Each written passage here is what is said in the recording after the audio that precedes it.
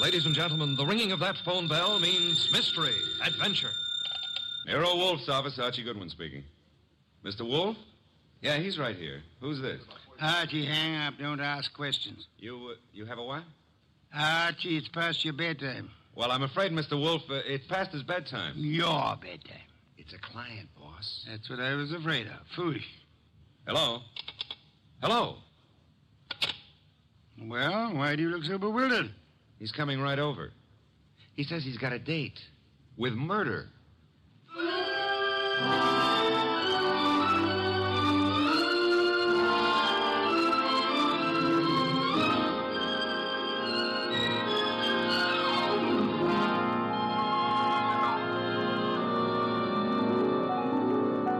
Gentlemen, is the detective genius who rates the knife and fork the greatest tools ever invented by man.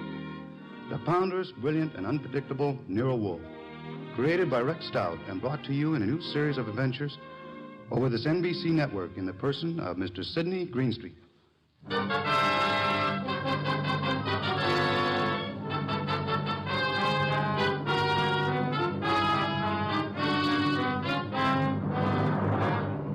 Tonight's story, The Case of the Calculated Risk, was as strange and baffling as any Nero Wolfe had to deal with. It started late one night when a big-shouldered man sporting a reddish beard and billing himself as Dave Caffrey pushed his way in, walked up to Nero Wolfe's desk, and rocked him with this opener. Tomorrow morning, Mr. Wolfe, I'm going to kill a man. I beg your pardon, sir? I'm going to kill a man with these two hands. I've been told strange things across this desk, Mr. Caffrey. This is the first time a murderer has confided his intention to me in advance. This man you speak of. I'm not telling you his name. I'm not telling you where I'm going to meet him. This session tomorrow is going to be private and personal. But if anything happens to me between now and then, I want you to take over. Mr. Caffrey, do you seriously think I could assist you in a matter of private vengeance? That's not what I'm asking. This guy deserves to die. I plan to kill him with these two hands, me, myself. But if I slip up, if he gets me first, I want you to see that justice is done. And I assure you, sir... I told you this guy deserves to die. Let me tell you why. Years ago down south, there were three men in business together, partners. Me and two others. Your notebook, Archie, if Mr. Caffrey doesn't mind. You're wasting your time, Wolf. The names I'll use will be phony. I won't give you anything you can check back on. We'll take our chance, sir. Please proceed. It happened in a town about 40 miles from the place where we had our business. We'd gone there to collect some money, the three of us. Carl, Mitch, and me. Dave Caffrey. But all we collected was bad news. So bad that Carl hadn't even given our right names at the hotel. Said he was scared some of our creditors would come hitting up on us for what we owed. Three of us had some drinks, and we'd been pacing around for nearly an hour. I can still remember the way Mitch stood and looked at me. And then up at Carl, when Carl suddenly pulled to a stop and came out with this idea of his. So, Dave, you got 6,000 cash on hand. You counted it, Mitch. Well, didn't we make it 6240, Carl? Whichever. We've got this 6,000 odd, plus some slow accounts receivable against debts of 38,000. With three of us trying to live from the business, we haven't got a chance. Well, we ain't got much of a one, Carl, but... It's hopeless, Dave. With two partners, though. Two partners? You reckon on pulling out, Carl? I say we cut cards for it, Mitch. Low man drops out. Break up the partnership? After sticking together all these years? Wait a minute, Dave, wait a minute. Maybe Carl's right. Maybe this could work. Carl, you mean the low man drops out clean? Right now? Right now, Mitch.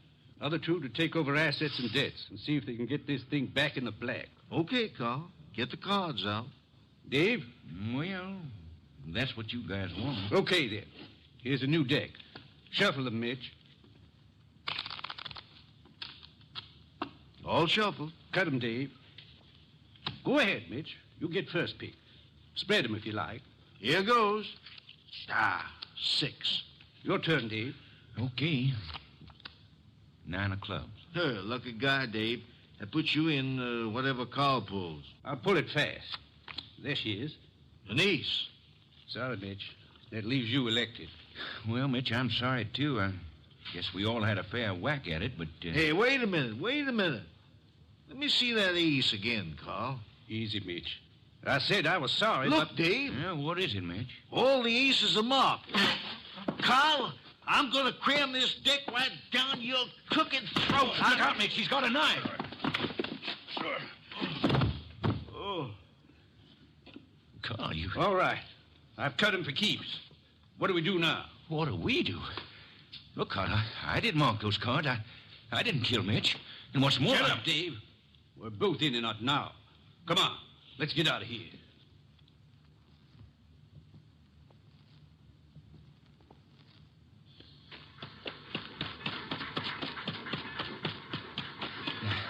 Now what, Carl? Look, Dave, this is where we split up. Two men together, easy to trace. You head one way, I go the other. Yeah, but the dough, I got no money. Here, I'll split up the 6,000. This is your head. Here, stick the envelope in your pocket. Now, grab that freight. Get set. I'll catch the next one going the other way. Get going, Dave!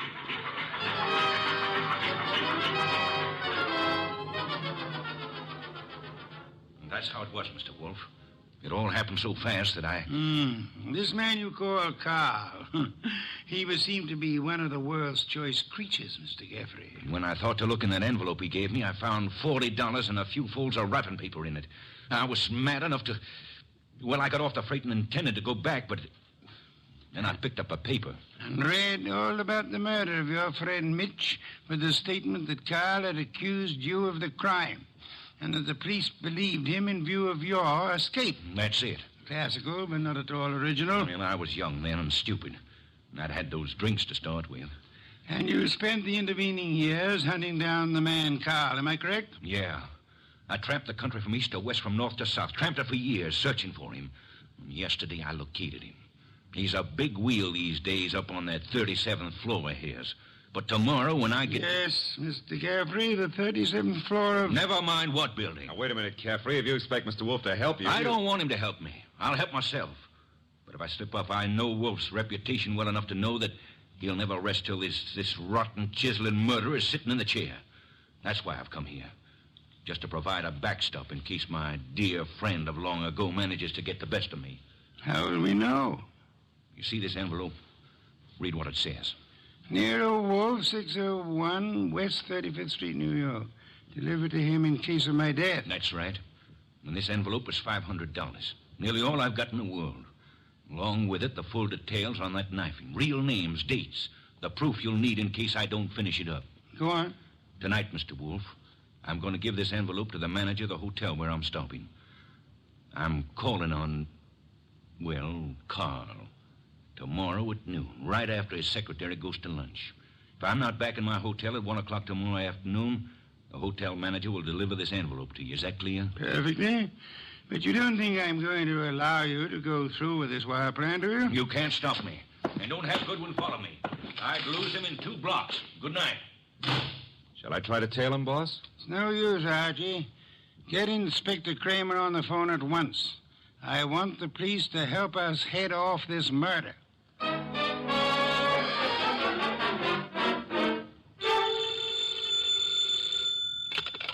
Nero Wolfe speaking. It's Archie. I'm calling from the morgue. And? They found Caffrey's body in a subway washroom, mugged and stabbed. Wallet gone, pockets cleaned out, no envelope.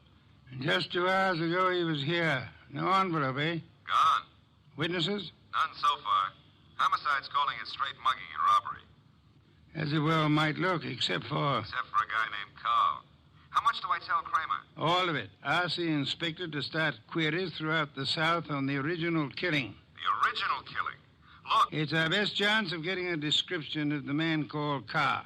The original killing and the partnership. Starting from, say, 8 years ago and working back to the middle 20s. Tell him to concentrate on towns and railway lines. Putting out pictures of Caffrey and... Pictures and dentistry. Fingerprints to Washington. Kramer will know. And if I come across a haystack, do I keep my eye out for needles? We are going to find Carl, Archie. We are going to find him if it takes from now till doomsday.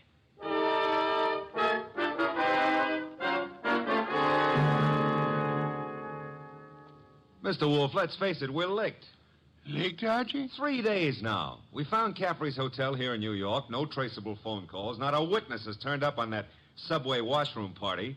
And Kramer says he's getting nowhere with those answers from the Southland. The original story is bound to come slowly, Archie. We are asking a check on the unsolved killings of a dozen states over a 20-year period. And what now? You start trudging, Archie. Trudging. Through office buildings, through 37th floors of many office buildings. You keep trudging till we find him. Oh, now, wait a minute, Mr. Wolfe. This is a big city, remember? I might have to go through hundreds of buildings. This morning, Archie, the Municipal Reference Library informed me that there are exactly 34 buildings of 37 floors or higher in Manhattan. Now, when you rule out the United Nations building, hotels, Okay. Maybe not so many 37th floors, but lots of offices per floor. Maybe 40 or 50. Call it 30 times 40, and you've still got 1,200 to start with. And you don't know what kind of business, you don't know what Carl's real name is, you don't even know what he looks like. There could be 4,000 men like him. 4,000 affluent men, Archie? Yeah, well, all right. Caffrey said he was in the chips, though. You know, for a guy who'd been bumming around, that could mean anything from 10 grand a year up. Say, wait a minute, that cuts your field to 1,000. 1,000 tall men? Tall? I've been over those notes. Caffrey didn't say he was tall. As plainly as you could ask. Caffrey was almost your height, but he said Mitch stood and looked at me. And then he looked up at Carl. Up, Archie. That makes Carl your height or taller. Yeah. Well, maybe Caffrey and Mitch were sitting down, and Carl was, Caffrey told us the three were standing at the time. Check your notes. I've studied them. Okay. Maybe that does cut it down some. Yeah, it's still a lot of citizens that start checking for a southern accent. Don't rely on accent, Archie. Carl has had many years to lose any accent he might have had. Yeah, that's true. And so we narrow it, Archie. A man almost surely tall. A man not using the name he was born with. A man with an unexplained gap in his past. I ought to be able to reach right out and tap him. You go skeptical again, Archie. Well, it's still a pretty big haystack. Let's see if we can't trim it some more. On these building lists I've been going over, I've ruled out for now the members of professions requiring lengthy formal training. Medical men, lawyers, scientists of most kinds. Yeah, that's chopping it down, I'll admit that. I'll have further eliminations as we get into it. And I'm putting Saul Panzo on a second list this afternoon. Some of the credit references I'll handle by phone. So I start trudging, huh? You start trudging.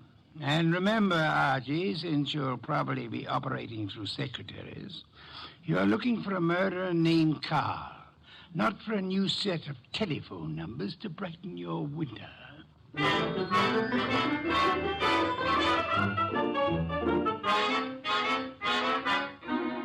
Tall?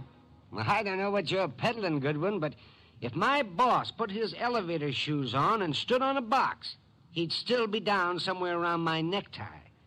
If he stood on his money, though, we'd need a helicopter to get up near his shoelaces.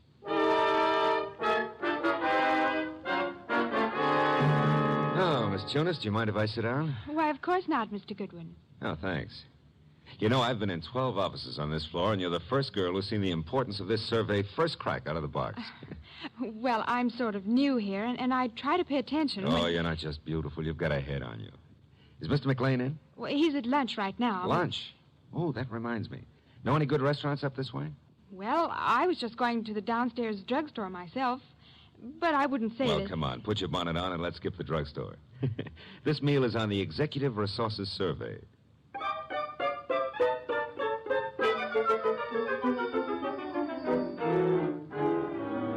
There you are, boss. The boil down. Tinsley, McLean, Fernandez, Tesreau, and Kaplan. All five of them tall, all five a little misty in the background. You and Saul have done well, Archie. Very well. But I'm crossing off Fernandez and Kaplan. Why? The Credit Bureau report clears Fernandez, and Kaplan was on a special war job. The FBI x-rayed his record twice. Leaving J.P. Tinsley, Carson McLean, and Philip Tesreau, huh? I'd like to see all three here, Archie. Get them here one way or another.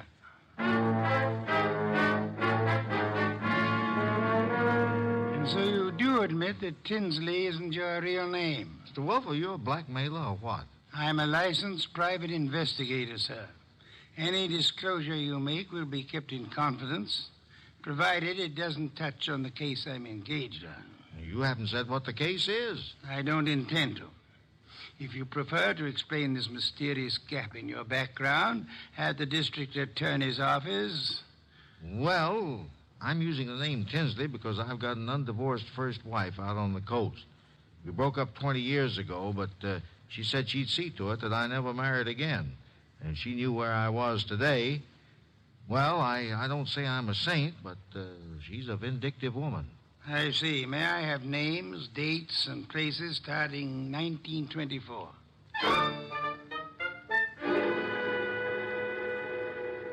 I can't quite understand your interest, Mr. Wolfe.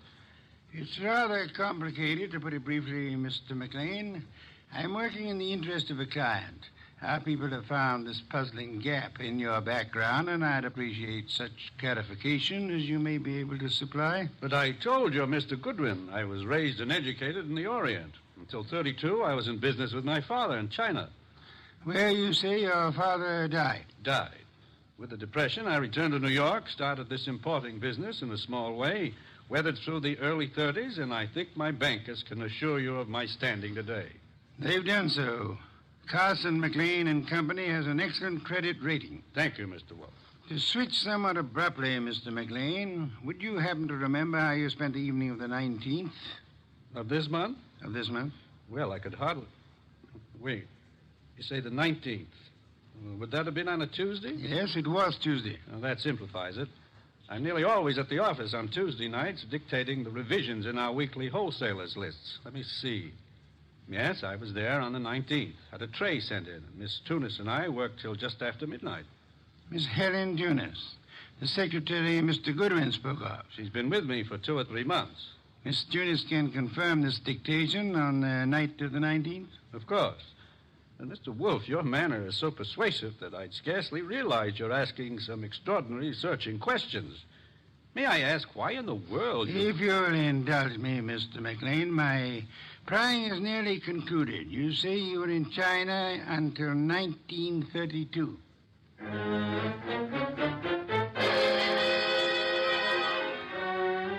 Mr. Tesreau, I'll be brutally frank.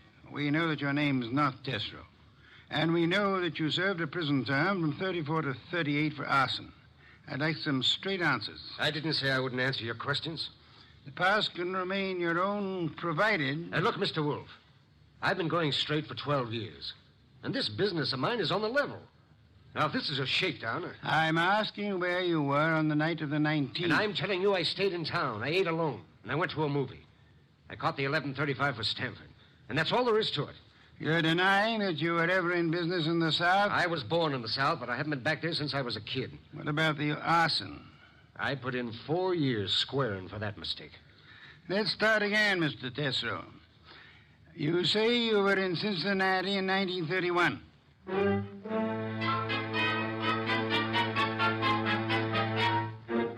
Okay, Mr. Wolfe, 3 candidates, and we're still on the 1-yard line. Our 1-yard line.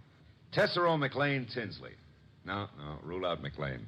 He gave references enough for those years in China. And with Helen Tunis, he's got the one firm alibi we've laid on to. Caffrey was killed before midnight. With conditions as they are in the Far East, Archie, it'll be weeks before cables came back on McLean's claims. Claims? You figure the whole Chinese background's a fake? I want you to see Miss Tunis again, Archie, taking all precautions for her safety. And this is one time I give you permission to ply her with all the attentions you can contrive. Are we far enough to pull tails on any of these 3? I've got Saul pans on, Tesreau. And Saul promised to have men on Tinsley and McLean. Pictures of the 3 have gone to Kramer for circulation in the South. Oh. No answer yet from the coast on Tinsley, huh? Not yet. For the moment, Archie, you'll concentrate on Helen Tunis.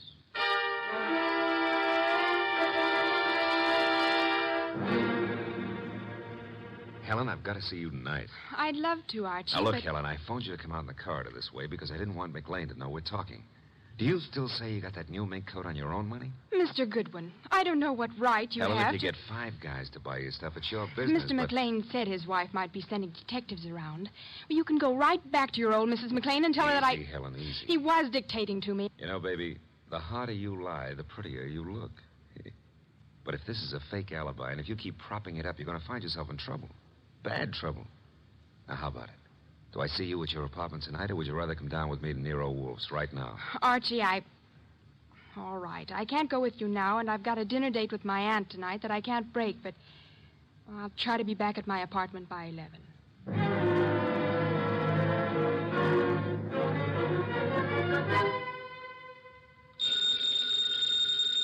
Archie. Nero Wolfe speaking. This is Archie, Mr. Wolfe. I'm at Helen Tunis's apartment. Well, I could cut my throat for not making her come with me this afternoon. trouble? Not for her anymore, poor kid. I got here 3 minutes ago and found her strangled. Couldn't have happened more than half an hour ago. McLean. McLean. Didn't Saul Panzer say he was getting a tail on him? He was a new man, and he lost him. I should have left you on McLean, Archie. Yeah, we were both wrong. What do you want me to do? Phone the police immediately. Well, this is 32nd Street. I'm only 3 blocks in a job from the office. What if I come back and call from there? Come back then. I'll phone Kramer myself. Mr. Wolfe, I'm still kicking myself for that. Look out, Archie. Too late, Mr. Wolfe. Keep coming right in, Goodwin, with your hands up. No, I wouldn't try that. McLean. And keep your hand out of that desk drawer, Wolfe. This time you're too late, McLean. My hand's in the drawer, and I think I'll leave it there. You don't think I'd shoot? I'm sure you would. But you've got 2 of us to cover now. No, Archie, don't try to draw yet.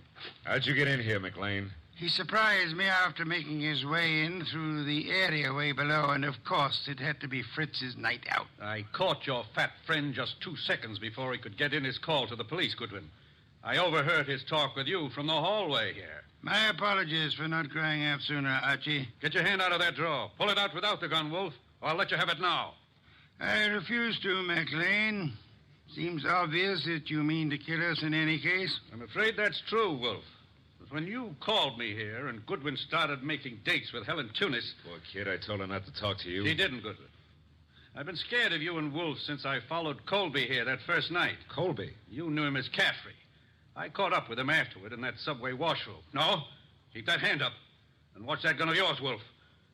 When I found that envelope on him and read the letter to you contained in it, I knew he hadn't spilled the whole South Carolina story to you. South Carolina? Would the original knifing have been taking place anywhere near Hampton or Jasper counties? Hampton County. But our business is over the line in Georgia. It doesn't matter now. Pity, Archie. We learned this afternoon that we were growing warm on South Carolina. Mr. McLean, may I ask what you hope to achieve by this insane project of disposing of Mr. Goodwin and myself? I'm buying time, Wolfe. I've $90,000 in small bills in that bag there, plus a plane ticket to Buenos Aires. I've got a silencer on this gun. If you 2 aren't found till tomorrow morning, I'll be out of the country before they start looking for me. You don't think the police will put out an alarm for you when they find the body of Helen Tunis? Goodwin left it to you to report that, remember? Let's remind ourselves to be prompter on reporting deaths, Archie. Starting with our own, Mr. Wolfe? Glad you can take it that way, Goodwin. You actually think you can knock the 2 of us off? I'm about to find out, Goodwin. One moment, McLean. You've never been a real gambler. You know that. With marked cards, of course. But you're not the man to face a sure loss now. A sure loss? The loss of your life. Within seconds after you try to pull that trigger. I told you I had a silencer. You think anyone will hear the shots? There'll be more shots than you count on. My hand's on a pistol now in this drawer, and Mr. Goodwin has a .38 in his shoulder holster. You can't shoot through the desk, and Goodwin won't get a chance to draw. You're an intelligent man, McLean. Vicious, but intelligent. May I describe the certainty of your immediate death if you don't throw that pistol on the desk and give yourself up? There are 2 of you, I know that, but... McLean, you must be aware that in the actual fact, exceedingly few men are killed instantly by a single shot, even from a pistol of heavy caliber. The one you hold is a .32. And it's a .45 in that drawer, McLean. I assure you, McLean, that neither of us will surrender the weapons we have. Should you start shooting, we'll both do our best to draw and keep firing till you're dead. You're stalling, Wolfe. What have I got to lose by trying for you both now? Your life? I'll correct that. The loss of some 6 or 8 weeks of your life, possibly months. Whatever the time necessary to bring you to trial and to convict you and execute you for the murders you've committed. Suppose I cancel you out and then take my chances with Goodwin. A better choice, but still a dubious one.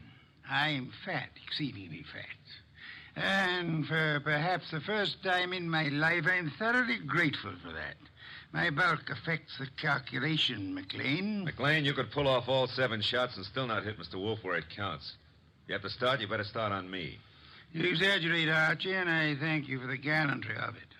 No, it's quite likely that with 2 or 3 shots, McLean might well dispose of me, but not with your first shot, McLean, and we'll not permit you many more than your first. Look, if I promise to do no more than tie you 2 up to give me my head start, will you toss in your guns? Of course not. Do I speak for us both, Archie? Check. I say let's start it now. Wolf, if I give you half of what's in that bag, would you forget these admissions I've made and help on my defense? I've told you I refuse to bargain. I think that I shall count 5. If your weapon hasn't been tossed on the desk by then, I'll do my best to get my pistol into action. Are you in accord, Archie? Start counting. Wait a minute, Mr. Wolfe. 1. If I trade half that bag for no shooting and 1 hour's start, no tying up, just your promise that... 2. All the bag for a half-hour start, 90,000. 3. Are you ready, Archie? All set, sir.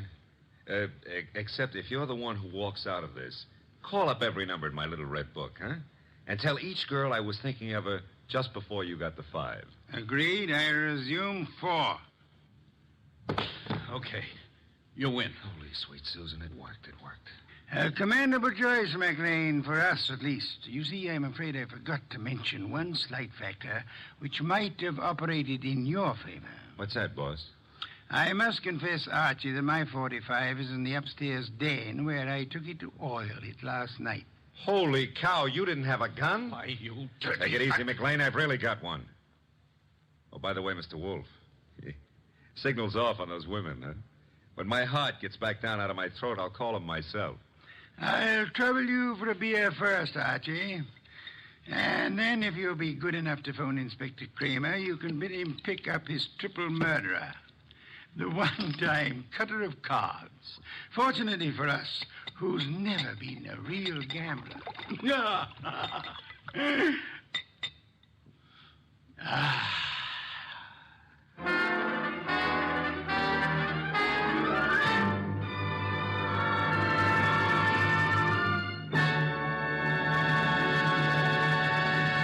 You have been listening to The New Adventures of Nero Wolfe, starring Sidney Greenstreet.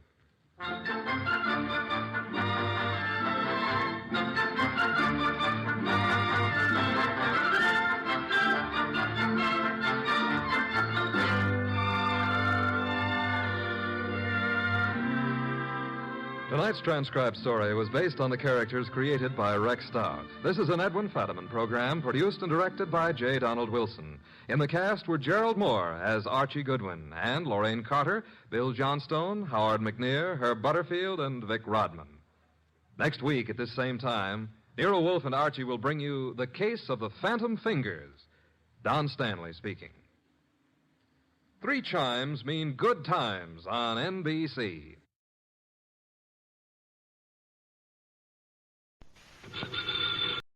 Ladies and gentlemen, the ringing of that phone bell brings you mystery, adventure. Nero Wolfe's office, Archie Goodwin speaking. Willie Inch, did you say? Just a second. Do you want to talk to a fellow named Willie Inch, which I doubt? No. He says he's got to see you. Got to. Who is he? Well, I'll ask. Mr. Wolfe doesn't recognize your name, Mr. Inch. He wants to know who you are. Just a second, I'll tell him. Mr. Inch says he's a sneak thief. He says you never heard of him, but he's heard of you. Should I tell him to get lost?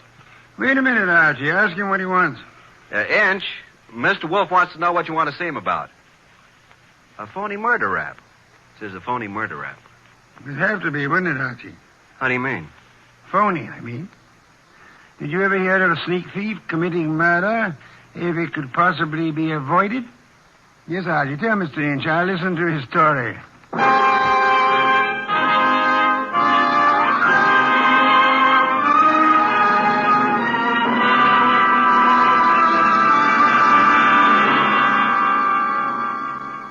Ladies and gentlemen, it's that renowned genius who is the bulkiest, balkiest, most ponderous, and most brilliant detective in the world. Yes, none other than that chair-borne mass of unpredictable intellect, Nero Wolfe, created by Rex Stout and brought to you in a new series of adventures over this NBC network in the person of Mr. Sidney Greenstreet. When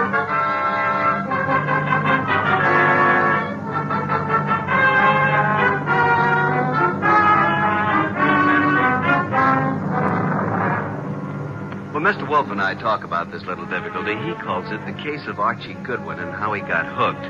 However, I call it the case of the disappearing diamonds. I prefer my title. He prefers his. Anyhow, it started with an improbable character named Willie Inch. That'll be our sneak thief, Archie. Let him in. Okay, boss. Okay? Inch? Yeah. Come in. In there. I'll follow you. Mr. Wolfe, this is your client. Mr. Inch? Yeah.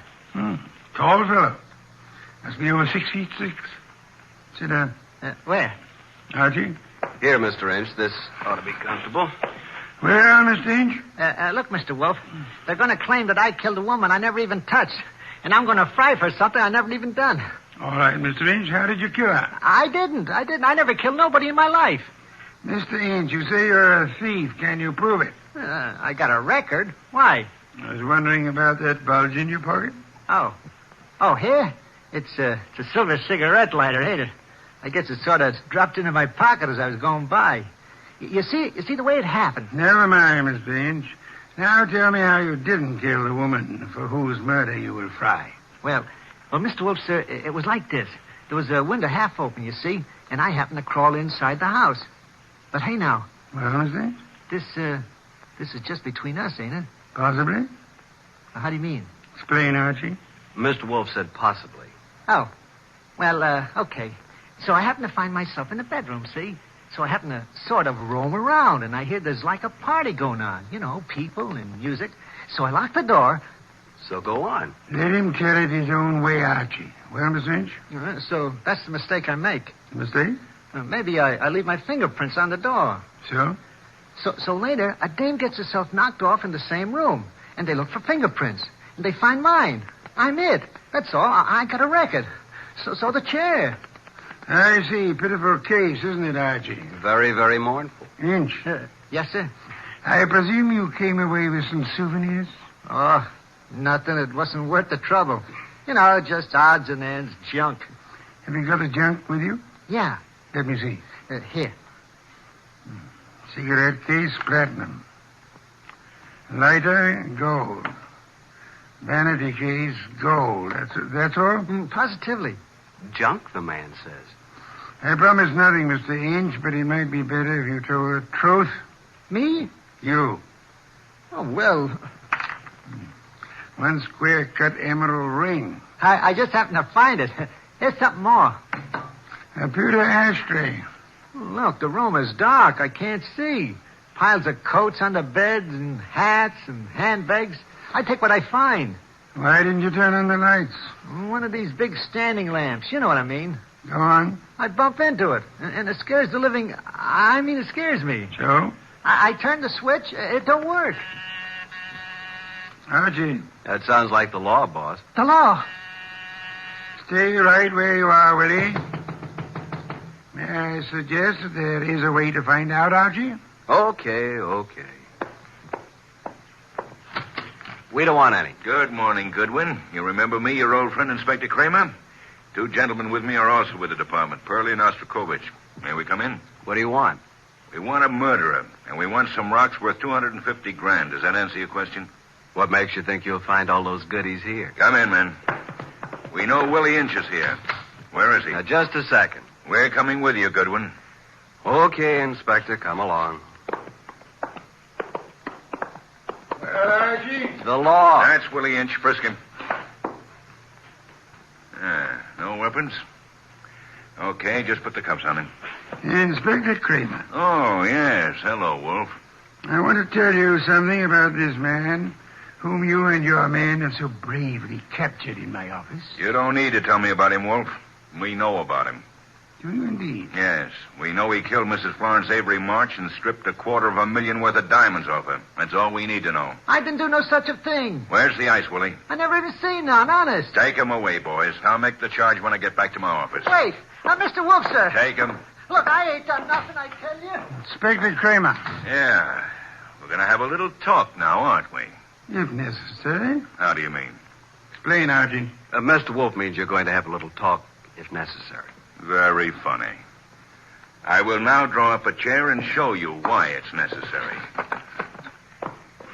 In the first place, $250,000 worth of diamonds makes it necessary. Archie, if you please, a bottle of beer. Okay. Will the inspector name his poison? You know I never drink on duty. And just for me, Archie, please. On my way.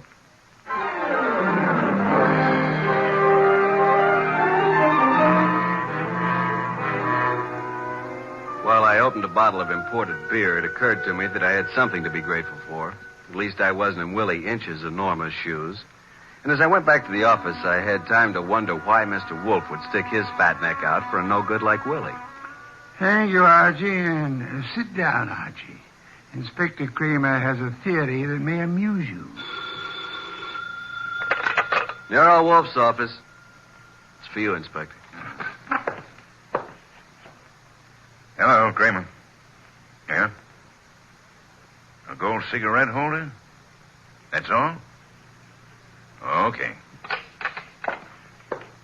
Inspector, do you realize that you have already taken a great deal of my time? Archie, Yes, Inspector? the great Mr. Wolfe just said I had a theory that might amuse you. Would you care to hear it? I can hardly wait. Okay. My theory is that both Wolfe and you are receivers of stolen property and possibly guilty of murder conspiracy. So far, you got me in stitches. Willie Inch, with a record as long as your arm, robs the home of Mrs. Florence Avery Marsh. He strangles her with a silk scarf, takes the diamond she's wearing, grabs everything else that's lying around, and then what? Is it a question? I'll tell you what. He will, too. Archie, listen. Then Inch brings the stuff here, the stuff that's piled on Wolfe's desk, and the diamonds. You want me to tell you where the diamonds are? They're in that safe right there. Inspector Kramer, I know nothing about the diamonds. They are not in the safe, and they're not in the house. Now, you can take my word for it, or you can get a search warrant and make a fool of yourself. I'm going to have lunch.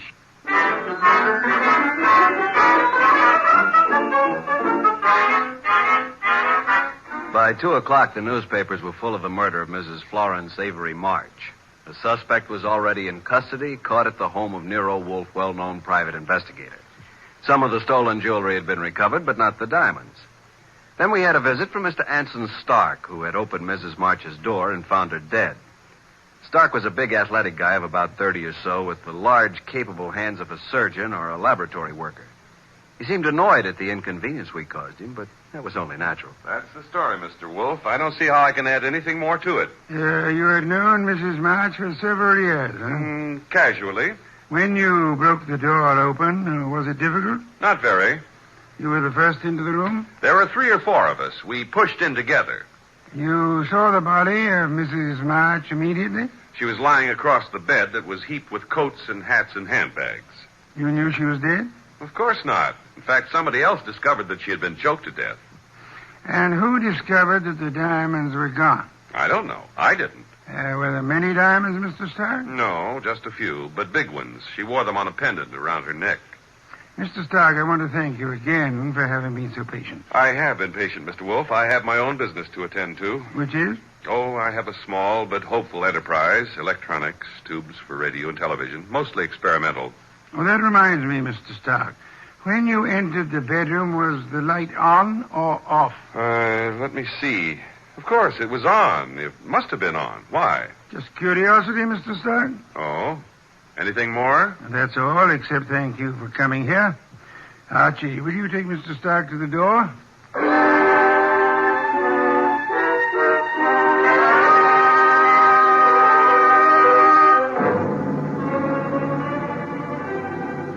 Mr. Stark departed like a man who'd been delayed by a petty annoyance. A few minutes later, the door buzzed, and I went expecting anything. Anything but what was standing on the threshold when I opened up. A honey blonde. Or, to put it another way, a blonde honey. I said hello. No, more like hello. Are you Mr. Wolfe? I'm his assistant, Archie Goodwin, and what can we do for you? Well, I'm Valerie Ladd. And I'm Archie Goodwin. Or did I tell you that? Well, that's exactly where I came in. Well, I mean, where I thought you were going to ask me to come in. Oh, come in. I'm sorry. Well, is he here? Wolfe? Mm-hmm. Does he know you? No. Is he expecting you? No. I see. Of course you don't see, do you? Well, this is it, Mr. Goodwin. I'm a writer. Well, I may not look like it, but that's what I am. And I want to do a profile, a character study of Mr. Wolfe for a magazine. Oh. Well, what's wrong? Well, you see, there's a writer named Rex Stout. Oh, I know. He's written a lot about Nero Wolfe, but, well, can't I write about him, too? I don't know if he's going to like it, but you can't be shot for trying. Come on. Mr. Wolfe, this is Valerie Ladd. Pardon me for not rising, Miss Ladd. It is not impolite. It is merely impracticable. Miss Ladd wants to write about you for a magazine. Please, Mr. Wolfe. Nonsense. Mr. Wolfe, if I could just spend a few hours with you, that would be enough. Would it indeed? Oh, yes. Have you written much, Miss Ladd? Oh, reams. You know, the habits of writers interest me. The habits? Yeah, the writing habits. For instance, do you use a pen or a pencil? Do you dictate, or like most writers, do you do your own typing? Mr. Wolfe, if you knew the hours and days and years that I've pounded a typewriter. Of course. Archie. Yes, sir? Why don't you take Miss Ladd up and show her the orchids?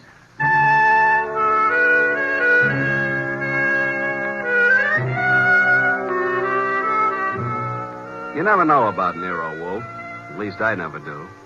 This was something I would have bet against 1,000 to 1. I couldn't understand it. But I certainly couldn't complain. Archie, look at this one. Oh, did you ever see anything so gorgeous? Very pretty. They're all just beyond belief. Yeah? But you're not even looking at them, Archie. What? Oh. Archie, are you always like this? What do you mean like this? Well, so distant and preoccupied. Honey, you got me wrong. Completely. I was thinking. Oh. Yeah, about telephone numbers. Well, it's a lovely thing to think about. What can you think about telephone numbers? I was thinking how some girls have them and some don't. Oh, I see. Archie, I apologize. For what? I did have you wrong. You're not a bit distant. I can be a lot closer than this, honey. What is it? What's what? The number. Oh, it's in the book. Yeah? I wonder. Sound as if you don't believe me. Oh, I believe you, but here's a telephone book here. Let's lick it up together, shall we? Archie. Yeah. I'm afraid I lied to you. I was afraid of that, too. Are you angry? Well, I can take no for an answer, honey. Even when it's hard to take. Archie, I've changed my mind. I want you to have my number. And I want you to use it, too. You know, honey, I'm beginning to take an interest in this dialogue. Let's have it. Okay. Olympia 9, 3659. And a very, very pretty number it is. Valerie Ladd. 2 D's? Mm-hmm. Olympia 9, 3659. Honey blonde. Gorgeous. Oh. Spelled gorgeous. There. What are we doing tonight, Olympia 9? And I said that you were distant and preoccupied. We were talking about tonight. All right, Archie. Yes, I'd love it. Oh, these orchids, they're really beyond belief. And you won't even look at them. True. I'm too busy looking at you. Well, how do I look, Archie? Beyond belief, honey. Beyond belief. Well, there goes the Goodwin luck again. It's a house phone, partner. Mm-hmm. Yes, sir. Okay. He wants us to come down. Archie? Yes, dear. Even if he says no, we still have a date? Honey, though the heavens fall.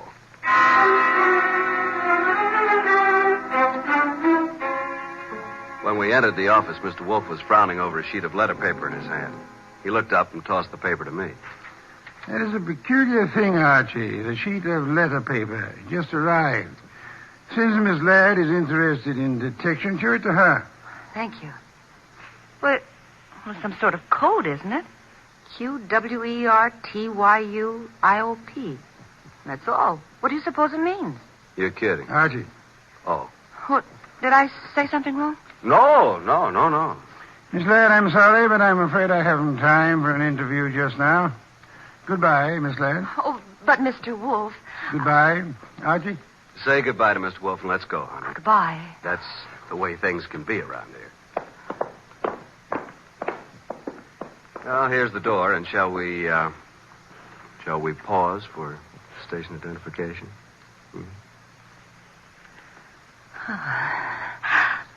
I'll wipe it off, Archie. There. Thanks. What happened, Archie? Yes, indeed. Mr. Wolfe, I mean. Oh. Why did he suddenly want me to go? Well, I'll tell you, though I don't know whether I should. That code message he showed you? Yes. Quirk you up? You remember. Yeah, sure. Because I use a typewriter. From left to right, it's the first bank of letters on any typewriter. I see. It was a test. Ah. And you flunked it, baby. You're no writer. Archie, I can explain it. Sure. Tonight. Tonight, Archie.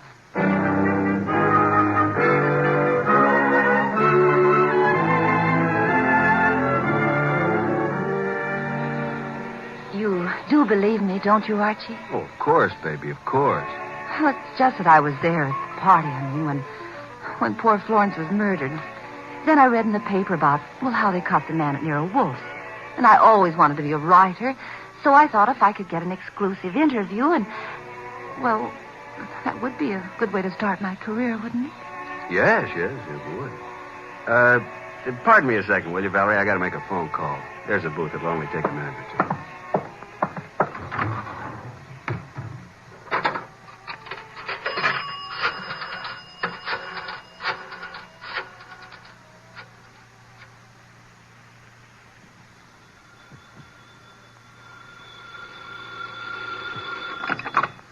Nero Wolfe speaking. Archie, I'm at the Riviera with Valerie Ladd. I'm happy for you, Archie. I will remind you that I have not seen you since Valerie left the house. I was otherwise occupied, Archie. With orchids. With orchids? What do you want, Archie? Now, look, with that typewriter gag, you practically told me she was a phony, didn't you? Of course. Just for the record, how did you know? Have you looked at her fingernails? She never touched a typewriter in her life. I wanted to be sure. Okay, now do you want me to tell you something? You mean that your charming companion Valerie was at the party when Mrs. March was murdered? How did you know that? Simple, Archie.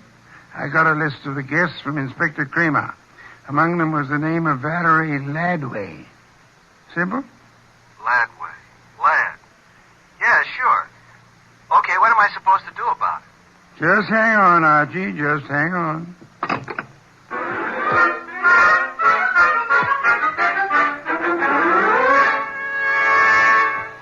I went back to the honey blonde, the beautiful phony Valerie Ladway. I went back to the table where she should have been, but she wasn't there. I sat down and waited. Looked at my watch, 11:24. 11:32, no Miss Ladway. 11:45, I finally realized that not only Valerie, but her coat and bag were also absent. I called the waiter. Yes, sir? What happened to my friend? The young lady left some time ago, sir. Okay, give me the bill. She paid it, sir. She did? Yes, sir. In fact, she said you gave her the money for it. Yeah? Wait a minute. Well, I didn't know it, but she is certainly right.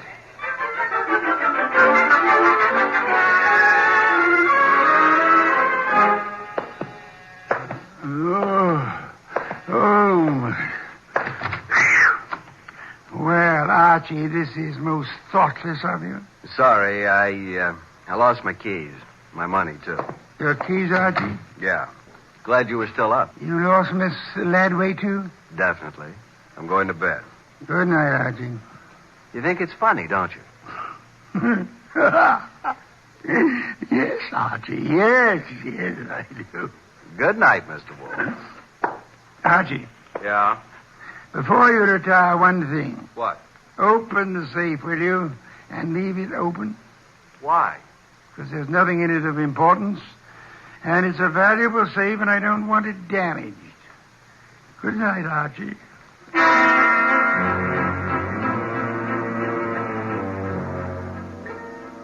At about 2 o'clock in the morning, I thought I heard a noise.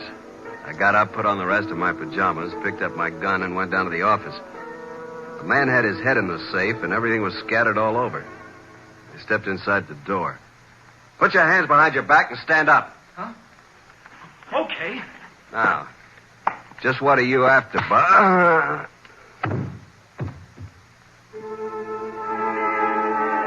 When I woke up, I was alone on the office floor. I did not feel good. The place looked as if a hurricane had struck it. Every file drawer had been emptied. I felt a draft from somewhere.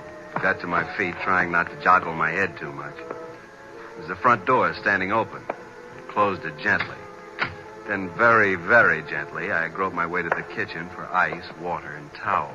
Archie. What? Oh, didn't you hear me scream? No. Is it bad? It's better. You're angry, aren't you? Nuts. What, Archie? I said nuts, Mr. Wolfe. Nuts. I'm sorry about what happened, Yeah, you expected it. but I didn't expect you to be caught by somebody behind you. You must have known there would have been two of them. Now, how would I know that? How? Think of Mr. Ladway's delicate hands. Do you believe she intended to open the safe herself? You think she stole my keys and so on. Well, let me tell you... Hey, wait. That guy was digging in the safe that... Then who hit me in the head? Gee, someday you'll be the death of me. In the morning, will you tell Inspector Kramer I'd like to see him here?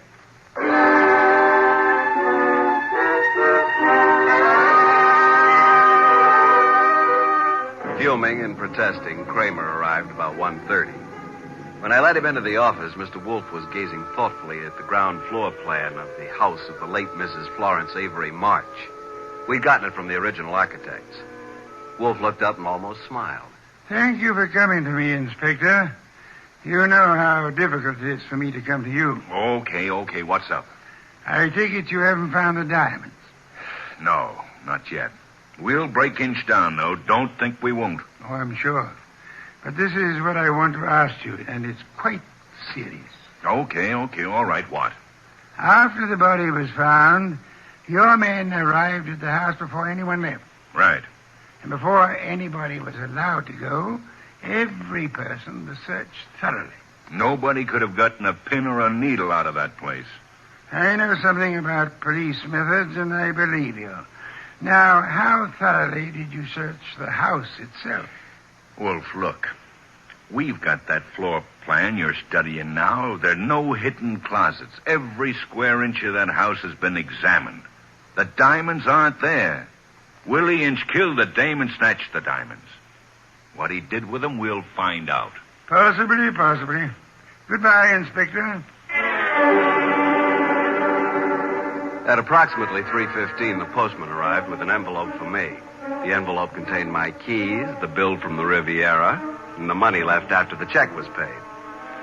At approximately 5:07 p.m., I discovered that Wolfe had been using the telephone all by himself. He explained. He was going to have a party.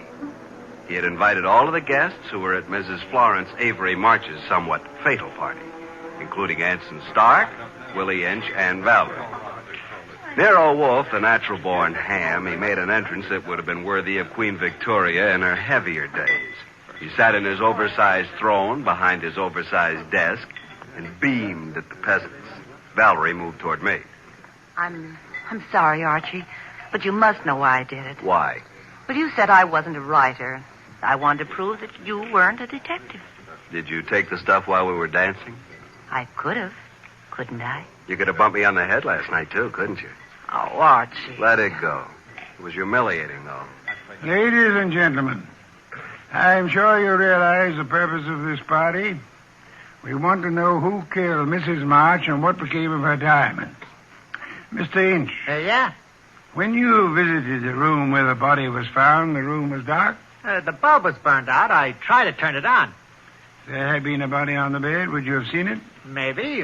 With all those coats, maybe not. Sure.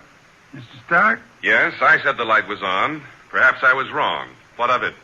You're engaged in the manufacture of tubes for radio and television, huh? I told you that. Inspector Kramer. Yeah, what? A light bulb was found in the wastebasket in the room where Mrs. March died. Yeah. Like you said, we tried the bulb in the socket and it worked. So what? One more question. Does anybody remember whether Mr. Stark was carrying a bundle or a package under his arm when he arrived at Mrs. March's party? Oh, I do, Mr. Wolfe. I think he had a box of flowers. That's true. I did bring flowers. No, Mr. Stark. That box contained 2 parts of a light bulb and some adhesive. During the party, you strangled Mrs. March, put the diamonds into the light bulb, assembled the thing, and screwed it into the lamp socket. Archie, stop him.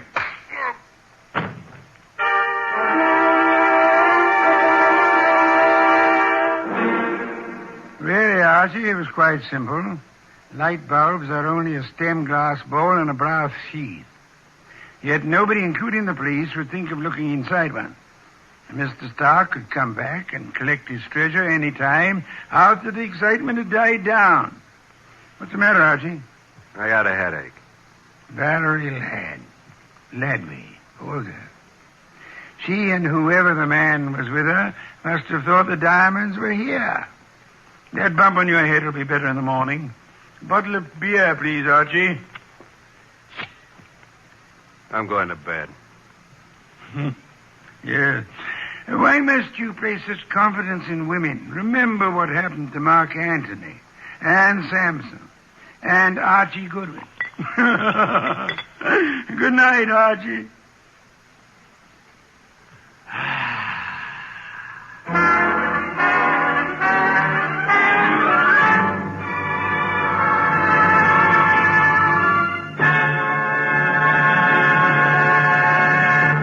You have been listening to The New Adventures of Nero Wolfe, starring Sidney Greenstreet.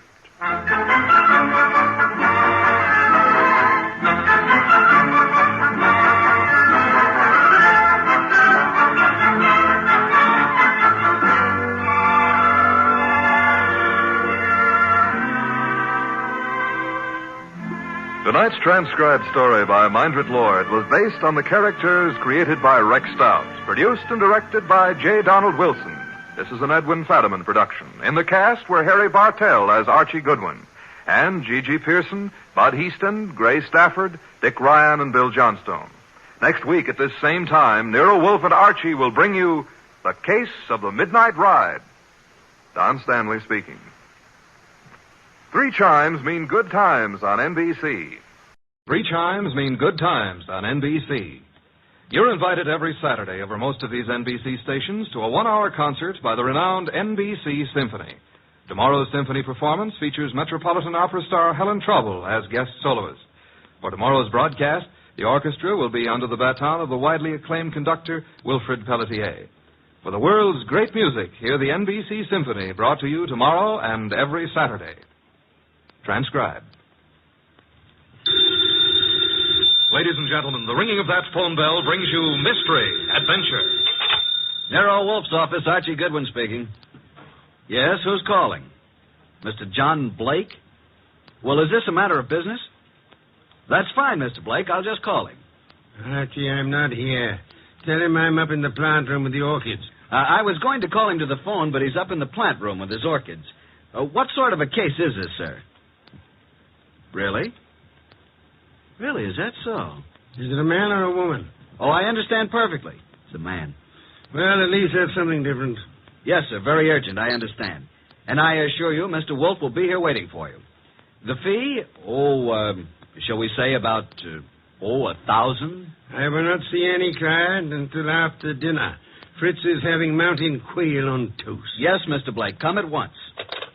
What were you saying, boss? Confound you, Archie, nothing but business. All the time. What's the problem? I don't know. And at $1,000, considering our bank balance, I'll help him poison his great-grandmother.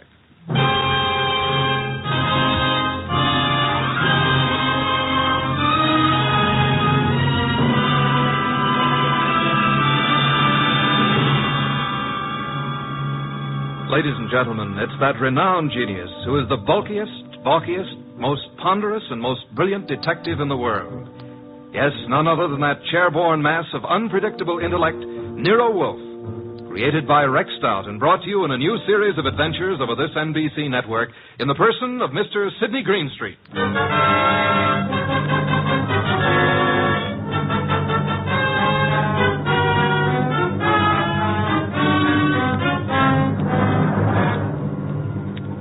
What we chose to refer to as the case of the hasty will began, of course, with an urgent phone call from the mysterious John Blake.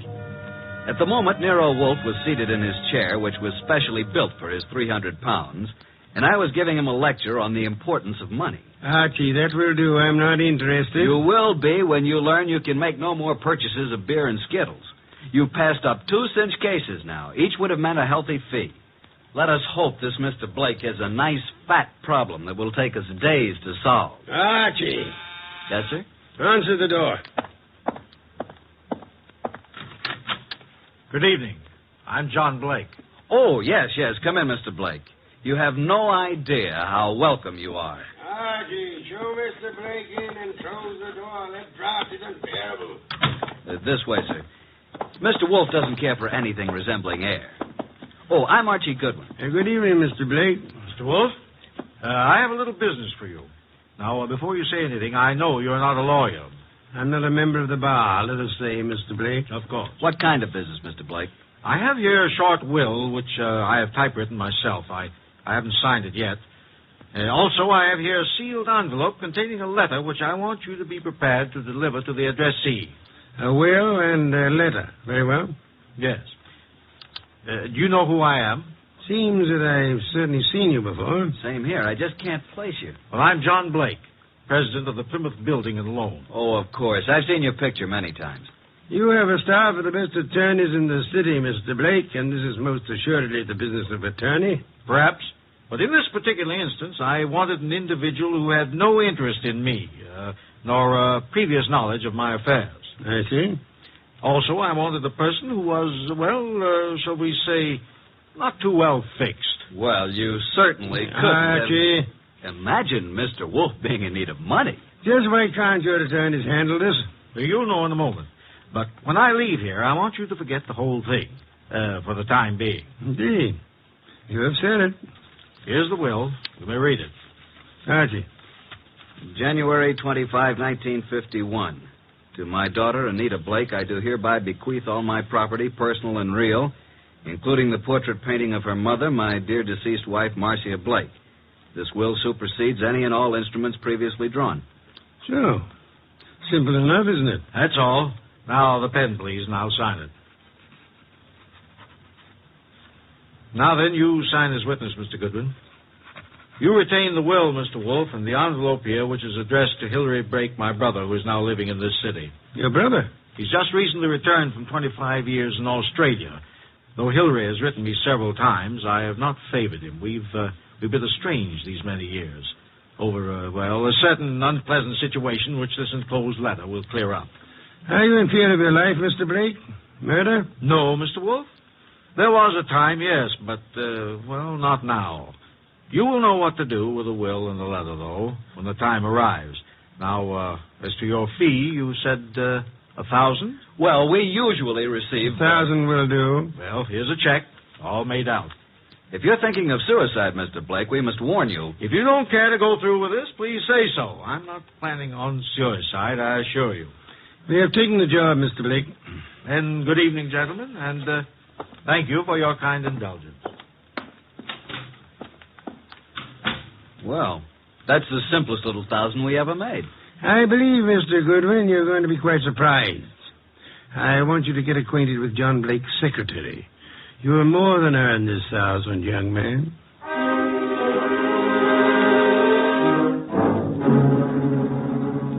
Archie. Archie, is that you? Yes, boss.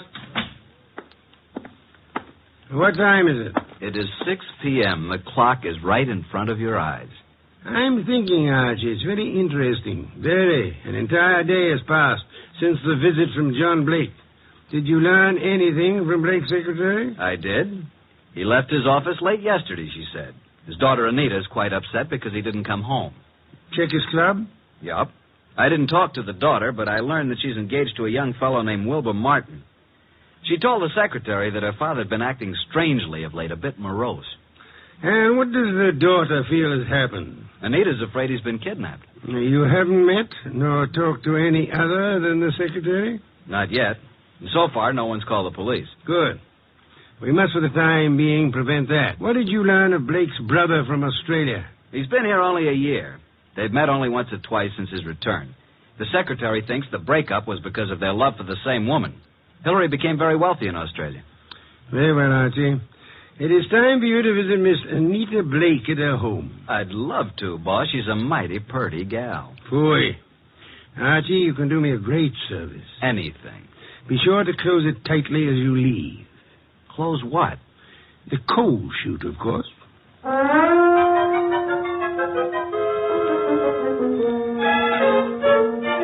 I'm awfully glad you could come, Uncle Hillary. Wilbur seemed to think you might know something about Father's disappearance. No, I don't know, Wilbur. I'm just as nonplussed as you are. When did you see your brother last? Oh, it's been 4 or 5 months. Why? Oh, I just wanted to know. What do you two think has become of him? Surely you know his recent actions better than I. Well, at first I thought he'd been kidnapped. Now I'm afraid it's suicide. Oh, I say, really now. Have you been putting such ideas into our head, young man? On the other hand, could have been murder. Oh, indeed. Well, I suggest that the police be called. Hospitals, the morgue, every place. Have you thought of doing that, young man? I was going to. Oh, really? Then what are you stalling about? I'll just step into the library and do it myself. Oh, it can't be, Wilbur. It just can't be. Miss Blake, there's a Mr. Goodwin to see your father. Oh, I'll see him. Thank you, Miss Blake. I'm Archie Goodwin. This is my fiancé, Mr. Wilbur Martin. Mr. Martin? How do you do? What is it you want, Mr. Goodwin? Is your father here, Miss Blake? Why, no. No, he isn't. What is your business, Mr. Goodwin? Why do you want to see Mr. Blake? As a matter of fact, I don't really want to see Mr. Blake because I don't think he's here. I came to see Miss Blake. Just who are you? I'm a detective. Police? Private investigator with Nero Wolfe. John Blake has disappeared. I know you're trying to keep it out of the press because you think he's been kidnapped. We have called the police. Oh, what do you think has happened to my father? I think he's dead. Oh, dear. Why do you think that? Yes. Just what do you know, Mr. Goodwin? Oh, Anita, I want to ask you a few questions. I think it's advisable. Mr. Blake. Yes? I thought you were done for. That is, I don't think I... This chap is a detective. I'm sorry about this, Mr. Blake, but curiosity got the better of me. I hope I haven't wrecked things. What are you talking about? You remember the agreement. What agreement? Mr. Goodwin, do you know who you're talking to? Why, yes, John Blake. Oh, no, Mr. Goodwin. This is my Uncle Hillary, my father's brother. Hillary? Hillary Blake? Yes, my father's twin brother. John and Hillary were twins. Of course. Well, that's news to me. I didn't know that. What did you know about him? Well, now that I look at him, now that I can recall his speech, there is a difference. And now, why do you think John Blake is dead? I've just come from police headquarters. You mean he's been murdered? No. From all indications, he's committed suicide. Suicide? Are you sure? Poor father. Oh, I was afraid of this. This morning, a hat and an overcoat were found on the East River docks near Pier 9. In the coat was a typewritten copy of a will made yesterday. The hat bears the initials J.B. There was a will? Yes. Could you identify the hat and coat, Miss Blake? Well, yes, of course. Very well. Come in, Sergeant. This is Sergeant Hamlin. Miss Blake, do you recognize this coat and hat? Yes. Oh, yes, I do. They were father's. Oh, Wilbur. Suicide? I can't understand it. But the hat and coat are not conclusive evidence. What about the will found in the pocket? Show them the will, Sergeant. Read it, miss. You read it, Wilbur? To my daughter, Anita Blake, I do hereby bequeath all my property, personal and real, including the portrait painting of her mother, my dear deceased wife, Marcia Blake. This will supersedes any and all instruments previously drawn. But no signature. I have the original. Here you are. Where did you get this? Notice the signature of the witness? Archie Goodwin. You witnessed his signature? In Nero Wolfe's office. But Mr. Blake had his own attorneys. Nevertheless, he came to Mr. Wolfe to take care of the will. If we hadn't recognized him from his photos in the papers, I wouldn't have witnessed the signature. Anita, is this your father's handwriting? Yes. Yes, it's his, all right. But this still isn't proof that he's dead, nor that he committed suicide. No corpus delicti. And the body may not be found for days. But this evidence we have here certainly indicates that a body will be found eventually. Maybe not, Mr. Goodwin. It's possible they could have... What were you going to say? Nothing. Miss Blake, in a way, I blame myself for your father's death. How do you mean? I had a sort of premonition. It's obvious now why he came to Nero Wolfe. Is it? He wanted someone who didn't know him personally. His own attorneys would have been able to see through his plan and prevent his carrying it out. But he made a will. Why did he draw this new one? Yes, that's what I don't understand. Well, I still am not convinced that he committed suicide. Mr. Blake, here is a letter he asked to be delivered to you. Oh, well now. Perhaps it will shed some light on the problem. What does it say, Uncle? Jove. Says, Hillary, 25 years now, jealousy and bitterness have kept us apart. I know why you stayed in Australia all these years. I know you loved Marcia. She was rightfully yours. But I loved her, too, and I couldn't go on without her. I know you've despised us both, and I've pretended to despise you. I had to pretend, because I lied to Marcia. I told her you were engaged to marry a woman in Sydney. Marcia was innocent. I was to blame. When Marcia died last year, and you wrote that you were coming back, I knew then that your resentment had faded, but I didn't answer you, and I've kept away from you because I couldn't face you. I've told you all this because things have happened, which you will learn soon enough, that have decided me to close my book and write fini. I have made a new will, leaving everything I possess to Anita. Anita is young, Hillary, and I beg you to watch after her as though she were your own, which, but for my selfishness, she might well have been. Forgive me, Hillary. Well, this certainly indicates suicide. But what does he mean by things have happened? That, Miss Blake, is the motive, for which we'll just have to wait. Yes, for that and the body.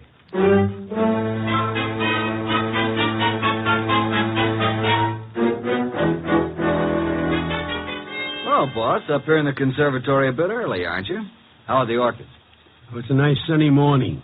Even though it is around 0 outside, the sun is fine for them. And behold, Archie. Huh? What is it? The Dendrobium sclerostel. Yes, indeed. What about it? Showing 2 buds. Most encouraging. Indeed so. Boss, I can't take the steam heat here. Tell me, this painting of Marcia Blake, is it large? It hangs over the Blake mantel, about 3 by 4 feet. I find it most intriguing that John Blake should mention the painting in so short a will. And Hillary, does he seem to offer any suggestion on this problem? He has very little to say. Wilbur has definite ideas, and he's in there pitching all the time. There's a rather unpleasant way about him, though. You have talked with Inspector Kramer? I have. And asked Miss Anita and Hillary to meet you at the morgue to look at the body? Right. And I left Wilbur out of this gathering. This body is practically unidentifiable, huh? In Kramer's opinion, it is. After you're finished down there, I'd like to have a chat with this Wilbur Martin. Okay, but you'll get nothing out of him. I've tried. Archie, you're becoming so conceited. Soon I fear I'll have to fire you. If it were summer, I would forthwith resign. Run along and close our coal chute behind you.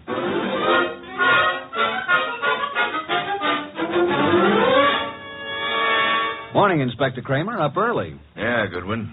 I just love to come down to this morgue. This is Miss Anita Blake and her Uncle Hillary Blake. Howdy How do you do. do? Good morning, Mr. Goodwin.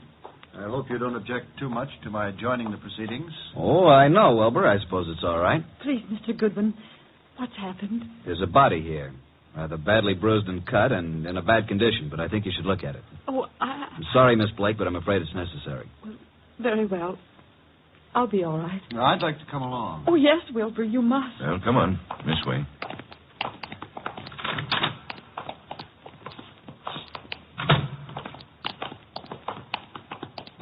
Well, here we are. Wilbur. Oh. What do you say, Miss Blake? Oh. Now get hold of yourself, Anita. Please, you must. Yes. Yes, that's Father. And you, Mr. Blake? It's certainly hard to say. It looks as though it might be John. Was there no means of identification on the body? No jewelry or... Father never wore any jewelry. There was nothing but this suit here. Nothing in the pockets. Yes. That's Father's suit, all right. I know. Oh, why? Why did he do it? Come along now. That's all for today.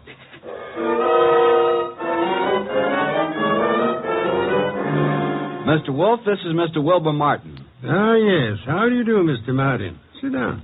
Thank you, sir. No. Take the red leather chair. That's right. So glad you could come. Archie, beer first. Tell me, Mr. Martin, you saw the body? I did. Whether it was John Blake or not, I'm not sure. But Anita feels positive enough. You are skeptical about the suicide theory, eh? Well, yes, I am. Are you trying to cast suspicion on someone else? No. He thinks he was murdered. I do? But not by you, of course. Certainly not.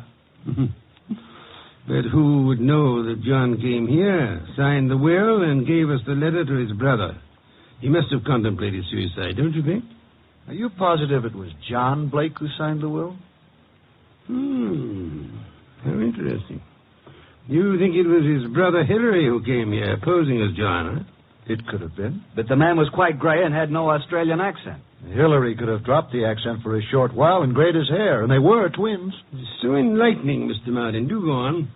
After he left you here, he could have killed John and thrown him in the river, and left his overcoat and hat on the wharf. And why would Hillary kill John? Well, there may have been several reasons. Maybe because of Marcia. Well, several reasons. Tell me, did John Blake object to your engagement to Anita? No, why should he? I don't know. I merely asked. Anita Blake identified her father's handwriting. She identified the body. You still believe it's murder? Maybe she only thought it was his handwriting. You had best be careful, Wilbur. In trying to make a murder out of this, you might place yourself in a most unhappy position. I checked the letter and the will with papers at John's office, and the handwriting is identical, in my opinion. Maybe Hillary is clever at forgery. Maybe. Did you have the experts check the writing? Not yet. Then how can you tell unless you had a bona fide sample of Hillary's writing? I take it that you found a sample of Hillary's writing? Some letters from Hillary to John? Yes. I found a package of them in John's desk at his home. That, Wilbur, is most encouraging. Here they are. Several of them tied together. Some written in 1928 and a couple in 1948. Now, we'll tell you something. We never thought John committed suicide either. You didn't? No. And before you go, Wilbur, write your name here on this pad. Very well. Thank you so much. I hope we shall see you tomorrow.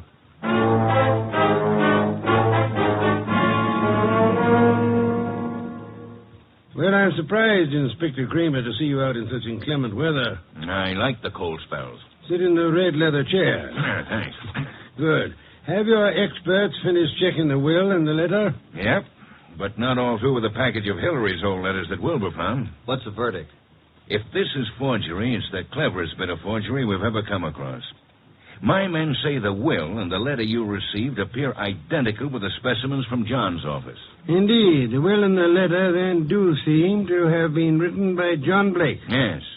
But on the other hand, and this is unusual, by comparing this letter from John with a letter Hillary wrote from Australia in 1948, we found characteristics in both men's letters which were definitely similar. Then, Inspector, you feel that Hillary might have written the letter and signed the will. That it was Hillary who came to my office? It's a tough thing to prove, but I think that's being on the right track. Inspector, what about the rest of the package of letters I got from Wilbur Martin? They're still working on those down at headquarters. What about young Wilbur? Well, so far, can't see much in him to worry about, but it's a bit early. Archie, phone out to the Blake mansion and tell Wilbur Martin that we've uncovered the whole thing. And if Wilbur's in on it, he'll be gone before you get there. We can pick him up later. Okay. I'll let you know about the rest of Hillary's letters. Good. We won't phone out there until you're finished. I'll call you as soon as possible. Archie, I want you to look into the affairs of the Plymouth Building and Loan Company. See what you can learn about the actual stability of the company. Okay. Boss, please put on your muffler and overcoat and open a window. A candle couldn't burn in this place. Yeah. I'm on my way.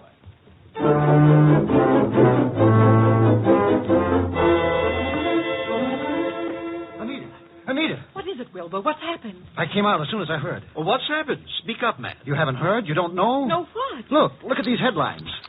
Plymouth Building and Loan crashes.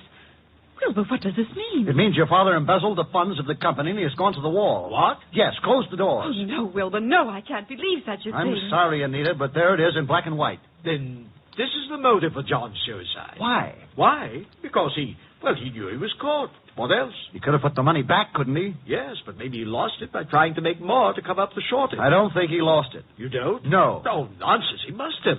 Else why would he kill himself? Maybe he didn't kill himself. Oh, this is awful. Oh, please, Anita, you mustn't worry. I know this is very embarrassing for you, but it isn't your fault. Now, let me take you away for a while. We can run down to Mexico until this blows over. You won't take her to Mexico. You won't take her any place. Just what do you mean? What's wrong with you, Wilbur? You're acting stupid. Your father may have fleeced the company, but I don't believe he lost the money. Wilbur. He hid the money, and your Uncle Hillary found the hiding place. And he set up the suicide to cover your father's murder. Hillary killed him. Oh, you're crazy. You're out of your mind. Why, this doesn't make sense. I have all the money I need. Yes, you have now.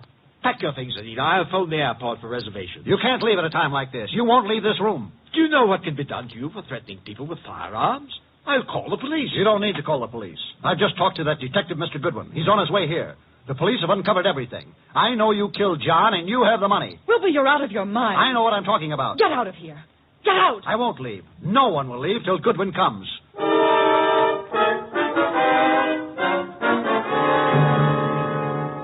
Archie, come in, Miss Blake.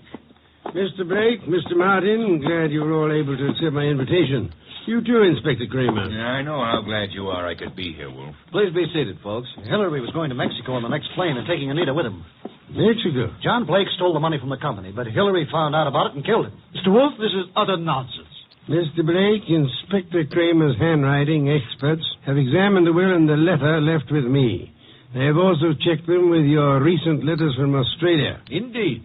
And your letters from Australia show a definite resemblance, having the same characteristics as the letter and the will you give me. You mean you think that I signed the will and wrote the letter? Definitely. Ridiculous. But there's something else. The will mentions a painting of Marcia Blake, Anita's mother. Archie, where is that painting? Did you bring it? It's here. Bring it in here, Sergeant. Just a moment. I hope you don't mind, Miss Blake. What are you doing to it? Tearing off the paper backing of the picture?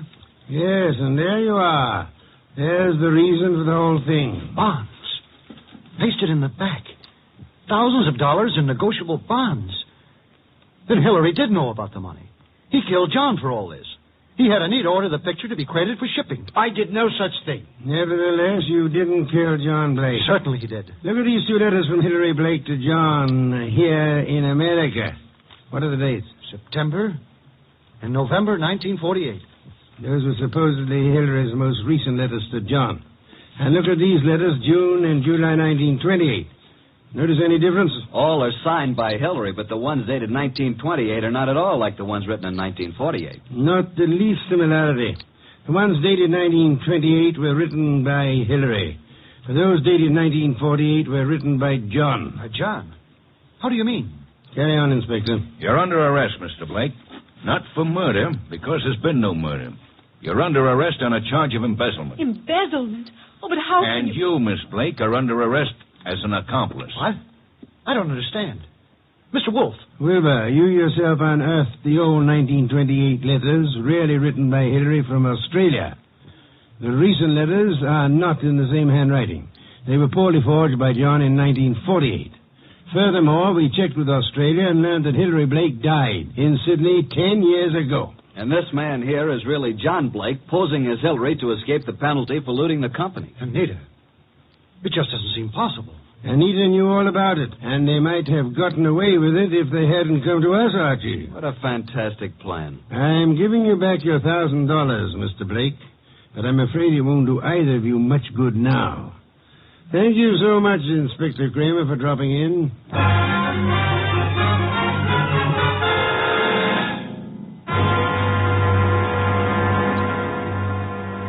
Well, boss, that was a clever bit of deduction. You really think so, Archie? It was quite a blunder for so clever a man as John Blake. Why did he make the mistake of coming to us? There are many holes in the plans of the criminal mind. He must have forgotten about the 1928 letters, or he would have destroyed them. And he underestimated Wilbur's intelligence. And I thought he was a dope, too. But he was half right. He really slipped up on the body in the morgue. Inspector Kramer was most kind to cooperate with us in that little act. Anita was too eager to identify the first body she saw. And the painting. You sensed there was more importance attached to it than the fact that it was a work of art. True. Some beer, please, Archie. Coming up, boss? Now, that brings me to an unpleasant subject. What's that? You were talking about resigning. Are you still in that frame of mind? Resigning? When did I say anything like that? Then you're going to be content with conditions as they are? Why, of course. What are you saying? And you don't mind it a bit as long as this dreadful weather continues? Well, not at all. Don't mind what? Going in and out of the house through the coal chute.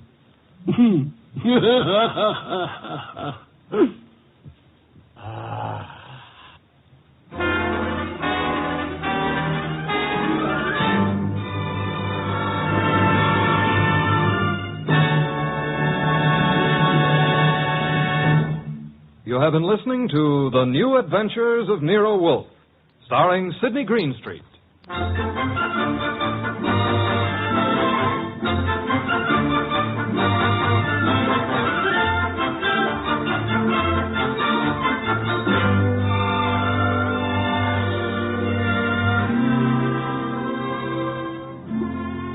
Tonight's transcribed story by John Edison was based on the characters created by Rex Stout and produced and directed by J. Donald Wilson.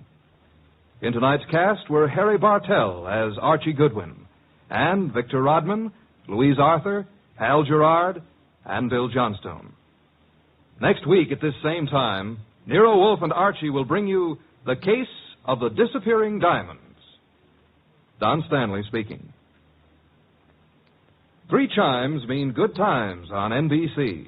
Stay tuned for Nero Wolfe. Saturday night chimes on NBC mean a full hour of fun with Dennis Day and Judy Canova. Dennis always appears perplexed and bewildered. But one thing that doesn't perplex him is how to make a popular ballad come to life in his thrilling tenor voice. And there's music also on the Judy Canova Show, plus comedy in the mischievous Canova manner. That's Judy Canova and Dennis Day, tomorrow night over most NBC stations. My boss is the smartest and the stubbornest, the fattest and the laziest, the cleverest and the craziest, the most extravagant detective in the world, Nero Wolfe.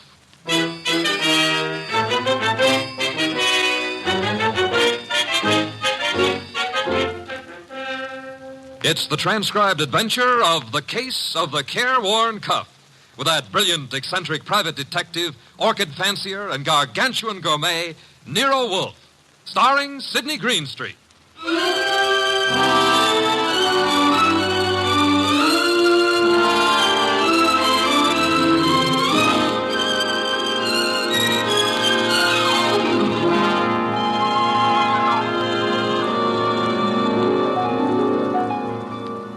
The place is Nero Wolfe's office. At the moment, the world's greatest motionless detective is sitting in the chair which was built especially to support his 300 pounds. His eyes are closed, and he's making sounds through his nose.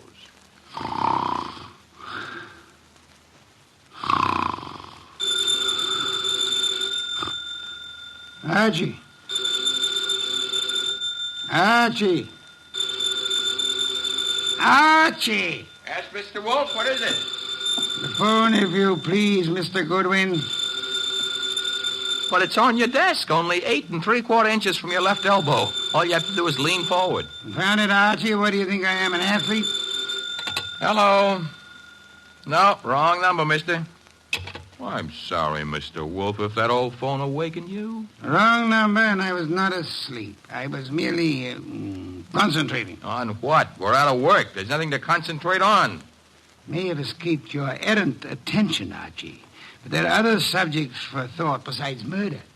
Sure, blondes. And blondes. You're right at that. Brunettes. Phooey. That's not a nice thing to say about any girl, even if she does happen to be a brunette. Archie. Yes, sir? Go away. You annoy me. Suppose I did. Who'd get your beer for you? Fritz. Tonight happens to be Fritz's night off. However, you can always get your beer for yourself. Don't be an idiot. There are exactly 23 steps between here and the kitchen. As you very well know, I abominate strenuous physical activity. 23 steps times 2 is 46. You could walk very slow. Nonsense. Now that you mention it, I happen to be mildly thirsty, Archie. Would you... Now that I mention it, you'd better let the beer go for tonight. Why? Our stock is running low. You been careless? I've been careful, because something else is also running low. What?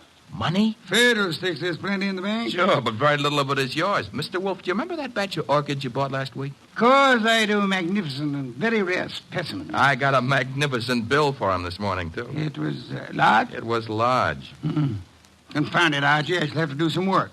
You turned down half a dozen cases in the last few weeks. One of them may still require me. Most of them hired other detectives.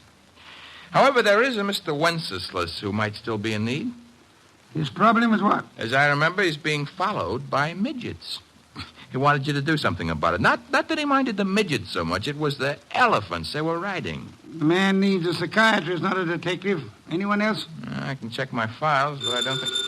Aha! Saved by the bell. Another cliche like that, and I shall... Answer the phone yourself? Assassinate. You'll see what it is. Okay. Hello? Yes, Mr. Wolfe is in. Yes, he'll be in. He always is. What? But... That was a Mr. Charles Porter. He was in a hurry. He's on his way over right now. Should be here in 10 minutes. Prospective client, I trust? $1,000 worth of prospective client. Splendid, Archie, my beer. Okay, but, look, I'm not sure you're going to accept his offer. Indeed? What does he want me to do for his paltry fee? That's the point. If I heard him right, he wants you to do nothing.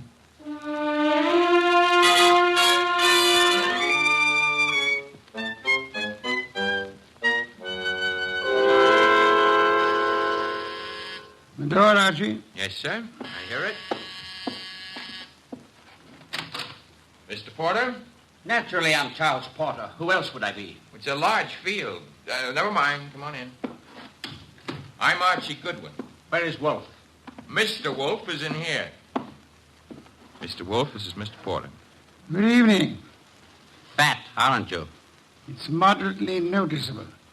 Archie, a chair for Mr. Porter. Don't bother. I'm too impatient to sit. When I have business to take care of, I take care of it quickly. Very well. Send him out of the room. Mr. Goodwin, nonsense. He's my assistant. He remains. I don't like it. Archie, show Mr. Porter out. Now, wait. There's no need to get temperamental. Perhaps I'm a little abrupt. Rude. I'm a worried man. And impatient. You're wasting time, Mr. Porter. I suppose I am. The reason I came to you... Young man, what are you doing with that notebook? Getting ready to make marks in it. But... Oh, never mind. Mr. Wolfe, you have a client named Dorothy Spencer. Have I? There's no need to be coy about it. I happen to know. Then you know. I want you to drop her. Drop her? Refuse to handle her case. Close the books on her. You know what I mean. Why should I? The girl has no money. I have. That doesn't answer my question. Perhaps this will. Appear to be a small package of dollar bills. It happens to be $1,000. Archie, will you? I will. It is $1,000. Thank you. Mr. Porter. Yes? You're paying me $1,000 in order that I refuse to act for Miss Spencer. Nothing more. That's right. What does she suspect you of? I said nothing about... Well, that is... You must know that as well as I do. Possibly. Nevertheless, what does she suspect you of? Of being a blackmailer. Whereas your occupation really is? I'm a musician. Pianist. I'm appearing nightly at the Windsor Hotel. Archie, have you made out a receipt for Mr. Porter? Yep. Give it to him and show him to the door. Okay.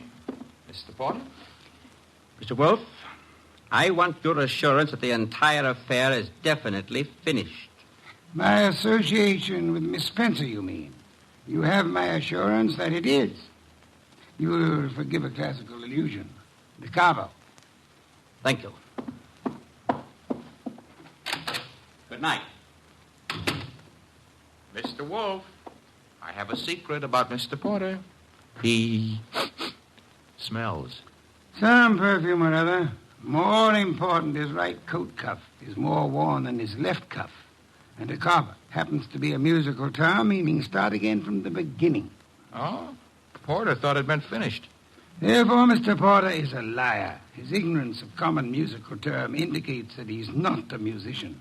The worn right coat cuff, that he is an office worker. That's kind of leaping to a deduction. But even if Porter's a liar, Mr. Wolfe, there is something else. He paid you $1,000 to drop a client named Dorothy Spencer. Mr. Wolfe, you never had a client with that name.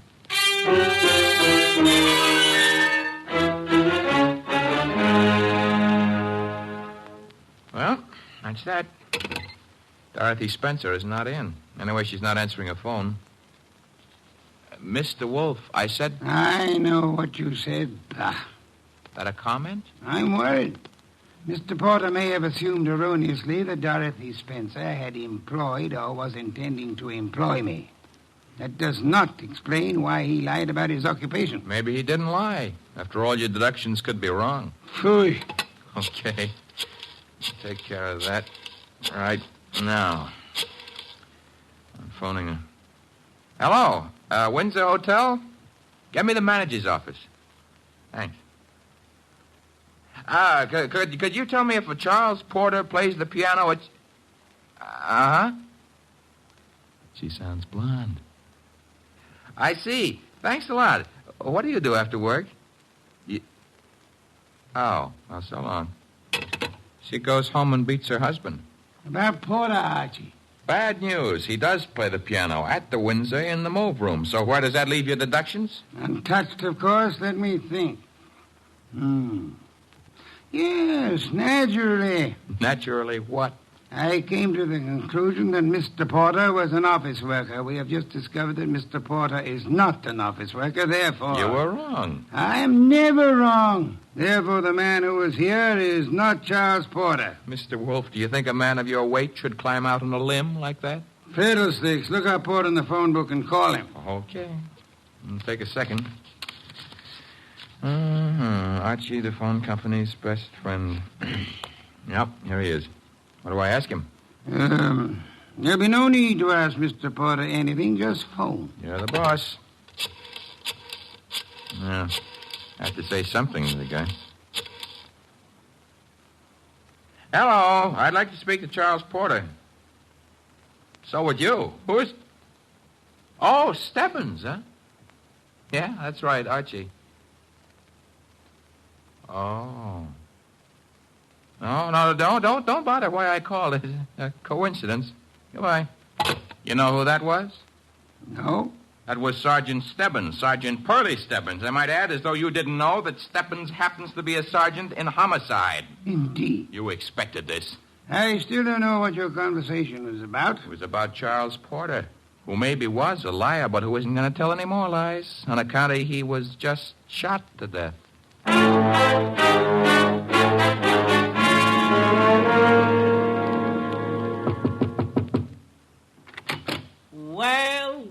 Well, if it ain't Archie Goodwin. Come in, Goodwin. Thank you, Sergeant Stebbins. I've been expecting you. Oh, that's sweet of you to say that, Pearlie.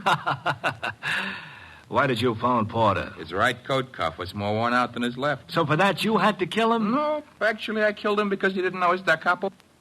Hey. Yeah, hey. He don't look good anymore, huh? Guys who stop bullets with their face never look good. Pearlie, you've been robbed. I did... That corpse is not Porter. Now, relax, Goodwin, relax. His fingerprints were on file and they check. His girlfriend says he's Porter. If he could get up and talk, he'd tell you he was Porter. And what makes you think he isn't? Well, because when he visited us earlier tonight, he looked different. Not much, but... You said girlfriend? Yes, I said girlfriend. She's in the next room mopping up. She kind of broke down when we brought her here. You brought her here? Now, don't tell me what her name is. Why shouldn't I? It's Spencer. Dorothy Spencer. Ooh, that's what I was afraid of. Sergeant, Oh. Ignore him. He comes with the woodwork. His name is Goodwin, Miss Spencer. Archie Goodwin. Find what you were looking for? What I was looking... Somebody's gone through this place like a minor league hurricane. You? What business is it of mine? None, maybe. On the other hand, Nero Wolfe might have other ideas. Matter of fact, I'm sure he'd have. Miss Spencer, why don't you go see him? The address is 601 West 35th Street. I don't see why. You want your boyfriend's murderer found, don't you? Now listen, Goodwin, the police are working on this. Sure, they'll see to it nobody harms a corpse. Goodbye, Miss Spencer. Don't forget that address, 601 West 35th Street. Believe it or not, you used to be a client of ours.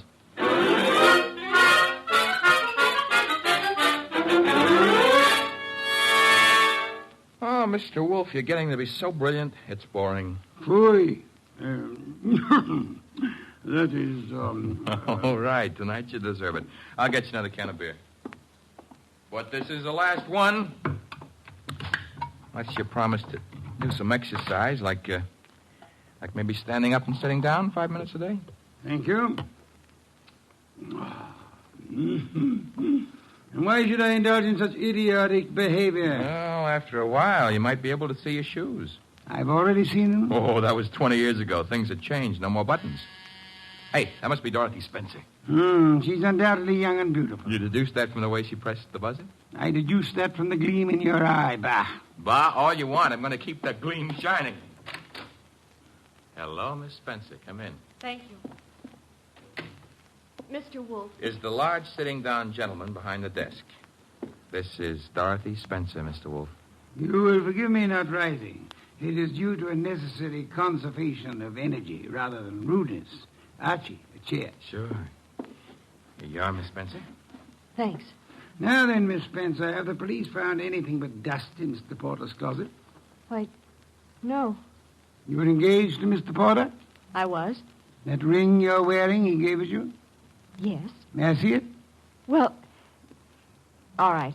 Here. Thank you. Expensive. Very expensive. You may have it back. Miss Spencer, why are you marrying Charles Porter? I loved him. Phooey.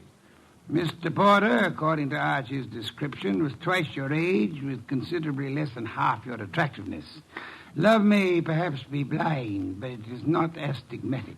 I don't know what you mean. What were you searching for under the nose of the police? Nothing. Nothing at all. How did your fiancé earn his money? He played the piano at the... Phooey. What he earned there in a year wouldn't begin to pay for the ring he gave you. Would you like to try again? I don't know how he made his money. I suggest that you do. I suggest that he earned money by the same method that he induced you to consider marrying him. Blackmail. Oh, but... Why was he blackmailing you? Old letters I'd written when I was too young to know any better. Your motives for murdering Porter would be twofold, then. Recovery of blackmail material and the avoidance of marriage to a man you dislike. I didn't kill Charles. Your doorbell, Archie. Get Miss Spencer into the kitchen. Once. Must be the police. Yeah, let's go, Miss Spencer. Right through that door. And stay there until I call you. Front door, Archie. Mr. Wolfe, do I know Dorothy Spencer's here? You know nothing. A simple role for you to play. I haven't got time to resent that insult right now, but wait until the next time you drop a collar button. Well, bless my soul, if it isn't dear old Inspector Kramer. How is the homicide department? Where's Wolfe? Big surprise. He's sitting. Mr. Wolfe? Good evening, Inspector. Where's Dorothy Spencer? This is not the Bureau of Missing Persons. The district attorney would like to talk to her. I shall tell her so the next time we meet. Yeah, that could be right now. She's in this house. I don't see her. Mind if I look around for myself? You have a search warrant, of course. It so happens no, but... Archie, the inspector's leaving. Okay, I'm leaving. I suppose by the time I get back with a warrant, she'll be in Hoboken. Hoboken? Where's that? Look, Wolfe, you can go too far. One of these days you won't be able to talk yourself out of it. Trail me to the door, Goodwin, to show what a good detective you are. Ooh, Inspector Kramer doesn't love us anymore. Unfortunate. Archie, take Miss Spencer to a respectable hotel. Register her under an assumed name. She is to stay there until notified otherwise. Luckily, the good inspector neglected to inform us that she was the leading suspect in a murder case. Hence, we're not accessories after the fact, and I don't want her arrested for murder as yet. Her beauty has won you over. You will then return here immediately. Okay. What are you going to be doing in the meanwhile? I, Archie, shall be thinking.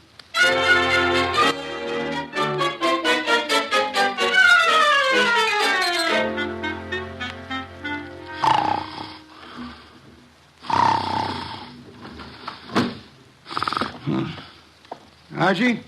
No. No, not Archie. Our impatient and non-musical friend came in through the window.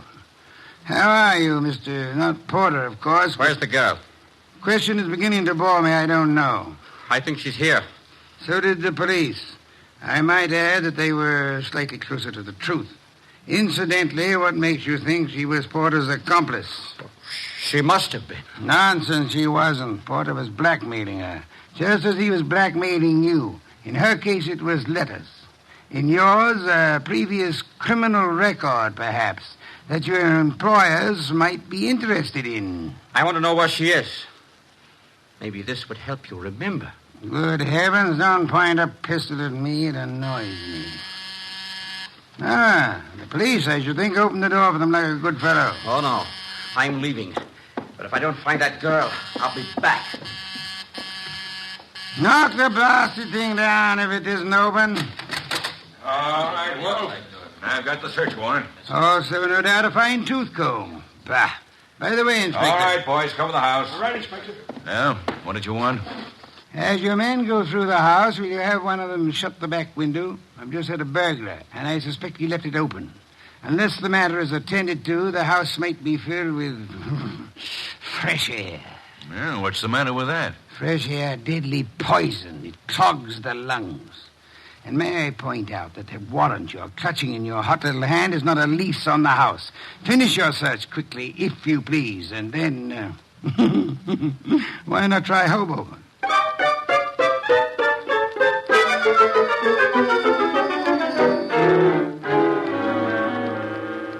So I just missed the inspector, huh? You did? That I can stand.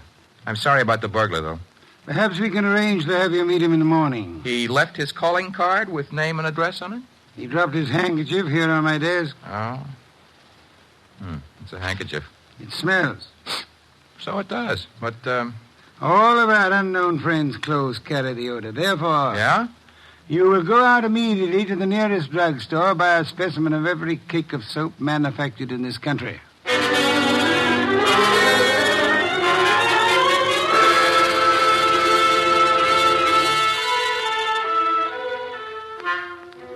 Mr. Wolfe? Be still. No. I never realized just how many different brands of soap are made in this country. You should listen to the radio more often. So far, we've sniffed at 37 cakes. None of them smell like porter. Let's see. 38. Hey. Let me have it, Archie. Yes, the soap. It's labeled orchid ovals.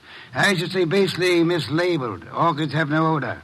Our task for the evening is finished. Why? All we know is the guy washes with a basely mislabeled soap. No, the odor would not have been so persistent in that case. Unquestionably, our visitor works for a soap company that makes orchid ovals. Every employee of a plant in which perfume in large quantities is used inevitably carries the odor on his clothes. Oh. And you already deduced he works in an office. Uh-huh. I go see him in the morning? You do? You know, Mr. Wolfe, what with hiring rooms for girls and paying visits to a perfume factory, I'm beginning to feel like a maiden aunt. No one would ever mistake you for a maiden aunt, Archie. Thanks. Is that another deduction? Maiden aunts rarely need a shave.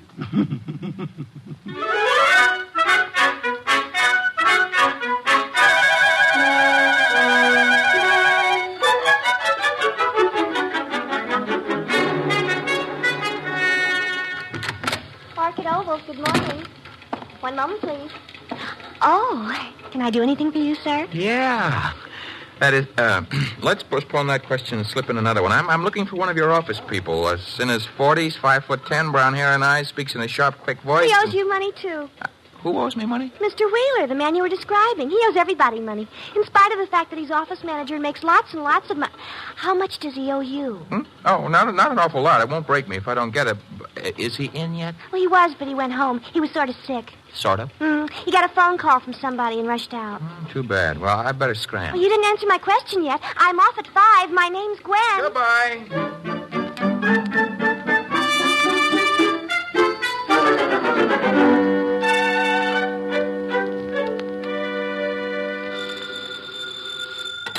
Wolfe speaking. Archie here. Unknown's name is Wheeler. He left the office this morning sick after he got a mysterious phone call. Bad, probably. Get to Dorothy Spencer at once and bring her here. Right. I'm at Wheeler's house now. Thought I'd better check. His wife's here, too. Blonde? Uh-huh. How could you tell? Fatuous smirk in your voice. Get out of there fast, and don't stop to console Mrs. Wheeler.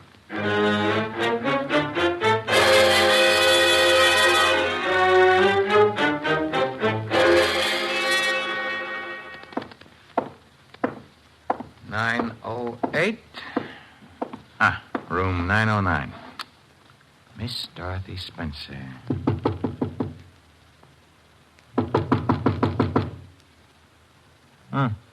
Nobody home. Shut that door behind you, Goodwin. Never mind pulling triggers. I'll shut it. Oh, Archie. I would prefer silence. Keep your hands high, Goodwin. It's unhealthy. All the blood had run into my head. Archie, he murdered Charles. He did. Tut, Mr. Wheeler. You really shouldn't have. It's against the law. Get into the bathroom, both of you. I already shaved. I phoned him. I thought maybe he had my letters. Porter couldn't keep his mouth shut about his other He victims. was going to force Dorothy to marry him. Did you find his material, Wheeler? Yes, in an office. He read it as a front. It's all burned. And why all the melodrama? You know about me, so does she. I can't trust anyone. Get into the bathroom, I said. Look, let's not lose our heads about this. Get moving, Goodwin. I like it here. All right, then. Here is where you'll get it. Hey, wait a minute. Something's wrong. I got shot and Wheeler fell down. I shot him, Goodwin. Stebbins. Dear Sergeant Stebbins. Oh, you little flat-footed angel. It's lucky for you my flat feet got staked out here in time. Just for that, I'll buy you a pair of arch supports for your next birthday. But I'm beginning not to believe this. You had it all figured out? Well, not exactly. Well, that is...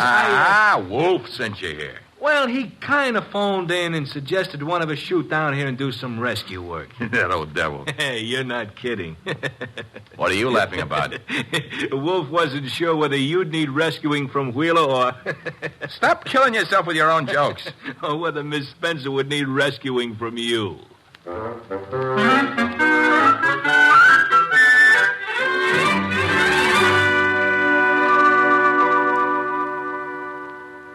You've been a very foolish young woman, Miss Spencer. I suggest that in the future you exercise more care in your correspondence. Oh, I shall, Mr. Wolfe, but how can I ever thank you? Well, one way would be to listen wide-eyed while he explains how he solved the case. I have no intention... Oh, come on, Mr. Wolfe. Stop stalling. Please, Mr. Wolfe.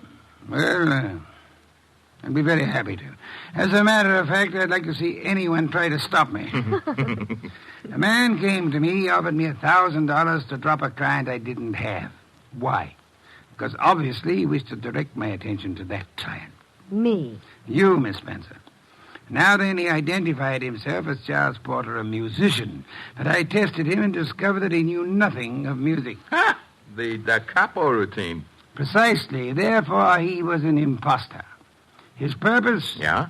To indicate by no means subtly that enmity existed between Porter and Dorothy Spencer. Huh? Thus, when Porter was found murdered, I would presumably be convinced that Dorothy Spencer, balked in her effort to enlist my aid against Porter, had resorted to most foul and bloody murder. Most foul and bloody murder is very fancy, Dorothy. Shows he likes you. I thereupon asked myself, why should an unknown seek to convince me that Dorothy Spencer was Porter's murderer? And you answered yourself? One reason only, because he himself intended to murder Porter, as he did. For which peccadillo he has, thanks to Sergeant Stebbins' accuracy with a revolver, already paid with his own life. Quodirat demonstrandum. Latin for that's what you wanted to know.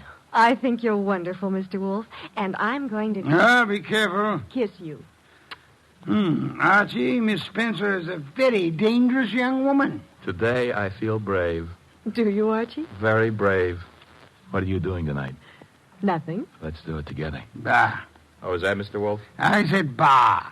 Would you very much mind conducting your romance elsewhere? I would not. And do so at once. I have a very important matter to attend to. Goodbye, Mr. Wolfe. Goodbye. Night, sir. Very important. Very important.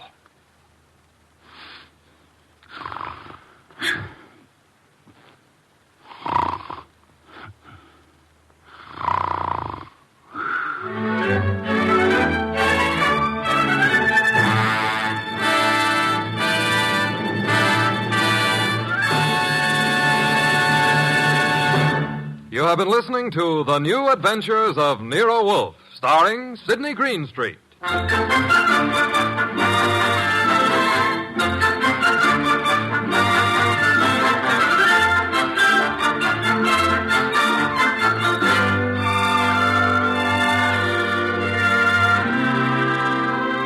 Tonight's transcribed story was based on the characters created by Rex Stout, produced and directed by J. Donald Wilson.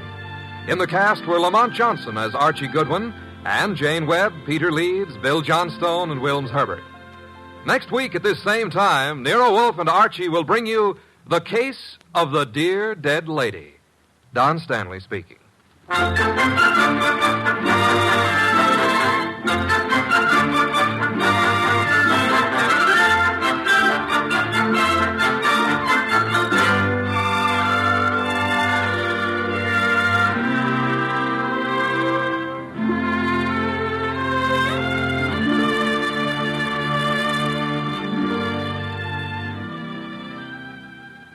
Three chimes mean good times on NBC. The NBC chimes are excited about the big show, an hour and a half every Sunday night with Tallulah Bankhead as Femme C. Comedy with stars like Jimmy Durante, Fred Allen, Jack Carson, Groucho Marx, and a host of others. Music with Meredith Wilson, Mindy Carson, and many more. It presents drama with Mr. Jose Ferrer and many more leading stars of Broadway and Hollywood. It's The Big Show. Starts Sunday, November 5th on NBC. This is Chester William Bendix Riley. The Man Called X follows on NBC.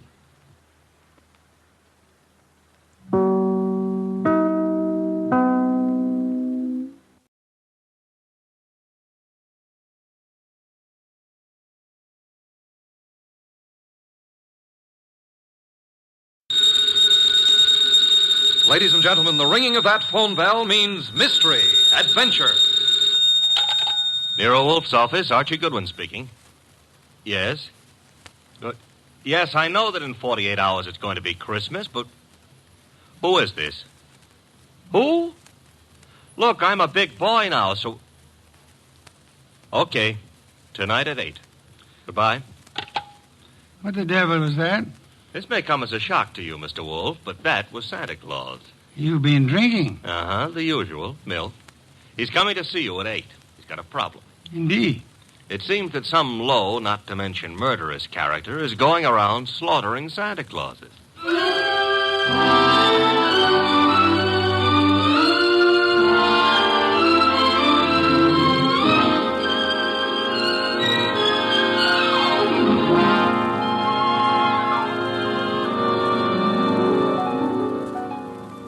Ladies and gentlemen, it's the bulkiest, balkiest, smartest, and most unpredictable detective in the world.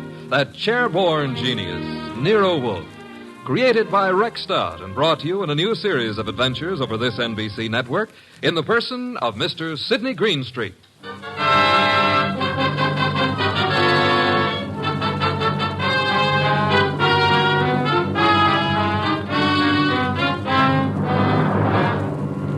It began earlier than 8, however, the case of the slaughtered Santas. It began, to be precise, on the corner of 34th Street and Carlisle. The hour was close to 6, the weather cold, the sky dark. How you doing, Santa? I'm freezing to death, officer. It's a cold day. You packing up? Yeah, I guess so. Not many people around anymore. Oh, heading for home and dinner. How was the collection? Well, I don't need no armored car, but a few dozen kids are going to have something for their Christmas stockings. Your competition, the guy in the opposite corner, is already screaming. Probably got low blood pressure. Yeah, give me a hand to get the collection pot off the chains, eh? Sure, there you go. Yeah, thanks. Yeah, I'll just walk you down the block. Got a phone in. Okay, fine. One Santa still left. Wonder what he's waiting for. Santa Claus.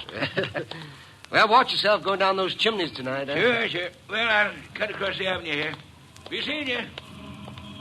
Hey, that car coming down the street. Got its lights out. Look out!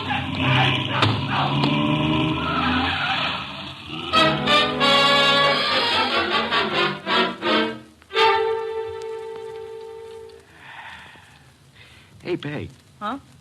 Did I ever tell you I love you? Oh, it's not me you love. It's the hot soup. Now, you're not the only woman who can cook a dish of soup. Huh? It helps, though. I'm just beginning to thaw out. Yeah, that's a cold corner you play Santa Claus on. Well, don't hurt to make a few bucks. I ain't done so good this past year. Well, maybe the next year will be... Oh, well. Besides, I kind of like it, you know. Kids asking questions all day long. Yeah. You know, I wonder how they figure the other two Santas at the intersection. Our kids think of only one thing at a time. More soup? Sure, Peg. You know, one of them other Santas got hit by a car tonight. Oh? He packed up a few minutes before I did, started crossing the avenue, and bang! Hit-and-run driver. Oh, gosh, that's too bad. Was he hurt? Yes, he was killed. Here's your soup. Oh, with traffic the way it is nowadays. Well, I better take a look at the stew. Somebody at the door. I'll get it, Peg. Okay. Yeah, what? Oh! Mike!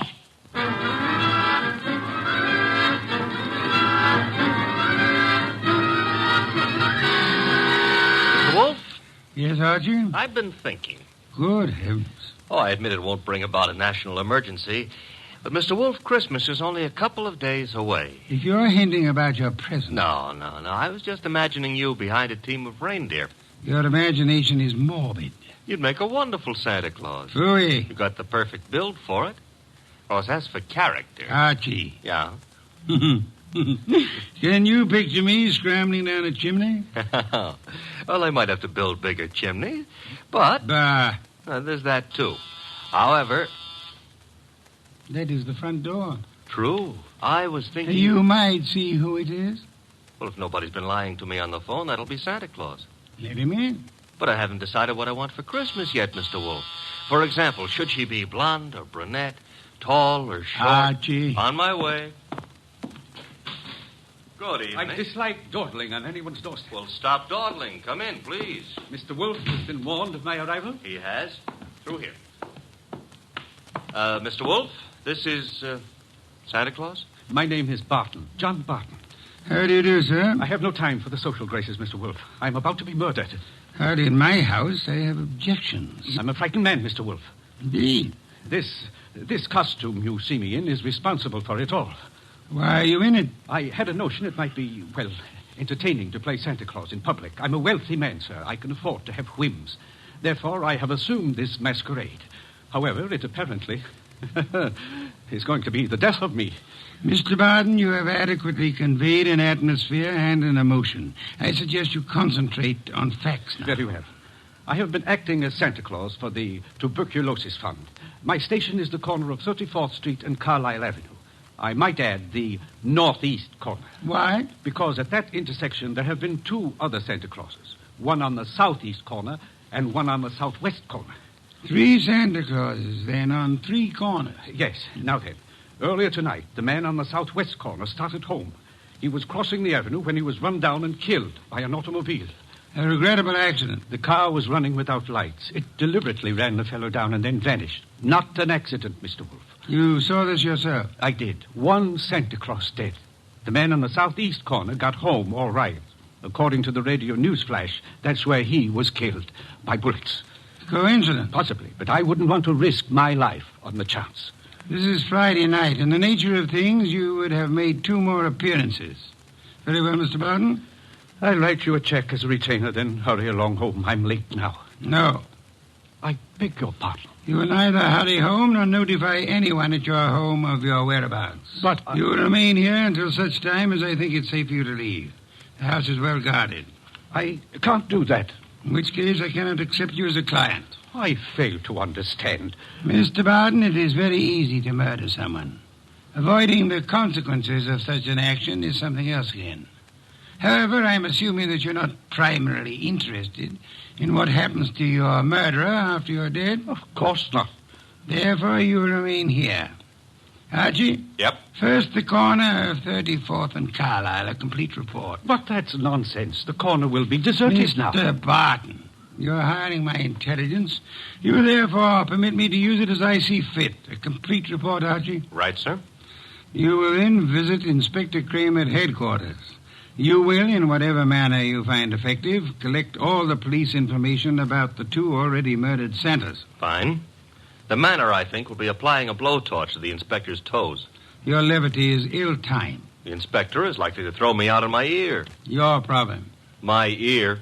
And on your way home, you might stop in at Mr. Barton's place. I don't see any purpose in that. Mr. Barton, there is a basic problem to which we must find an answer. whether those two men were murdered because they were Santa Clauses or because their deaths were merely preliminaries to yours. Archie, I suggest haste. Yes, sir. And avoid blondes. Hmm? I would like you to be home in time for Christmas.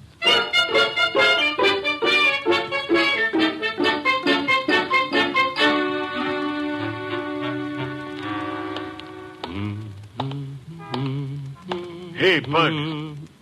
Yeah? Got the price of a cup of coffee? You sure you mean coffee? Either you're gonna dig it up or you ain't. Never mind the questions about my personal affairs, see? Oh, I apologize. Here. 2 bits. Thanks. You're welcome. Don't let me keep you. You're not. 34th and Carlisle, huh? During the day filled with milling throngs.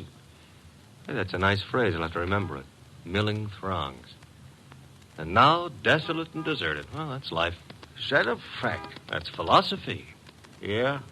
Well, for 2 bits, I don't have to listen to no philosophy, see? Good night, Bud.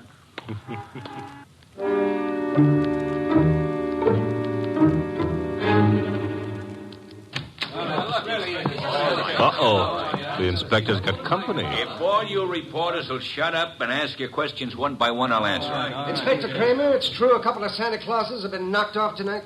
It's true that 2 men who have been employed as Santa Claus by charitable organizations have been murdered, yes. Any connection between those 2 guys, or does somebody just hate Santa Claus? Well, so far as we know, there is no connection. That means it could be maybe some kind of maniac who's decided he doesn't like Christmas or Santa Claus. Is that right? The department is investigating along those lines. Like how? Well, we're checking all the local asylums for possible escaped lunatics. Yeah, but, Inspector, suppose this nut has never been in an asylum. That'll be all, boys. Oh, but listen, I said that'll be all. Now, anything new comes in, you'll get it, understand? Goodwin. Hello, Inspector. Yeah, I spotted you coming in. What happened? You decided to reform and got a job on a paper? Nope. I'm a public-spirited citizen, that's all. Yeah, I could add a few things to that description with practically no strain at all. Mr. Wolfe and I are very sentimental about Christmas. We object to Santa Claus's being killed. Nuts. Oh, Inspector, aren't you in favor of Christmas? I'm in favor of Christmas. I'm in favor of motherhood. Leave motherhood out of this. Neither of us are mothers. Our chances of becoming mothers aren't too good either. And furthermore... Okay, you're not giving, so get out of here. Thank you, Inspector. But, Goodwin, Yeah? in case Wolfe decides to send me something for Christmas, you know what I wish he'd send me? What? Your head.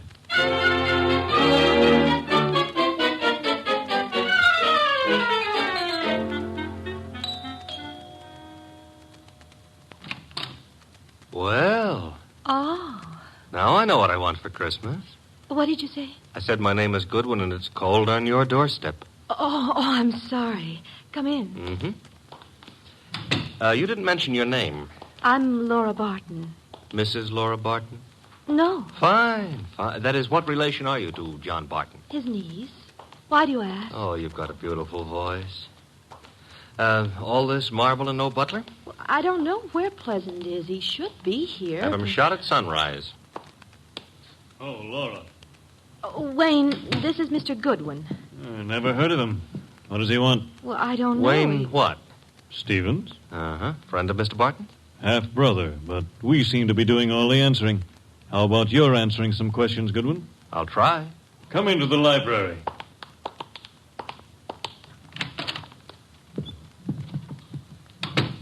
What do you want? For Christmas? Erase that. I would like to see Mr. Barton. He's not home. Where is he? Don't you know? I wouldn't have come here asking for him if I did, would I? I suppose that's true. What did you want with him? Conversation. About? Anything. You see, I like to talk to rich men. Are you rich? I can't play the piano either. You could always learn. But being rich is harder, I found it. Mr. Goodwin, you must have some reason for coming here, some reason concerning Uncle. Laura, you're being imaginative. Well, Uncle is late. He's probably still on that street corner playing Santa Claus. He enjoys it. Why bother about what... I don't know, except... He's never been as late as this? Well, no. Not since he started that masquerade of his. Would you happen to know where the butler is? Out getting drunk, I suspect. He was in the kitchen a little while ago. Disappeared. Pleasant likes to look on the wine when it's red. Or even when it's rye. No, I take that back. Oh, you do? He prefers Irish whiskey. We don't stock it. Therefore... Oh, too bad. I better run along. Good night, Mr. Stevens. Miss Barton. Good night. I'll see you out.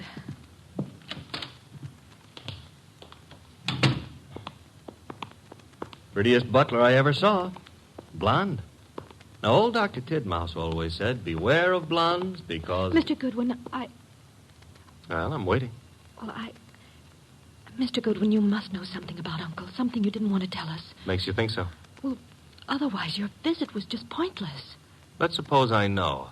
Now, I might be a kidnapper. Oh, no. My honest brown eyes. Your first name is Archie, isn't it? Archie? Archie Goodwin. Goes together nicely, don't you think? You work for Nero Wolfe. You're going back to him now? I might be, but then again, I might be going to the movies. I recognized you. Your pictures have been in the papers. Take me with you to see Mr. Wolfe. You can trust me. I never trust blondes. Oh, that's unfair. Well, no, I don't trust brunettes either. Furthermore, I'm not sure Mr. Wolfe would want to see you, so So? So why don't you, trail me home,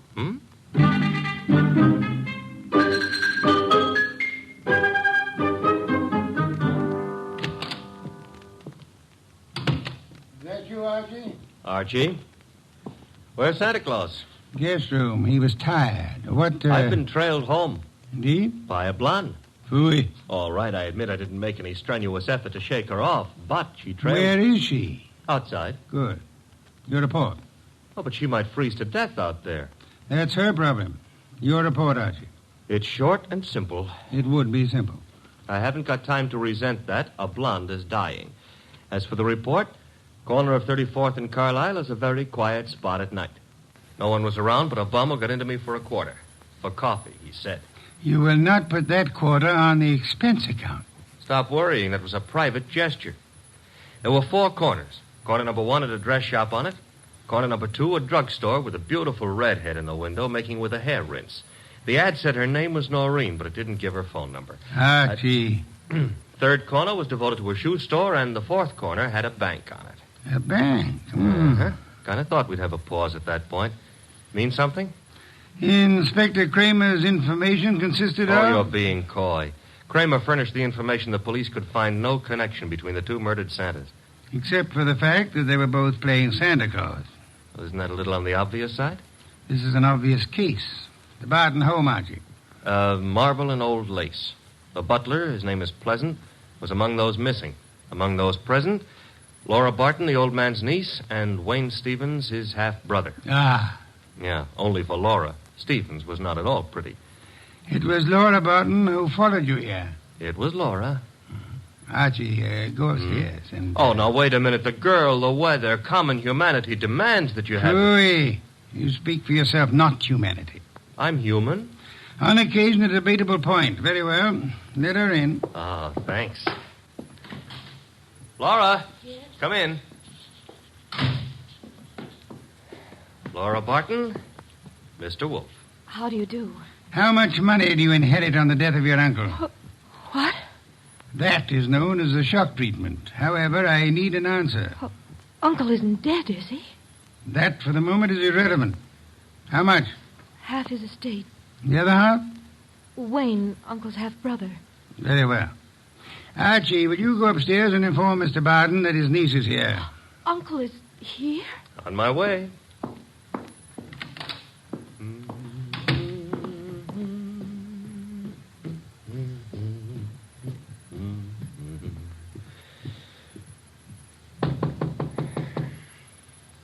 Yes? Archie, Mr. Barton. Come in. Mr. Wolfe would like you to come downstairs. I suppose he has a reason. Mm-hmm. A blonde reason, your niece. My niece? That's right. She just... Hey, where'd you get that? A man of my wealth finds it safer to carry a revolver. Yeah, but it's not safe to point it at people, especially for the people. Turn around, Goodwin. But, Mr. Barton, we're protecting you. By letting that girl into the house, if I had the time, I'd be amused. As it is...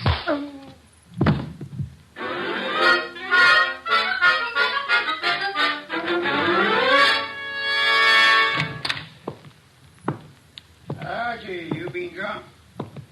Good heavens. Uh-huh. Santa Claus came early. Go ahead. Which one are you referring to, my own or the one Santa gave me?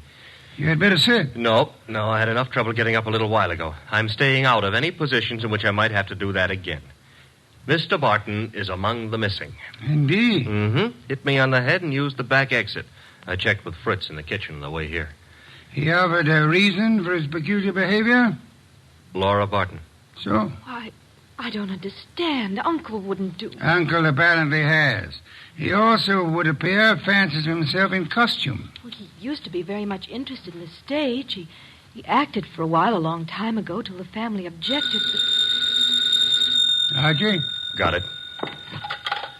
Nero Wolfe's office, Archie Goodwin speaking. You recite very nicely, Goodwin. This is Kramer. Let me have Wolfe, huh? Mr. Wolfe? Inspector Kramer. Yes, Inspector? The papers haven't been carrying it, Wolfe, but you're working on the Santa Claus case, aren't you? Possibility? You didn't send Goodwin down to headquarters on a possibility. Never mind. We're working on a line down here, Wolfe. Now, look, if it doesn't strain your professional ethics, you might be able to help. How? There's a bank on the corner of 34th Street and Carlisle. We got the thought that suppose a gang was preparing to take that bank tomorrow morning. Those Santa Clauses have been on the corner for nearly a week now. They might have noticed something about the bank's routine, guards or what have you, that could interfere with the gang's plan. A mighty ingenious and imaginative thought, Inspector. Hey, you didn't say yes or no. I have at the moment no opinion. That's all you're going to give us? At the moment. However, Inspector, in a very little while I shall give you, the murderer. Archie, Miss Barton will remain here. As for you... Yeah? You will return to 34th Street and find our coffee-loving friend. You will persuade him in whatever manner you think best to return here with you. Huh? Yes.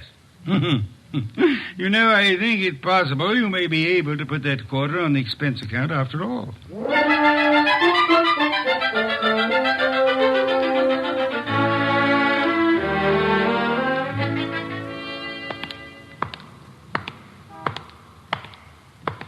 You. What? Oh, why? I've seen you before. Yeah, I've learned to love the neighborhood. That's why it's going to break my heart. What is? Leaving it with you. With... It's sensitive about having guns pulled on me tonight. Let go of me, will you? Not until I tell you that, McGill. Will you? The gun looks in a lot better shape than you do. You're coming with me. Oh, where? Mr. Wolfe would like to see you. Nero Wolfe? Yeah. Well, why? He's trying to salvage a quarter.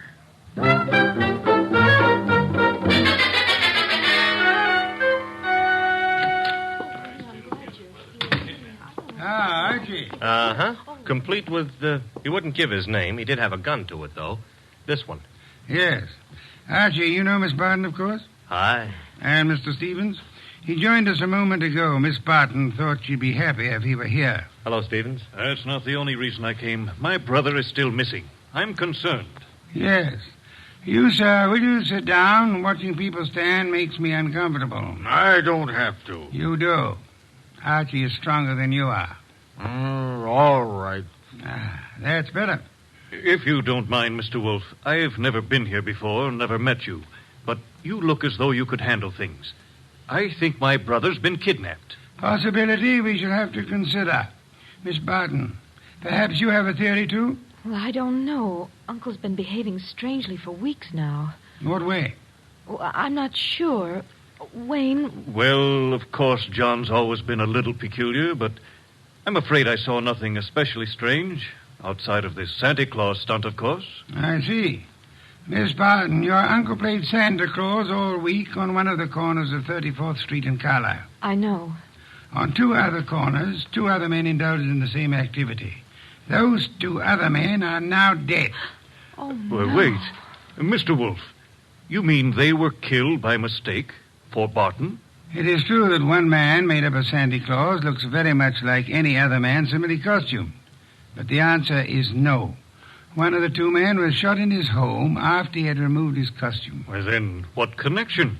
Miss Barton, in the event that you wanted to hide a tree, where would you hide it? Hide a tree?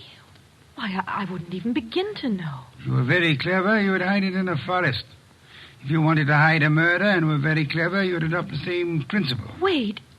You mean that if someone wanted to kill Uncle and didn't want to be suspected, He'd... Go about murdering several people with an ostensible, if lunatic, reason.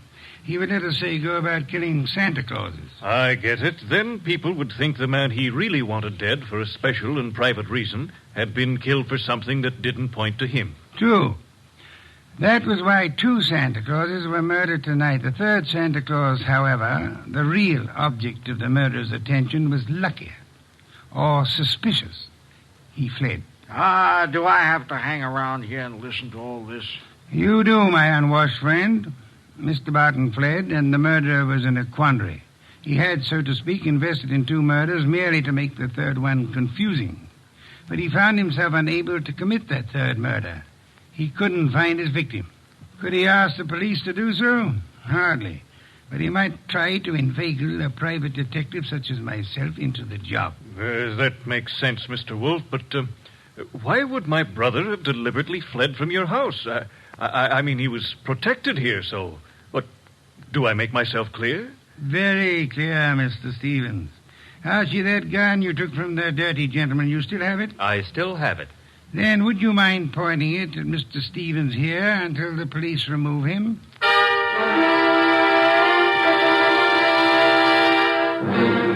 All right, come along, Stevens. Well, that's the end of Mr. Stevens. Inspector Kramer will take good care of him from now on. But now, Mr. Wolfe, Laura and me and the refugee from a washcloth over here would still like to know how and why and who was involved. I knew 2 people had a motive for John Barton's death. Laura Barton and Wayne Stevens. One of them proceeded to kill Santa Clauses in the hope that the police would assume those killings to be the work of a lunatic. The paper certainly hopped on that assumption. Yes. However, John Barton, aware that his life was in danger, escaped his murderer and hid. In this house? No. A man in Santa Claus costume came here and said he was Barton. However, he was an obvious imposter. He proved that by his flight when his niece came here. You mean he could fool you, but he knew he wouldn't be able to fool me, so... Precisely, therefore, was not Barton. Who was it? Who else had disappeared at the propitious moment? The butler, Pleasant. True. I distrust coincidence. Stevens needed an accomplice, hence he sent Pleasant here. And Pleasant would give you a song and dance about Barton's danger and then scram. You'd start investigating, discover Barton was missing, try to find him, and lead Stevens to his victim, huh? I frustrated that part of the plan by insisting on Pleasant's remaining here, which he did until... That part of it's fine. But how did you choose between Laura and Stevens? It was Stevens who knew, without being told, that Barton had been in his house and had fled from it. Yeah. You yourself mentioned that Stevens had only been here a moment, so you hadn't told him. Obviously, the butler phoned him as soon as he had hit you over the head and escaped. Furthermore, the butler masquerading as Barton had attempted to throw suspicion on Miss Barton. That convinced me of her innocence. Well, you've done it again, Mr. Wolfe, except for one minor detail. You're not very successful at irony, Archie. What minor detail? Where is Barton? In this house. Huh? When did that happen? When you arrived home, with the gentleman sitting near you. The bum? Wait a minute. This I ought to be able to figure out myself. Laura said Barton used to be an actor. That's item 1, huh? Yes, Archie. Also, why is a supposed tramp hanging around a deserted intersection for handouts? The answer is he wasn't. He was keeping an eye out for trouble he knew was after him. Oh, so it turns out I gave a quarter to a millionaire. Uncle, your uncle. Oh, that is... I know, my dear. Yes, I'm Uncle. I did a rather decent job, didn't I? No one recognized me. Except, of course, you, Mr. Wolfe. Not recognition, Mr. Barton. Logic. Archie, open some beer for us. Yes, sir. Logic, eh? Well, whatever it was, Mr. Wolfe, I owe you a good deal. How can I ever repay you? Oddly enough, the answer is simplicity itself. Make out a check.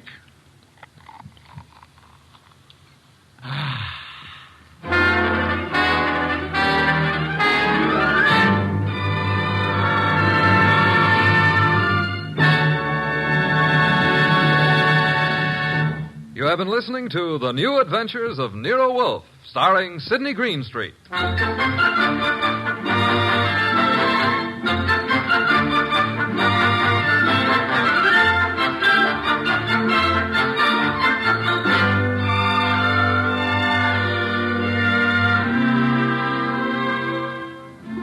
Tonight's transcribed story was based on the characters created by Rex Stout.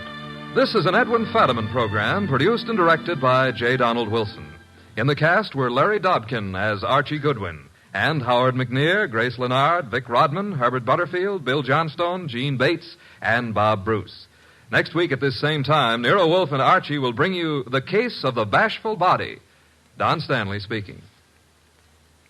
3 chimes mean good times on NBC.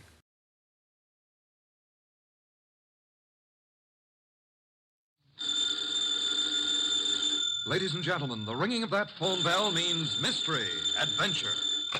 Nero Wolfe's office, Archie Goodwin speaking. What? You're expecting Mr. Wolfe at your place in 3 hours? Your place is where? Yes. Well, I'm expecting Hetty Lamar in 15 minutes. Yeah, but, mister, we're both out of luck. Archie, what are you babbling about? There's a character on the phone who's laboring under the naive delusion that you're about to make a trip upstate. His name? Finley, he said. In that case, he's quite correct. Yeah, he's quite the, yes, Mr. Finley. Mr. Wolfe will be there. Yeah, goodbye. I shall need some beer, Archie. The bottle opener's in the right-hand drawer. Thank you. What one of us needs is a psychiatrist. You're voluntarily leaving your happy home, exposing yourself to the elements, entrusting your only life to a savage automobile? I am. Oh. Somebody's offered you the United States Treasury, huh? Mr. Finley happens to grow orchids. Among them, he has developed a plant possessing spurred labilli. I have an opportunity to purchase a couple of the plants, therefore... I don't believe it. But, Archie, according to the reports I have received, he has produced a strain of black cypripedium. Oh, well, in that case. But, Mr. Wolfe, while it's true that black may be the color of your true love's hair, it is also true that black is the color of funerals.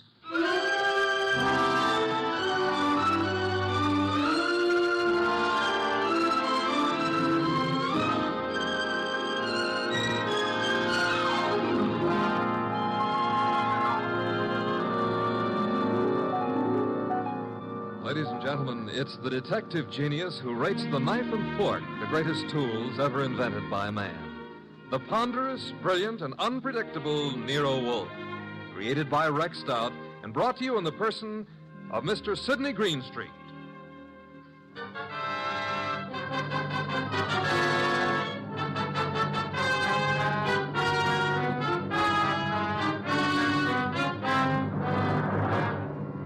The beginning of the case of the Phantom Fingers actually had nothing to do with black orchids. The first act was played in an old house at the end of an old dirt road. It was short and simple. As short as life. And as simple as murder. Joe, I didn't believe the letters I got. Didn't believe them until now. I've been a lonely man. No wife, children. Joe, it was all coming to you after I died. There was no need for you to steal from me. All you had to do was wait. Joe, that gun. Put it down. No.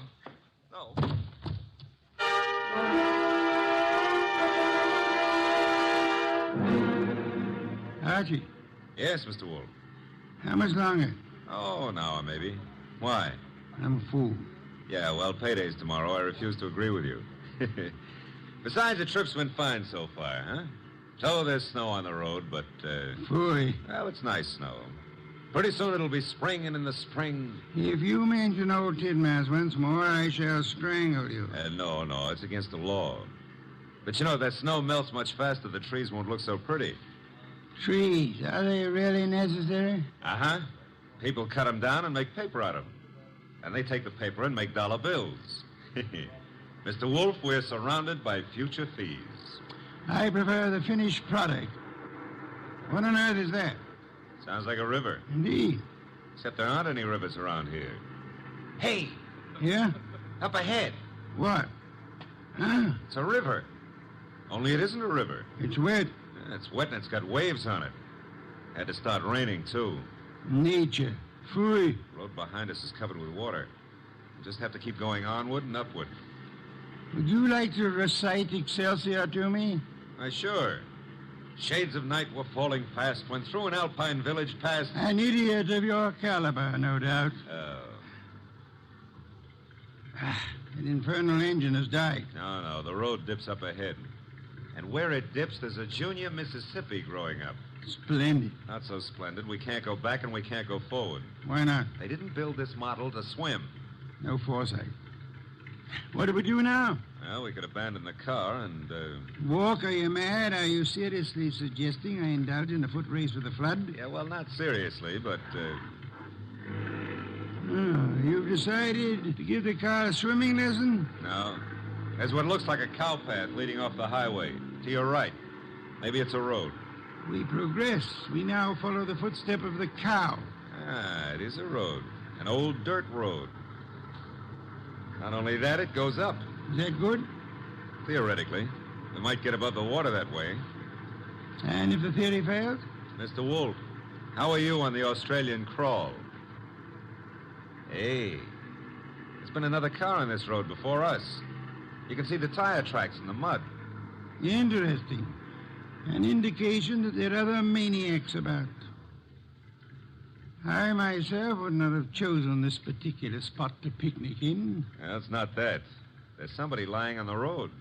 People have peculiar habits. Ignore him and drive on. Hold on a moment.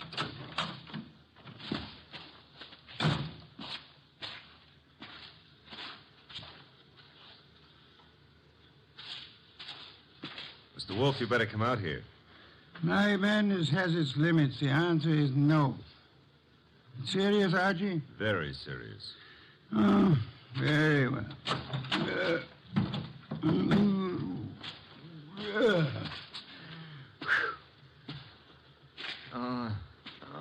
Good heavens.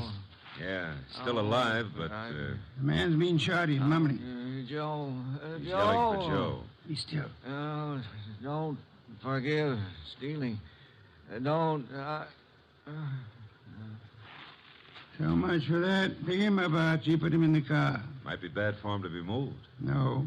There is nothing that can be bad for him. He's dead.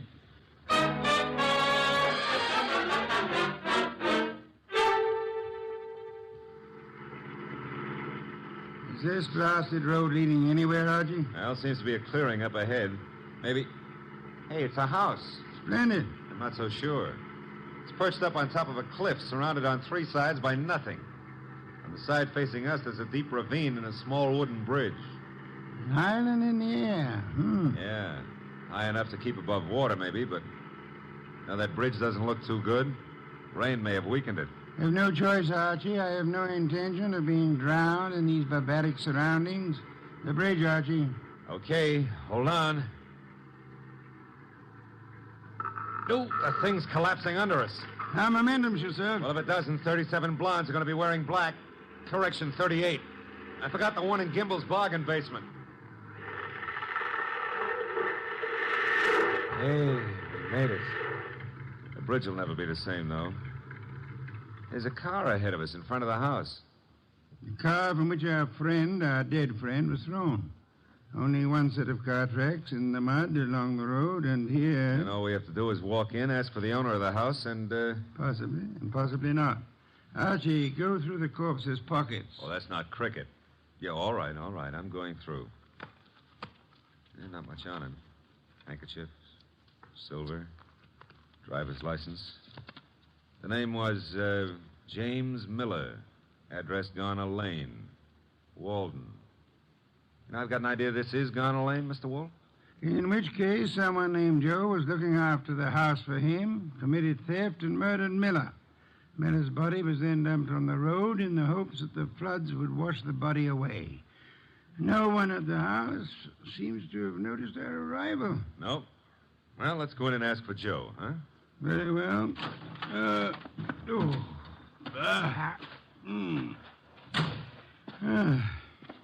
Hard. With the bridge down, there's absolutely no way of getting on or off this place. Except for a mountain goat.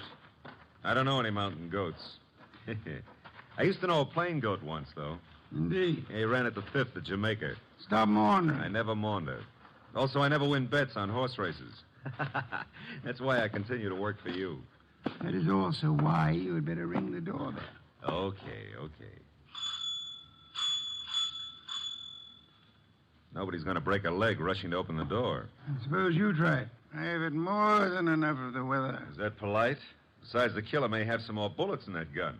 Are you afraid? Sure. Fooey, the door, Archie. But old Dr. Tidmouse would say... Well, never mind. Hey, somebody was careless leaving the door open like that. On the other hand, does a spider ever shut its web? The answer is no. Are we flies? Yes. Out of my way, Archie. There are lights up ahead. Must be the living room. Excuse me. Sure, you're excused. Do you live here, sir? Do we? No, don't you? Of course not. This is very strange. I came out to see the people who live here, or the person. I found the door open and no one about. I've been sitting in this corner now for a long time. Oh, it's a pity no one offered you a plum pie. Then you could have stuck in your thumb. You saw no one enter, sir? No one at all. I didn't want to go any further. It would have seemed like prying. Perhaps you had better come along with us. Well, all right. You know, this place, it has an evil atmosphere. Certainly has. What it needs is fresh air. Fooey, this would be the living room door. Ajar a bit. It is. Looks as pretty as a picture. Oh. Hello. Well, just think of it. 5 minutes ago, you know, I didn't know you existed. And you didn't know I existed. And now... Archie, your existence would have a sudden end unless you keep quiet. Excuse us for intruding, Miss... Intruding? Oh, but I really should ask you to excuse me. You do not live here? I wish I did, but... You see, I've been out walking. I live maybe a mile from here, and then when the flood began, I thought I'd come in here and stay for a while. And you found? An empty house. That's not what I found. As old Dr. Tidmouse has often said... Go through the rest of the house, Archie. Go through the rest... Well, never mind. I'll, Shh. That sound? Somebody's walking. Coming downstairs. I'll go and see. Hey, you! Come on into the living room. Meet your guests in one or several pieces, as you prefer. What? Oh. Hiya, folks. Ah, a host at last. That's very funny. I think I'll laugh. Ha. May I ask why? Because this here ain't my dump. I was just casing the joint. I was just taking a stroll. Through the house? I'm eccentric. Oh, clever. However, I think you'd better stay. Why? Because you may turn out to be the owner of this house after all. I rather think introductions are in order. Well, I'm Peg Shirley. My name is Wagner. Joseph Wagner? Lewis. How about you, Stroller? Cregan. Sam Cregan. Peg, Louis, Sam. Mr. Cregan, while you were strolling upstairs, did you notice anyone else about? No. There was no one outside when Archie and I entered. The bridge is down, effectively cutting us off from further visitors. We may assume, therefore, that we are the only people in or about this house. Yeah, it's cozy, ain't it? Which further means that one of you three is a murderer. What are you saying? The murderer is the person who owns or lives in this house. All three of you denied being that person. Conclusion, one of you is a liar. How dare I hardly expected a full immediate confession. However, we are absolutely isolated here. No one is going to come or leave until we have a killer. You know, you can't really keep us here. The flood can and will. Remember, the bridge is no longer. So you see, just the five of us alone. No one else inside the house, no one outside. Therefore... Correction, Mr. Wolfe. Maybe it's a branch or something tapping against the door. Unlikely. Archie. Okay, I'll go see who or what it is. Hey! Who in the world is that? What? I got him. Somebody shut the door. Yeah, all right, I get it. A disreputable and unwashed gentleman, head badly hurt. Is he conscious, Archie? I don't know. He's mumbling something. Legs pushed off. Fell from the ledge. He's passed out. I guess he was trying to say that somebody pushed him out on a ledge. On the side of the cliff, maybe. He must have regained consciousness and crawled to the house. Where'll I put him, Mr. Wolfe? Bedroom, I suppose. We'll need first aid. We can't get a doctor. Cregan, where are the bedrooms? Yeah, one right up at the head of the stairs. And don't ask me how I happen to know. Wait, Sean. Archie. Okay. I'll need somebody to help me carry him up without shaking him too badly. Cregan? Okay. Let's go. As for the rest of you, Mr. Wagner, Miss Shirley, I suggest we return to the living room. But I don't see any reason why we should take orders from you. One of you is a murderer. I include Mr. Cregan, of course. Oh, but that poor man wasn't dead. Not for lack of trying. However, I was not referring to him. You mean someone else has been killed? Precisely. That is why I hope we shall not hear another knocking at the door. It could only be a corpse.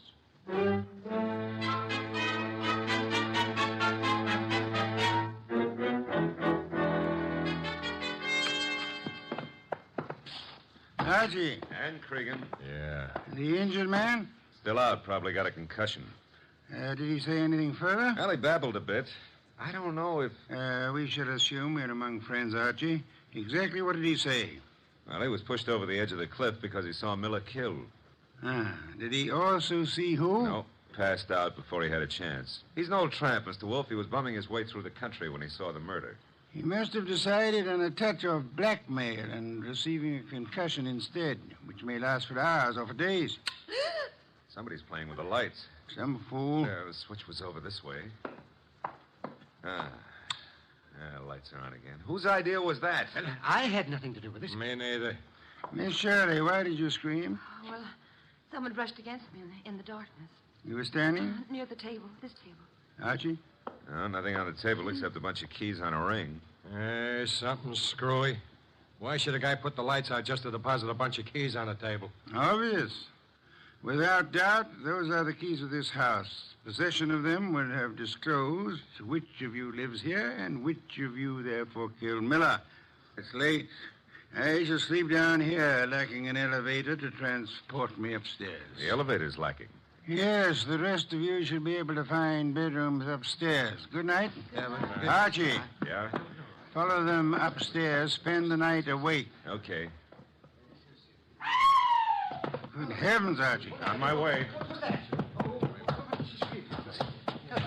What's cooking up here? Somebody's playing with the lights up. Strike a match. You don't have to. I got a flashlight. Oh, Yeah. here it is. Light switch. You know, this putting out of lights is getting to be somebody's bad habit. Well, all three of you seem to be okay. Stay here. Where are you going? Tramp's room right here at the head of the stairs. Think of all your good deeds while I'm gone. All right, downstairs again. What, again? Oh, dear. What happened? Well, there was more than a bunch of keys this time. Oh, that knife. There's blood on it. There should be. I just pulled it out of a man's heart. Well, Mr. Wolfe, one of these three babies doused the lights, popped into the tramp's room, deposited the knife in his chest, and popped right out again. The knife you're holding? Yeah. Intelligent of you to wrap a handkerchief around the handle. Well, whoever killed the tramp didn't have time to fool around with gloves, so... There should be prints on the knife handle. Satisfactory, Archie. That's mild enthusiasm. Archie, on that desk, an ink pad. Yeah. Miss Shirley, you carry face powder, of course? Yes, I do. Archie will need it to bring out the prints on the knife. He will then fingerprint each of you. Compare your prints with those on the knife, and we shall have a murderer to hand over to the police. Archie, will you begin, please? Here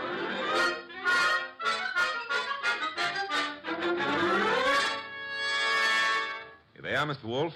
3 cards labeled with Miss Shirley's name, Cregan's, and Wagner's. Their respective prints are on each card. Good. I have the knife here. Several quite distinct prints on it. It should be child's play to, Archie. Yeah? Take your own prints and mine. What? Do as I say quickly. Yes, sir. All right, give me your thumb. Thank you. That's it. Now mine. Thank me. There it is. There's something wrong. Something wrong and deadly loose in this house tonight. Well, there's a card with your prints and mine. Thank you. Now you got 5 cards altogether.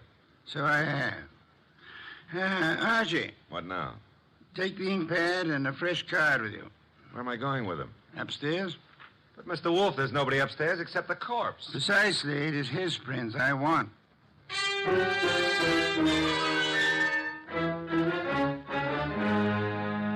This is so ridiculous. It's over with. Tired of this.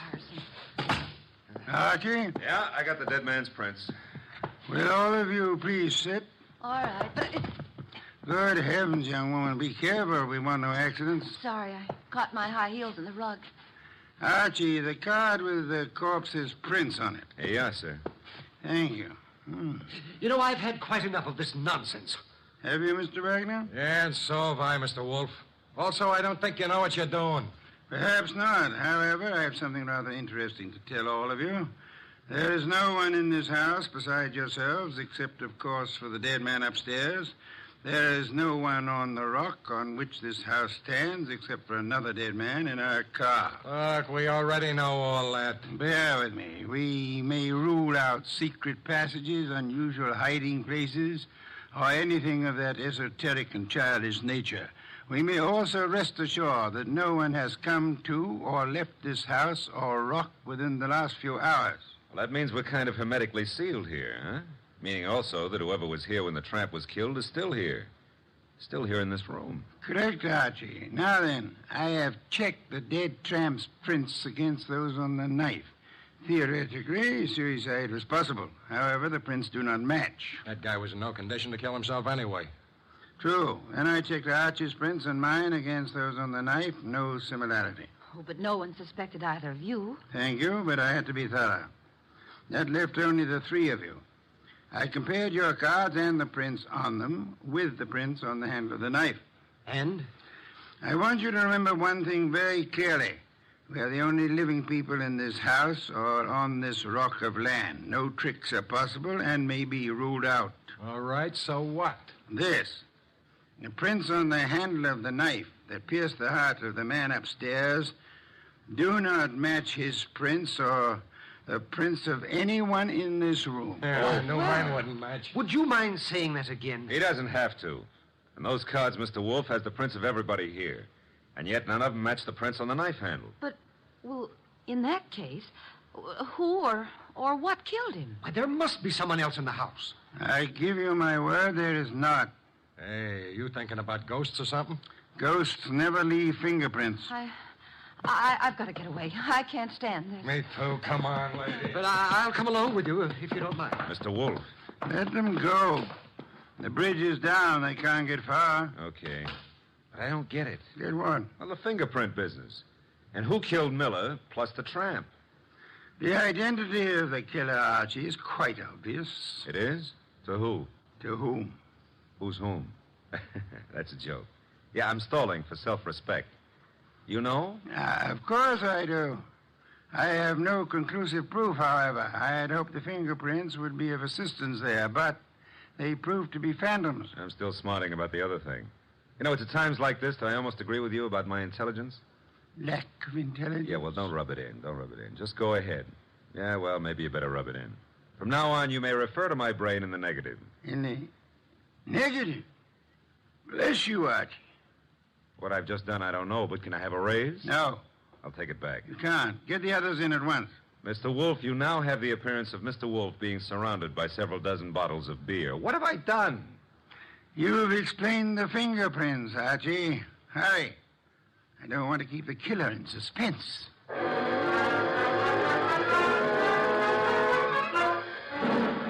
I don't care. No, I'm very nervous. I don't like this. Archie. They're all here. Yes, but they're all making a noise. Stop them. Miss Shirley, Mr. Cregan, Mr. Wagner, will you please shut... Mr. Wolfe, they have. Thank you, Archie. Now then, I have known for some little time which of you killed the tramp and Miller. I lack proof, however. And you have it now? I will admit for a while I was flummoxed by the negative evidence of the fingerprints. They seem to indicate that the tramp was murdered by a phantom. However, the word negative itself has solved the minor problem. Minor to who? To whom? Never mind. Shh. Archie, what is the salient feature of a film negative? Well, I suppose it's the fact that the darks are light and the lights are dark. Huh? Precisely. A reversal, then, of the actual appearances.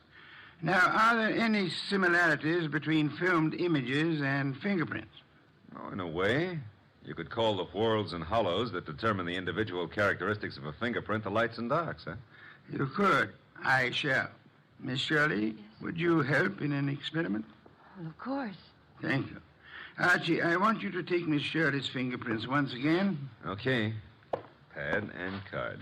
Here you are, Miss Shirley. All right. Archie, quick. Huh? Grab her arm. I got it. Usually I don't have to be coached, but... Let go of me. What are you trying to do? Miss Shirley, you already had pressed your fingers on the ink pad once. Why were you about to do it a second time? Well, I just wanted to make a better impression. Hurry. Archie, wipe some of the ink off her fingers. Oh, but then it won't be any good. It'll be very good, Archie. I've done it. And take the print. No, let go of me. Maybe I never hurt women if I can help it, but right now I won't be able to help it. Mr. Wolfe wants your prints all over again, so down on the nice white card. No. There, thanks. Will you let me have that card now, Archie? Sure. In the meanwhile, hold on to Miss Shirley. A pleasure. Indeed? Would you continue to think so, Archie, if I told you that Miss Shirley's first name is not Peg, but happens to be Josephine, for which the diminutive is Joe?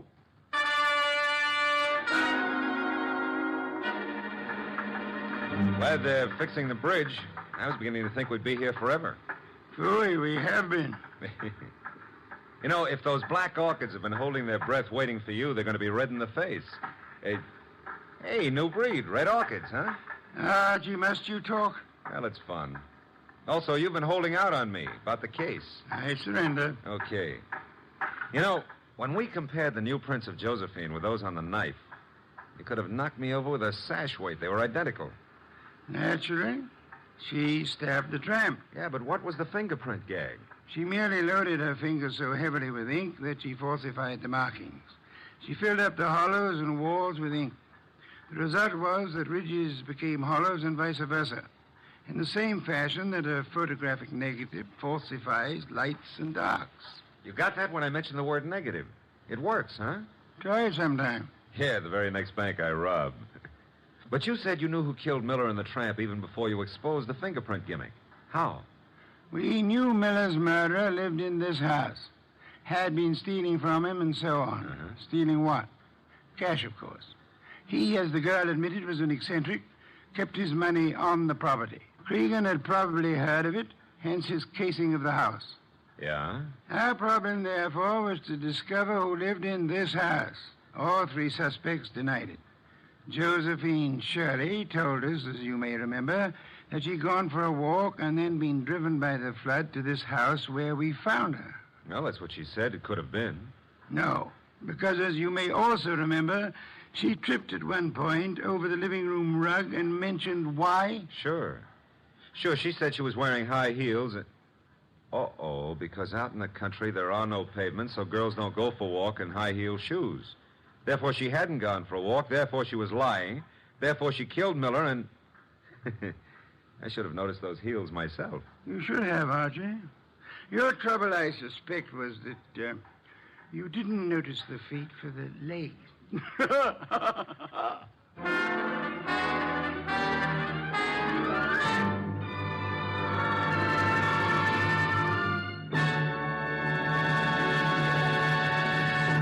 You have been listening to The New Adventures of Nero Wolfe, starring Sidney Greenstreet.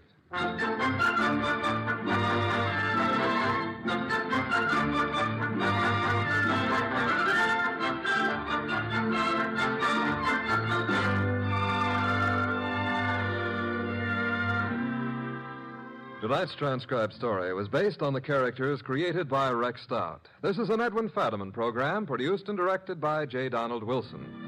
In the cast were Gerald Moore as Archie Goodwin, and G.G. Pearson, Howard McNear, Tim Graham, and Eddie Fields. Next week at this same time, Nero Wolfe and Archie will bring you The Case of the Vanishing Shells. Don Stanley speaking. 3 chimes mean good times on NBC.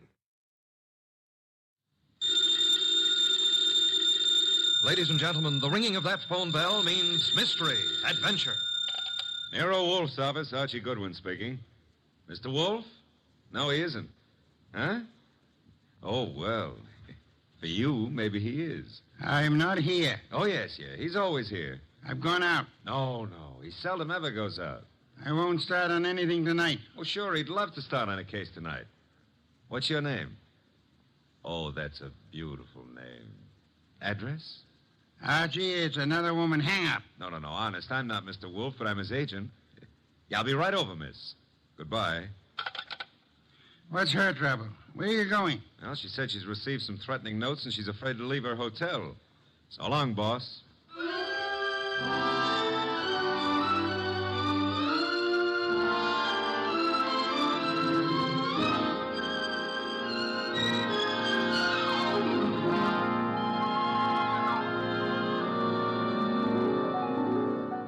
Ladies and gentlemen, it's that genius who is the bulkiest, balkiest, most ponderous, and most brilliant detective in the world.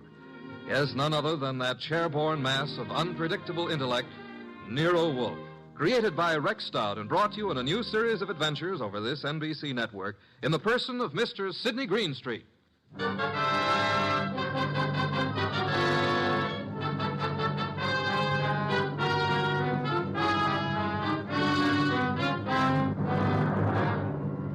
We prefer to call tonight's story The Case of the Vanishing Shells. It didn't seem to be difficult at first, but, well, I'm not a stupid individual, but so often I allow myself to become mesmerized by beautiful women. Heaven bless them. Doris Murray was such a woman. She phoned us first late one afternoon about 5 o'clock, then again at 5:30. Very well, Mr. Goodwin, but I would prefer to see Mr. Wolfe. Well, I said I'd be there at 6, Miss Murray. I don't want to talk any longer on the phone. Please hurry. There's someone at the door. I'll see you in the cocktail lounge at your hotel. At 6 o'clock. That's half an hour. Don't fail. Who is it? Emil Stoner. Oh, come in, Emil. You got my call, darling. Here, let me take your briefcase. I'll just put it here on the piano, Doris. Oh, I'm terribly upset about those threatening notes, darling. I know it's upset you, too, but I'm determined to find out who it is. I'm not going to let them bluff me out of my first chance to play the star part in one of your shows. But look, Doris, there's that other part. Is that all I mean to you? Well, what can they divulge that'll harm us? What? Several things. And I can't afford... I mean, at this time... You're frightened, Emil. Doris, I'm going to give the star part to Paula. Paula? You've been divorced for 4 years. Why? Because I feel she can play it better. Is that what you're going to say? Well, I can act rings around her. Now, look, Doris. I know it's a big disappointment to you, but that's the way it is. Get out. Get out. Go on across the hall to Paula. Give her the part. Louse up your show. She and that playwright of hers. Get out, Emil. But, Doris... You frightened little... Get out!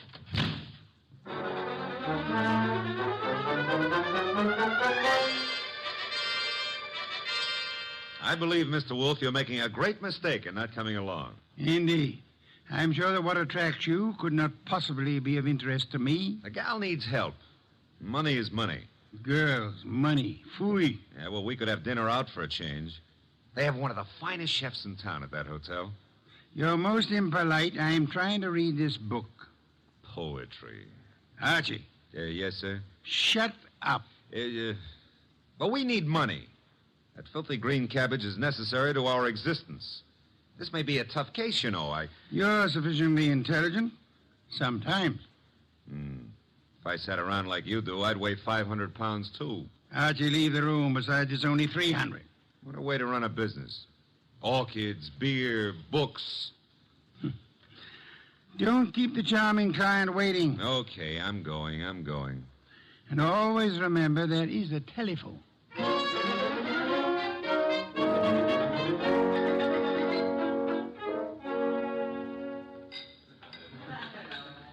Thank you, waiter.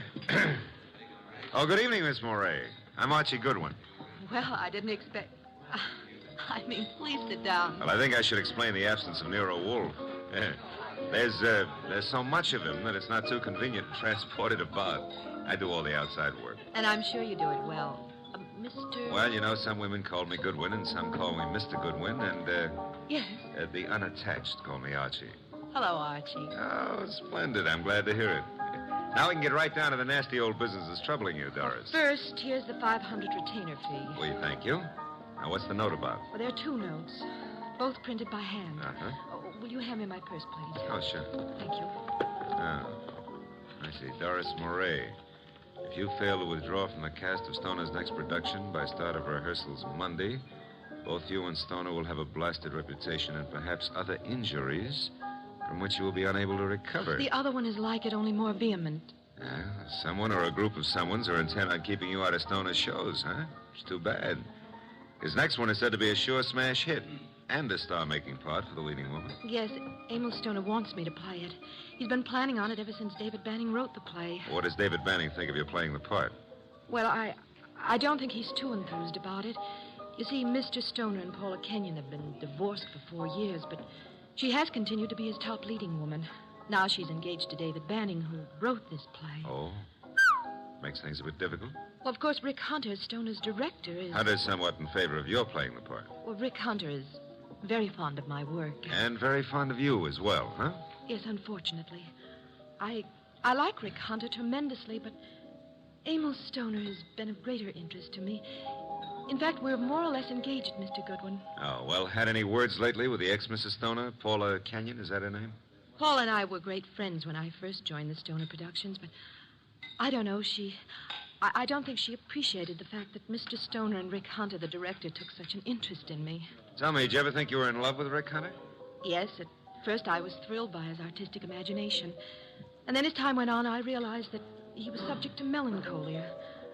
Mr. Stoner was more stable, and I needed someone older to advise me. Well, what's wrong with your reputation of Mr. Stoner's? Well, there's nothing I fear, but I'm afraid Mr. Stoner is somewhat disturbed by these threats. He feels there's something in his past of sufficient import to really harm him. I think it's nonsense. Well, then what we have to do is uncover this person or persons before you end up with ruined careers on Broadway. Where does the ex-Mrs. Stoner live? Well, as a matter of fact, she lives just down the hall from me. Lived here for years. Oh, well, I think it's advisable, honey, that you stay close to your room until we solve this thing. Oh, but I'm not afraid for my life, Archie. No? Well, I am. I'll see you into your room, Doris. Oh, now, please, Mr. Goodwin, if you... Oh, you don't trust the boy, huh? Oh, well, Such beautiful eyes. Oh, Lovely red hair. Yeah. You could have the lead in my new play. I never wrote one, but for you, I'll try anything. Come along. Here's your bag. Well, hello, Doris. Oh, hello, Rick. Mr. Goodwin, this is Rick Hunter. Hiya, Hunter. Nice shows you've been putting on. I've just been admiring your work, Goodwin. Oh, well, that's nice. I'm glad. Nothing like encouragement for a beginner, Mr. Hunter? You're ready for the big time from what I saw. Heard from Emil Stoner today, Doris? I talked to him once this morning.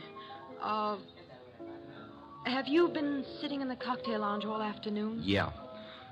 That I have, honey. I want to see you play that lead, baby. And I think I just about got it all settled. Dreaming about it won't settle it. Liquor never accomplished anything in itself, Rick. Come on, Mr. Goodwin. He's a very jealous man, Doris. In fact, right now, I can feel his thoughts piercing me between the shoulder blades. Oh, excuse me. Here's a phone book.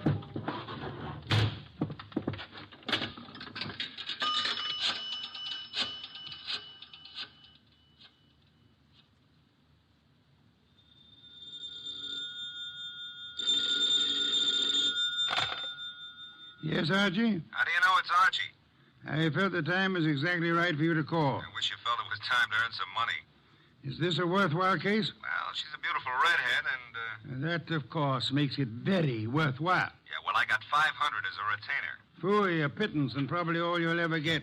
What do you mean by that? She's probably guilty. Now, look, boss, she's the victim.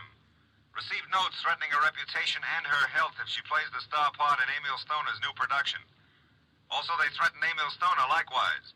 The playwright, Dave Banning, is engaged to Paula Kenyon. Incidentally, she lives here at the hotel, too, just down the hall from Doris. I remember her. And the playwright wants Paula Kenyon to play the part. Well, Archie, you have only the beginning. It is probably too late to prevent whatever is going to happen. Like what, for instance? Have you found a body yet? Call me after you find the body. What body? There's no body. But there will be, Archie. There's always a body where you're concerned. Either a body beautiful or a dead one. Bye.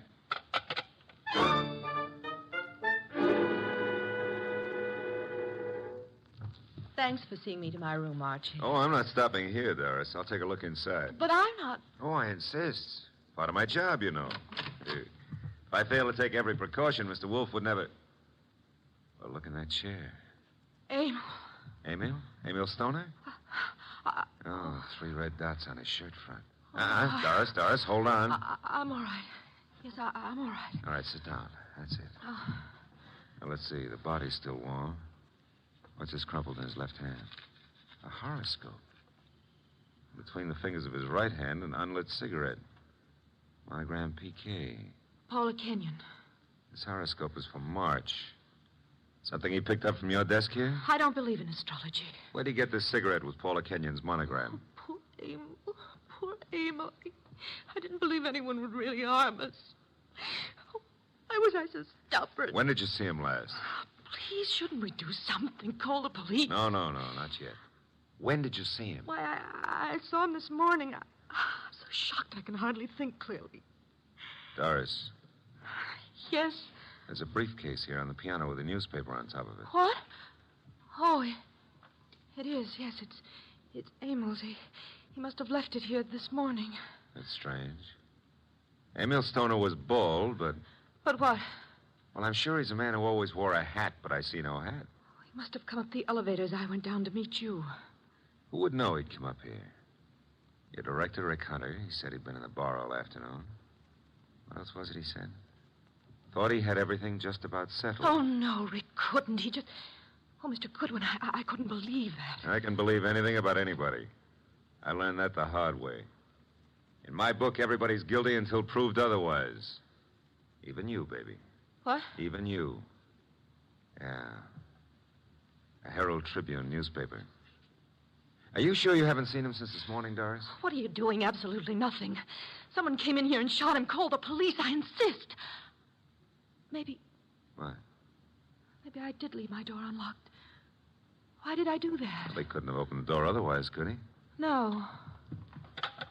Give me the check room, please. Oh, hello. Do you know Mr. Emil Stoner, the producer? You do? Well, tell me, did he check his hat with you this afternoon or this evening? He didn't, huh? All right, thanks. He must have carried it up here to this floor. Doris, do you have a gun? I own a gun. A small .25 automatic. But it's not here. Where is it? I had the handle repaired, and it's been in my dressing room for a week or 2. I hate to do this, Doris, but I'm going to move the body away from the back of that chair. Oh. There. Yeah, 3 wounds. 1 bullet went through the upper part of the chest, out the middle of the back. I'd say right through the heart. By the angle of the wound, he was shot while sitting down. Please, Mr. Goodwin, must we stay here? I want to give this room a thorough going over. We'll go down to the lobby. I want to use that phone booth again. And, Doris, I hope... I know what you're going to say. You hope that gun of mine... is still in your dressing room at the theater.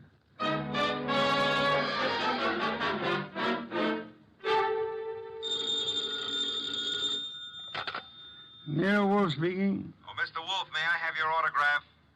I'm taking a correspondence course on how to be a detective, and I think you're a wizard. That's so kind of you to say so. I would be just thrilled to have your autograph on the bottom of a paycheck. Why are you calling from a phone booth? What? Who said I was? It's obvious. There's no room tone reverberation. Well, you shouldn't have to ask. You know everything before it happens. You found the body then. It happened just before you got there. Oh, now, look, I took the girl up to her room to be sure it was safe for her to go in, and... Okay. And there, sitting in a big leather chair, was Emil Stoner. Shot 3 times with a small caliber gun, dead about an hour. 1 shot went through the body from the upper part of the chest to the middle of back. Therefore, he was shot while sitting down. The killer was standing, huh? I'm listening. Oh. Well, his left hand was clutching a horoscope folder, and between the index and second finger of the right hand was an unlit cigarette with a monogram on it, PK. Emil Stoner is bald, but there was no hat in the room. However, on the piano was his briefcase, and on top of it, a 4 o'clock afternoon edition of the Herald Tribune. Better look in the briefcase, Archie. No weapon? No weapon. But Doris Murray says she owns a .25 caliber automatic, and it's in her dressing room at the theater. Also, she claims she hadn't seen Stoner since this morning. You found no empty shells about the floor? None. What did you do with the bullet? What bullet? The one which passed through his chest and lodged in the back of the leather chair. Are you there? Boss, I'm a very stupid fella. Stop bragging. The bullet. Boss, there There ain't no hole in the back of that chair. I just realized it. Maybe he was standing up. Then the killer must have been on stilts. Archie, let us pretend, only pretend, that you're very observant. Now proceed to Paula Kenyon's apartment, just down the hall, you said, and see what she knows without divulging the fact that Stoner is dead, and look sharp. My gears must be slipping. Archie, do you know what great event will be celebrated tomorrow? Yeah, my birthday. What'd you get me? Cuthbert's correspondence detective course in 4 easy lessons. Bye.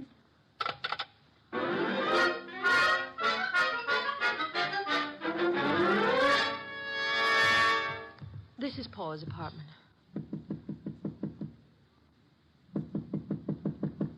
No answer. Let's see if it's open. Oh, there's no one in sight. Come on in. Now, look, if anyone walks in on us, we found the door open and we just came in to wait, huh? Which is the truth, isn't it? Yeah, that's right. Ah. Here on the desk we have a stack of horoscopes, Doris. And a box of Paula's monogrammed cigarettes. Mr. Goodwin. Huh? This is Emil's gray fedora hat. Then he was in this apartment this afternoon. What are you staring at? Oh, small pearl-handled automatic. Yes. 25 caliber. Yeah, it's been fired very recently. We won't touch it now. Does it look like yours? Archie, it is mine. Your initials? I found old Jenkins, the stage doorman at the theater, to look in my dressing room, and... well, my gun isn't there. Did you leave the gun out in plain view in the dressing room? Yes, for several days anyway. Then I put it behind the mirror. I suppose many people have seen it then. I'm sure.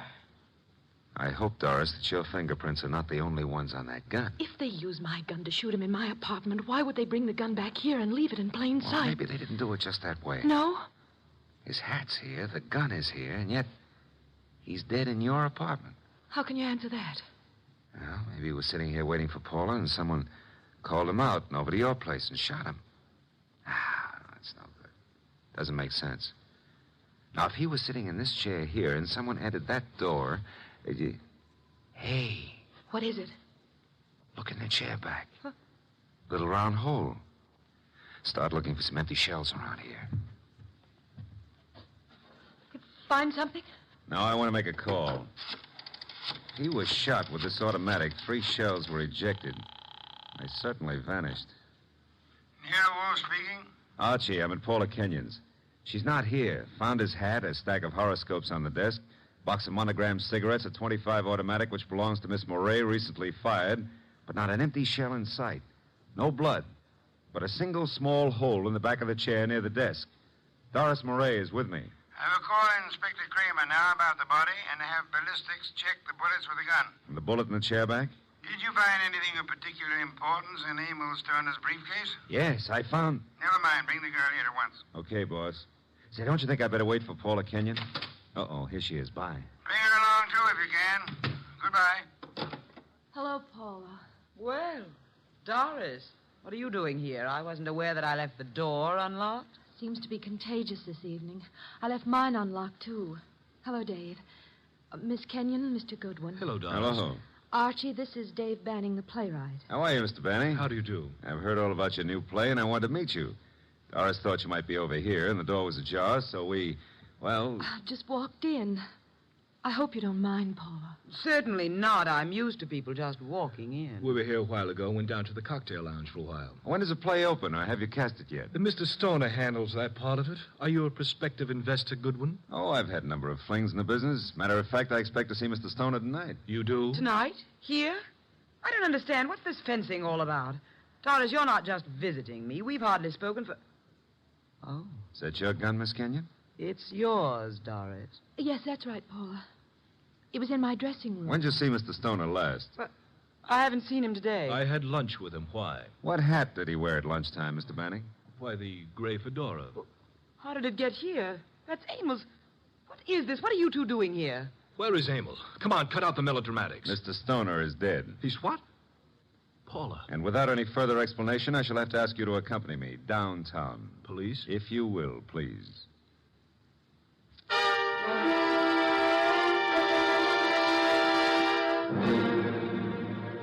They're still in the front room, boss. I'll bring them into your office when you're ready.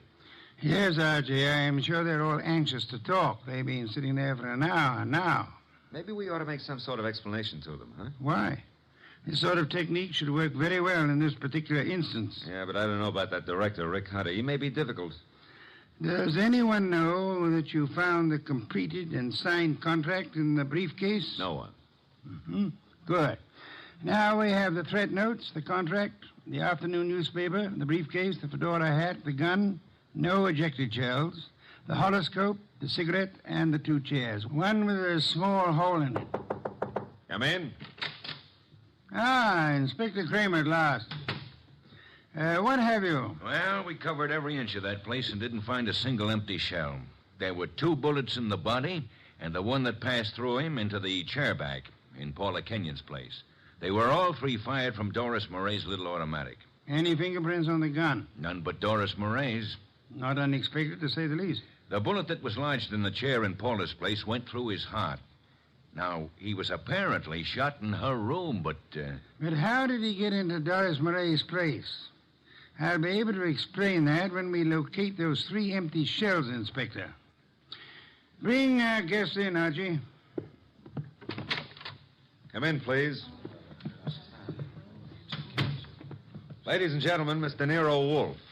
Miss Paula Kenyon. Hello. Miss Doris Murray. Hello, Mr. Rick Hunter, the director. How do you do? David Banning, the playwright. How do you do? Won't you be seated, please? May I present Inspector Kramer of Homicide? How do you do, Inspector? Mr. Wolfe has asked you here to give such details as you recall, which might be of assistance to him in the solution of the murder of Emil Stoner. Mr. Hunter, as the director, whom did you favor as the star of your next production? Why, Doris Murray. You have been deeply interested in Miss Murray? Hasn't done me much good. But you do love her? I do. And you are deep? Maybe not. Did you see Mr. Stoner go into the elevator? I did. Mr. Banning, you wrote the new play. Were you in favor of Miss Murray playing the part? Why, no. I felt Paula Kenyon was better suited for it. You and Miss Kenyon are engaged to be married? Yes. Anything happened to Mr. Stoner, you, as next in line, could assign the role as you saw fit? That's correct. Did you know that Mr. Stoner had made a final decision on the part? I did not. He didn't tell you anything about it at lunch today? No, I made a strong plea for Paula. You know about the gun in Miss Murray's dressing room? Everyone did, apparently. Very well. Miss Kenyon, did Emil Stoner visit your apartment often? Not often. We were not on too friendly terms. Did you phone him to visit you this afternoon? No, who said I did? No one? I merely asked.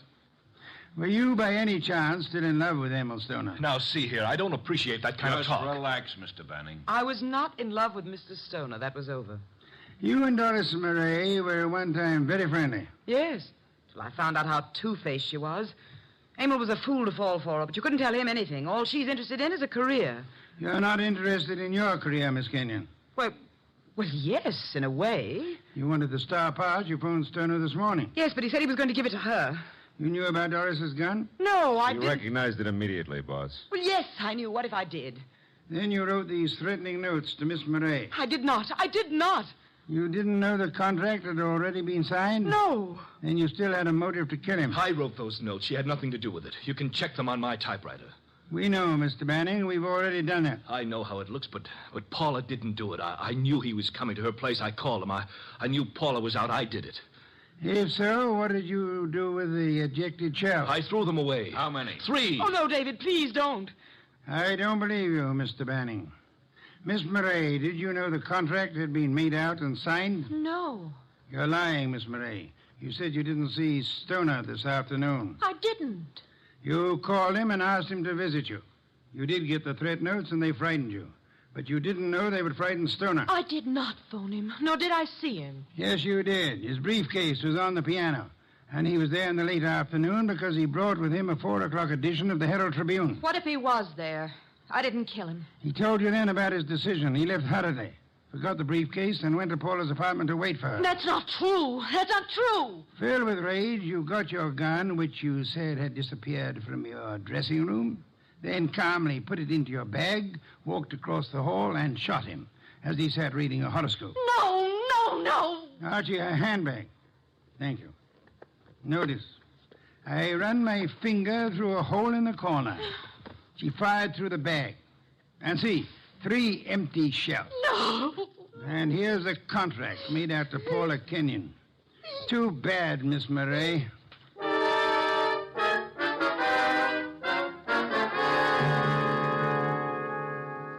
that's a good day's work, boss. Some beer, Archie. Right. Say, tell me, how did Stoner, if he was shot in Paula's room, get back to Doris's room? She couldn't carry him. Oh, now, Archie, that's not too difficult. He walked. Shot through the heart? Impossible. That's a fallacy, Archie. Official medical records show that people have walked a block in such instances. No wonder Doris was so shocked when she saw him back in her room. The shooting took place after she called us, and it seemed unbelievable that anyone would leave the gun and not the ejected shells. Ergo, the gun must have been concealed when fired. Yeah. Paula would have no reason to do that, because she was in her own apartment. And these men are not the type who would have fired through their coats. And Doris, before she started down the hall, would naturally conceal the gun, huh? In a handbag. Where else? Boss, midnight. It's another day. I'm a year older. Yes. Cuthbert's correspondence detective course in 4 easy lessons. Happy birthday, Archie.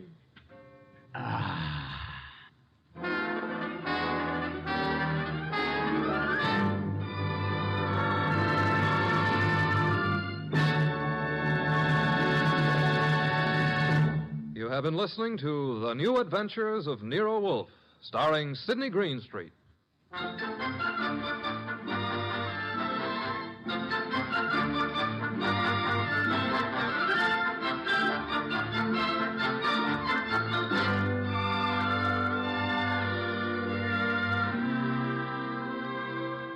Tonight's transcribed story was based on the characters created by Rex Stout. This is an Edwin Fadiman program, produced and directed by J. Donald Wilson. In the cast were Gerald Moore as Archie Goodwin, and Gene Bates, Betty Lou Gerson, Bill Johnstone, Peter Leeds, and Vic Perrin. Next week at this same time, Nero Wolfe and Archie will bring you The Case of the Party for Death. Don Stanley speaking.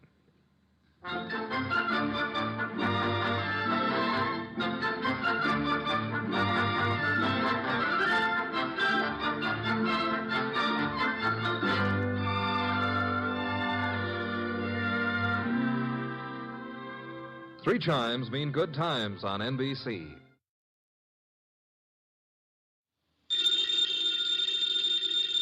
Ladies and gentlemen, the ringing of that phone bell means mystery, adventure.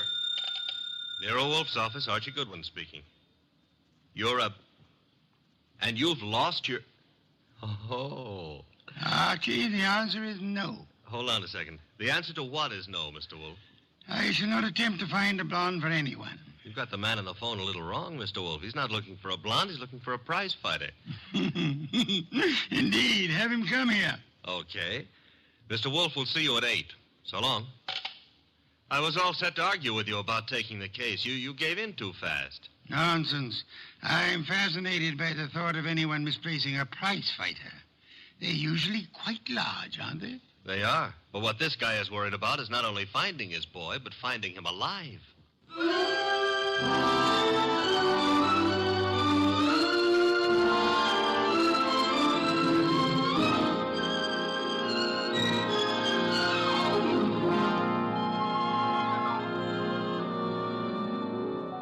Ladies and gentlemen, it's the bulkiest, balkiest, smartest, and most unpredictable detective in the world. That chair-born genius, Nero Wolfe, created by Rex Stout and brought to you in a new series of adventures over this NBC network in the person of Mr. Sidney Greenstreet.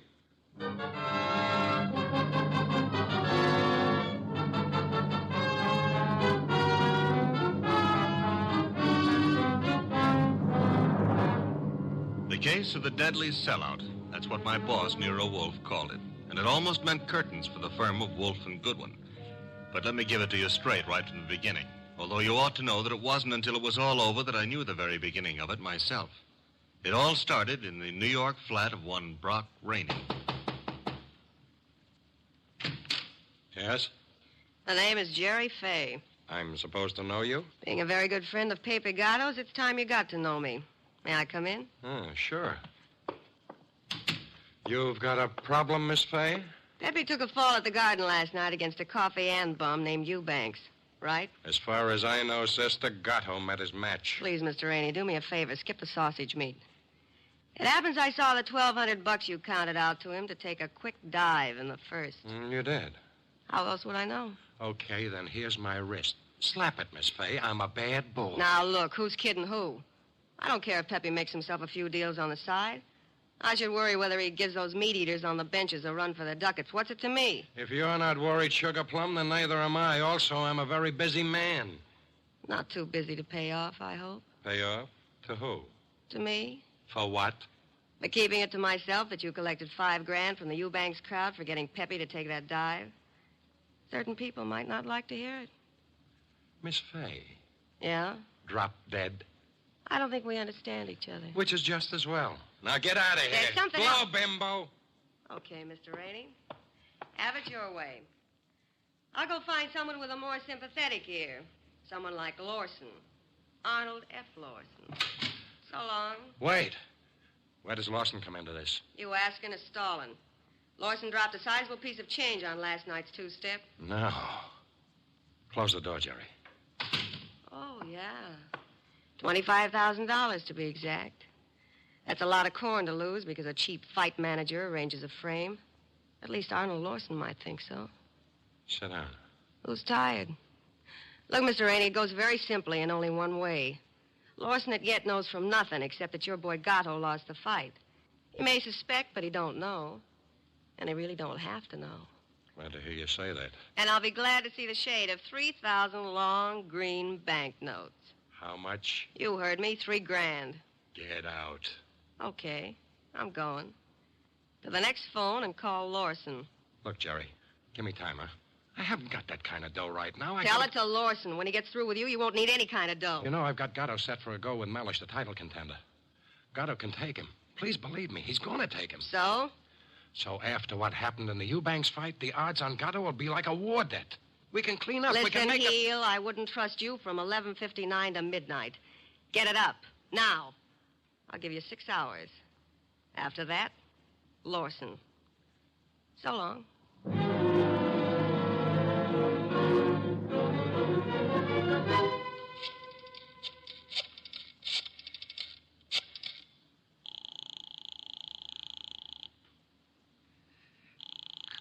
Come on. Hello? Hello, Rainey, this is Gatto. Hiya, baby. Look, the boys dropped in on me at the office at Mindy's. Lawson wants to see me. Lost? Look, Bum, I'm the one with the cauliflower ears. You heard me, and what do I do? Nothing. But... Don't go near him. Stay home. Let me take care of it. How? What do you do? I don't know yet, Pepe, but I'll find a way. How did he find out? Your girlfriend. What?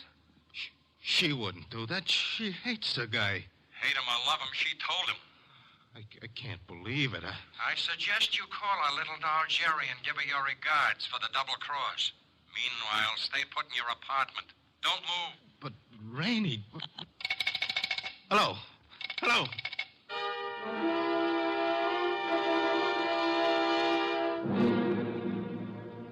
$275, 319, 3... Archie. What on earth are you mumbling about?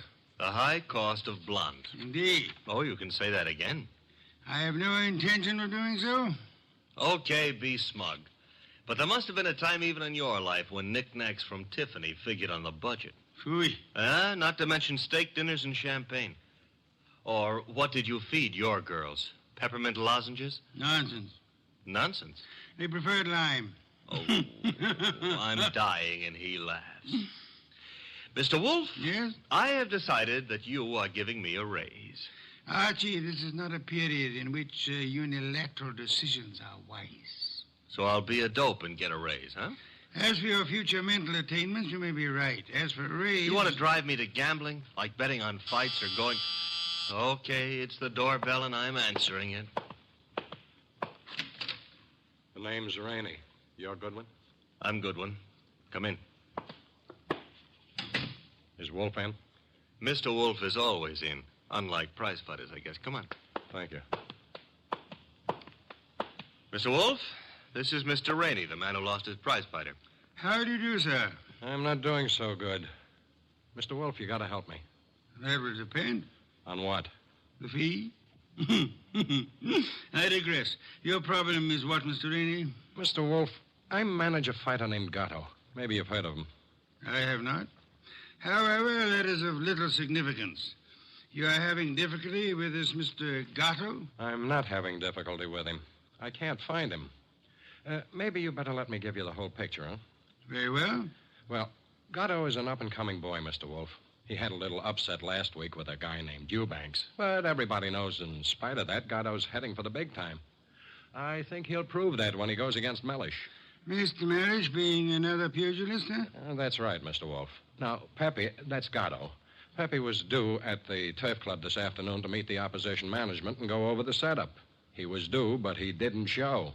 I waited all afternoon, and then I started the phone calls and taxis. The results? No results. I combed every joint I ever knew him to buy a beer in, and the score was 0. Matter of fact, nobody's even seen him for 4 days. You would have tried the gymnasiums, naturally? I did. Does this pugilist have a home? Yeah, 206A Rathburn Street. A penthouse on the roof. He was not at home during all this time? It's where I tried first. It was empty as the bank on Saturday afternoon. I see. And you want me to find him for you? If Pepe blows this fight, Mr. Wolfe, it'll ruin his career. And the preservation of his career is worth a good deal to you? I got a check for $2,000 right here. Archie? I'll get it. $2,000. Very well, Mr. Rainey. I shall take immediate steps. I got a cab waiting outside. We can get started right away. We? Phew. I shall remain here. But how do you expect to... Archie. Yes, Mr. Wolfe. You will leave with Mr. Rainey. I need information. You might try the Rathburn Street penthouse to start with. But I've already been there. With all due apologies, Mr. Rainey, suppose you restrict your activities to pugilists. Archie is a trained observer. You are not. Archie, you will pick up whatever you can at Gatto's apartment. I especially suggest a careful check on his wardrobe. Wardrobe? If his clothes are missing, Mr. Rainey, it would indicate that he left voluntarily and deliberately, for whatever reasons he may have had. If they are not, Archie, you will phone me from the apartment after your investigation is over. Okay. I shall, in the meantime, devote some thought to the subject. Huh? For $2,000, all you're going to do is devote some thought? Mr. Rainey, if I were not a modest man, I would point out to you that you're getting quite a bargain.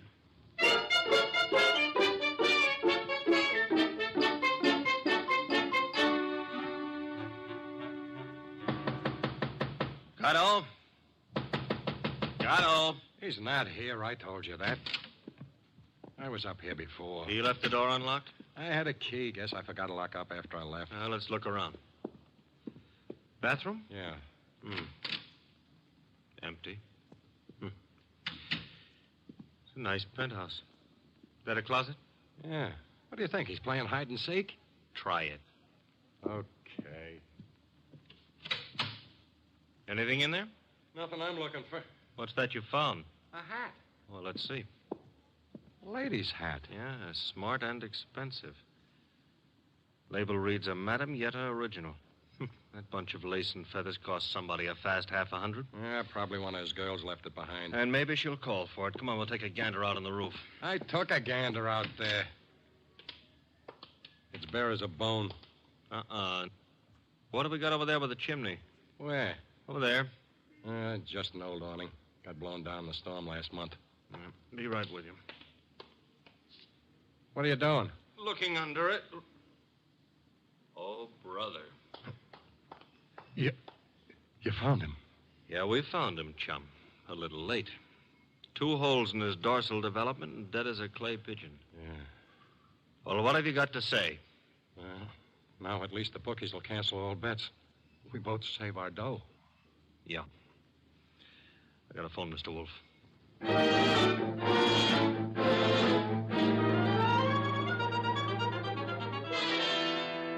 And there he was, Mr. Wolfe, under the old canvas awning. Where's the hat? Oh, this is it. That's it, boss. Snazzy number, no? Where'd you find it? On the floor of the closet. You're right, Archie. Frothy little bit of millinery, caprice. Have you any idea whose it may be, Mr. Rainey? I wish I did. You have to find out. Well, how, boss? The hat is an original. See, the label under the band reads a Madame Yetta original. Tomorrow morning, Archie, you will interview Madame Yetta. Yes, boss. And discover in your inimitable fashion for whom she made this chapeau. Hello?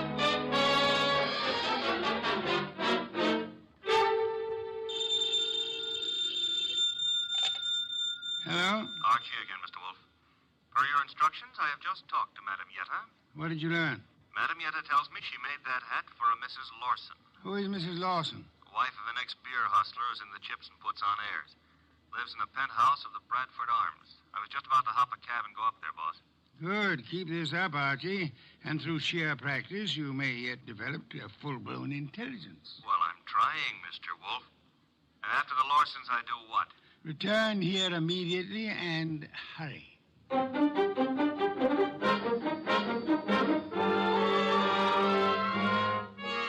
do you do, Mr. Lawson? Oh, Mr. Goodwin. My secretary tells me you're a detective. My boss might argue with you on that, Mr. Lawson. Your boss? It happens I work for Nero Wolfe. I see. And you wish to see me about... About this hat. Hat? Oh, I see, yeah. Well, Mr. Goodwin, please believe me, I never wear hats like that. Would your wife be likely to say the same? My wife? Just what are you getting at? Would I seem too nosy if I asked how well you and your wife know Pepe Gato? How well do we know who? Pepe Gato. The pug? No, not such a pug. No, huh? I lost $25,000 on him in the Eubanks fight. If you ask me, he laid down like a dog. And did you talk it over with him? Talk it over with him. Never seen the man in my life. Not even at the fight? No, I placed the bet over the telephone. I'd scarcely have anything to do with a character like Gatto, Mr. Goodwin. You surely won't from here on out, Mr. Lawson. What do you mean? Gatto is dead. You don't say. He was murdered last night. Murdered? And what would you say, Mr. Lawson, if I told you that this hat is your wife's and that it was found in a closet in Gatto's apartment? Now, wait a minute. Let me get this straight. Are you implying... Not implying. Facts are sticking out. What time was this dumb brute done away with? Oh, I'd set it at somewhere between 5 and 7 p.m. last night. Well, you said it very conveniently. Thanks. Why? My wife and I drove out of the city at 4:30 yesterday afternoon. Didn't get back until 2 this morning. And this hat? It took wings and flew into Gatto's closet? Is that the answer? No, that's not the answer. Then what is? This is. A month and a half ago, I was with Celia on a bus top. She was wearing that hat, and the wind blew it off her head. I see. And from there, we figure that somebody picked it up, and it finally wound up at Gatto. You can figure anything you please. Personally, I don't feel in any way obligated to figure anything. Darling, I was just on my way out, and... Oh, I'm sorry. I didn't realize you were busy. Yes, I am busy, Celia. Wait a minute. He's not all that Run along busy. now, dear. You'll be late. But I want to talk Run to you. along, Celia. Yes, darling. Sorry. I'll see you later. Beautiful. Really beautiful. I've always thought so, Goodwin. You, didn't give me much of a chance to talk to her, did you, Lawson? If I didn't, it's for your own good. My good? I don't get it. Celia's a sensitive person, and I won't have her bothered.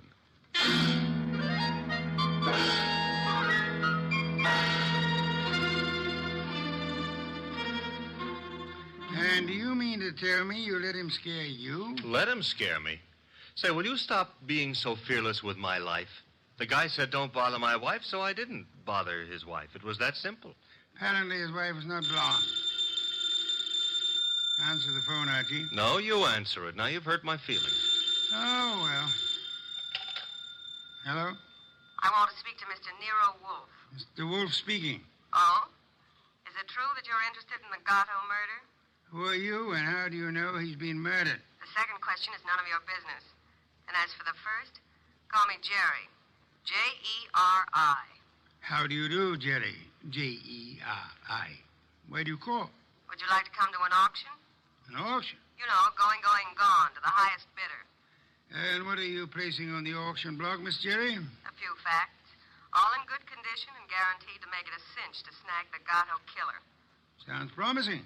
Only you'll have to bid against real money. May I have the address of the auction room? You'll have no trouble finding it. Your assistant was there last night. Where? The penthouse on top of 206A Rathburn Street. The big item goes on at 4 bells.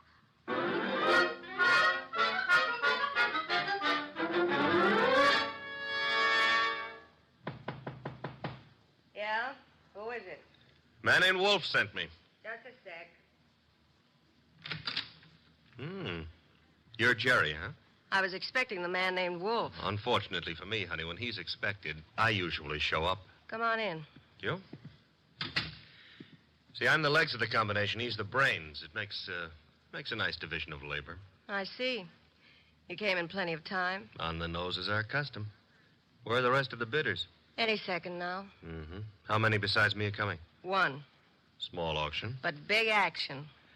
How'd you happen to decide on this? I knew Gatto pretty good. And you were fond of him pretty good, huh? How did you guess?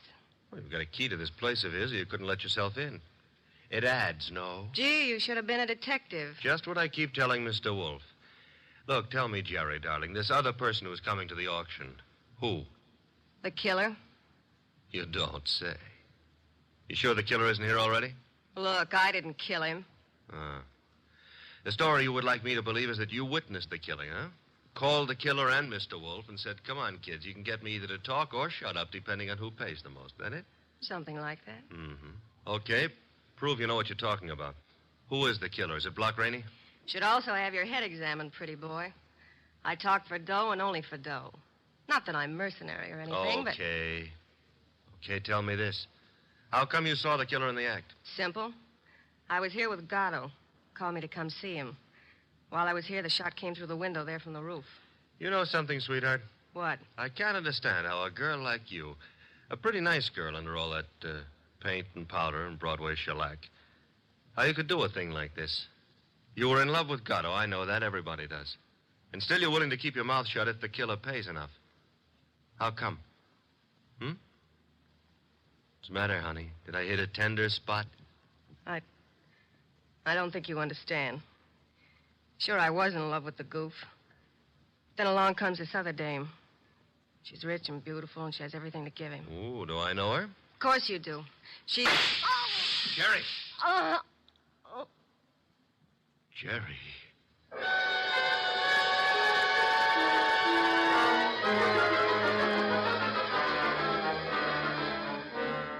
She was just about to tell me, and then the shot came through the window from the roof, boss. It's a flat roof outside. You didn't, I suppose, see the murderer? No. I caught Jerry in my arms. By the time I laid her down on the couch and got out on the roof, the killer was gone. Get right over here and bring our client with you, if you can find him.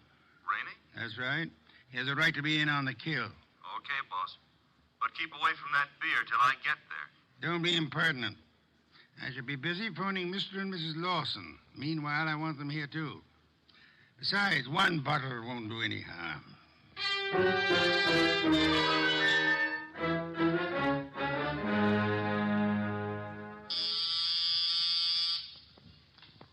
There they are. Let them in, Archie. You remain seated, Mr. Rainey. Okay, Mr. Wolfe. Well, come in, Mr. Lawson. Come in. Mr. Wolfe here? He's here. Nice of you to come. Anything to help the law. Ah, Mr. Lawson. Your wife didn't come.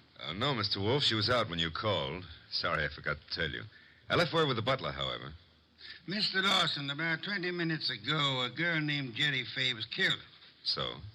She was killed in your neighborhood, in the flat formerly occupied by one Pepe Gatto. Well, where would that be? Maybe your wife knows where the flat would be. How dare you, sir? No histrionics, please. Where was your wife when the girl was killed? I'm advising you that if there is an alibi, now's the time to state it. I wouldn't humiliate Celia by alibying for her. And the police will pick her up. But she didn't kill this girl, Mr. Wolfe. You have reasons for that opinion? The best of reasons. I'd be grateful if you'd state them and let me be the judge of their excellence. One should do. This one. Celia's out in the country visiting her mother. Oh? Does that settle it? Possibly. What's her mother's telephone number? Why, Merely a routine check. Well, can't you take my word? I'll take her mother's number. Well, Mr. Lawson? I'm sorry. I hoped you'd buy this story. What do you mean? The mother's been dead for 10 years. I see. Well, I don't. What's the idea? It's known as marital devotion, Archie. I suppose you realize, Mr. Lawson, that in shielding your wife, you're aiding and abetting a murderess? I haven't stopped to realize anything. When Goodwin brought me that hat, I didn't know what to say. Oh, you pitched me a curve then, too. Well, I suppose you might call it that, but... And she didn't lose the chapeau off a bus top. No, but you've got to understand.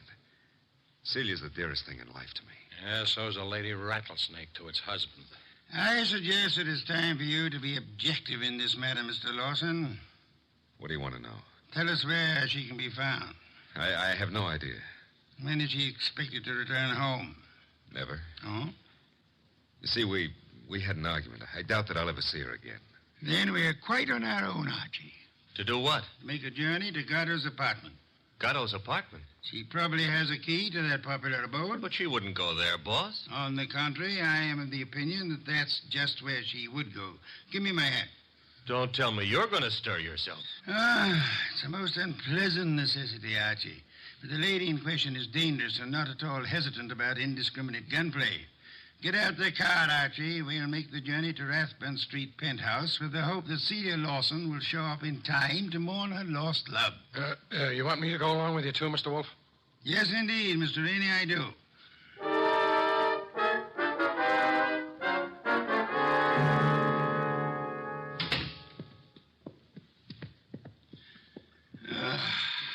I trust this chair will hold me. Should. Biggest chair in the house. Mr. Wolfe. Yes, Mr. Rainey? Mr. Wolfe, am I to understand that the way you have it figured is that Mrs. Lawson killed Gatto, and then to keep the girl from pinning the crime on her, she killed her, too? What's the matter, Mr. Rainey? Don't you think the theory holds water? Well, yes. I mean, of course it does. Thank you. On the other hand, there is room for doubt. I'm glad to hear you say that, Mr. Wolfe. Would you mind explaining? I'll explain, Mr. Lawson. Mr. Goodwin was in this room when Jerry Fay was killed. Right, Archie? Right, boss. He ran as quickly as he could out onto the roof, but your wife was nowhere in evidence. What difference does that make? A good deal, I'd say. Wouldn't you, Archie? Yes, a detail like that would give a jury room for doubt. Oh, don't be a fool. How so, Rainey? Well, I was about to agree with Rainey. I mean on sheer logic. I'm afraid I miss your point, Mr. Lawson. Well, what if Goodwin didn't see her? That proves nothing. She fired the shots, and then she ran down the fire escape. What fire escape? The one a few feet beyond the chimney. Mr. Lawson. Yes? Who told you there was a fire escape there? Why, Yeah, who did? You can't see it from here, Lawson. Well, I just imagined there might be. Sensationally accurate imagination, Mr. Lawson. Allow me to congratulate you. I don't know what you have in mind. You have in mind to see your wife convicted of the murder of Pepe Gatto, and so punish them both for having dared to fall in love. I love Celia. I worship her. Yes, that's what you expected me to believe, hoping, meanwhile, that a hat would convict her. You worshipped her until she became fascinated by a young savage animal known as Pepe Gatto. No. At that point, the worship shifted into reverse, and you went green with hate. Hate that drove you to climb that fire escape that you know so much about and shoot him in the back. You're dreaming. Jerry Fay saw you in the act, and when she was about to divulge your identity to Archie, you killed her too, meaning to hang her murder on your wife along with the other killing. That's a lie. Mr. Lawson, I didn't bring you here to apprehend your wife. There's really no reason why she should come here. I suggested this visit in the belief that you'd betray some guilty knowledge of the place and circumstances, as you have so obligingly just done. You're clever, aren't you? Monumentally. But a little hasty. So? Why? This gun in my hand. Haven't you noticed? Of course, sir, but yours is not the only gun in the world. What? Sit still, Arnold, and don't turn around. Your wife, Mr. Lawson. Come in, my dear. Celia, what are you doing here? I came to get a hat that I'd left in Pepe's closet. It suddenly was clear to me what was in the wind, and I thought I'd better remove all evidence that you could possibly use against me. Celia, listen, you must understand I it's for you. understand one thing only.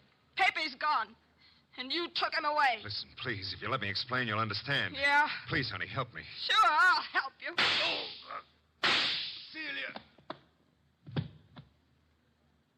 Well, that's all, Mr. Wolfe. What now?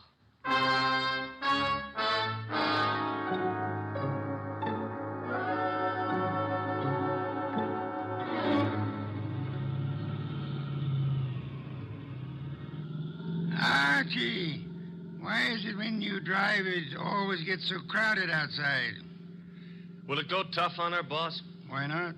She killed a man in cold blood. Though she actually saved our lives while doing so. I hope that helps her at the trial. I hope so, Archie. After all, if she hadn't done what she did, what would have happened to the lobster bisque? What lobster bisque? the lobster beast that Fritz is making for dinner. Hurry, Archie. It really can't be appreciated unless it's eaten hot.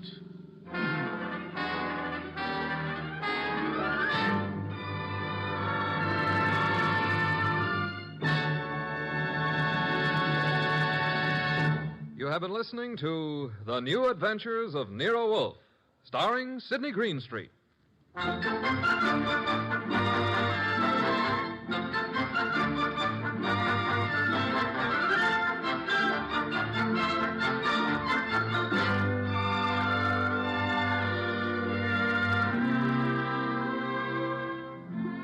Tonight's transcribed story was based on the characters created by Rex Stout.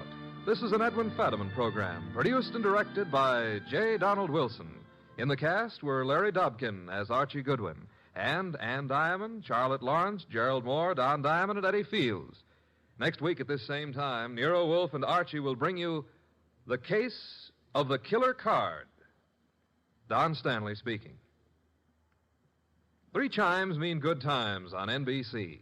Saturday night is date night, and NBC has a lively lineup of music and fun to help your courting along. Tomorrow, Dennis Day brings you a melodic and mirthful 30 minutes, and then Judy Canova gets together with her gang for a sparkling session of mountain-style song and laughter, followed by singing MC Red Foley and his friends on that exciting parcel of Western tunes and mayhem Grand Ole Opry. Here's Sam Spade. 3 chimes mean good times on NBC.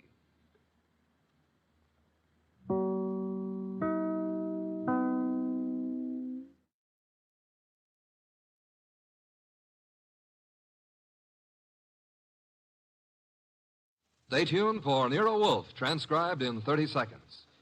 The chimes are all set to wish you a Happy New Year this Sunday with a gala broadcast of The Big Show.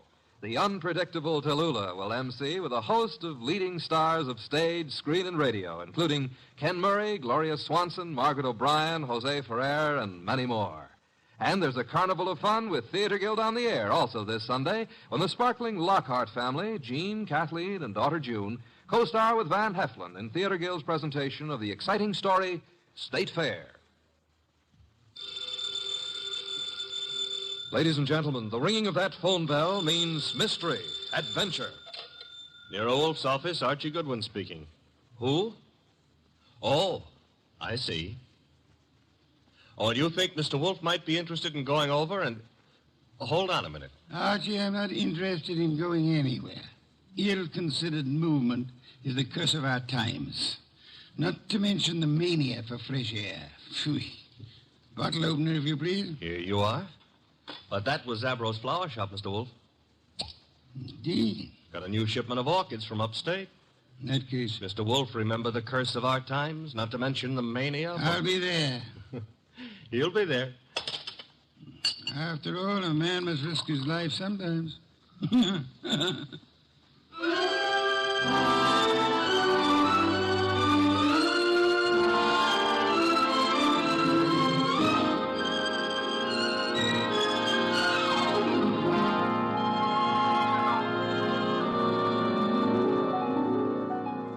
Ladies and gentlemen, it's the bulkiest, balkiest, smartest, and most unpredictable detective in the world. That chair-borne genius, Nero Wolfe. Created by Rex Stout and brought to you in a new series of adventures over this NBC network in the person of Mr. Sidney Greenstreet.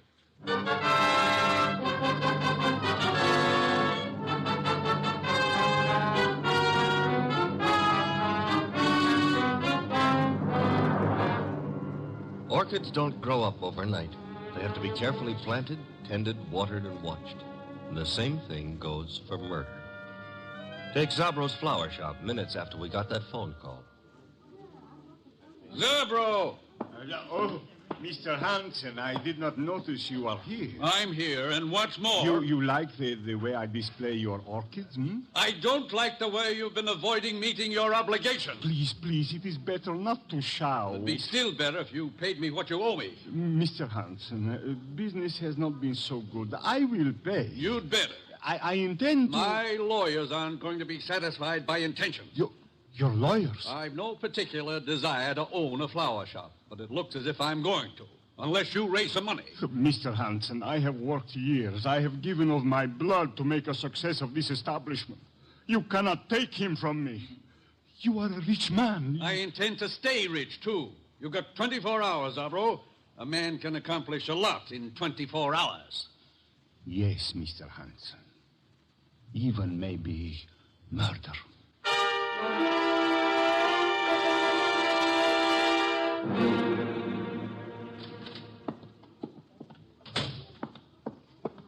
Mr. Zabro, Oh, good afternoon, Miss Hansen. is Uncle here? Yes, he is here.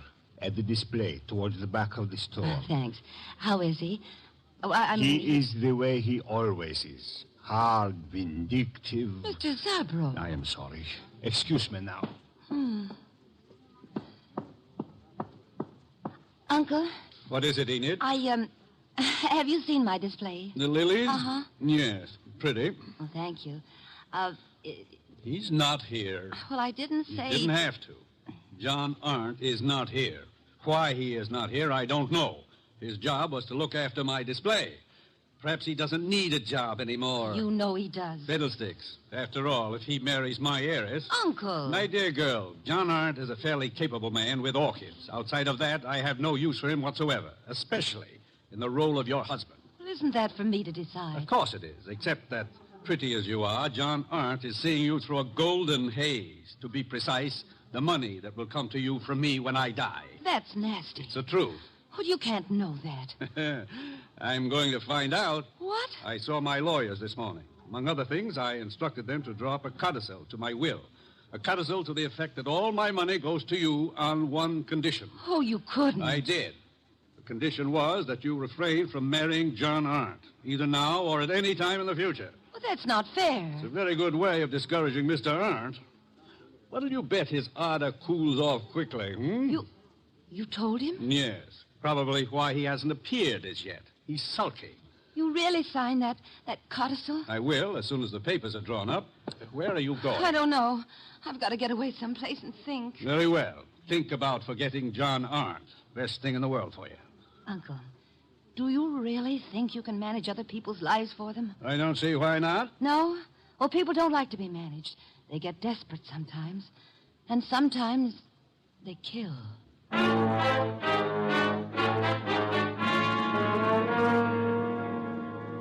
Mr. Wolfe, what are you doing? Getting up. I'm up. Well, that makes you eligible for the Explorers Club or something. Ah, my coat and muffler, Archie. I got him here. Thank you. You're really going out into that weather outside? Archie, must you try to be witty? It amuses me no end. Haven't you seen enough of those weeds yet? An orchid is not a weed. Another muffler, Archie, the woolen one. You've already got two on. Please, fresh air clogs the lungs, Archie. Sure, everybody knows that, but they won't admit it. Of course not. The conspiracy of silence. Archie, I'm ready. You sure? I can see a square inch of skin showing. Come. You're driving me to Zabro's. Mm-hmm. All right, careful. And take a deep breath. I'm going to open the door. You ready? Yeah, very well. Open it. Be brave, Mr. Wolfe. We'll keep the car window shut, and maybe you'll make it. Careful. The risks one takes. In you go.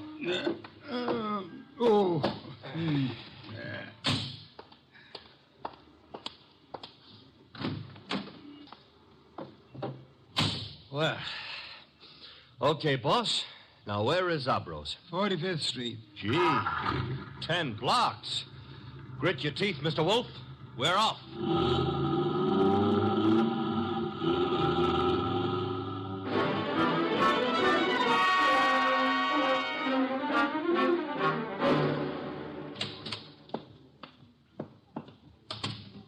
Oh, Mr. Wolfe, I'm glad you are here. Those orchids you wrote me about had better be worth a trip. The trip? But I think you live only a little way from here. Don't forget it had to be made in the open air, Mr. Zabro. Where are the orchids? Towards the back. They are from Hansen's place. He is a fine grower. I have made an exhibit. Good. Oh, excuse me. Others are here. You go look for yourself, no? Very well. Archie. I was just noticing the... Did a girl just enter the store? A girl, a goddess, tall, graceful, Venus de Milo with arms. Arms that were made... Never mind, let's go look at orchids. Thank you. Very fine. The exhibit is laid out like nature, huh? Reminds me of a spot in Central Park that I spent some of my happiest moments in. Then you do like flowers? I don't go to Central Park to look at flowers. I went there to, forget it. Gladly. Now go away and annoy someone else. Venus? I want to concentrate on these orchids. Goodbye. Okay. I'll leave you alone with your loved ones. Let's see, maybe I can arrange to be left alone with something I could very easily learn to love.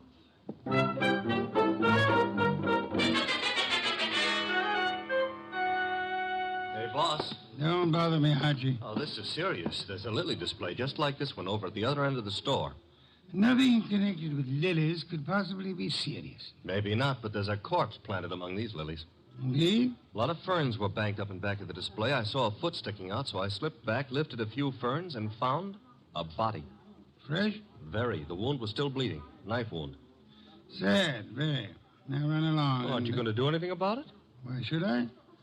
Anyone who would permit himself to be found dead or alive among a display of lilies is beneath contempt. Well, maybe the poor guy didn't have a chance to crawl into an orchid display before he died. However, if that's the way you feel, I'll tell the police all about poor Mr. Hanson and let them... Who? Hanson, the orchid grower. He's one of the finest in the country. Not is. Was. Wasn't me who pushed him under the lilies. Under lilies? Bah. He would have hated that. Have you told Zabro? No. Zabro's been busy up front. Where is this display? Right along here. There's been a number of people in the store since we came. Someone else may have noticed that dead man's foot. I covered it. Satisfactory. At times you give the illusions of intelligence. Is this the display? Yep. Come around to the back. There's a little space between the back of the display and the wall. Yeah. Now here, right under this pile of ferns... Yes, Archie? Hey, that body. What about it? It got bashful. It's gone. Indeed. The corpse was dead. Corpse is off now. Confound you, Archie. Have you been drinking too much milk again? Now, look, boss, I saw him there. The blood's still coming out of his back, and I tell you that... Let me understand you. Are you suggesting the corpse rose and walked away? No, but somebody could have dragged it away. Somebody who put it here in the first place. Pixies, no doubt. Come along, Archie. If this is some half-witted trick to distract me from the orchid... Oh, no. I never come between a man and his love. Hey, wait a minute, Mr. Wolfe. Yes? Do ferns bleed? Let me see. Oh, indeed. Yes, there is blood. Fresh arterial blood on these ferns. Bright red color. Which means there was a wounded person among these lilies recently. Thanks for the late vote of confidence. Whoever killed Hanson apparently found a better place for him. Took him home to put him over the mantelpiece. Unlikely. Hanson wasn't very decorative. Okay. Now, shall I yell for the police? You have nothing to show them except a fern leaf covered with blood? No. Don't tell me you smell a fee among all these flowers. Hanson was a man I admired. Good heavens, Archie. The number of first-rate orchid growers is small enough without one of us being murdered. Unsportsmanlike, huh? Okay, we won't stand for it. What next? The body was removed from the building. How? Well, I wouldn't swear to it, but there's a window here that leads out to an alleyway. Could the alleyway be seen from the street? I don't think so. There's a bend in it. Wide enough for a car? Yep. Bring Zabro to me. Oh, don't bother. He's coming himself. Well, Mr. Wolfe, what do you think of the... Mr. Wolfe, I do not believe this. What don't you believe? You are looking at lilies. Not exactly. Whose flowers are these? Mr. Hanson's niece grows lilies. I see. Zabro, did you get all your orchids from Hanson? Oh, yes. He is an artist. Practically an old master at the moment. How much money did you owe him? Who tell you I owe him? You do, don't you? Well, yes. Business has not been so good. But did he speak to you? No, I guess you owed him money. But I do not understand. Was Hanson in the store today? Yes, he came. You hear us quarrel, eh? Where is he now? I do not know. He leave, maybe. I rather think he did. Zabro, who else was in the store within the last half hour who might have known Hanson? Oh, Miss Hanson was here, and John Aaron. He is Mr. Hanson's assistant, and how you say, sweet on Miss Hanson. Was she the tall girl came in shortly after we did, Mr. Zabro? Tall? Yes, I think so. Are either of them still here? No. They go. Together? Miss Hanson go first. Very well. Come along, Archie. Okay, Mr. Wolfe. You will not tell Mr. Hanson you know of my debts. No, Mr. Zabro, I won't tell him. As a matter of fact, even if I wanted to, I don't think he would listen.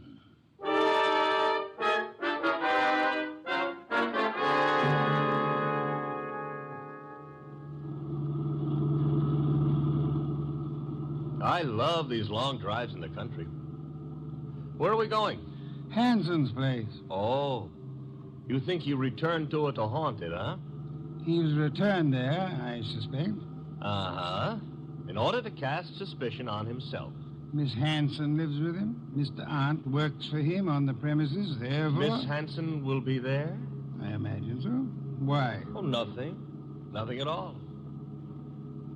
Boss, can we stop at the next town? Why? I want to buy a book on lilies. This sudden... You mean Miss Hanson grows them and there. Uh-huh. You see, that way we'll have something in common. Perhaps, but Archie, is an interest in flowers what you want to have in common with her?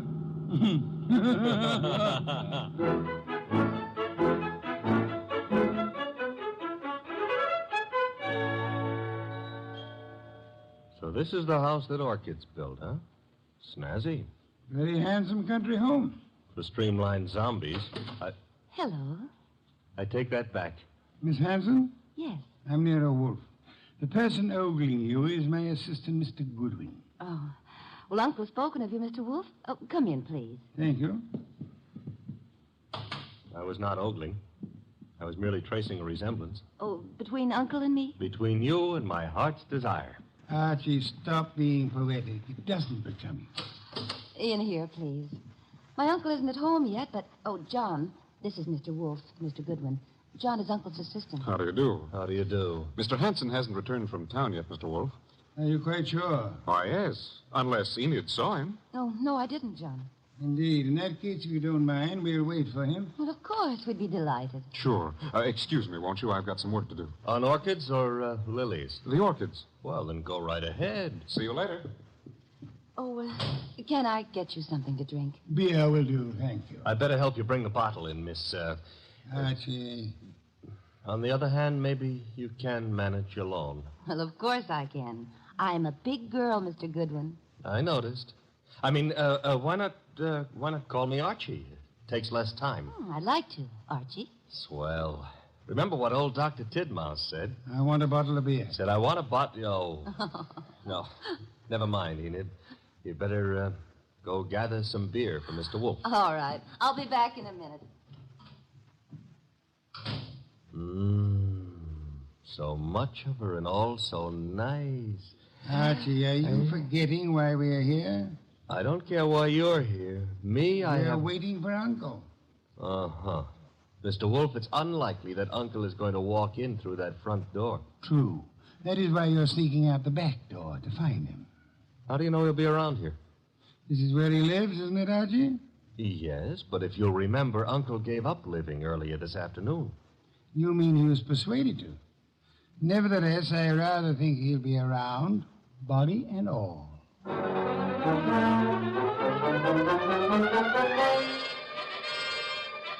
He wasn't in the house, so I tried the conservatory, hothouse, what have you. It was hot in that steam-heated orchid paradise. Also, it was full of orchids. Unfortunately, it wasn't full of Miss Hanson. I wandered hither and yon for a moment, dreaming of her, until I noticed a foot. Same foot I'd seen back at Zabro's, and peculiarly enough, the same corpse was attached to it. Uncle's.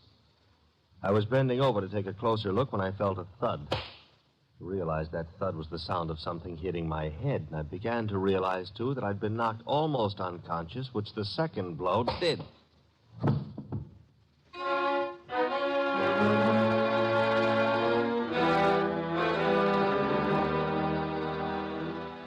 Can't understand where my uncle is, Mr. Wolfe. His staying away so late is unusual, then. Of course it is. Which reminds me, Archie's been gone for several hours. Yeah. Where did he go, Mr. Wolfe? To look about?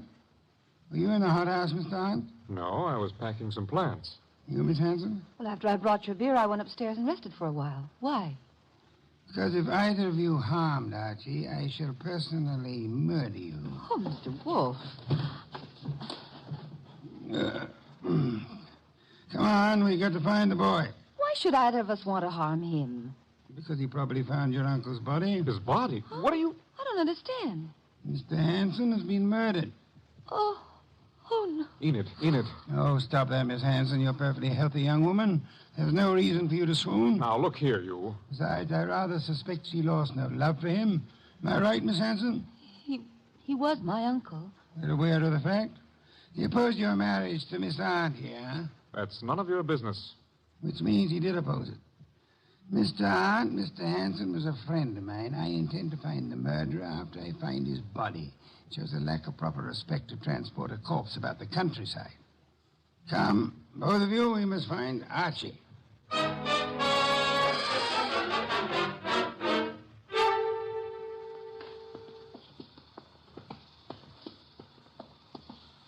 This whole thing's like a nightmare. Except you can't wake up from it. Let's go on with the search. Oh, look, there on the ground. Archie. I'll see if he's all right. Why, this is fantastic. Mr. Hanson stabbed to death, and now Goodwin. He's just been stunned, thank heavens. He's coming to. Oh, I died. Oh, correct me if I'm wrong, but I'm dead. Archie, speak to me. Oh, I went to heaven. Are you all right, Archie? Uh-oh, the other place. Get up. Sure, if somebody will hold my head. Oh, are we having an earthquake? You poor boy. Take my arm here. I'll take both. Ooh, he's normal. What happened, Archie? Somebody hit me when I wasn't looking. Yes? Why? I don't know. Oh, yes, I remember. Yes? I found Uncle lying right there. Right there. The poor boy's delirious. Don't tell me he's gone again. I'm afraid he has, Archie. Are you sure you saw him? I'm positive, and then somebody slugged me. That corpse is the shyest one I've ever met. Blood would have dried. There'll be no signs of his having been placed here. Bad. Why? Your testimony would be valueless, especially since you were found unconscious. The jury would suspect you of having hit the bottle.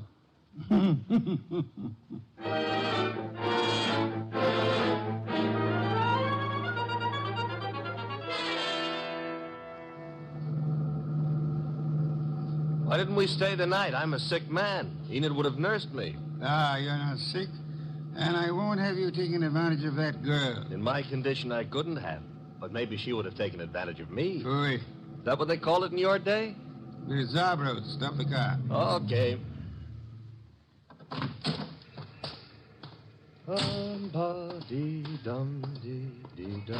Here we go.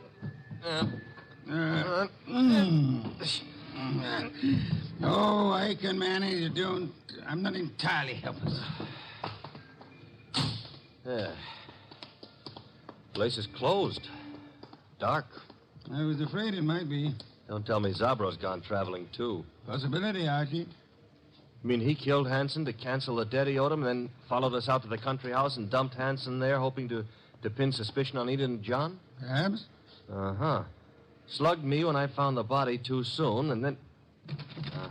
Guess we better get into the joint. Door's locked? A guy I know got out of jail the other day. Yeah? He's reformed, so he gave me all his skeleton keys. You have them with you? Mm-hmm. And we'll find out in a minute just how good a burglar he was. Very good. Will you come in? Shut the door. Okay. Now, what's that? Somebody's been hurt. The lights. Nothing up front here. Back of the store where the exhibits are. I'll go see. Maybe you better stay here. Nonsense. Oh, where? Uh-oh, among the lilies again. But this time there are two bodies there. Sabro. Quick, Archie. Mr. Zabro? Mr. Zab? He's been shot, boss. Bad. He's trying to say something. In the lilies, Mr. Mr. Hanson. Yes, we know about him. Who shot you? From the window. Alleyway. Came in. Mr. Zabro, who? He inherit money. Inherit. Down, Mr. Wolfe, quick. Somebody shooting from that window.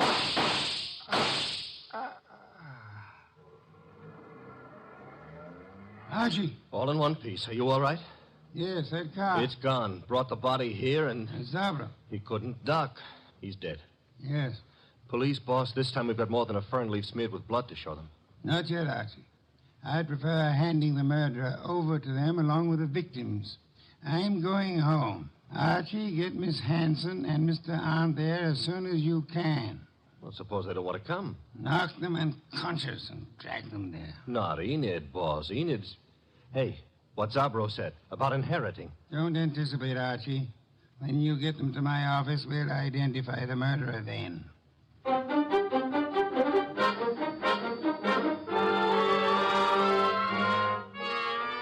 Mr. Wolfe, don't you think this is all a little high-handed, dragging us here in the middle of the night? Murder is even more high-handed, Mr. Arndt. Please, John. Miss Hanson, do you inherit? Well, I guess so. I'm Uncle's only relative, so I suppose. Wait a minute, Enid. Mr. Wolfe, are you suggesting that she had anything to do with this invisible corpse? The corpse is no longer invisible, Mr. Arndt. You've seen Uncle? Yes, dead in Zabro's establishment. Lying with a knife in his back in his own orchid display. Now you're trying to pin something on me. You know I set up that orchid display. Indeed. The police will be interested in that information. But he wasn't found in the orchids. He was... Yes, Mr. Arndt. He was found where? I don't know. You were about to say the lily display, weren't you? I wasn't going to say anything. You're a little late. You already informed us that you knew his body was not placed in the orchid display. How did you know? I just guessed. The jury will be very much impressed by your remarkable clairvoyance, especially since... Archie, ask Mr. Zabro to come in. Mr. Zabro? Okay. Don't bother, Goodwin. John, that gun. Shut up, you little fool. Enid's a big girl. I don't know how you tumbled, Wolfe. Lucky guessing, maybe. Oh, come now. Neither of us has indulged in guesswork. You killed Hanson, placed his body in the lily display to attract suspicion towards Miss Hanson. You felt sure she wouldn't be convicted, so you were safe. She would inherit, you would marry her, a marriage which your uncle opposed. When you saw that Archie had discovered the body too early for you to establish an alibi for yourself... Then he sneaked the body out of the window into his car and then dumped it in the hothouse. For time. Go on, Mr. Wolfe. He didn't intend it to be discovered there, which was why he knocked you unconscious, Archie. Oh, I'm so glad he had a good reason for it. He had a body on his hands. He decided to double back, put the body in its original place, and carry through his plan. But Zabro caught him at it, poor fellow. I thought Zabro was in the other room. Lost you fool. Do you think I, too, am addicted to carrying corpses about? Zabro is dead. And you've given yourself away unnecessarily. Archie? All right. Archie, quick. Let go, Enid. I've got his arm. I'll give him mine with a fist attached. Very satisfactory, Archie. Now call the police. Inform them you have 2 corpses and a murderer for them.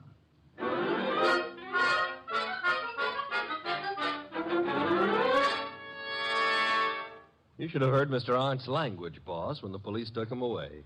Oh, I don't think he loves you. I don't think it matters anymore. It used to me. Growing pains. You'll get over it, Miss Hanson. You trapped him, Mr. Wolfe, but what made you so sure he did it?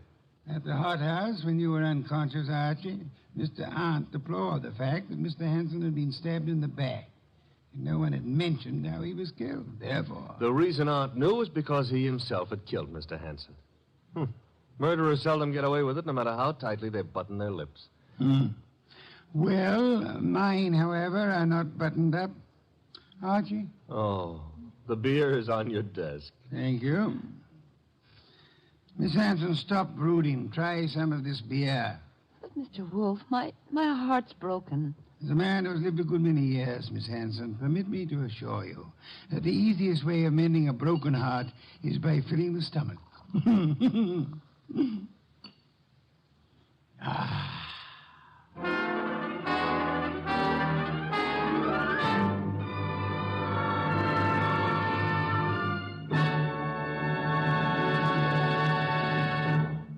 have been listening to The New Adventures of Nero Wolfe, starring Sidney Greenstreet.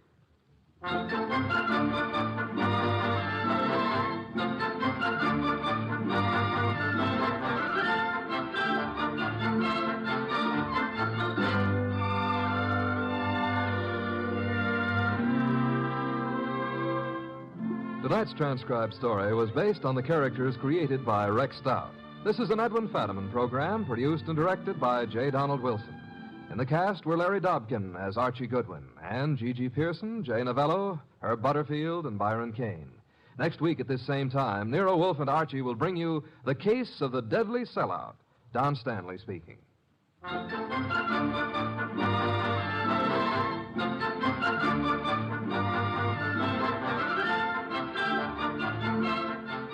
Three chimes mean good times on NBC. Friday means another visit with that entertaining eating establishment, Duffy's Tavern.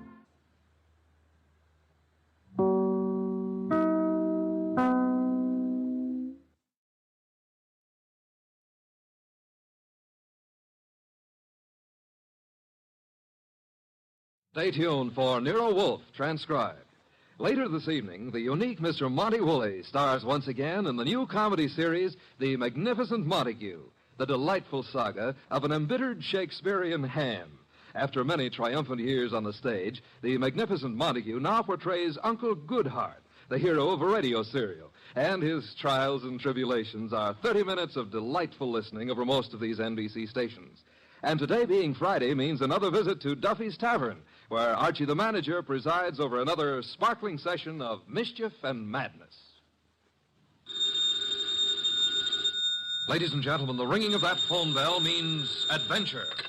Hello?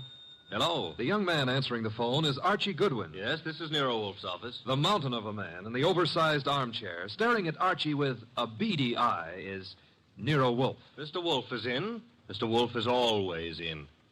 Would he stay in until... He would. Archie, what on earth? Boss, she sounds blonde. Phooey. Don't believe I can tell over the phone? Okay. Excuse me, miss, but are you blonde? Oh. Go ahead and laugh. Thank you. Mr. Wolfe, we'll see you. Goodbye.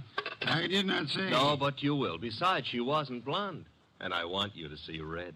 Oh, Archie, better think of some new ones. Ridiculous.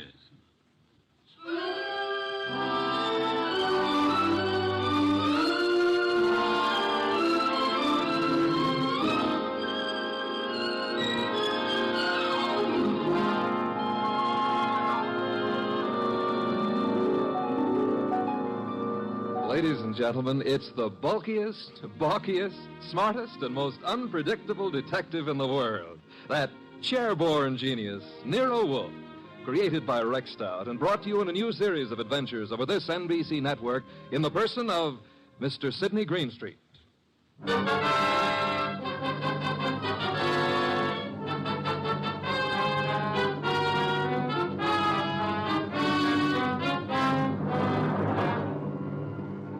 Tonight, it's the case of the girl who cried wolf.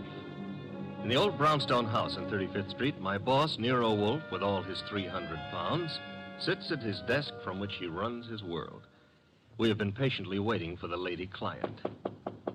Then there's a knock at the door, and I admit her. A beautiful, frightened, and red-headed girl. Mr. Wolfe? Mr. Nero Wolfe? Not by 160 pounds. I'm Archie Goodwin. Oh, yes. I spoke to you on the phone. I'm Mary Dunning, Mr. Goodwin. I was wondering if... He's in. He's always in. Come on. We'll try getting him to admit it. This is Mr. Wolfe. Miss Mary Dunning. How do you do, Miss Dunning? Here, take this red leather chair. It's a nice match for your hair. You know, as old Dr. Titmouse has said to me, beware of a red-headed woman. But I never could believe Thank you, them. Mr. Goodwin. Your business, Miss Dunning? Do you mean what I do or why I've come to you? Both, if you please. Well, I'm Mr. Stevens' secretary at the Tolliver Ecological Foundation. Our offices are down on East 12th Street. Ecological? Field research as to factors operating on plant and animal development and survival, Archie. Animal development, huh? Miss Dunning, the foundation has several agricultural research projects throughout the country, hasn't it? That's right, Mr. Wolfe. And Donald Stevens is executive director. Or was until... Was? He's disappeared. It's been 3 days now. He's not been near the office nor his apartment. No message or... Apartment? Stevens been living alone? He's a bachelor. He's engaged to Laura Tolliver. She's a cousin of the original Tollivers. But she doesn't know where he is either. Have you come to me on Laura Tolliver's account or on behalf of the Foundation? Well, neither, Mr. Wolfe. I'm just worried, and I'd heard of you as one of the finest private detectives in New York. You've heard of me, Miss Dunning. We see that you're here. I still fail to understand why. But I've told you. Mr. Stevens has dropped out of sight. And there's another thing. The last time I saw him, he had a caller with him in his office. Caller? Male? Female? I don't know. We're in a converted old brownstone house, and, well, the way the offices are laid out, I don't see all the people who come in unless they make a point of coming to my desk. Mm-hmm. I see. All I know is that Mr. Stevens stepped out for a moment, looking either scared or angry, I couldn't be sure which, and asked me to see if there was a policeman at the corner. Which corner? Archie, continue, Miss Dunning. Well, I started to go, and there were low voices arguing from the inner office. And then Mr. Stevens called me not to bother. Then what? He said I could go ahead and take my lunch hour then. So I did. And when I came back, he was gone. Leaving no message? Leaving no message. And you've neither seen or heard of him since? I've tried all over. By phone, going out myself. Miss Dunning, has Mr. Stevens been in the habit of making extended business trips? Well, once in a while to our research stations in Pennsylvania, or New Jersey, or up in Vermont, but not without letting me know. I have to make out his travel vouchers. Has there been any recent trouble at the Foundation? Trouble? Financial trouble? Personal trouble? No, there's been no trouble. Miss Dunning, you're wasting my time and yours. This is a problem for the police, if there is a problem. Oh no, Mr. Wolfe. I'd have gone to the police, except, well, if there should be an innocent explanation, it didn't seem fair to the Foundation to risk the unpleasant publicity I said for the police. Wait a minute, Mr. Wolfe. It's your say-so, but when a girl walks in here and asks... The young lady can depart by the use of the same rather trim legs that carried her here, Archie. Oh, now, look, boss, just because I Miss looked at... Dunning, I can think of a dozen reasons that might take your bachelor director out of town for a few days without the formality of explaining his actions. Then you won't look into this? Despite Mr. Goodwin's frowns, no. Should Mr. Stevens not turn up tomorrow or so, I suggest you advise the police or whatever attorney acts for the Foundation. There is such a person, of course. Yes. Jonas Dowd is counsel. He's also a Coke trustee. Consult him, then, by all means. But you don't seem to understand. If you'll excuse me, I'm overdue for an important conference with my cook. We have just received a shipment of truffles from France. Well, of course, if Mr. Wolfe, if you ask me... Precisely what I've refrained from doing, Archie. Would you be good enough to escort Miss Dunning to the door? To the door, Archie. Good night, Miss Dunning. Good night. Good night. And thanks, just the same. Look, Mr. Wolfe, it's your shop and you can get as surly as you please. But can you give me one excuse for that high-handed brush? One thin shred of an excuse? Miss Dunning was sitting in this chair... The girl was lying, Archie. Lying? How can you say that? At least twice. And possibly from the moment she opened that undeniably pretty mouth. Now, if you would excuse me, Archie, I have an appointment with a truffle.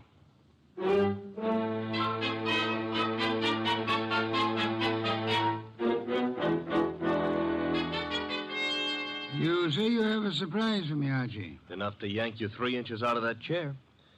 Remember the girl who was here last night, Mary Dunning? You seem unwilling to let me forget her.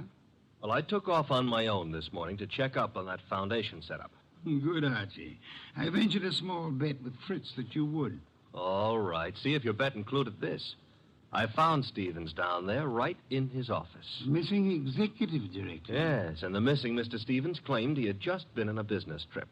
Delayed getting back because his car had been smacked by a hit-and-run driver in New Jersey. Now, here's the payoff. He even tried to make out that he'd been thinking of calling you in on a problem. Hit-and-run accident? No, something about the Foundation.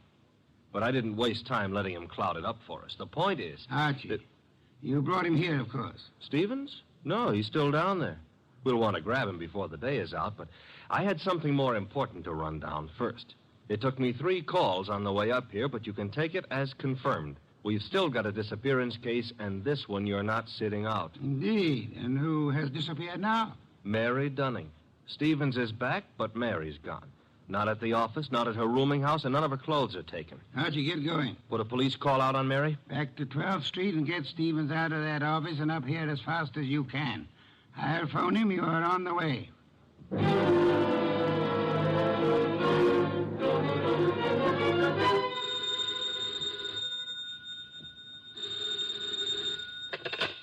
Hello? This Donald Stevens? Yes, this is Donald Stevens. This is Nero Wolfe. I understand you've been thinking of consulting me. Well, as a matter of fact, I have, Mr. Wolfe. I started to explain to Mr. Goodwin, but... Are you alone there at the office? Why, well, yes. As it happens... Be careful. I don't think your car smash-up was an accident. I've just sent Mr. Goodwin to ask you to come here. Meanwhile, I'd suggest... Oh, excuse me, Mr. Wolfe. There seems to be someone coming in now. Wait, Mr. Stevens. There hasn't been time for Archie to get there yet. Excuse me, Mr. Wolfe. Don't. Just hold the wire a moment. Wait, Mr. Stevens. Come on in. I haven't had a chance yet. Well, what? No! No! Oh!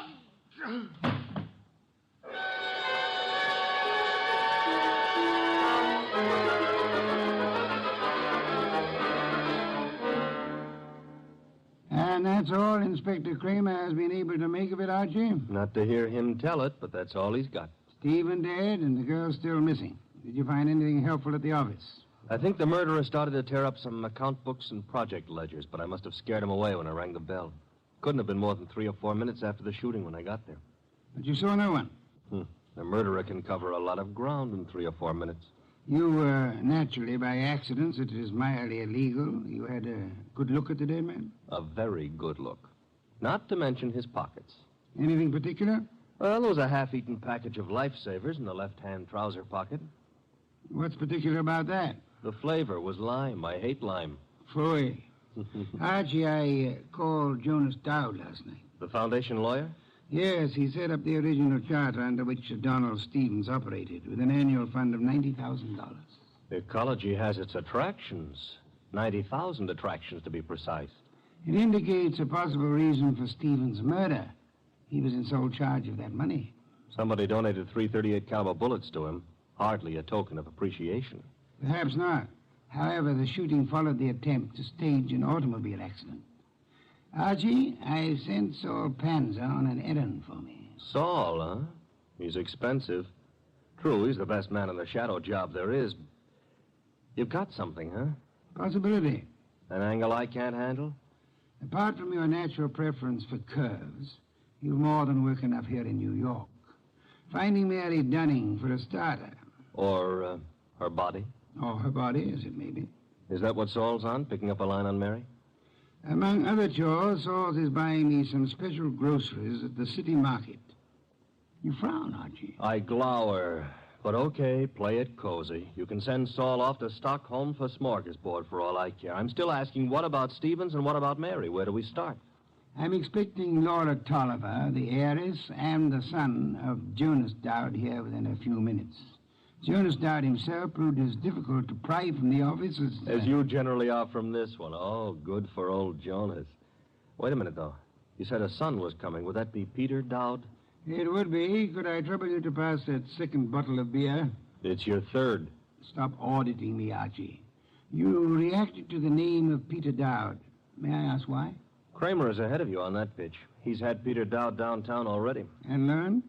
Playboy, used to be in love with Laura Tolliver, now in line to take over Stevens' tidy $20,000 a year salary as executive director. To take over Fooey. Peter Dowd's no ecologist. He's got more important qualifications. His old man and Laura Tolliver are co-trustees under the Tolliver will, and the director can be anybody they name. Archie, you sound prejudiced against young Mr. Dowd. Yeah, that's what Kramer said. I'm just naturally suspicious of anybody who stood to pick up $20,000 a year, plus a whack at the $90,000 a year in house money, just by throwing 338 caliber slugs into Stevens. Particularly after getting rid of Mary Dunning to clear the way. The police still have no leads on Miss Dunning? A for effort, Z for results. Now, the way I see it, boss... Legwork now, Archie. Guess it's later. You might try Miss Dunning's landlady again for one, and try Peter Dowd's apartment. Now? Yes. I'd say go along and keep after the missing girl. Instead of sifting through the names in Stephen's appointment book you were asking about? It's two legs of the same animal. The names may help on the girl. Now, Archie, on your way.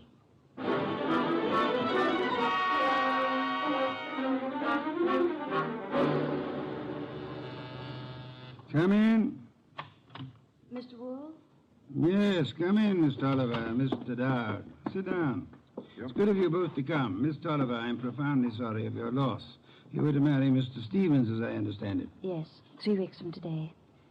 I was trying to warn poor Stevens just as the murderer came in, but he evidently knew his caller well enough to feel no alarm. The police told us that, Mr. Wolfe. We've just come from Inspector Kramer's office.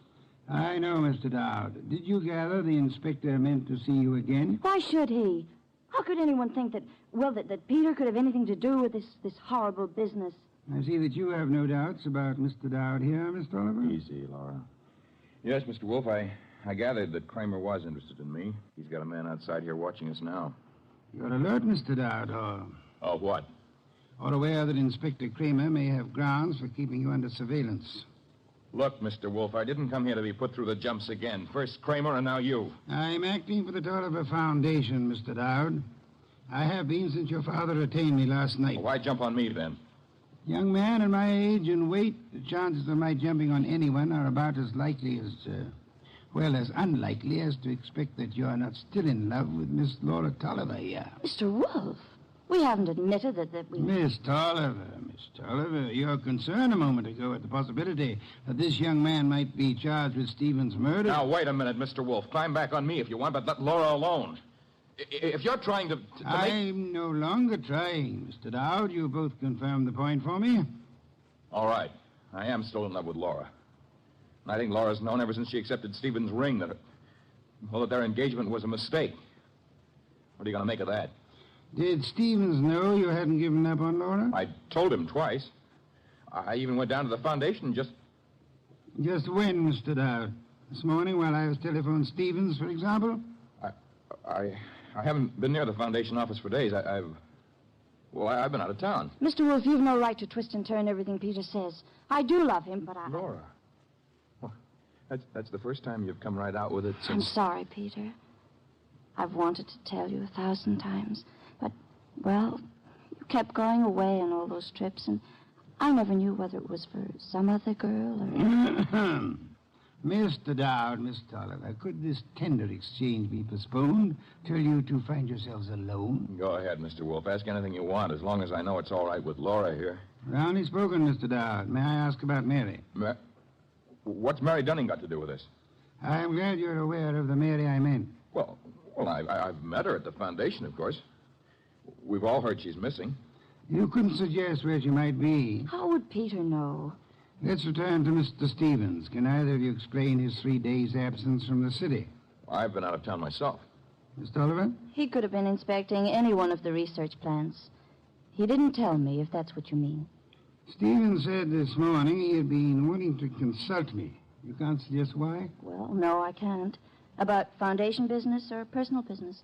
338 caliber bullets kept Mr. Stevens from making that clear, Miss Tolliver. Mr. Dowd's father is sending me over some material, but as yet it's not in my hands. Are you familiar with the personnel at the research stations? There aren't any more than 4 or 5 project managers. Halsey in Vermont, Schwartz down in Pennsylvania. Excuse me. Nero Wolfe? Archie. Yes, Archie. You can take it back about Mary Dunning. If she's a liar, she's just gone to a lot of trouble to make it look good. Dead? No, but knocked out with chloroform and stuffed in a closet in a man's apartment. And guess whose apartment? Spare me your charades, Archie. Peter Dowd's. That's where I'm calling from. Is he still with you? As it happens, yes. Better hang on to him. There's been another development. Inspector Kramer's got hold of a man named Schwartz. The Pennsylvania project manager. Right. Schwartz was at the foundation office this morning, and he says Peter Dowd was going in as he came out. When? Within minutes of your call to Stevens. Kramer's on his way to your place now to pick up young Dowd. Any instructions? I'd like more company. Well, the ball game is all wrapped up, isn't it? I'd still like more company. Right. Mary and Schwartz? If you can get them here. And Archie. Yes? Get them here.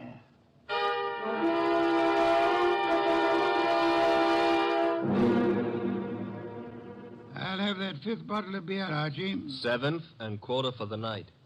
And when do you get around to calling in Mary and our friend Schwartz? In a moment, Archie, in a moment. After all that scramble to get him here. I've been studying these project reports that Jonas Dowd sent over. Fascinating field ecology. I know. The factors playing on the development and survival of living organisms. Too bad poor Stevens didn't figure on a factor named Peter Dowd. Archie, I'm ready for Mr. Schwartz now. No Mary? I'll risk you in the next room with Miss Dunning for the time being. Okay. One Schwartz coming up. Oh, come in, Mr. Schwartz. Mr. Wolfe? How do you do, Mr. Schwartz? My apologies for this long wait you've had. And I'll try to make our business brief. Yes, sir. Mr. Schwartz, you managed the Tolliver Agricultural Research Station in Pennsylvania for some time. 2 years. I am not sure I didn't once enjoy a shipment of mushrooms that came from your place. You've experimented with Maya arenaria. Maya arenaria? Yes, of course. Yes, we've done some work with mushrooms. They were excellent. By the way, I understand you saw Mr. Stevens just before he was shot down. If I'd stayed 10 minutes longer, he might still be alive. May I ask the purpose of your call? I was delivering the monthly reports. No special trouble you came to discuss? No, sir. You met Peter Dowd coming in at the foundation as you were going out. How did he look? In a hurry. How so? He just pushed past with his face turned away. You're sure it was he? Yes, I had seen him at the foundation maybe 2 or 3 times before. Were you aware that Mr. Stevens and Mr. Dowd were both apparently in love with the same young lady? I'm a research worker, Mr. Wolfe. I wouldn't know about Mr. Stevens' personal affairs. Just an hour ago, before Inspector Kramer took him from here, young Dowd admitted that he'd been there today. I didn't think I could be mistaken. But he said only because Stevens had phoned him to come. Were you there when that call was made? No, there was no call to Dowd while I was there. Excuse me, Mr. Schwartz. Yes, Nero Wolfe speaking. This is Saul Panzer. Yes, Saul, you're still... Yes, still down here at the city market. Looks as if you were right. Indeed? One of their trucks just pulled in with a load of full crates. Top quality produce. I'll try not to wince when you send in the expense sheets. Any other confirmation? Internal Revenue records show no taxes paid on income by the Tolliver Foundation. Thank you, Saul. Phone any information as you get it. You'll forgive me again, Mr. Schwartz. Archie. Yes, boss? Would you ask Miss Dunning to step in now? Coming up. Come in now, Miss Dunning. Good evening, Miss Dunning. You've quite recovered from the chloroform? Mr. Goodwin's been helping me. He's been rubbing my forehead, and I'm beginning Spare me to... any further details. Miss Dunnings, would you mind telling me again how it was you came to find yourself in Mr. Dowd's apartment? Well, it was the phone call that got me to go over. It was a man whispering. He didn't give his name, but he said if I came to that address, apartment 4C, I could learn something about Mr. Stevens. You went to apartment 4C, and then? That's really all I know. Just after the door opened, before I could see him, his coat was thrown over my head, and then he must have given me the chloroform. It was Peter Dowd, of course. Dowd? Who else could it have been? It could have been Mr. Schwartz here. Mr. Wolfe, you're joking. Am I, Schwartz? Joking or drunk? Why should I... For the ancient reason, Schwartz. Money. For the racket you had and wanted to keep. Racket? Mr. Schwartz was in... Schwartz is no more of an ecologist than Mr. Goodwin here. A moment ago, he accepted Myra arenaria as a mushroom. It happens to be a common clam, common on nearly any beach, rare in inland Pennsylvania. Stevens knew I didn't go in for all that Latin stuff. I could understand that you might be useful without it, Schwartz. But to get away from your station operations, you faked the scientific knowledge you never had. All right. Suppose I am more of a farmer than a fancy scientist. Our job at the research station is to raise vegetable crops, isn't it? As you worked it, Schwartz, of course. You turned the agricultural research project into a commercial farm. All expenses met from tax-free funds, and not a cent of return shown for the produce sold. So that's why Saul Panzer drew the rutabagus run. Stephen had the innocence of a specialist interested in his own field only. But even Stevens finally began to get on to those doctored reports of yours, Schwartz. And when was it the Internal Revenue men began asking questions? Look, Goodwin, is this fat guy out of his mind? You had to get rid of Stevens after the last inspection trip. Were you even counting on taking over his job after Peter Dowd was put away for Stevens' murder? Mary, if you'll just explain to this lunatic... Watch it, Archie, watch it. I've got his gun. Adroitly done, Archie. Now, wait a minute. This is a 32, and it was a 38 that did the murder. Mr. Wolfe, that's my bag. You can't... Take this pistol from it, I have, my dear. And this extraordinary effort you put me to, of actually leaving my chair to secure this weapon, we'll add that to the score against you. Mr. Wolfe, if you aren't too tuckered to answer, that gun from Mary's bag. It's a 38. It may be the one used on Stevens. But Mary couldn't. She didn't. The ballistics tells us that this is the weapon. Then Swartz must have passed it to her for safekeeping, till it could be planted in young Dowd's apartment or car or whatever. I didn't have anything to do with it. Miss Dunning, you had to do with more than you know. Do you realize that if Mr. Goodwin hadn't found you at the Dowd apartment when he did, that you might not be alive at this moment? You were the one person who knew Swartz's crime. Mary, don't listen to him. She's listening, Swartz. Miss Dunning, you thought the chloroform scheme was directed solely against Peter Dowd, and so you let Swartz talk you into it. Mr. Goodwin tells me the door of that closet was sealed with Scotch tape. I didn't know that. Schwartz actually tried... Your chloroform sleep was meant to turn into a permanent one, Miss Dunning. And I was trying to cover for him. All right, here it is. Schwartz planned it all. He did try the hit and run, and he did shoot Stevens. He's a liar. Mary, you've been juggling those books since... Save the details for Inspector Kramer, Swartz. There's guilt enough to be divided between you and guilt enough to burn you both.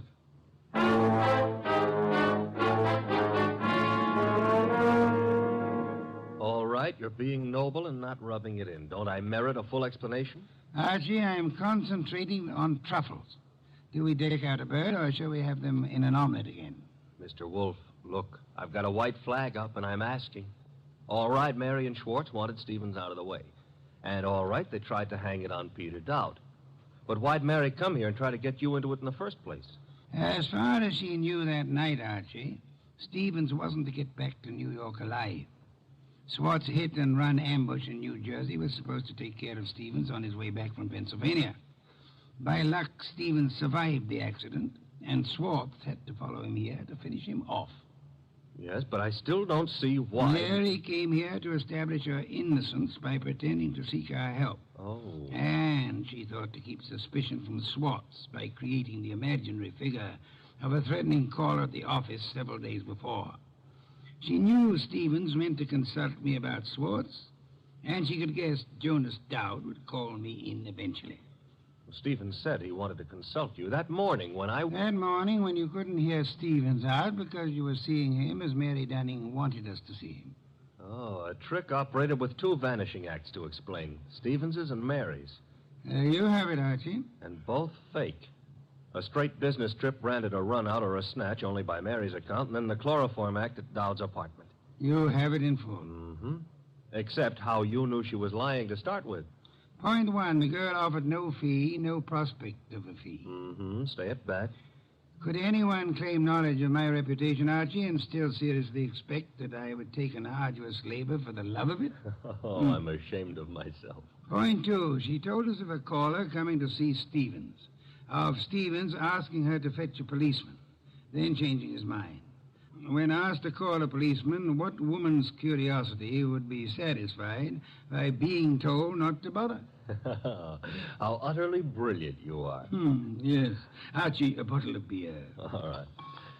And now back to a serious problem, you know. I think I see a compromise on these troubles. Between bird and omelet? Archie, why not both?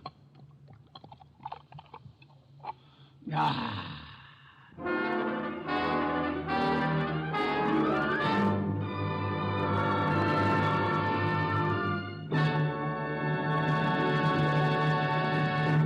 You have been listening to The New Adventures of Nero Wolfe, starring Sidney Greenstreet.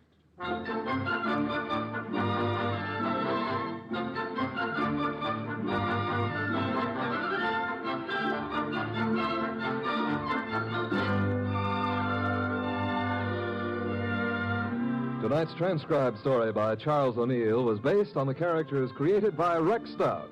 This is an Edwin Fadiman program, produced and directed by J. Donald Wilson. In the cast were Larry Dobkin as Archie Goodwin, and Charlotte Lawrence, Howard McNear, Mona Keneally, Lamont Johnson, and Herb Butterfield. Next week at this same time, Nero Wolfe and Archie will bring you The Case of the Slaughtered Santa Clauses. Don Stanley speaking. 3 chimes mean good times on NBC. There's no cover charge at Duffy's Tavern. Just keep your dial tuned to NBC later as Archie the manager and his delightful friends cook up another mad and merry session at that remarkable restaurant, Duffy's Tavern.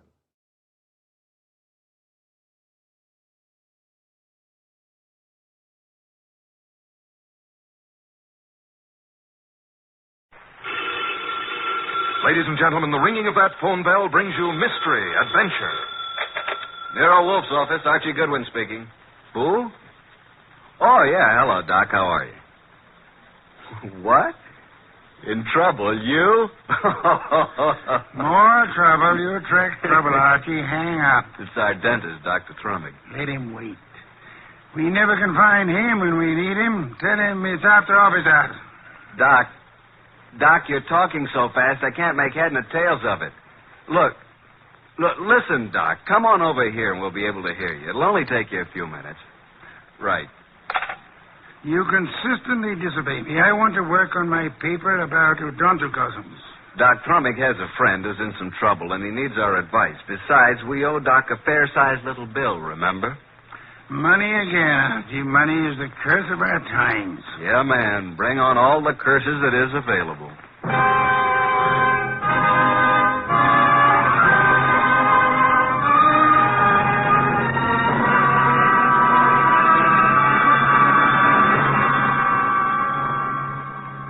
Ladies and gentlemen, it's that renowned genius who is the bulkiest, balkiest, most ponderous, and most brilliant detective in the world. Yes, none other than that chair-borne mass of unpredictable intellect, Nero Wolfe, created by Rex Stout and brought to you in a new series of adventures over this NBC network in the person of Mr. Sidney Greenstreet.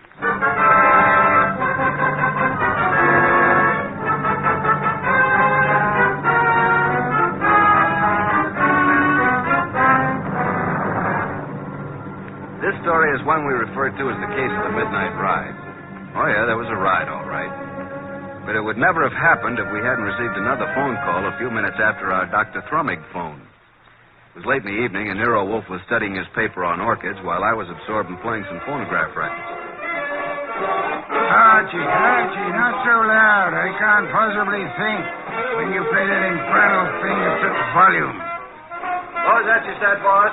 I said I can't understand why you can't get music from a phonograph without vibrating the top of the instrument. That's right. I can't understand why the neighbors haven't called the police.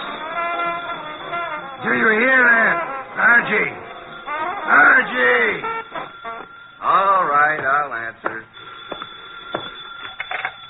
You're fired. Naturally. Hello? Hello.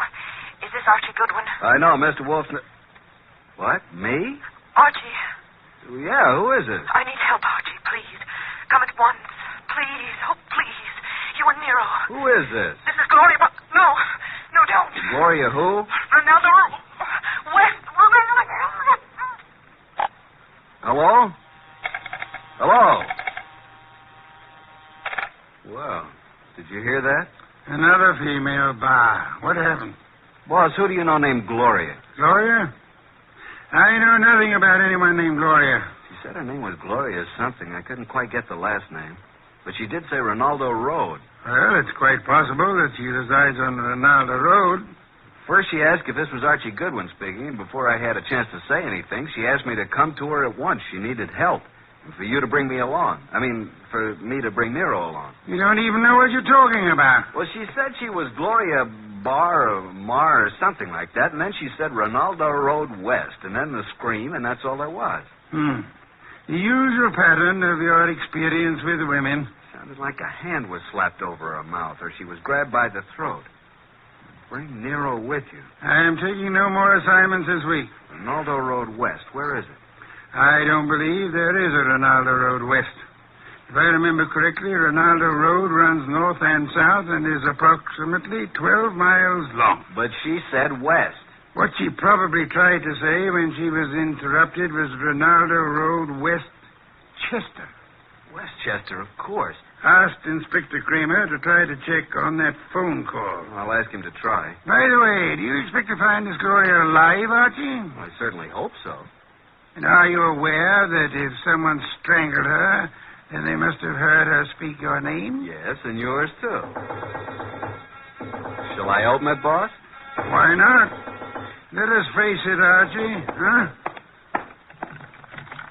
It's me, Archie.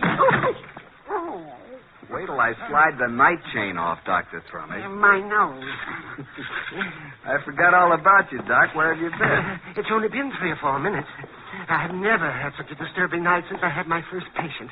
But at first I was afraid to leave the house. And why were you so afraid, Dr. Thrumming? There were 2 men sitting in front of my place in a car. Oh, good evening, Nero. Were they waiting for you, Doctor? Well, why not? Very likely. Since she called me, I've been so completely unnerved. Here, Doc, here. Have some brandy. Oh, no. You know, I never... well, that is... a small one. I am upset. You understand, Archie. Well, that's better. Just who called you and upset you so? Oh, hello, Nero. Did someone call me? When? You phoned me frantically that a woman called you. I couldn't understand you on the phone. Oh, yes, poor Gloria. She was cut off. Oh, Gloria. Did you say Gloria? But didn't I? I thought I did. Oh, dear. What did you say? I said Gloria. Oh, my, isn't that strange? I thought that's what I said. No more, please. We just had a call from Gloria. Who is Gloria? Well, you remember. We all went to school together. That is... Oh, you do too remember. Gloria, you know, she was... Just what is Gloria's last name, Dr. Thrumming? Well, it was Gloria Barnsworth. I don't know what it is now. That's what she was trying to say to me, Barnsworth. Did she tell you where to find her? No, she didn't. Oh, dear me. She was just about to tell me when I said I'd call you and Archie and get your help. And then she was cut off. How do you know she's the Gloria Barnsworth you knew and I'm supposed to know? My. Could you open the window? Why, yes. Archie. Oh, sorry, Doc. The air outside's contaminated. Oh, is that so? With what? Oxygen. Oh, these factories. Oh, well, I found her picture in an old class photo. Here it is. Oh, yeah, now I remember. But, Doc, you and this gal were several years ahead of me in school. I'm not in this picture, so she must be about 40 now. Well, gentlemen, you both seem to have the situation well in hand now. So, if you'll excuse me, I will retire to my room. Oh, but we don't have anything figured out yet. But you will. Let me know in the morning how successful you have been. Good night. Well, anyway, a woman called here, and just as she was about to tell me who she was and her address, she was cut off as though she was strangled. Archie, did you say someone strangled her? I don't know, Doc. I hope not. Well, let's start our search along Ronaldo Road. Archie, don't answer it. They're after me. The men in the car, they saw me come in here. After you, nonsense. They found out Gloria phoned me. Don't let them in. Now, how could you know all that? Dear me. Do you mind? A short one? I'm so weak tonight.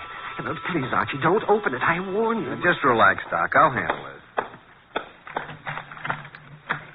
Good evening. Evening. Are you Archie Goodwin? No, he is. Yes. No, I'm not. He is. Put up your hands. Unhook the night chain. Now just turn off this light. Oh, I told you. Where's Wolfe? Oh, he's been in bed for hours. And who is this little man? Why, I'm... Don't you know? This is my brother, Brother Cuthbert. Yes, he's quite right. I'm a bit older than he is. Shut up, Cuthbert. All right, get your coats and hats off that rack. What for? We're all going for a little ride along the river, and it's a bit chilly. Oh, dear me. I feel faint. I'm getting dizzy. Get your hat. Yes. And put that bottle down. But it's so cold out there. Get along.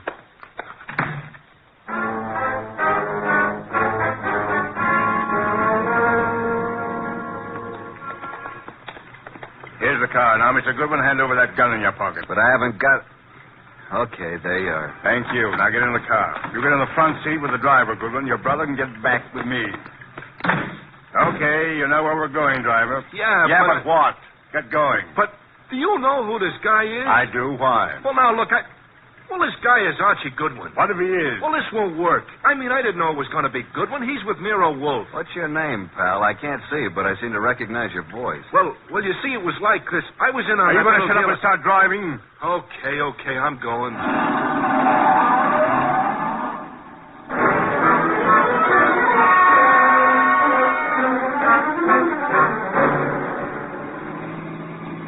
Now, see here, it's getting very late. I don't like this.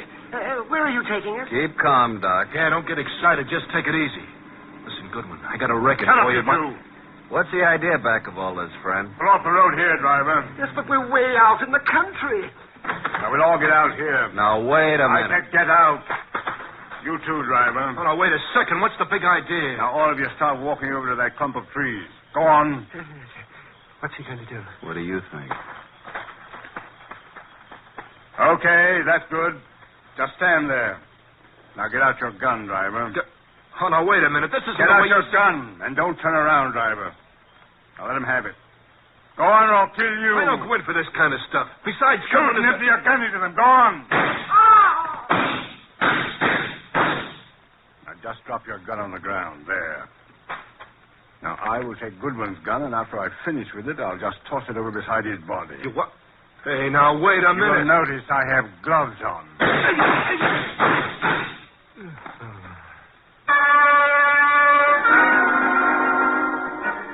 Hey, Doc.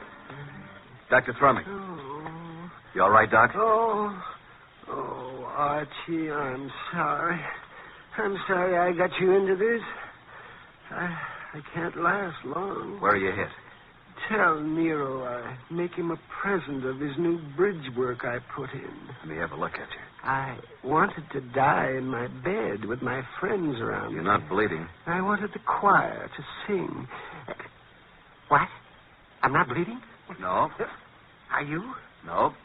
The driver was a bad shot. He missed both of them. Then what am I doing down here on the ground? You fainted at the first shot. I dropped purposely on the second shot. He missed every time. Come on, get up from there. We're very lucky people. What became of them? Hand me my gun. Oh, is this your gun? Wrap it in his handkerchief. Come over here.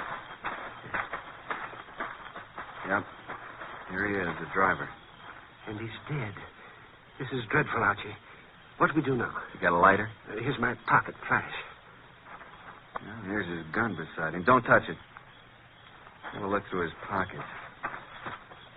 See, I knew what he meant when he said he had a record for me someplace. A picture of a girl. Says, to Mike from Violet. Mike. This fellow's face is certainly familiar, but I can't... Hey, wait a minute. Mike Jordan, that's it. Mike Jordan? Yeah, Wolf cleared him on a frame-up 3 years ago, and this girl Violet is an entertainer in a nightclub downtown. Violet, yes, but what does all this have to do with Gloria? Strange there's no other identification on him. Maybe the other guy took it off of him. Well, now we got to find Violet. How? We can't even find Gloria. I think now that this guy Mike Jordan missed us deliberately. Let's start hoofing it back to that last crossroad. There was a telephone there. I'll call Nero.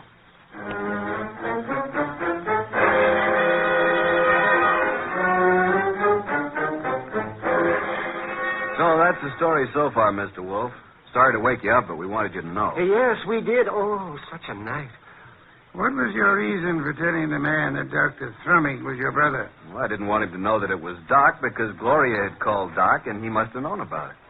And the driver turned out to be Mike Jordan. And what did Mike say to you in the car? Well, he didn't finish, but he said, I got a record for you, Goodwin. And then the man shot him up. And when you located Violet at her place, she was cataloging recordings, Bring it in here now, Archie. Sit down, Dr. Thrumming. Yes, I am a bit worried. Come in, Violet. Violet, this is... Hey, wait a minute. You're Nero Wolfe. Sit down, Miss Violet. Oh, what's the idea, Mr. Goodwin? Why'd you bring me here? Well, you look at this photo. It says to Mike from Violet. Where'd you get this? I got it, Violet. What we want to know is, where's Mike now? What's he doing? Can you tell us where he lives? What's Mike done now? Can you tell us his address? Maybe. Do you know who he's been working for? Yeah. A guy with a big car and a lot of dough. You seen this man? Yeah, kind of a good-looking guy. I think his name is Durant or something like that. I understand you've been occupying yourself with cataloging some phonograph recordings. Yeah, that's what I was doing when Mr. Goodwin came in. Mike's got a home recorder over at his place. Do you have all the records that have been made on the machine so far? No, just what we made in the last week. Lots more at his place. Do you and Mike know of a woman named Gloria? No, at least I don't remember. It was on Rinaldo Road. Gloria Barnsworth was her maiden name. Where is this Rinaldo Road? I don't know. It's in Westchester, we think. I've never been there. What has Mike done, Mr. Wolfe? Is it bad? As a matter of fact, Mike is in the clear. Good. There is no charge against him, and there never will be. You haven't seen him for a couple of days? No. And I never go to his apartment unless him and some guests are there. Do you know where he is? Will you give me the address of his apartment? Okay. 324 East 35th Street. Thank you very much, young lady. What's all so mysterious? Oh, something's happened to Mike. I can tell by the way you talk. Very well, Archie. You have a special visit to make. Look for the machine, and it's quite late, so you had best hurry. Well, I'm going with you, Archie. Good night, Nero. Oh, I mean, good morning. Oh, I don't even know what day it is. Come along, Violet. We'll drop you at your place first.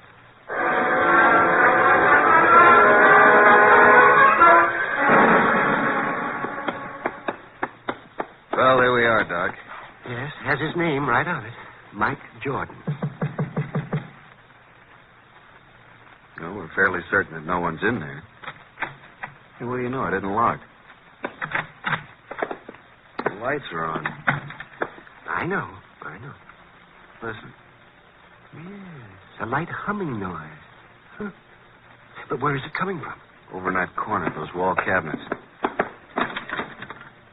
There it is. A radio. And a phonograph combination. Yes, and a recording machine. And the recording arm's still down on the record. Just lift it off and put the playback needle on. Yeah, there we are. Look, I don't go in for that kind of stuff. You've been working for me for several weeks now, haven't you? Well, sure, boss, but I never went in for no kind of... We're going to pick this guy up and take him for a little ride. It ain't my line. All you do is drive the car. Okay, I'll take a chance. But remember, I'm just the driver of your car. If anything happens, I didn't know nothing. You'll do just as I say. Incidentally, I know a lot about you. Think the police would like to know. Okay, I'm working for you. I came out to Rinaldo Road to make an honest living. But I see I'm right back where I started. And worse. I just ain't got a chance. Oh, remind me. I've got to phone the place.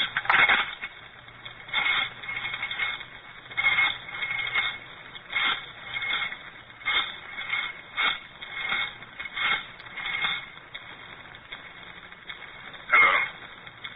How is it? I see. Yes, tonight. Yes, tonight, just as planned. Oh, yes, he's all right. No, don't worry. Goodbye. Have you got a gun? Sure. It's no use. You won't need it. But I want you to bring it along just in case I do. Now, you've got nothing to worry about. I'll take care of everything. And nothing will be traced to either of us. You got your money?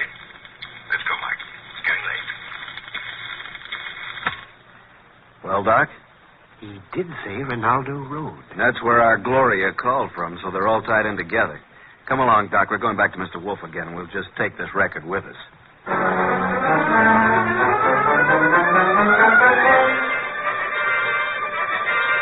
Well, Archie, I guess this phonograph was worthwhile after all. Yes, indeed. Hey, don't you find this a very interesting recording, Nero? I'm sure we're going to add it to our collection. And these are the two men who took you on the right. That's right. But we're really no further along in our desire to help Gloria. That's right. We're on Rinaldo Road. Boss, if we can find the address, will you go with us down there or over there or wherever it is? I might. And you already have the clue to the address. We have? Where? In that phonograph recording. Play it again, Archie. Just the part where he uses the telephone. And slow the speed way down. Then take down the numbers I call off.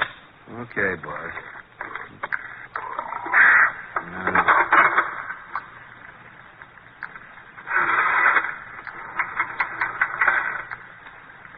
Six, 5, 3, 2,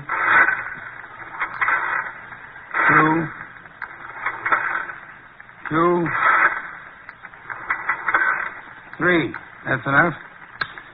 By slowing down the record, we were able to count the clicks of each number he used on the dial. Now, there's the number the man called. We hope it is on Ronaldo Road. Have Inspector Kramer get the address of that number combination, and we are ready to make our assault. I'll call Kramer, and then I'll get the car out. It hadn't been out for weeks. Maybe it won't start. No such luck, Archie, I assure you. No such luck.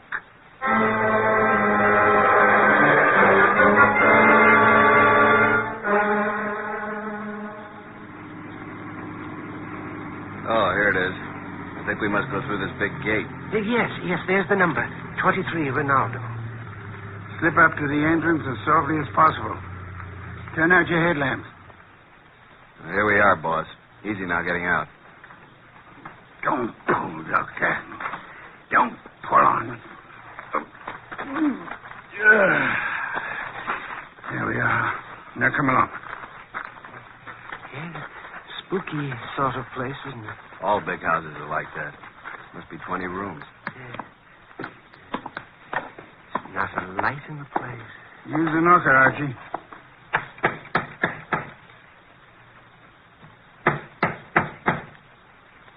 Uh-oh, stand back. Here comes somebody. Yes? Is Gloria in? What? Gloria? And who are you? We are here to see Gloria. Come. It's this hour of the night? Certainly not. Just a moment. She's an old friend of mine. Yes, and his, too. He's Archie. My good man, what is your name? Jennings, sir. And the household is in bed at this hour. What is it, Jennings? Who's at the door? They're asking for you, Miss Gloria. For me? Well, come in, gentlemen. You may go, Jennings. Please. Very well, miss. Just as you say. Now, what did you want? Say, Doc, is this the Gloria? Well, I don't know. It doesn't seem... Are you Gloria? Yes. Well, why did you call us? Oh, then you're Archie Goodwin. Yes, and I'm Dr. Thrumming. But you I called you because I need your help. Desperately. Gloria, what is going on here at this house? Oh, who are these gentlemen? Well, you see, Uncle, Mr. Goodwin came... Came to see you? Why? Well, because I think you'd better go to your room, my dear. Don't you think that is best? Your room and rest? No, I don't want to. I won't. Go to your room. No, I won't. I can't. All those people walk in and out. They want to kill me. Jennings, take her to her room. Yes, sir. Come along, miss. No, I won't. Let me go. There are hundreds of people. They'll kill me. Come along. No, please. I'm so sorry. But there's nothing we can do with her. Now, Mr. Goodwin. Yeah? What is it you wish? The girl called you Uncle. Oh, pardon me, I'm Nero Wolfe. How do you do, Mr. Wolfe? Yes, she called me Uncle, but I'm not really a relative. I'm Dr. Gunther, retained by the family.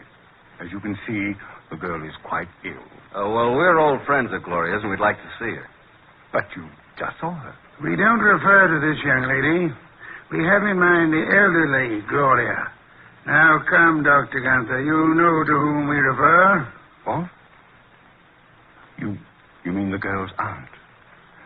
Well, it's very strange. If you are a friend of the aunt's, that you are not aware of her condition. Her condition? Yes. The aunt has been bedridden for nearly a year. Paralysis. And it seems to be most coincidental with your visit, but she passed away this afternoon. Died? Gloria? This afternoon? But how could that be? We'd like to see the remains, Dr. Gunther. Yes, we'd like to see the remains. Just where are they? They are here, Mr. Goodwin. And if you and your brother and Mr. Wolfe will step this way to the small parlor. There you are, gentlemen. I'll leave you alone. I'll be in the library. Well, gentlemen, there she is. What do you say? Do you recognize this woman? Well, yeah. It's been many years, but that is Gloria Barnesworth. Oh, good heavens, yes. It's Gloria, all right. Poor woman. I remember now. She married a very wealthy manufacturer named Kenton, who died. She's remained a widow, I guess. He said she died this afternoon. Are you sure it was an elderly woman who called you this evening? And by the way, just feel her forehead. It's warm. She couldn't have been dead more than an hour. She isn't dead. No signs of pulse. Your cigarette case, please. Very slight moisture. Respiration barely perceptible. She's under heavy narcosis. Been given a heavy dose lately. Let's get out of here. Wait. Do you recognize the uncle, Father Dr. Gunther? No, do you, Thrumming? No. Does he look like the man who took you for a ride? It was too dark, boss, and he was all bundled up in heavy clothes. Let's get out of here. The door was locked after we came in. He's right. Come on, Doc, let's put our shoulders to it. 1, 2... Go! Well, gentlemen, what on earth does this mean? Why'd you lock the door? I'm sorry. It's a spring lock. I had no intention of locking the door. And I suggest, Archie, that you have it repaired. And now, Archie, will you step to the door and let Inspector Kramer in? He followed us up the driveway. About time. Getting cold out here. Inspector Kramer, this is Dr. Gunther. In that room is a woman he claims is dead. She is actually under the heavy influence of narcotics. Yeah? Well, who is she? Mrs. Gloria Kenton, widow of the wealthy shoe manufacturer. And this attractive young lady coming down the stairs is supposed to be mentally ill, which I do not believe. Her name is Gloria, too. A niece of the elder Gloria. But Archie and I both knew Gloria Barnesworth. Kenton. I get it. And I suggest that this man is not a doctor, but is young Gloria's husband, and they're attempting to force the Aunt Gloria to change her will in their favor. This is utterly ridiculous. The aunt was able to phone Doc Thrumming and me tonight, but she was apparently caught in the act. And this man, who is posing as the uncle, hired Mike Jordan to drive his car while he picked up Archie with the intent of killing him. Well, this is the same man? The same. And if Mike Jordan hadn't recognized Archie, both of you would be quite dead.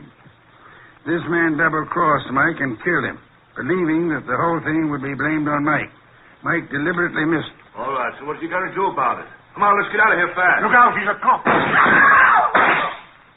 All right, now get those hands up and keep them up. Come along, Archie. I have another appointment. The inspector can handle it from here on.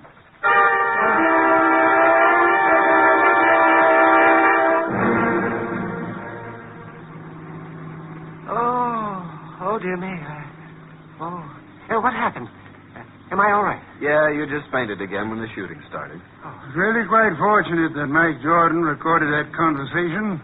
Fortunate indeed. How did you know this uncle was the same guy who took us for a ride? First, by his speech pattern, he is undoubtedly a Canadian. But you must have missed the most important slip-up. What was that? When he escorted us to see the body, he said to you, Archie, if you and your brother and Mr. Wolfe will step this way... Now, how would he believe that Dr. Thrumming was your brother? No one mentioned it. Of course, the clue I planted and then missed myself. Quite right, Archie, quite right. What time is it? 8 a.m. I certainly appreciate your coming out for me on this deal. Oh, but I didn't do it just for you. There is an Orchid Lovers Convention this morning at 9 o'clock. What? And you mean... Yes. I'm sure you'll enjoy it tremendously.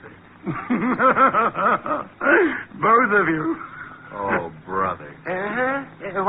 What's that? Nothing, Doc. Nothing at all.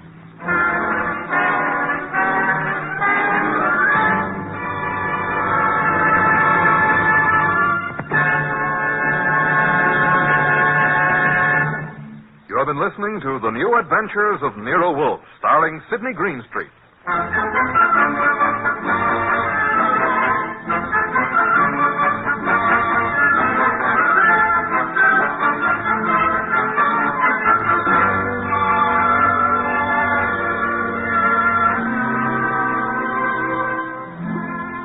Tonight's transcribed story by John Edison was based on the characters created by Rex Stout. This is an Edwin Fadiman program produced and directed by J. Donald Wilson. In the cast were Harry Bartell as Archie Goodwin and Howard McNear, Gene Bates, Peter Leeds, Bill Johnstone, Grace Leonard, and Jay Novello. Next week at this same time, Nero Wolfe and Archie will bring you The Case of the Final Page. Don Stanley speaking. 3 chimes mean good times on NBC. Ladies and gentlemen, the ringing of that phone bell brings you mystery, adventure. Nero Wolfe's office, Archie Goodwin speaking. What? Who? Who is this? Who wants to speak to Mr. Wolfe? Nobody. Nobody? I said that. Hang up. It's late and it's too cold. And even if it weren't, I would not consider for one moment moving from this room. Please, Mr. Wolfe, I can't hear a thing this old gentleman's saying. Does it matter? You heard what I said? No. Now, what did you say? You were late because she was killed. Well, who was killed? I can't hear you. What is it about, Archie? He says he was due here an hour ago, but she was killed. Who was killed? What does he want? Do you want us to solve the crime? I say, do you want us to find out who killed her? Oh. He says he knows who did it, but he has an important message for you. Well, then come right over. We'll be waiting, Mr. Jenkins. Archie, why do you insist on taking every silly little case? Because, boss, we need to recover for March 15th.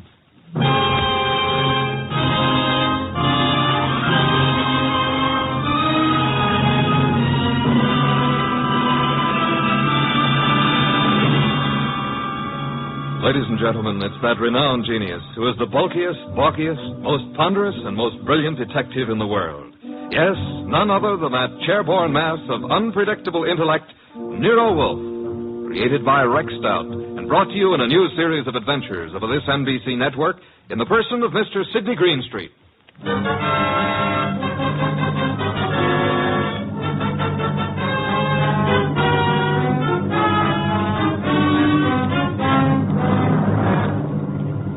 This case I like to refer to as the case of the Telltale Ribbon. Perhaps a better title would be Wolfe Goes A-Hunting. For in a way, this was one of those unusual instances in which my boss, of his own free will and without any coercion, actually decided to leave the house and go to the scene of the crime. It started when the strange old gentleman who phoned us finally arrived. Well, there's our client, Mr. Wolfe. Evening. It's me. Who's me? Oh, I just phoned you. I'm Jenkins. I got a dispatch for Nero Wolfe. Oh, you're Jenkins. Well, come in. Mr. Wolfe, this is Mr. Jenkins. Says he has a dispatch for you. Yep. Yeah. Are you Wolfe? I am. Where is the dispatch from? Don't know. You don't know? How come? Oh, I know, but I'm supposed to say I don't. See? That's my job. What is? Just to say I don't know. What about the murder? Yeah, who was killed? Oh, my goodness. It was a terrible thing. We were just crossing the turnpike, and this fella come at us out of nowhere. The killer? Yeah. Must have been drunk, I guess. Well, how did it happen? Did he shoot her, stab her? Oh, no. He ran into her with his car. And she was only 9 years old. Your granddaughter? No, it was Bessie. But the police got him. I have to appear, I guess. Probably get 90 days, he will. For murder? Murder? Was somebody murdered? I must have missed something. Look, we're talking about Bessie, and what do you want us to do about it? Nothing. Bessie's my old horse. Oh, no. But say, who was it that was murdered? Nobody yet. Good night, Mr. Jenkins. I thought you said it was important. It might be. At least that's the way I was told. What might be? This here letter I was bringing to you. This dispatch. Well, gotta get along now. Goodbye. Well, get him. What a pixie. What is in the envelope? Mr. Wolfe, look. 5 $100 bills. And the note says, Mr. Wolfe, your services are desperately needed. Come up this weekend as my guest. Signed E. Malott. Edward Malott, the wealthy manufacturer. Well, looks as though you're going out this weekend. Well, Archie, pay my respects to Mr. Malott, and I hope you enjoy the weekend. Good night.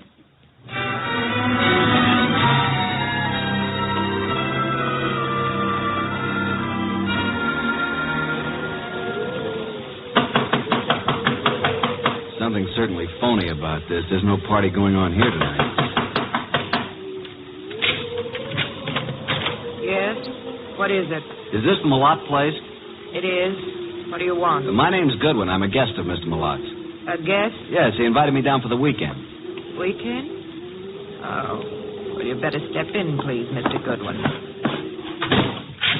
Quite a bolt you've got on that door. Yes, isn't it? Just sit down there, please. I'll get Mr. Malott. He's in the library.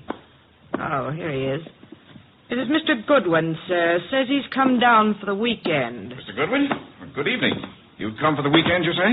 Well, yes, wasn't that the idea, Mr. Malott? Well, I don't understand, Mr. Goodwin. Didn't you send me this note asking me to come here? Note? I did not. Oh, well, this is my personal note stationery, but I don't recall sending this. I didn't even type it. And I'm in the habit of signing my name with a pen, not with a typewriter. E. Malott. You're certainly Edward Malott. Yes. Services are desperately needed. What does this mean? What services? Who are you, Mr. Goodwin? Are you serious? I'm a private investigator. I'm Nero Wolfe's assistant. Oh, indeed. Nero Wolfe, eh? I know of him, yes, indeed. And you really don't know anything about this note? I do not. Are you having a weekend party here? I most certainly am not. Then who sent this? And there were 5 $100 bills as a retainer. I haven't the slightest idea. Oh, Dorothy. Yes? Would you step in here, please? Miss Davis is my private secretary. She may know something about this. Yes, Mr. Malott. What is it? Dorothy. Oh.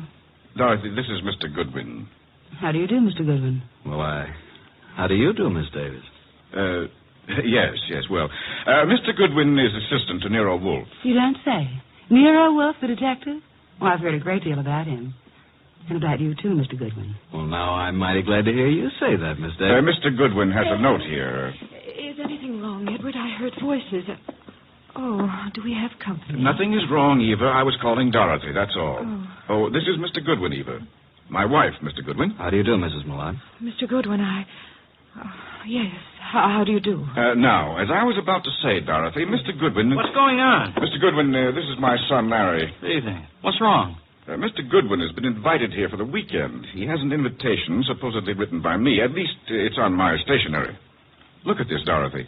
Know anything about this note? No. I certainly didn't write it. But it's my personal notepaper, and my signature is typewritten. I'd never do that. Well, somebody sent it. Who's Jenkins? Jenkins? Never heard of him. A little dried-up old man. He delivered it to us. Yeah, maybe it didn't even come from this house. I'm positive that it didn't. Never heard of Jenkins. You have a typewriter here, of course. Yes? I'd like to see it. Certainly, Mr. Goodwin, in the library. How far have you come, Mr. Goodwin? From New York, Manhattan. Oh, and it's such a dreadful night, too. Yes. And it is rather late. Late? It's only 7:30. Why not stay here for the night? Plenty of room? Yes, Mr. Goodwin, plenty of room. Well, I don't really think that's necessary. On the other hand, it would be a tough drive back to the city in this storm. I'll accept your hospitality, Mr. Malott. Very good. Oh, Jeffries, show Mr. Goodwin to the East Wing. And take care of his car. Yes, sir. Good night, Mr. Goodwin. You mean you're all going to retire now? I haven't even had my dinner. We retire very early here. But Jeffries will prepare anything you want. Good night.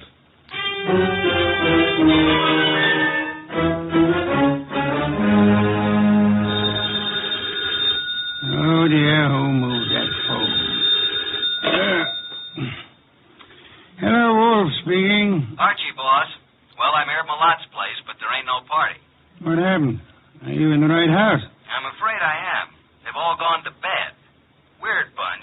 His wife, who looks very sickly and I think wants to say something to me alone, and Larry the son, and Malott's secretary, Dorothy Davis.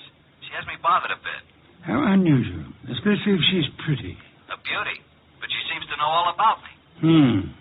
You'd better come home, Archie. I can see you're in no condition to handle this case properly. Give them the money back. Oh, I forgot to tell you. They don't want me here. Malott didn't send the note. No one here knows anything about it, so we can keep the dough. Interesting indeed. The circumstances would indicate that you should stay there and wait for it to happen. For what to happen? For whatever it is the fates have conspired to have happen there while your shining little ego is in the midst of it. Bye.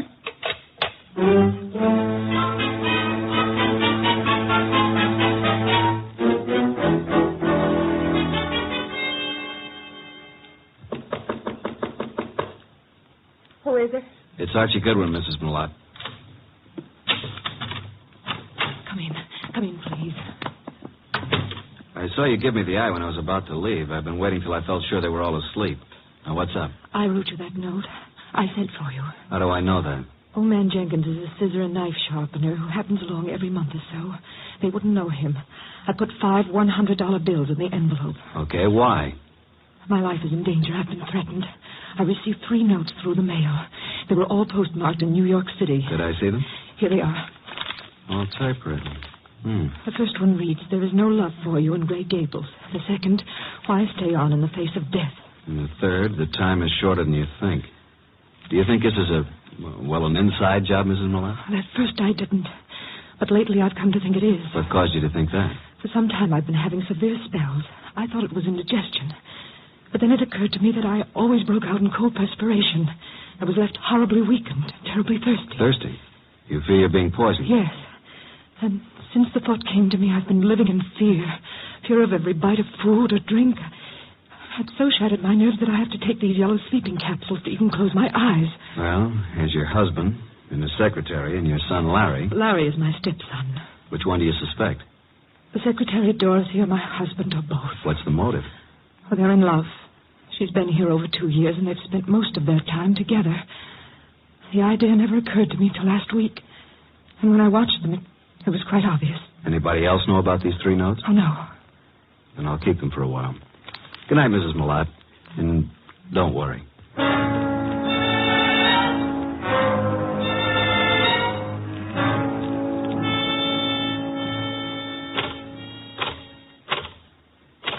What are you doing, Mr. Goodwin, snooping around in Father's library? Well, Larry, I was just trying to find out if this Remington was the machine you used to type those notes. What? What notes? The notes you sent your stepmother. Why, I don't know anything about any notes. And why were you so startled? I'm not startled. Why would I threaten her? So you do know about them. I didn't mention the contents of the notes. I just happened to see them on the table in her sitting room. You don't care too much about your stepmother, do you? Oh, she's all right. You don't care too much about Dorothy either, do you? I certainly don't. Why not? Well, I don't like her tactics, making a fool out of my father. If anybody here sent those notes, she did. You think Dorothy would have a motive? I certainly do. Of course you wouldn't have a motive, would you? No. Well, I'm inclined to think you would. Well, just what motive would I have? You don't seem to like any woman who's too close to your father. Maybe because you'd resent anyone sharing in the estate if your father died. If I were you, Mr. Goodwin, I'd leave. Tonight. And the sooner the better. Good night.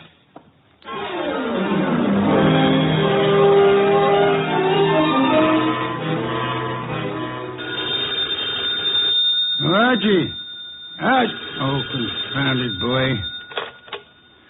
Yes, Archie? You have the wrong number. This is Sherlock Holmes speaking. Why don't you go to bed like the others? You don't have to push it. It'll happen. Eva Malott thinks she's being slowly poisoned. Suspects her husband and his secretary. She could be right. What are the symptoms she suffers? Gastric disturbances, weakness, thirst. Indeed. What about the son? Have any ideas? He doesn't like his stepmother and is decidedly against his father's secretary, Dorothy. He knew all about the notes Mrs. Malott had received. Saw them on her dressing table. He believes Dorothy's the culprit. Then I should say that Dorothy should be the next on your list. You can say that again. Be careful, Archie. Use your head this time. Incidentally, Larry advised me to leave the place tonight. Bit of a threat it was, too. What shall I do, Mr. Anthony? Do nothing. The trouble will come to you. Bye.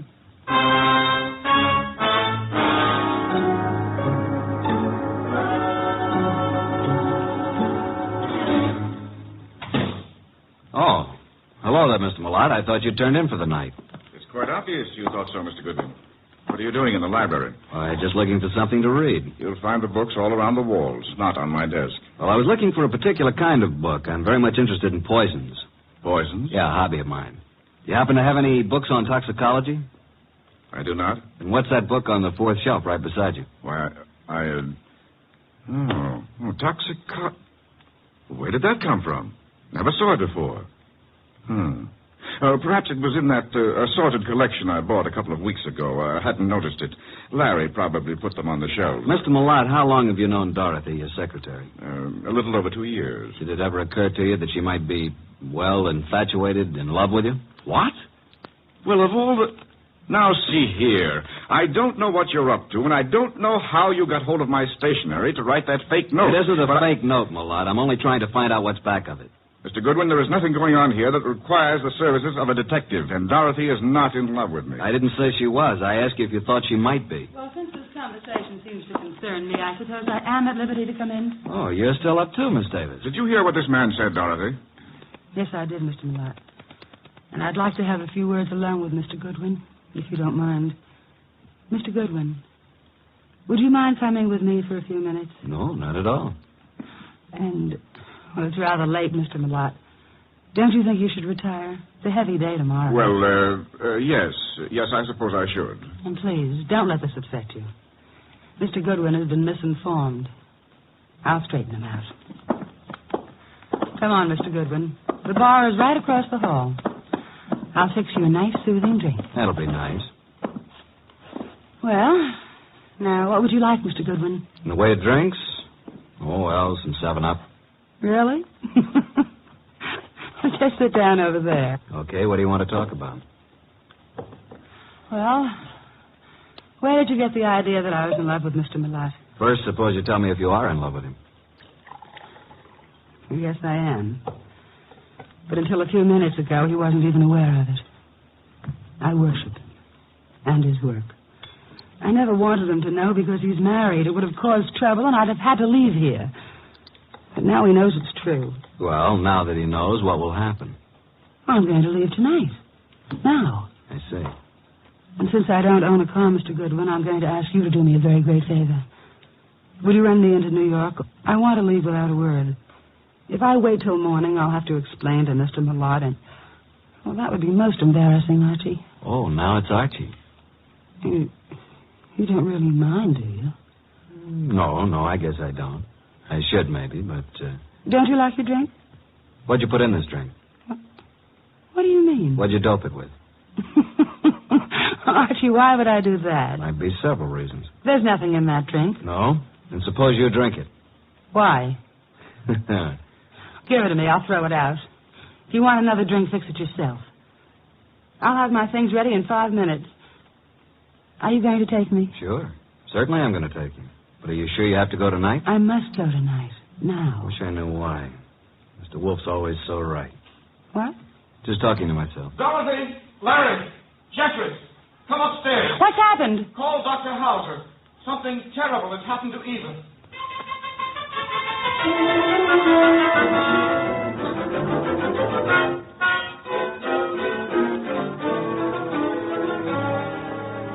Well, Dr. Hauser? Oh, poor Mrs. Millot. No, there's nothing to be done now. It's all over. Eva. You'd better lie down, Mr. Millot. I'll phone and take care of everything. I'll be here if you need me. I have to make out the certificate. Yes, come along, Mr. Millot. Just a minute. You too, Larry. I don't want to make this any more unpleasant for you, but, Doctor, just what are you going to put on the certificate as the cause of death? Acute gastritis. Is that what you've been treating her for? Well, she's had several attacks lately. I'd warned her to be cautious of her diet. And that was wise advice, too. Did you know about these attacks, Mr. Millot? Yes, I did. And you, Dorothy? Yes, I knew. And you knew also, Larry? No, I knew she hadn't been feeling well. How long had Mrs. Millot been suffering from insomnia? Oh, a year at least. I prescribed Nemitol. In yellow capsules? Of course. I wrote a prescription every so often calling for 12 capsules. You all knew about that, of course. I thought so. And would this be the prescription, this little box of capsules here on... Well. What's the matter, Mr. Goodwin? That box was open on this nightstand when we stepped into this room. All right, let's have the box, Mr. Millot. Thank you. Why'd you pick it up? Because I didn't want the stigma of suicide on Eva's name, or mine. Suicide? Yes. Eva had this prescription filled yesterday morning. The dose is 1 at bedtime, 12 capsules. She took 1 last night. I glanced at the open box when I came into the room, and there were only 8 capsules left. I knew instantly what had happened. She'd taken an overdose. Doctor, do you think 3 capsules would be sufficient to cause her death? I doubt it very much. So do I. Mrs. Millot didn't die from an overdose of sleeping capsules. She was poisoned. Poisoned? Are you crazy? By whom? By you, or Dorothy, or Larry. No, I didn't do it. I didn't write those notes. What notes? Mrs. Millot had received 3 notes threatening her life if she didn't leave this house. Each of you had a motive, so I'm sending this body to the coroner for an immediate autopsy. I won't permit it. The police will see to it. You have no choice.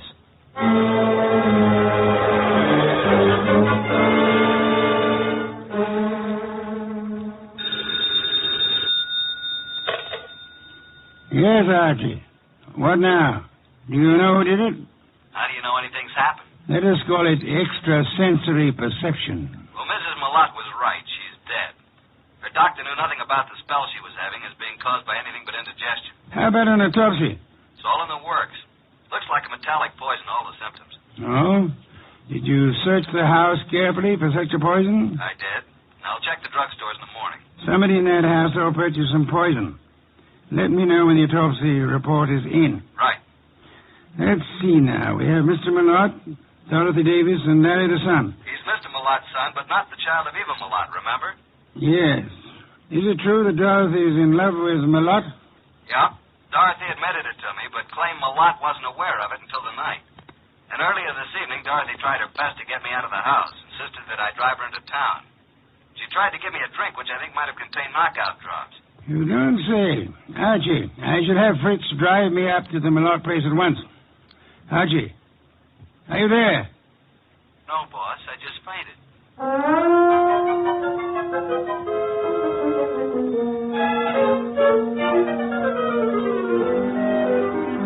And that, Mr. Wolfe, is most of the story up to now. Very interesting. Yes, indeed. But it isn't true. I did not put anything in Mr. Goodwin's drink.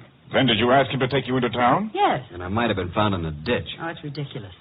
Why did you try to get Mr. Goodwin to take you to town? Because I felt it would be too embarrassing to remain until morning. Maybe you'd already given Mother the big dose of poison and wanted Goodwin out before it was discovered. Well, you Wait a minute. Now, Mr. Malott, you claim that you knew nothing about Dorothy being in love with you. Should we believe that? You can believe it or not. Dorothy had a motive to get rid of Mrs. Malott. It seems that Mr. Malott had one, too. And so did Larry. What? You admitted to me that you didn't like your stepmother. And that you disliked Dorothy even more. I didn't say that. You said Dorothy was making a fool of your father. You resented the possibility of any woman sharing in the estate. You knew about the sleeping capsules, and you could have put poison in some of them. You could have written those threat notes. And by getting rid of your stepmother and placing the blame on Dorothy, you'd be getting rid of them both. But I didn't. I did not write those notes. You were the only one who knew about them. I was not the only one. I saw Dorothy coming out of Mother's room. It was this afternoon. Mother was out taking his son back. Dorothy did it. She's the one. I think you're the one. No, Dorothy wrote those notes. That's a lie. No, she probably slipped into Mother's room and wrote those notes on Mother's portable. What? Hey, just a minute. Archie, come here. I never heard of such Well, lies. I didn't do it. You can't send me to jail. I'll kill you first. Larry, drop that gun. Don't come near me, any of you. You're such a fool, Larry. Give me that gun. I'll shoot. I'll shoot. Come on. There. Now, you better quiet down, kid. Or Inspector Crane will take care of you when he arrives.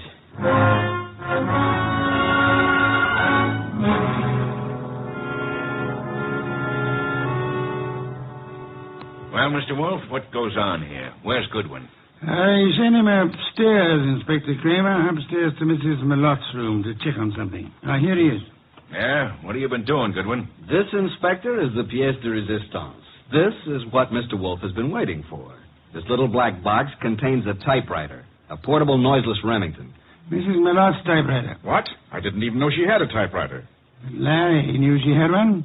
And this is undoubtedly the very typewriter the threat notes were written on. All three of them. You were right, boss. Oh, I knew she had a typewriter, but I didn't write those notes. Oh, shut up. Archie, how do you know the notes were written on this typewriter? I've compared the type and the ribbon. They're both the same. These notes were written on this Remington. It was Dorothy. Larry, I don't believe a word you've been saying. Dorothy couldn't possibly be guilty of such a thing. If anyone is guilty, you yourself certainly have all the earmarks. Everybody's against me, even my own father. But I'm innocent, I tell you. Let me get it. I think I know who it is. Hello? Yeah, just a second. You better take it, boss. Wolf. Oh, yes, go ahead. Let's have it. Yes? He's here, but he won't mind. Yes? I see. Uh-huh. You just finished? Oh. Good. Right. Bye.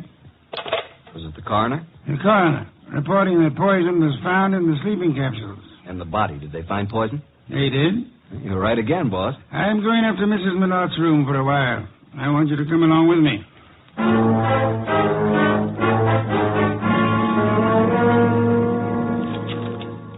Find anything yet, Archie? No, mostly bills and invitations to bridge parties and so on.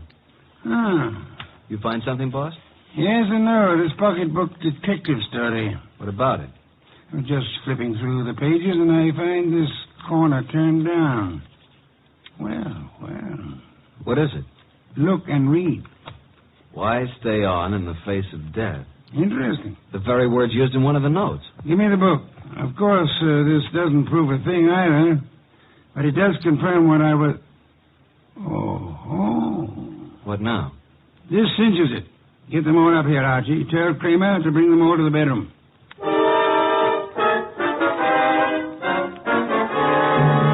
Well, Mr. Wolfe, what now? As you all know, Mrs. Millot was poisoned by someone who had an opportunity to put it in the sleeping capsule. Someone in this household. Yeah, but which one? The kid? I never bought any poison in my life. Be quiet, will you? No, Inspector, it wasn't Larry. And I suppose you think I put the rest of that rat poison in your drink, Mr. Goodwin. No, Dorothy, it wasn't you. But how did you know it was rat poison? I didn't. I just guessed. I can think, too. Then if it wasn't Dorothy or Larry, you must mean me. No, Mr. Lott? Now, wait a minute. It had to be somebody. Yes.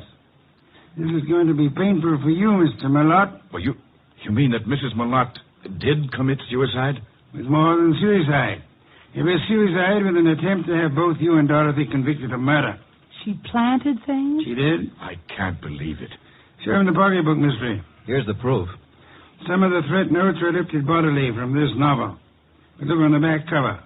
Isn't that Mrs. Millot's handwriting? Yes, and this is the other note, the one to you, Mr. Wolfe, composed in pencil before she typed it out on her machine. Then, Wolfe, the note you received was the same typing as the threat notes.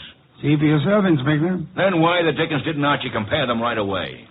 Just one of those things, Inspector. There are times when even a good detective is a bit on the, shall we say, dull side. Don't you find that often true, Inspector?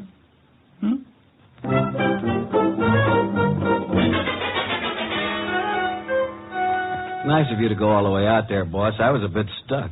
Quite all right, Archie. Yeah, there's something that still bothers me. So? How can such a sweet, motherly type as Mrs. Millot cook up such gruesome ideas? She was a very sick woman, mentally as well as physically.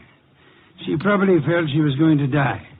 And her warped mind seized on the opportunity to make sure that this Dorothy didn't get her man after she was dead. And speaking of Dorothy, she's a mighty pretty... Yeah. Some beer, please, Archie.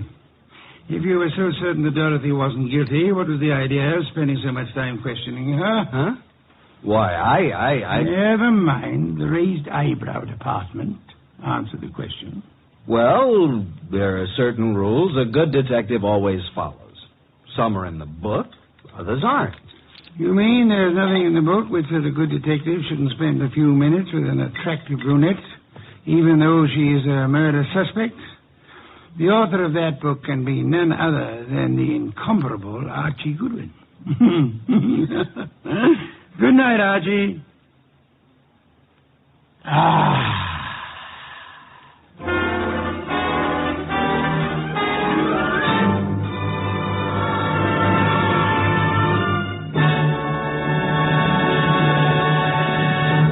You have been listening to The New Adventures of Nero Wolfe, starring Sidney Greenstreet.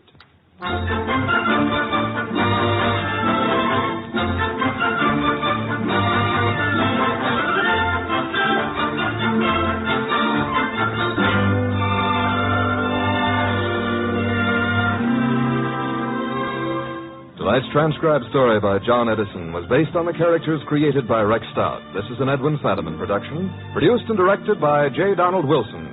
In the cast were Harry Bartell as Archie Goodwin, and Gene Bates, Irene Winston, Ted Von Eltz, Jerry Hausner, Vic Rodman, and Bill Johnstone. Next week at this same time, Nero Wolfe and Archie will bring you the case of the shot in the dark. Don Stanley speaking. 3 chimes mean good times on NBC. There's music in the air tomorrow evening, music and fun, brought to you by Dennis Day, Judy Canova, and Grand Ole Opry. Charming and boyish Dennis gets himself tangled in another bewildering situation, while Judy Canova gets together with her comedy pals for some mountain-style goings-on. And Saturday also means a kilocycle trip to Nashville for Grand Ole Opry. Friday's fun includes Sam Spade and, of course, the magnificent Montague on NBC. Stay tuned for Nero Wolfe, which follows transcribed in 30 seconds. What's on the menu at Duffy's Tavern tonight? Well, there's a full serving of laughs with Archie the manager, played by Ed Gardner, and his unpredictable friends, Miss Duffy, Clifton Finnegan, and Eddie the waiter. It's Duffy's Tavern later this evening over most of these NBC stations. And this Sunday, the big show comes your way once again with Bob Hope, Jimmy Durante, Perry Como, Jose Ferrer, Mindy Carson, Eddie Cantor, Meredith Wilson and his orchestra, and many, many more. And, of course, your MC once again will be Tallulah Bankhead. That's this Sunday for the big show. Now, ladies and gentlemen, we take you to the most famous brownstone house in New York City, the one located at number 601 West 35th Street. Oh, Mr. Wolfe. Mr. Wolfe. Want something, Archie? Would you be interested in taking on a case involving a woman who was found stabbed to death in one of New York's fancier men's clubs? Can't you see I'm already occupied, Archie? My Oncidium hybrid is ailing. But, sir, cash. C-A-S-H. Remember, you need it to live on? Well, you're actually learning to spell. You'd better learn to count. We're broke. Thank you, Mr. Goodwin. Now, if you'll just go away and stop interfering. Oh, just a minute. Yes, sir? On your way out, switch on the fan.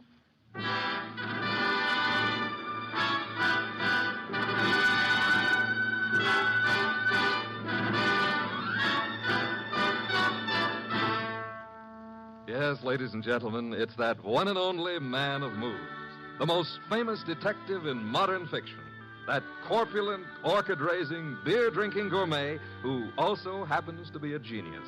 Rex Stout's incomparable Nero Wolfe, starring Mr. Sidney Greenstreet. Tonight, Nero Wolfe's long-suffering assistant, Archie Goodwin, tells us of the case of the careless cleaner.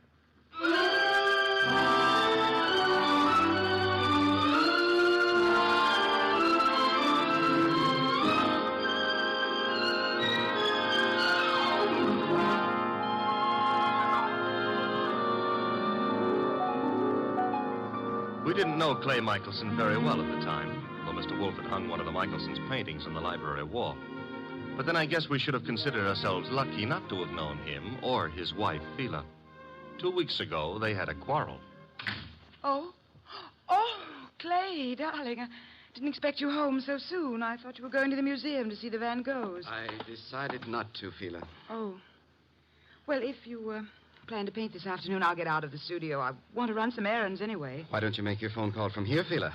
Phone call? Who is he, Phila? He? Who were you waiting for this afternoon? Please, Clay, don't start that jealousy routine again. Don't try to kid me. You're being stupid, Clay. I'm stupid, all right, but I'm getting wise pretty fast.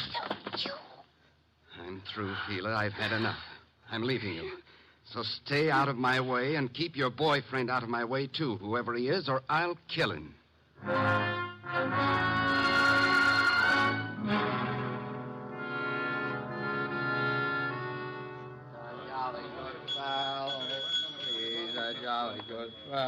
Yes?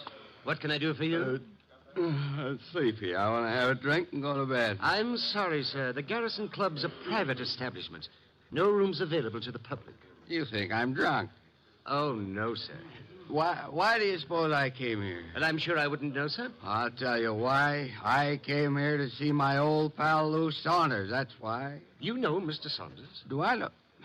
Look, I paint him. Lou sells him. Mr. Saunders is your agent? I'm Clay Michelson. Just call Mr. Saunders. Clay, what in the world? Lou, tell this guy who I am. Well, I'm sorry, Mr. Saunders. It's all right, Mr. Martin. You see? Let's go have a drink. Yeah, sure, Clay. Yeah. You know what, Lou? I left Phila. I walked out on her. Is there something I can do, Mr. Saunders? Yeah, have someone fix a bed in the other room of my suite.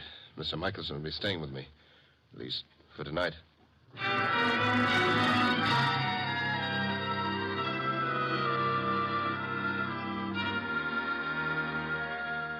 Mr. Wolfe? Yes, Archie? It's Friday. Good. Fish for dinner, then. Nope. I was not referring to dinner. You were not? I can think of nothing more interesting at the moment. Oh, I can. My salary. Of course, according to the Julian calendar. We're on the Gregorian, so let's stick to it. Today is Friday. Today I get paid. Archie, there's a drop. Oh, don't exaggerate. You can't be getting the cold shutters just because I'm asking for my money. I can distinctly feel fresh air flowing into the room. Well, it's possible I might have opened a window 6 inches. You're insane. Shut it at once. Nope. Are you trying to blackmail me? You think it might work? Never. And the window stays open. You're fired. I accept your offer. All you have to do is pay up. I've hired you again. Oh, Mr. Wolfe, you've cleaned out the bank balance again? Well, that is... Well, had you seen those Miltonians... Would I have voluntarily given up my paycheck for them? Orchids are very beautiful, Mr. Wolfe, but blondes are... The door, Archie. I am unemployed. Found you'd maybe a client, and if it is, and we can extract the fee. You follow me, Archie? I'm already on my way to the door. Mr. Wolfe, I've got to see him at once. Well, come in. Thank you. Mr. Wolfe, this is... My name is Saunders, Mr. Wolfe. We've met before. Yes, I remember. As a matter of fact, you sold me a painting of Michelson. Yes, well, that's why I'm here. It's about Michelson, Mr. Wolfe, that I've come. Frankly, I think the man's about to go mad. He and his wife have split up, and such a splendid artist, too. A pity. I don't know what to do. He's drinking like a fish. For 2 weeks, I've been letting him live in part of my suite at the Garrison Club, but he's just steadily getting worse. Try a hospital. I can't. The publicity. Mr. Wolfe, Clay admired you so that time we all had dinner after the painting transaction. I thought maybe you could talk to him. Maybe you could get him on his feet again. I'm not a doctor, Mr. Saunders. But I'm sure he'd listen to you. Excuse me a moment, Mr. Saunders. Nero Wolfe speaking. Inspector Kramer. Good evening, Inspector. Got a guy called Lou Saunders at your place? Garrison Club said he'd gone to your place. Yes, he's here. Well, see to it that he doesn't leave until I get there. I could hardly do that, Inspector. I have no reason to detain Mr. Saunders. There's plenty of reason. It so happens a woman's just been murdered in his suite. Murdered? Yeah. A Miss Hilda Lundgren. What's happened? Now will you hold him? Do you know a Miss Hilda Lundgren, Saunders? Hilda Lundgren? I've never heard of her. She seems to have chosen your suite to be murdered in. I'd better get right over there. Mr. Saunders says to tell you he'll be right over, Inspector. Now listen, Wolfe. Good day, Inspector. Murdered? Murdered in my suite? Mr. Wolfe, you've got to come with me. Mr. Goodwin will accompany you after the formality of a retainer, Mr. Saunders. Oh, anything you say. Here, I'll write a check. Good. 500. 500? Fine. My friend and assistant, Mr. Goodwin, will go with you. I have great confidence in his ability to bring back every detail of a murder, particularly where a woman's involved.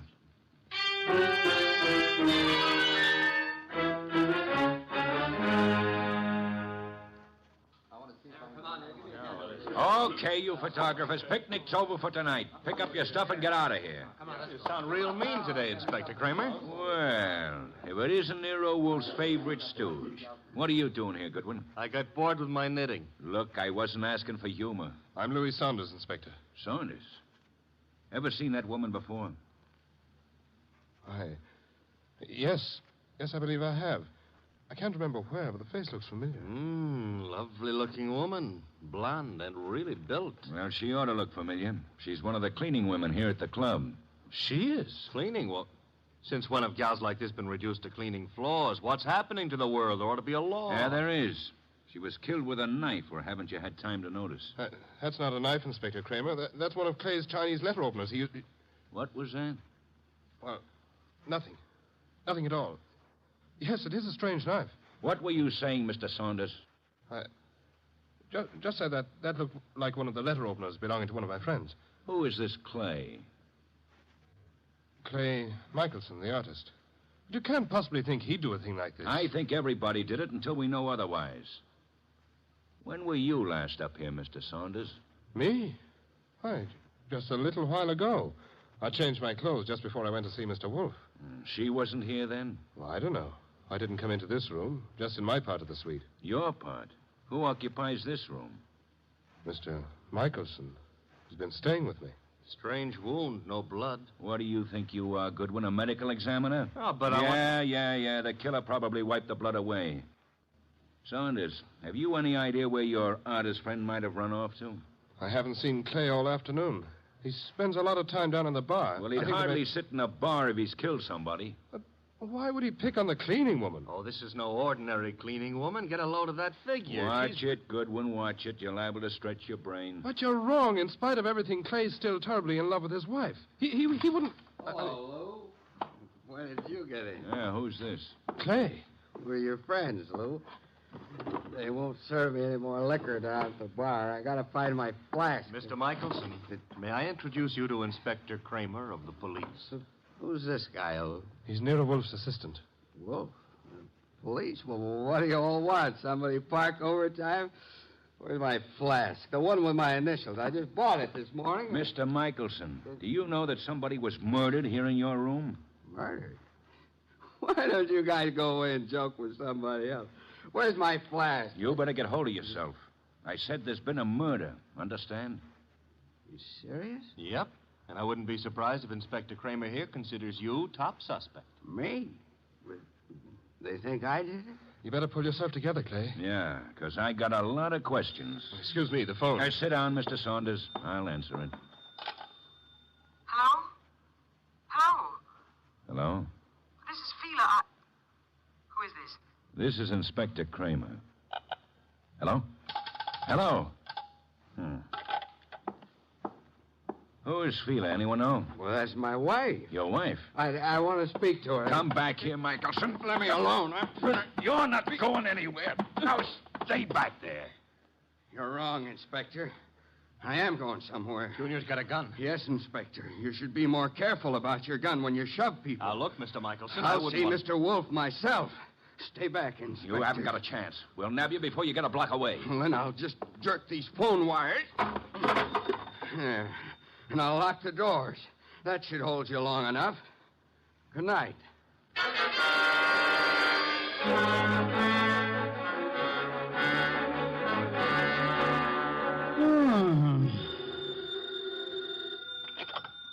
Nero Wolfe speaking. Wolf Kramer. Indeed. Clay Michelson may be on his way over there. Hold him until I get there. Hold him, why? Not more than 10 minutes ago, he held me up at the point of a gun. He carries a gun?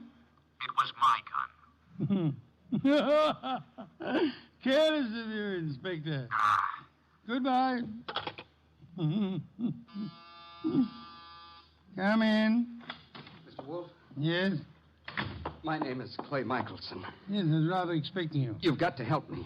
They think I murdered someone. You shouldn't have run away from the police. I've been drinking a lot, but I wouldn't murder anyone. Fela'd tell you that. Your wife. Was she the model in that painting of yours I purchased? What difference does that make? I tell you, they're after me for murder. You obviously loved your wife deeply at the time you painted her. Oh, here you are, Mr. Wolfe. Michelson. Clay. Good Lord, man. The police are on their way over here. He came for my help, Mr. Saunders. Oh, I'm glad he did, Mr. Wolfe. But we left Inspector Kramer talking from a phone booth. He'll be here any minute.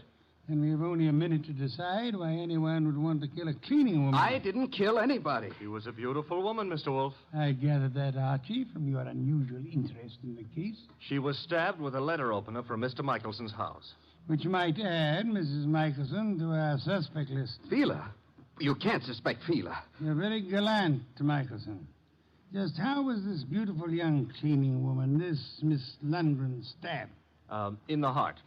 Her eyes were wide open, pupils dilated with shock. And Details later, Archie. Kramer will be here shortly. The moment I would like to know where everyone was. Well, Mr. Saunders was here with us, you remember. I don't know where Mrs. Michelson was, but I could go see her and find out. No, it won't be necessary, Archie. Mr. Michelson, where were you? Me? Why, I'm not sure. I can't seem to remember. That's hardly what we would call helpful. I was drunk. Maybe I went to Fila's. I've been over there lots this week trying to talk to her. Yes, I must have gone over there. Have you ever seen the murdered woman before? No, I never saw her before in my life. I've seen her before, Mr. Wolfe. Indeed, Mr. Saunders. I seem to remember your earlier statement to the contrary. Well, I didn't know her name, but when I saw her, I remembered her. I understand she was quite an alcoholic. Unfortunate woman. Beautiful. Well, look who's here, Inspector Kramer. Oh, here you are, Michelson. And as usual, you didn't have the courtesy to ring the bell, Inspector. And give you a chance to get this guy out of here? Nothing doing, Wolf. Now, come on. We're going to headquarters. Mr. Wolfe, you can't let him take me. I didn't do it. I'm afraid there's not much I can do about it, Mr. Michelson. Come on. You come along too, Saunders. I got to get a statement from you. Of course. This way. Come on. Very well. All right. I just got an angle. Really, Archie? Sure, it's simple. Saunders been going for this beautiful cleaning babe. Clay worms in. Saunders kills her. Perhaps there was jealousy somewhere in this case, Archie. Nero Wolfe speaking. Mr. Wolfe, this is Fila Michelson. You don't know me, but you once bought a painting from my husband. I've got to see you, Mr. Wolfe. You've got to help me.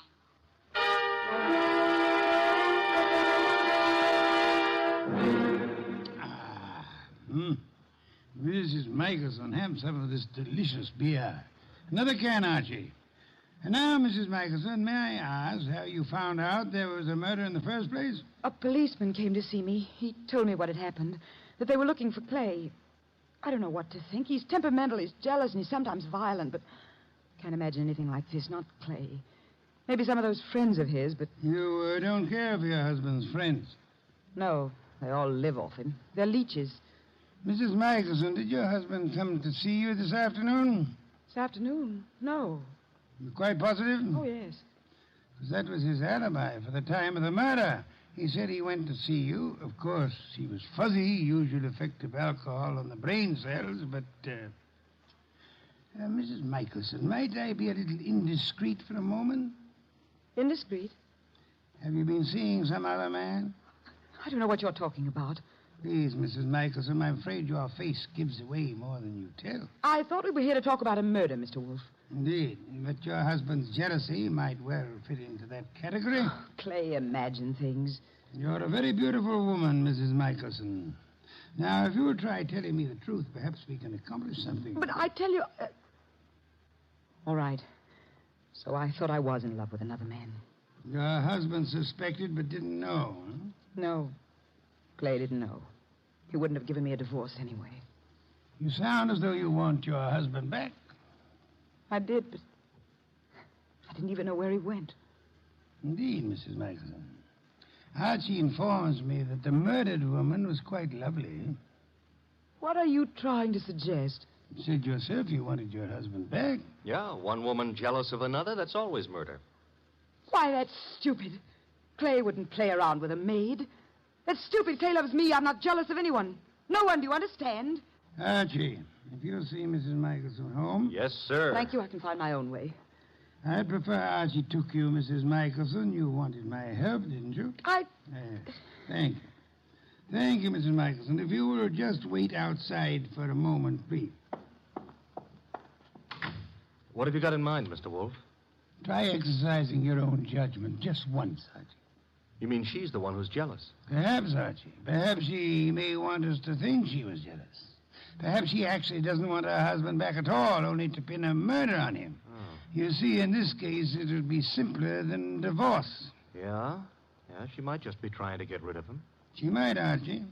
But then she's a woman, so don't count on anything. She might even be telling the truth.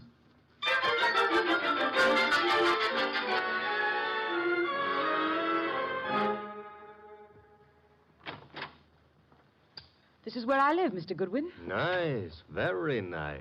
I like Greenwich Village. I'm trying to figure out why Mr. Wolfe sent you along with me. I'm a sucker for beautiful women. I wonder. Archie. Huh? Does Mr. Wolfe believe me? He hasn't made an official statement yet. Nice furniture and things. You sound like an appraiser or someone looking for something. That's because it's November. Mr. Wolfe sent you to search my apartment. You could be wrong. I don't... Oh. What's the matter now? Thought you said your husband hadn't been here today. He wasn't. And what's his flask doing among these papers on the desk? Very prettily decorated with his initials. He was looking for it at the club. Flask? I don't know what it's doing there. Yeah, sure. You're trying to help, Clay. Right into the electric chair. But...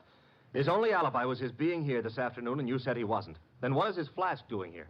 He said he just bought it this morning, so he must have been here today. I don't know what you're talking about. Where's your phone? Well, you've got things wrong. I don't know anything about that flask. Hey, the lights... Who switched off those lights? Fila, put those lights on. Put on those lights.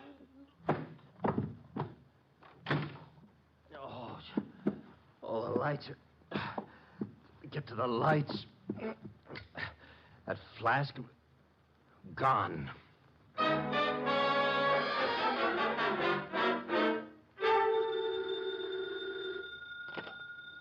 Nero Wolfe speaking. Wolfe, where's Fila Michelson? Fila? Perhaps you might try the lost and found, Inspector. Now, look, I know she was over at your place. I thought you were interested in Clay Michelson. Well, I let him and Saunders go, for the present. They're clean until I get the medical examiner's report. Oh, when will it be ready, by the way? An autopsy takes time, you know that. Where's the Michelson woman? I believe she had a date with Archie. Why do you want her? I'm sure it never dawned on you, Wolf, but this cleaning woman who was killed was some dish. Maybe Mrs. Michelson was the jealous one.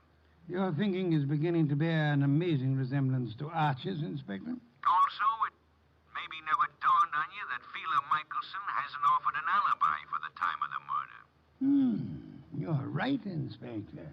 Yeah, you are. Come on, Wolf, quit stalling. Where's Fela Michelson? What? Oh, I really don't know, Inspector, but perhaps as a last resort, of course, you might try her home. Good night, Inspector.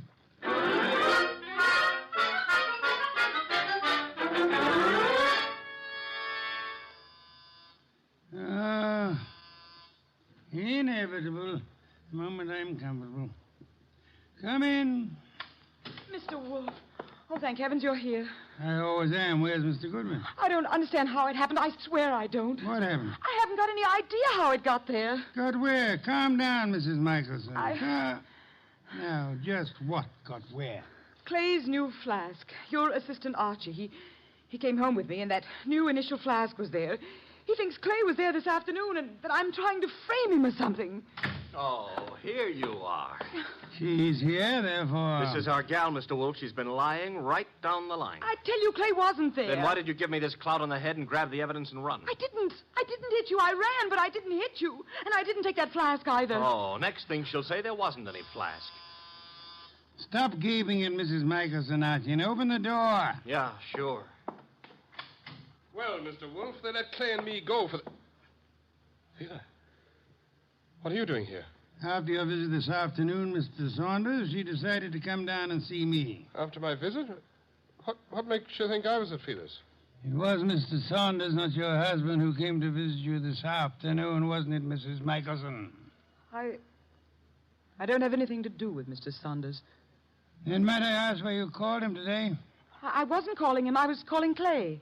You told me earlier yourself that you didn't know where Mr. Michelson was. Well, all right. So what if it was Mr. Saunders who came this afternoon? As he has for many afternoons. What are you trying to get at, Mr. Wolfe? Saunders? He and Fela? Yes, Archie. Mr. Saunders, the artist's friend and agent, happens to be the one who was making a fool of the artist. But that's all over. I told him. That's what I was talking to Mr. Saunders about this afternoon. I didn't want Clay to know. Clay would never have come back. All right, so it was Fela and me. I admit it, but that's not murder. I suggest that it is, Mr. Saunders.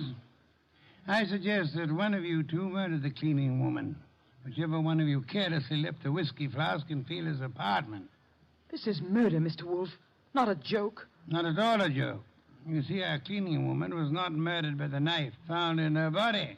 She was poisoned. What do you mean, not by the knife? Poisoned. She undoubtedly drank from Michelson's flask while she was working in his room at the Garrison Club. But she was stabbed. True. However, Miss Lundgren was an alcoholic. Saunders mentioned that, and I checked with the club manager. But how does that prove there was poison in the flask? That she was poisoned? Archie, would you mind repeating your description of the dead Miss Lundgren? First, as to the wound. Okay. There was no blood. Someone advanced a fantastic theory about wiping the blood away. And now, Archie, the description of the body of Miss Lundgren. I mentioned the fact that her eyes were wide open, the pupils were dilated. Hey, dilated pupils? Yes, Archie. The lack of blood had already made me wonder about the entire affair. When you added the dilated pupils... What's special about dilated pupils? In death, that is a common symptom of poison by a certain vegetable drug of considerable potency. But what was the point of stabbing her? The poison did the job. However, the killer later used the letter knife in an effort to deceive the police. However, he unhappily forgot that the dead don't bleed. I think you're guessing, Mr. Wolfe. Am I? All I can say is that I was at the pool in the early afternoon. You're very certain you were at the club pool and the murder was committed, Mr. Saunders? Certainly. From 1 until 3. Excuse me, please. Wolf speaking. Inspector Kramer, medical examiner's report just came in this minute. And get a load of this, wizard.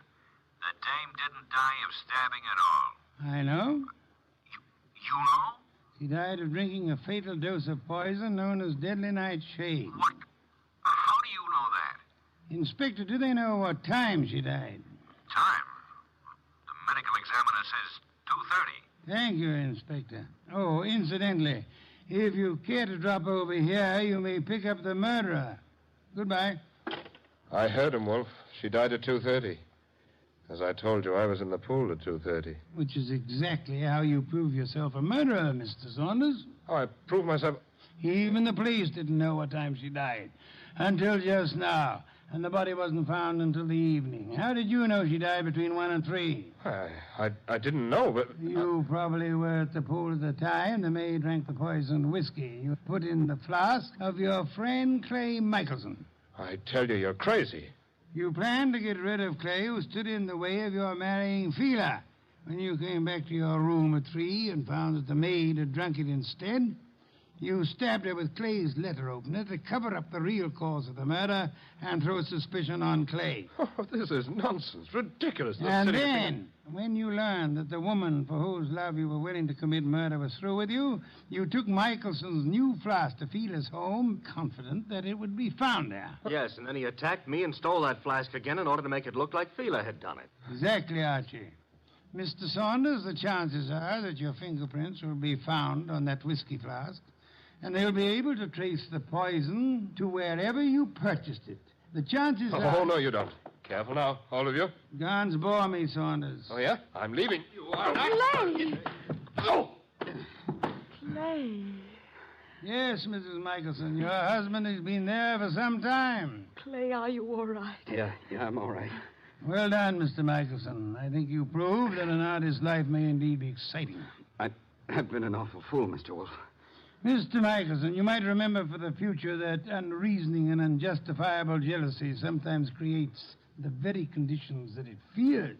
You're being very kind to me, Mr. Wolfe. How can we ever thank you? By prompt remittance of your check on receipt of my bill in the morning. Good day, Mr. and Mrs. Michelson. Good day, Mr. Wolfe. Good day. What's the matter, Archie? You look glum. Yeah. I always have the lousiest luck. Meaning? A hectic case with 2 beautiful dames. Michelson gets one, the undertaker gets the other, and what do I get? Hey, that reminds me. You got a fee. I get paid.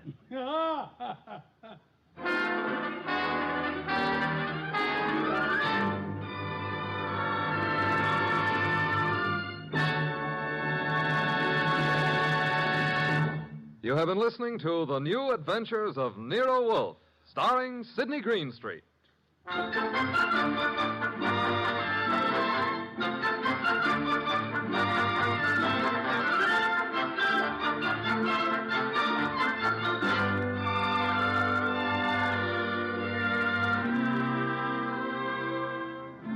Tonight's transcribed story was written by Cheryl Hendricks and based on the famous characters created by Rex Stout. This is an Edwin Fadiman program, produced and directed by J. Donald Wilson. In the cast were Larry Dobkin as Archie Goodwin, and Betty Lou Gerson, Howard McNear, Dan O'Hurley, Vic Perrin, and Bill Johnstone. Next week at this same time, Nero Wolfe and Archie will bring you The Case of the Beautiful Archer. Don Stanley speaking.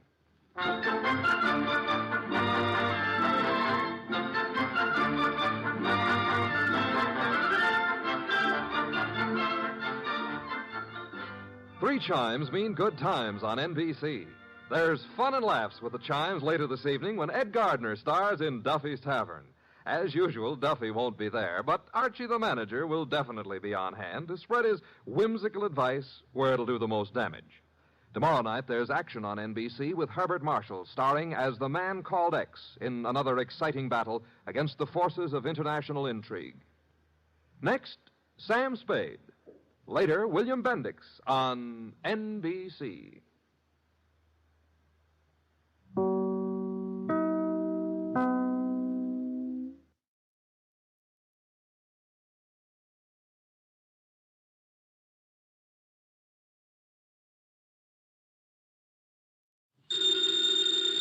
Ladies and gentlemen, the ringing of that phone bell brings you mystery, adventure.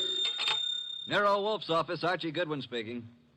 No, I'm sorry. Mr. Wolfe is busy planning a menu. I'll see if he can talk to you. What's the name again? You want to talk to a dame named Mrs. Collins? Hang up, Archie. Do we know a Mrs. Collins? No. I don't suppose you care, but I think her voice is very charming. Doubtless. Every female has a charming voice to you. Hang up. Okay. I'm sorry, Mrs. Collins, but at the moment, Mr. Wolfe is too involved with his digestive system to be interrupted. However, if I may introduce myself, Archie Goodwin, Mr. Wolfe's assistant, if I can be of any help. Archie. Yes, Mrs. Collins, I'll ask him. Cocktail party. Hang up, Archie.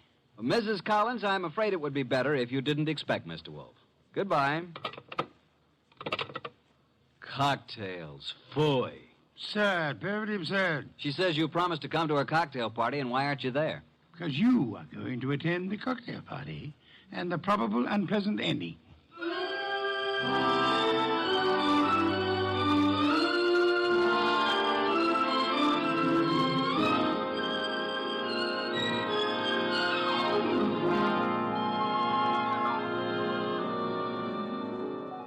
Ladies and gentlemen, it's that genius who is the bulkiest, balkiest, the most ponderous, and most brilliant detective in the world.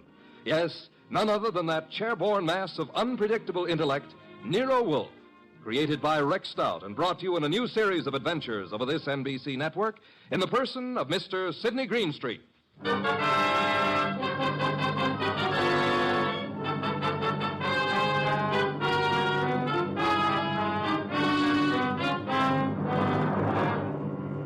Mr. Wolfe and I refer to this as the case of the party for death.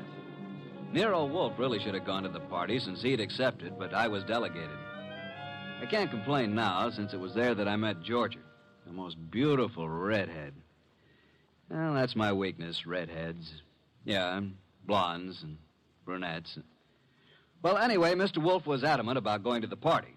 I've never been to a cocktail party in my life. You know, I drink nothing but beer. You could take your beer with you, couldn't you? I could not. Do we know a Mrs. Collins whose cocktail party you said you'd go to? The phone rang and I picked it up. Where was I? Exactly. Okay. So a Mrs. Collins with a beautiful, seductive voice conned you into accepting an invitation to a cocktail party that you knew you weren't going to. Archie. Yes, master. Just a little less sarcasm, perhaps. Sarcasm? Call it impertinence, then. Impertinence, master? Exactly. Less of that. Much less. Okay. Continue now. Where was I? You were reading the duck recipe. Oh, yes, the duck. Oh, here we are. Dodine de canard. The dodine is one of the oldest dishes in the repertory of French cooking, being mentioned in books of the 14th century. Le Grand Cuisinier de Toute Cuisine. Hooey, what time is it, Archie? Almost 6:30. Oh, in that case... You going to get up? Here on this card are your instructions, Archie. If you are still alive tomorrow, you may make your report. I helped the huge bulk that was Nero Wolfe out of his specially built desk chair and walked with him to the elevator that would take him upstairs to his orchids. I stepped back to the desk and found the card which bore my instructions. In his small, perfect handwriting, I read, Mrs. Albert Collins, Empire Towers. Arrive at 7, say I sent you. After the murder, telephone me before the police arrive. At exactly 7, I rang Mrs. Collins' doorbell.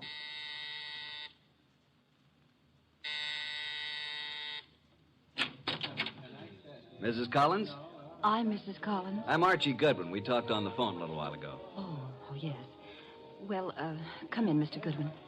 Mr. Wolfe begs to be excused. At the last moment, he was unable to attend. Well, I'm glad you could come.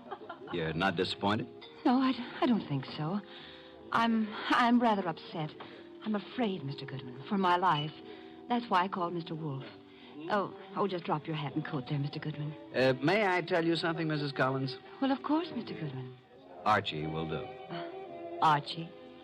When I spoke to you on the phone, I thought I knew what you'd look like. And? You do. Well, is that good? It's not bad, Mrs. Collins. Janie will do.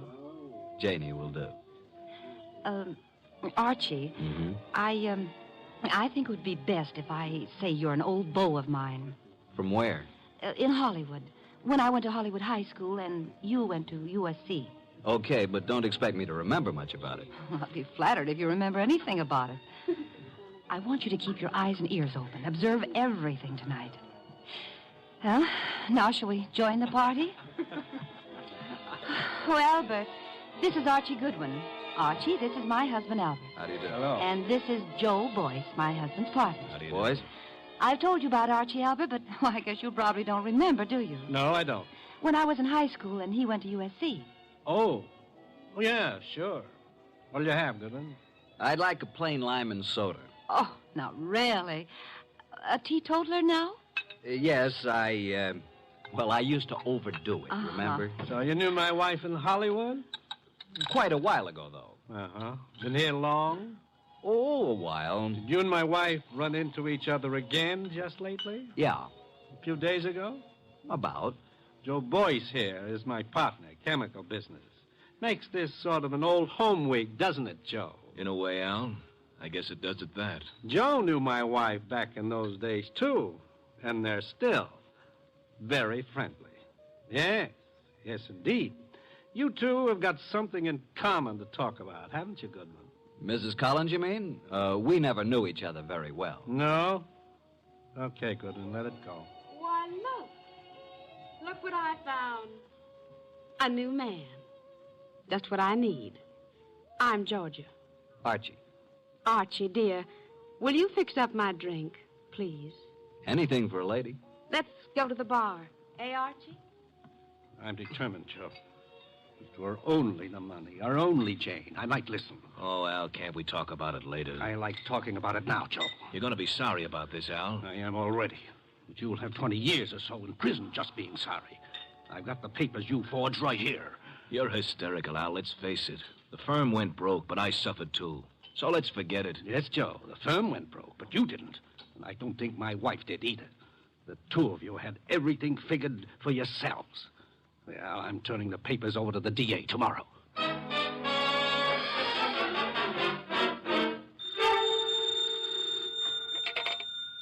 Nero Wolfe speaking. Archie, what do you know about this expected murder, if anything? Has it happened yet? No, but who's supposed to get killed? I haven't the faintest idea, Archie. Then why don't you stop it? That is impossible. I don't even know who's there. You want me to tell you? Not in the least. How am I supposed to prevent it if I don't know what I'm looking for? You're not supposed to prevent it, Archie. I don't think you could. I don't think anybody could. You want to hear what I found out already? No? I'll tell you anyway. Collins thinks his wife and his partner Boyce have been stealing his dough, and he's threatening to send Boyce to the clink. Archie. Yeah? You're wasting our time. Go back to the party. There is nothing you can do to prevent the murder. But I want you to be there when it happens.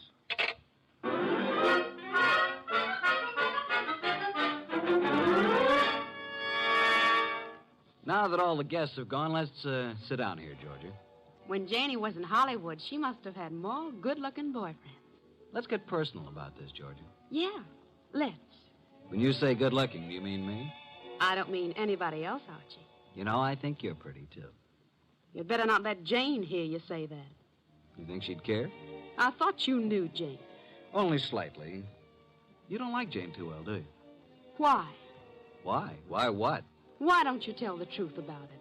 No man as attractive as you ever knew Jane slightly. Either they knew her or they didn't know her. Maybe you think I'm getting a little tipsy. The idea never occurred to me. No? Well, it has to me. Refill your glass? I'll come with you to the bar.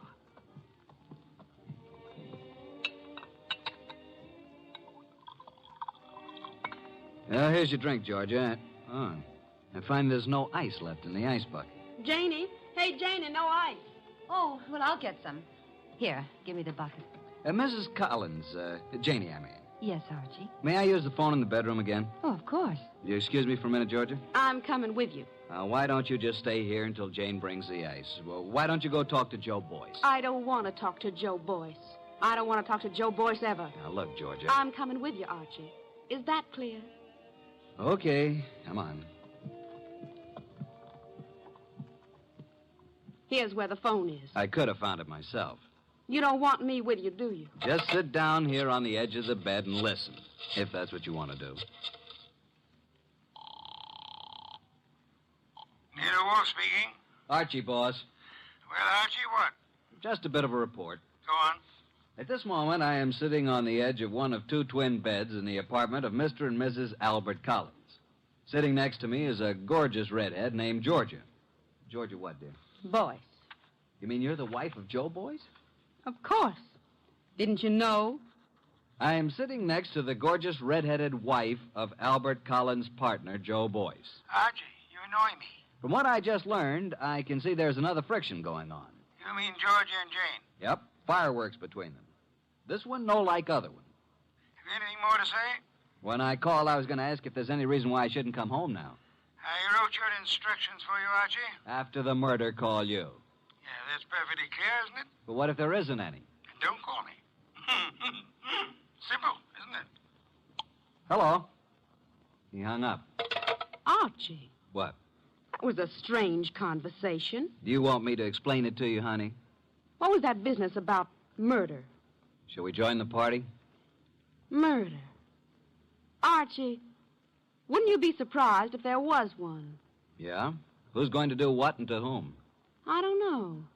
Maybe I will. Elucidate, honey. Do you intend to figure as the killer or the corpse? I don't intend to figure as anything. But you never know. Archie, do you think Jane Collins is better looking than me? No. Honestly? Honestly. Then what's the matter with me? Nothing. Nothing at all. Oh, yes, there is. Look, do you want to kiss me? Well, I'll tell you. When I graduated from Sunday school, I took a vow. That's what I mean. But if I were Jane, you'd want to kiss me, wouldn't you? No, frankly, no. Why not? Well, when I graduated from Sunday school, Okay, Archie. Let's go back. You boys have such happy faces. Where's Jane? In the kitchen getting some ice. Where have you been? With Archie. Is he an old school chum of yours, too? Do you care, Joe? No. Mr. Boyce. What? How much do you weigh? 187. Why? Then I'll be giving you 5 pounds. Shall we step outside? This I have got to see. Shut up. Mr. Goodwin, you seem angry. Just terribly, terribly hurt. Would it do any good if I apologized? Today I'm a little upset. If I said anything to offend you, I do apologize. Now, if you still want me to give you a boxing lesson, I'm at your service. Let's forget it. I'm sorry, too. Jane Collins came in from the kitchen with a bucket of ice cubes, a tray of fresh glasses, and the strapless gown she'd been wearing. There. I never thought I'd make it. Now I'm going to mix my own drink, and you can take care of yourselves. Ice first. Huh? Whiskey. And soda. It's a simple recipe, isn't it, Archie? All it needs is the ingredients. Well, I drink to the ingredients. Nice. Janie, darling. What, dear? Would you mind very much if I took Archie away from you? Haven't you done that already, dear? To listen to those girls, you'd think, wouldn't you, Goodwin? Me, I never think. What do you do, Archie? I concentrate. On what? On not thinking. I did some serious concentrating on not thinking about Nero Wolfe or about the conflict of the partners, Albert Collins and Joe Boyce, about the jealousies of Jane and Georgia. The next 5 minutes hardly seemed an hour. Jane and Boyce murmured to each other. Collins drank gently but firmly. Why can't you be honest, Archie? What's the matter with me? What, Georgia? You weren't listening, were you? To every gorgeous word you said. What did I say? I want to hear it again, just the way you said it before. I said, why shouldn't there be a murder? Why not? It's an order. It's just not considered the thing to do. Thing to do. Can you think of anything better? No, frankly. I can. My glass is empty. My glass is empty, too. Jane. Jane! Oh, I'm sorry. I'm not much of a hostess, am I? Oh, don't answer that. Oh, you're all empty. But I've only drunk half of mine. You don't usually drink so slowly, Jane. Well, I'm just not in the mood tonight. I usually drink faster to keep you from drinking mine. See, Albert always gulps his and then reaches for mine. What's the difference? Well, I'll fix you some fresh drinks, but put my drink over there by you, Georgia, and lay off, Albert. I only had about 3 swallows of it. Besides, you don't need any more. I suppose we know what dear Jane is going to do, don't we? Lay off, will you? Lay off. It's my husband who said that, Archie. Archie, meet my husband, Mr. Boyce. I will now explain why dear Jane took our glasses away to the kitchen when she could have poured a drink right here. Listen, Georgia, will you... Mr. Boyce is speaking, Archie. What, Mr. Boyce? Nuts. Mr. Boyce says nuts, Mr. Goodwin. What do you say, Mr. Collins? I think Joe has covered the field. We were talking, weren't we, Archie? Possibly. We were talking about dear Jane. She's got to be always the prettiest, always devastating. Right now, she's putting on a completely new face. And in about 20 minutes, when our tongues are hanging out, she'll come back, all horsed up and bright and smiling, with another tray of drinks. Yeah, she'll take all night to fix them. Well, I'm going to get some air on the balcony. Don't jump off. Al, you're drinking too much lately. I shouldn't worry you, Joe. Especially now. When you start drinking, not only your drinks, but everybody else's too, well... Jane's right. Is that what worries you? Slide Jane's glass down. The ice is all melted. You see what I mean? Okay, Joe, let's not be nasty until tomorrow. Good. That gives me an idea. Think I'll propose a toast. Until tomorrow. And you know, it may be rather fitting that I should drink a toast from the glass that Janie left. Until tomorrow.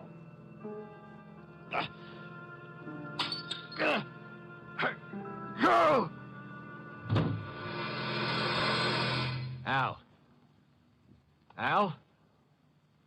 Jane? Janie! Albert! Oh, Albert.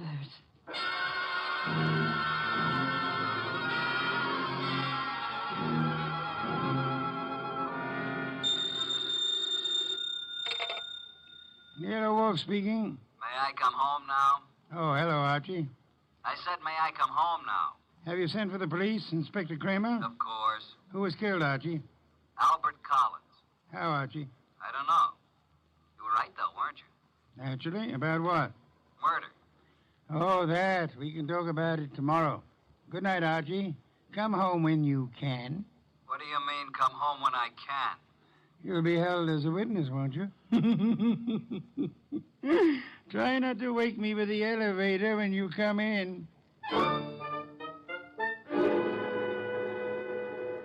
Well, Inspector Kramer, you've had me here at headquarters for a long while. For quite a long while. Haven't you asked me enough questions? Goodwin, you say you never saw these people before, Collins or Boyce or their wives. Yet when all the other guests had gone, you were still there. I guess I just don't know how to say goodbye. You didn't know they were partners in a chemical company. You didn't know that Boyce had forged a lot of papers with Collins' name. All I know is what you tell me. Goodwin. Yes, sir? I'm trying to be nice. Yes, sir. Now, I know, of course, that you went to that party because Nero Wolfe told you to. Do you? My question is, how did Wolfe know it was going to happen? Why don't you ask him? I already have. He told you? He says he never heard of Collins or Boyce. Did he say he'd ever heard of me? He says he isn't responsible for you or your shady friends. Maybe he knows I found a poison pellet in George's bag. Inspector, may I make an important call? Go ahead.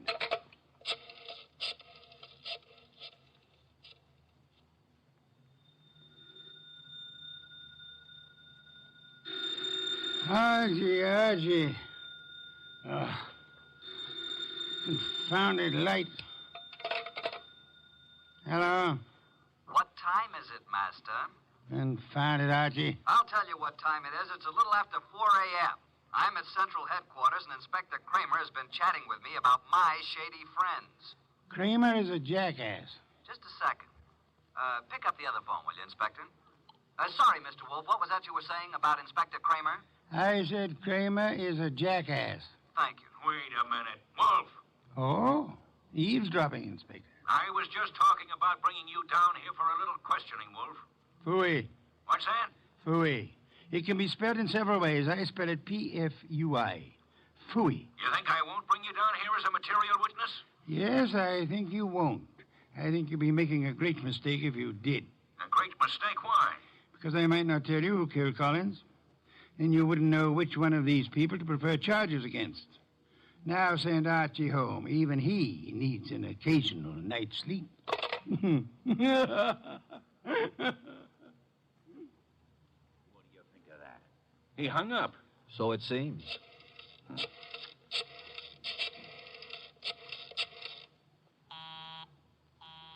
Busy?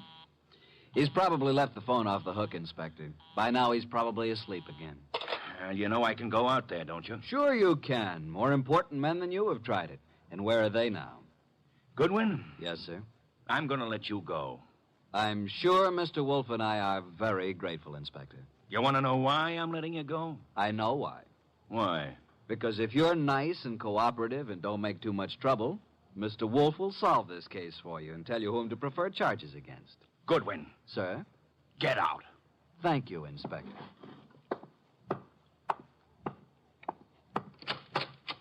Good morning, Inspector.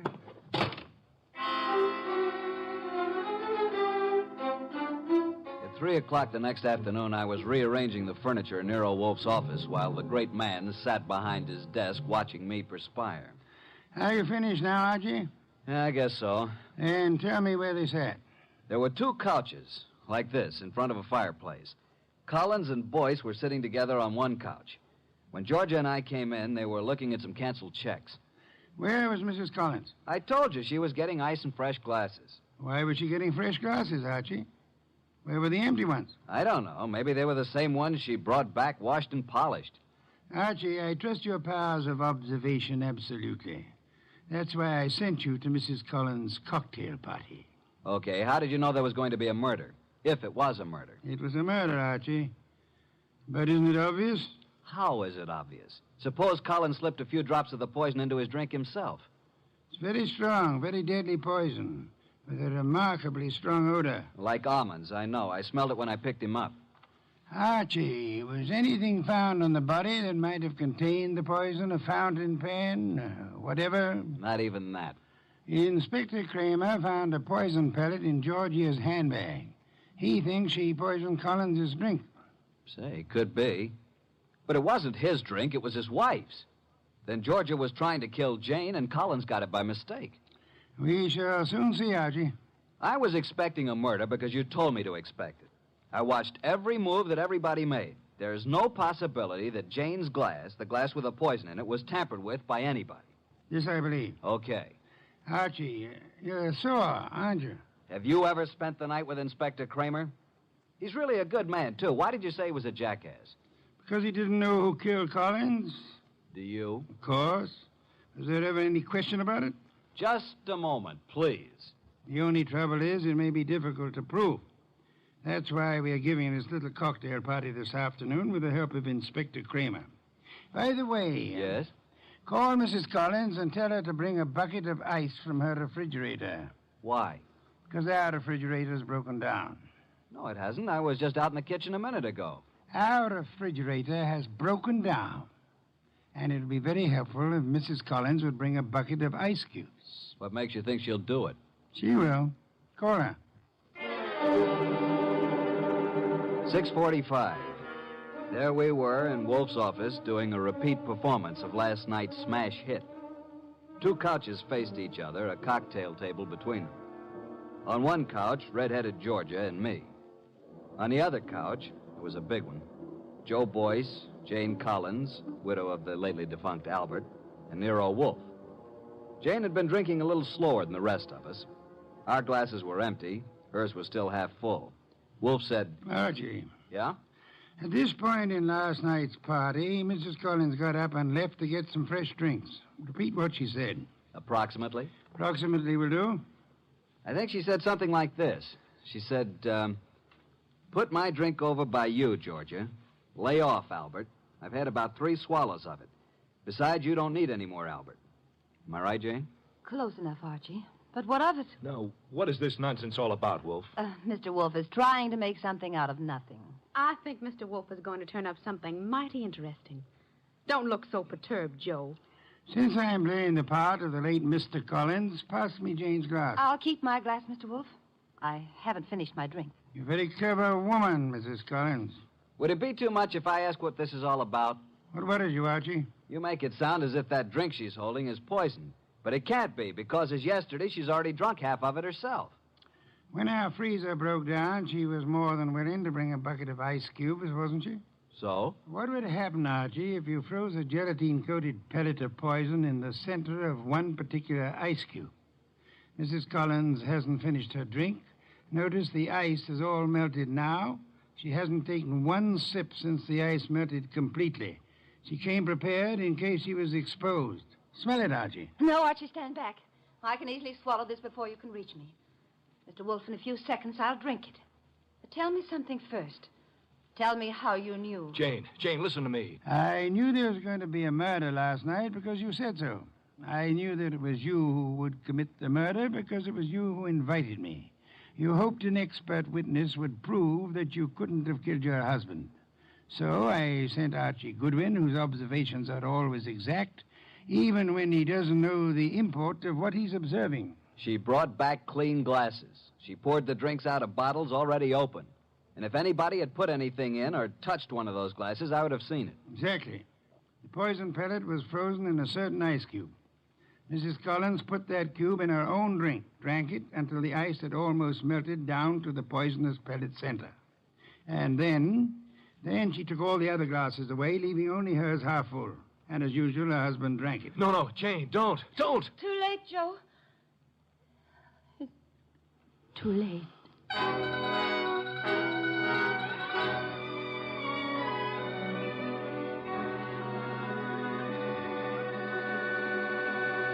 Well, boss, Jane didn't get away with the suicide try. That was clever thinking you did. I prepared a cube of ice in which I had frozen a gelatine capsule containing nothing more than a vitamin compound. I substituted for the cube in which Jane had placed the poison for herself. Wonder why Jane Collins wanted to have Joe. He'd stolen practically all the money in the company. He was just a crook. Birds of a feather, Archie. I don't believe Joe Boyce had any idea that Jane was planning a murder. And he still had all the money. Well, the forgeries will put him away for a long time. And poor Georgia could have had it pinned on her if it hadn't been for me. Yes. You knew all along, didn't you, that Jane had planned to have Georgia accused by planting another pellet of the poison in Georgia's handbag. Jane would have gotten rid of her husband and Joe's wife in one stroke. You knew all that, didn't you? Well, how about a bottle of beer, boss? Could you spare the time?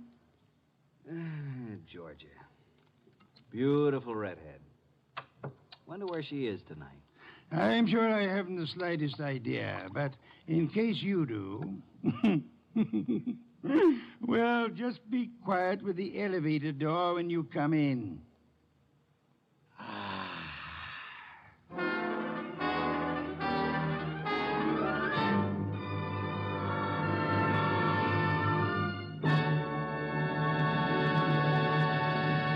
You have been listening to The New Adventures of Nero Wolfe, starring Sidney Greenstreet.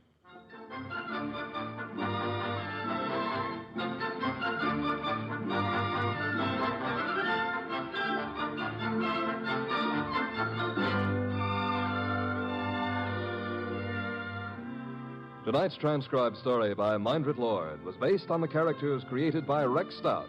This is an Edwin Fadiman program, produced and directed by J. Donald Wilson.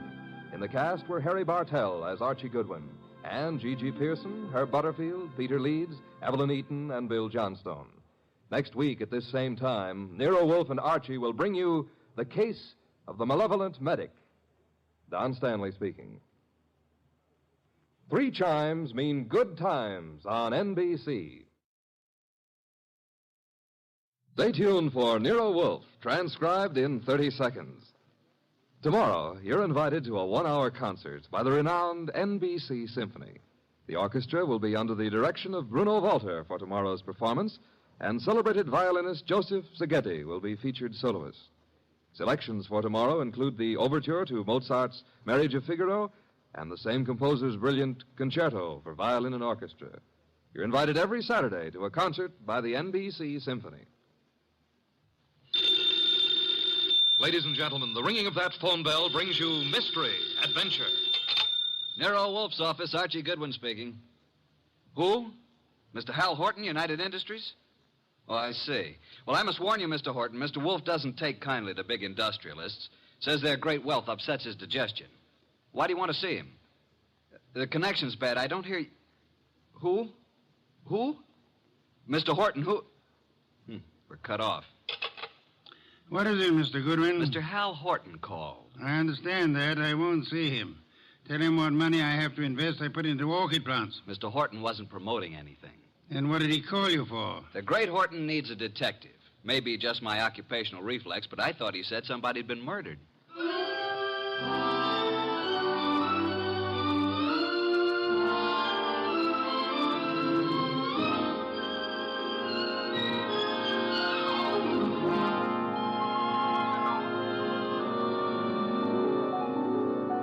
Ladies and gentlemen, it's that genius who is the bulkiest, balkiest, most ponderous, and most brilliant detective in the world. Yes, none other than that chair-borne mass of unpredictable intellect, Nero Wolfe, created by Rex Stout and brought to you in a new series of adventures over this NBC network in the person of Mr. Sidney Greenstreet.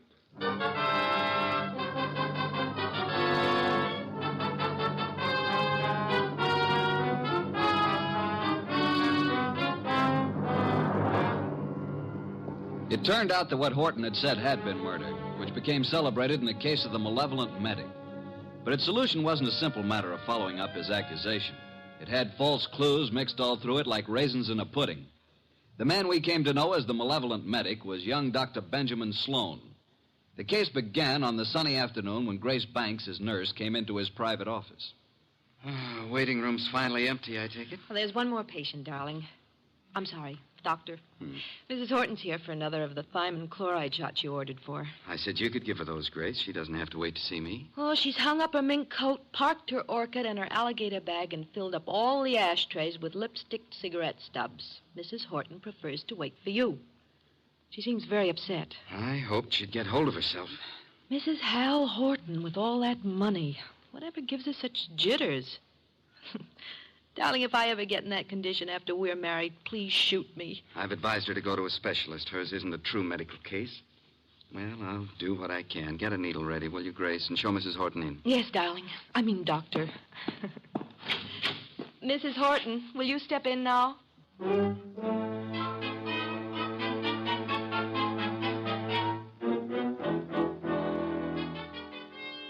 Been in that waiting room for hours.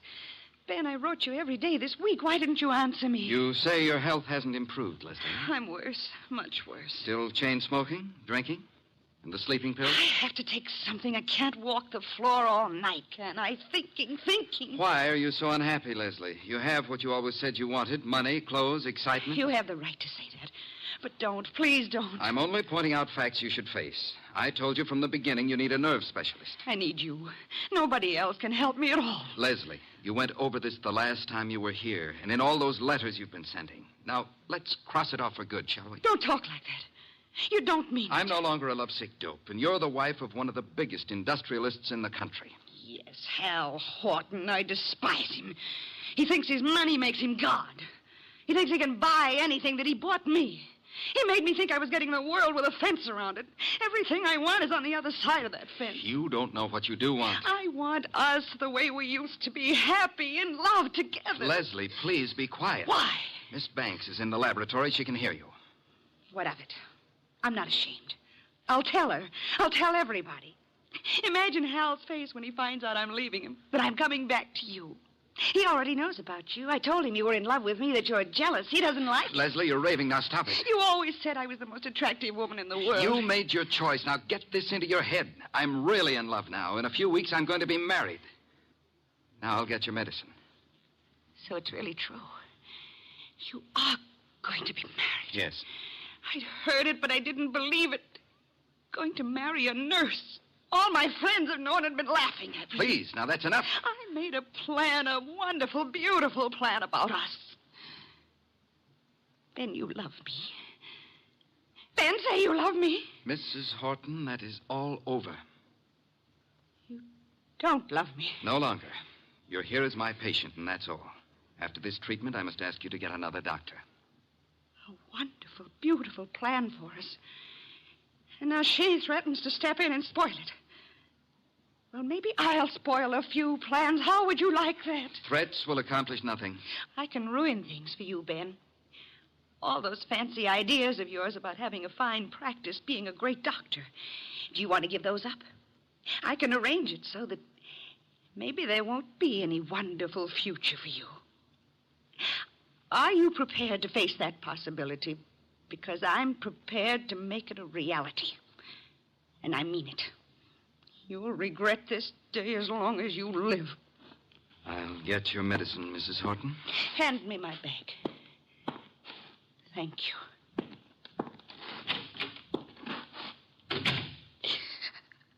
Oh, I hate you, Ben.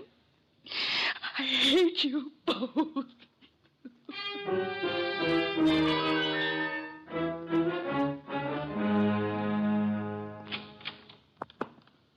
Sorry to have kept you waiting, Mrs. Horton. Miss Banks had to do a repair job before she could use the sterilizer. Alcohol, Miss Banks? Yes, Dr. Sloan. Now, Mrs. Horton, may I help? Thanks. So nice of you. There. Right side for the hypo this time, isn't it? Just touch with this cotton. Ready now, Doctor. Oh, what's the matter, Mrs. Horton? I'm just cold. Alcohol. After this, I advise you to go home and rest. These massive doses are a little painful, but they give results. There. That's all. Just relax here, and you can leave in 10 minutes. Come, Miss Banks. I want to talk to you.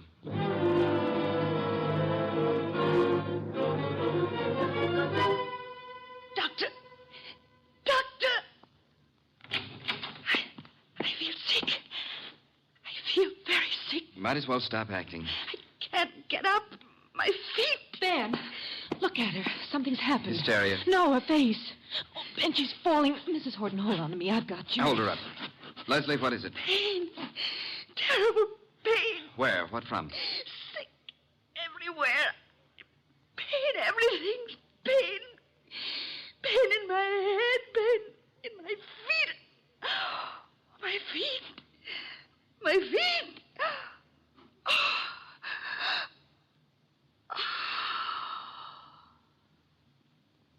Doctor, she's dead. Yes, Grace. Get a card from the files. I want to study it. From the first day Mrs. Horton came here. What was it, Ben?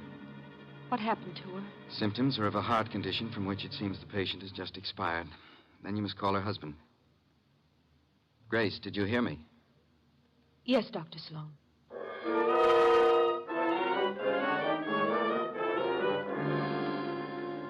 Well, I discourage your visit here, Mr. Horton. I do have a sort of curiosity about the operation of so-called big business. Maybe offer you a glass of beer and hear an explanation of the rise and fall of this morning's stock market. You don't think I've come here socially? I wish to engage your services for... Not available. You're a detective, aren't you? Specializing in cases that interest me. Sherry, Mr. Horton? I don't need it, thank you. But Mr. Wolfe says he specializes in cases that... I've just got here. I haven't told my story. I don't believe you even know who I am. Oh, yes, we do. We do indeed. A millionaire. Did I offend you by speaking of a fee? No, on the contrary. It is that portion of your conversation which interested me most. Frankly, I plan to spend the evening examining the first edition of Henry James I'd like to purchase, and the word fee suggested a possible way. Now, what have you done, sir? What have I done? One doesn't have to be a detective to recognize you're in trouble, Mr. Horton. Look, Mr. Wolfe, I have done nothing. But I've got a question I've got to have answered. I need facts. They tell me you're the man who can give them to me. If Nero Wolfe can't get them for you, they're not facts, they're fancies, Mr. Horton. Well, my story's involved. But the gist of it is your beautiful wife, a former model, died last week. The death certificate indicated a heart attack. You suggest she was murdered. How did you know? Never mind how I came to my conclusions. How did you come to yours? Leslie had been going to a Dr. Benjamin Sloan. She said he was a specialist. Some friend had recommended. She'd been upset. He was giving her vitamin B shot, she told me. You doubt that was true? Dr. Sloan informed me, after she died in his office, there'd been a heart condition from the beginning. Well, I don't believe it. Leslie was a very emotional girl. She'd have been quite frightened of a heart ailment. She'd have told me about it. Maybe she didn't comprehend its seriousness. Dr. Sloan did. Why didn't he get in touch with me at once about it? Then, when I went to clear up Leslie's room, I discovered something. Leslie didn't go to Sloan through a friend. She'd known him when she was a model and he was a hospital intern. She'd kept letters he'd written to her then. Love letters. Indeed. Well, doesn't that give you an idea, Mr. Wolfe? Sloan lost Leslie to me. No man who'd been in love with Leslie would ever get over it. Would a man be jealous enough, kill a woman he loved, rather than have her belong to another man? An interesting theory, Mr. Horton, one frequently advanced in fiction. Shall we investigate and see how it works out in fact? Yeah, you'll take the case, then. The intricacies of the feminine nature are challenging if you do not have to come in contact with the creatures. The practical research in such matters I leave to Mr. Goodwin here. It is a field in which he specializes. But it's you I want. Our method of operation is not under your control, Mr. Horton. If you'll be so kind, Archie, get a first-hand report of Dr. Benjamin Sloan and the women in his life.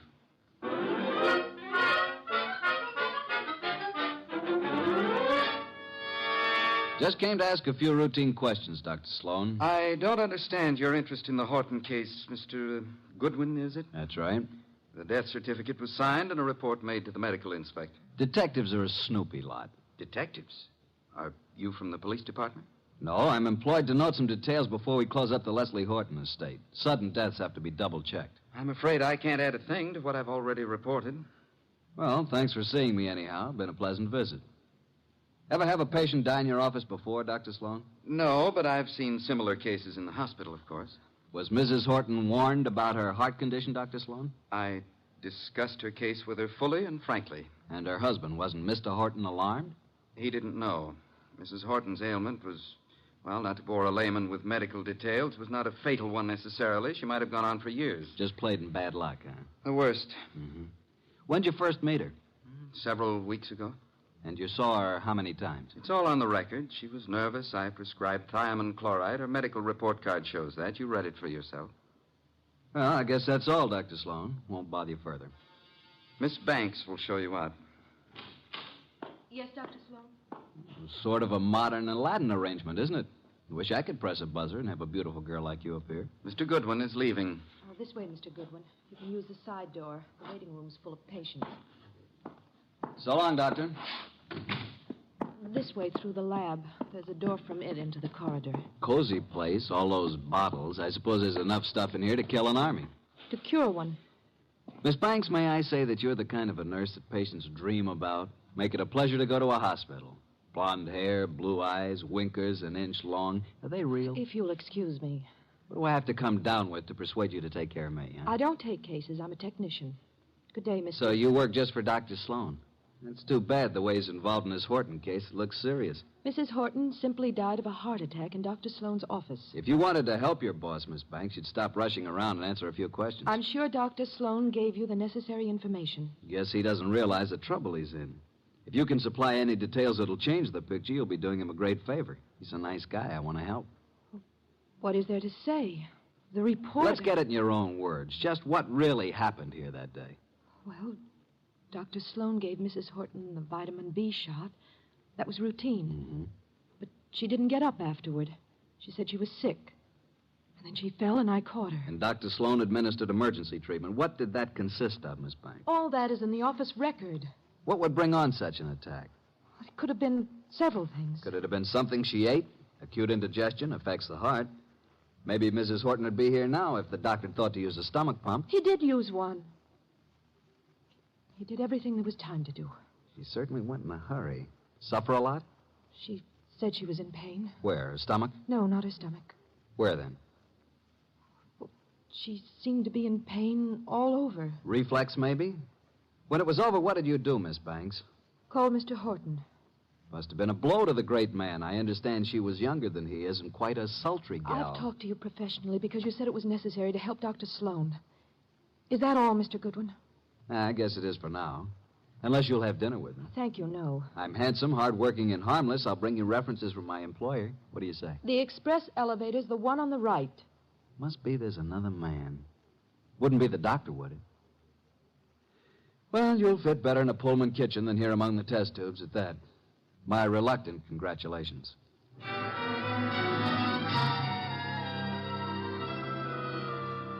Verdict, Archie? Innocent as lambs, both Sloan and the nurse. Evidence to prove it? My unfailing sensibilities, not the murderer type. Nice couple, doctor and the nurse. I suspect they're engaged. She's so much in love with him, I could have been you, and she wouldn't have known the difference. Very flattering. Records? The usual medical record, Mrs. Horton's first visits, symptoms, subsequent visits. Here are the notes on it. Vitamin B shots. No chance they brought this on, huh? Dr. Sloan says absolutely not. I checked that with other doctors. But Mrs. Horton did go into this right after the hypo. Nurse's story jives with Sloan's? A little more detailed. She says he did everything, even used a stomach pump. The woman was in pain? What's this? Head to feet? My way of saying pain all over. What other papers did you examine? Only the medical record. Get back to Sloan's office late tonight and examine all the papers in his desk. Can't you trust me? I tell you, there's no reason even to suspect these two.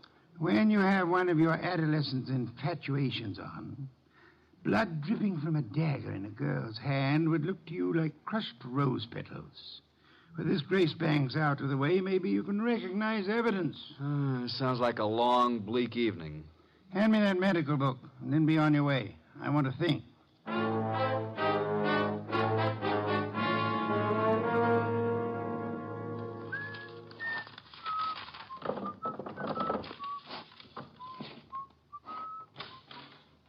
Well, good evening, Mr. Goodwin. Oh, good evening, Dr. Sloan. This is a surprise to us both. I didn't anticipate that you'd be keeping office hours after midnight. What are you doing in my office at 2 o'clock in the morning, Mr. Goodwin? Reading your mail and having a ghoulish time surrounded by all these shiny instruments of yours. You've been rifling my desk. I wouldn't do that if I were you. I put things back very neatly, even the letters from this little secret compartment, which isn't secret at all to anybody who knows about desks.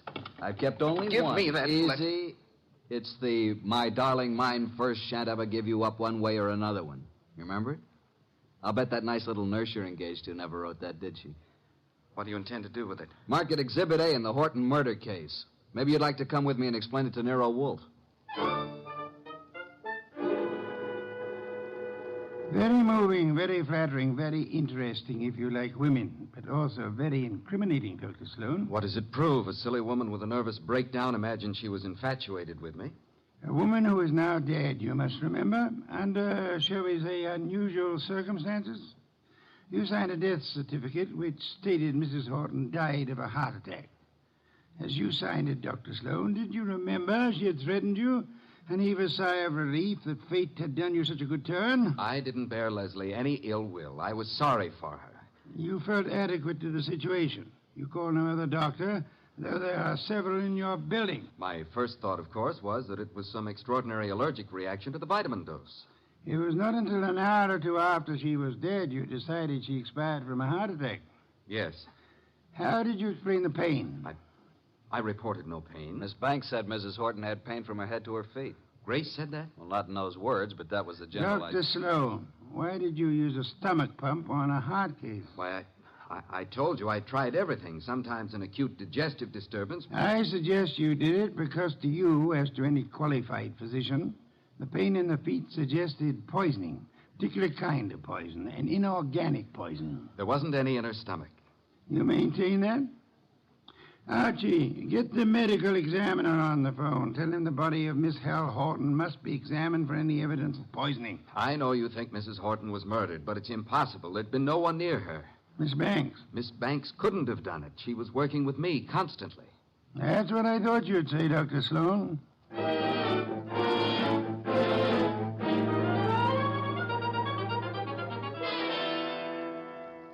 Mr. Wolfe, I had to see you. This is the most dreadful thing I've ever heard of.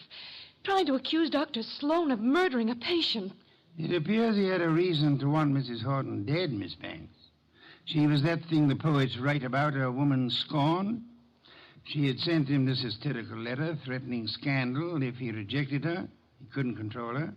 She kept coming back to his office making scenes. He gave her nothing but thiamine chloride. I know. I fixed the shot myself. Don't start covering for her. I'm not. I tell you, I filled the needle. And I didn't put anything but thiamine chloride in it. You haven't any reason to think anybody did, except for that letter you stole. If it wasn't for that letter... Give it to me. Give it to me. Stop it, Archie, quick. Now, drop it, baby. Come away from that fireplace. Why, you little tiger kitten. I didn't think you had it in you. Come on, let go of it. Let go. Give it to Papa. Now, look what you did. You almost got Nero Wolfe out of his chair.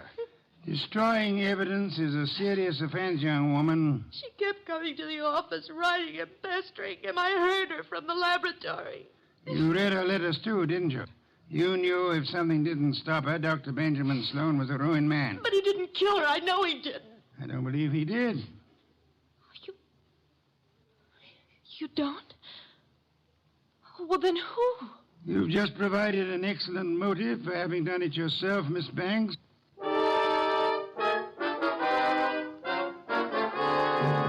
Pears and white wine. Cold, luscious, exotic. Excellent, Fritz, excellent. The best thing that's happened today. I don't like this Sloan case. If you ask me, I think that Horton dame got what was coming to her. Those are not the words of abstract justice, nor the phrases of a gentleman of culture. A good detective never plays favorites. Good night's rest, and you will find your attitude more normal by morning. You expect to have this case solved by morning? It's solved now, thanks to the expedition I sent you on this afternoon. The arrests can wait. No one will escape. I feel like a murderer myself. If I hadn't wormed it out of Grace about the Horton woman complaining of pain, and if you hadn't jumped at the word feet. That, Archie, my dear fellow, is the purpose for which you exist, to discover pertinent facts. Have we quite finished? Coffee in the study, then. Here's the door. I'll go. Mr. Wolfe in? He isn't seeing anyone this evening, Mr. Horton. Well, he's seeing me. Archie, if that's Mr. Horton, I'll see him. You'd better. Sorry you found Mr. Goodwin so impossible, Mr. Horton. He came to pay you a call this afternoon. I sent him, but he didn't find you in, did you, Archie? No, but I made myself at home. I knew anything that would help to solve this case you'd want us to have. What do you mean? You were in my house? What did you take? Nothing of monetary value, I assure you, that will not be returned in due course. But before I announce the solution of a case, I like to have all my little props in place. I appreciate a well-rounded performance. Mr. Wolfe, I've had enough of this foolishness, this delay. I hired you to convict Sloan, not to play parlor games. You must be patient, Mr. Horton. Don't force me. I want action. Well, I had planned to wait until the morning, but if you insist... These papers here may interest you, Mr. Horton. Mr. Goodwin here collects them, your wife's letters. Leslie's? You recognize the script? These are addressed to Dr. Sloan. Do they prove anything against him? The lady's correspondence should be kept private. This other letter, however, was sent to you. To me? Leslie's? What? Give it to me. Easy, Horton, easy. Don't grab. Oh, but that letter's mine. You stole it from my desk. There is a point in a case, Mr. Horton, where letters cease to be personal property and become evidence. What evidence can that letter provide? It seems you had reason for wanting to kill your wife, Mr. Horton. A man can get annoyed by a note saying his wife never loved him, that all his money isn't enough, and that she's going to another man. You accusing me of murder? It could have been the perfect crime. Poison in one of those pills she was forever taking, or on the tip of the cigarette she chain-smoked, in a doctor's office to die in. If you hadn't been fool enough to try to pin it on Sloan, you might have gotten away with it. If I had known while she was alive what Leslie was, I might have done anything. But that letter you stole from me was one she left under my pillow. I didn't find it until after she was dead. I didn't kill her. Sloan did. You hired me to prove that, Mr. Horton.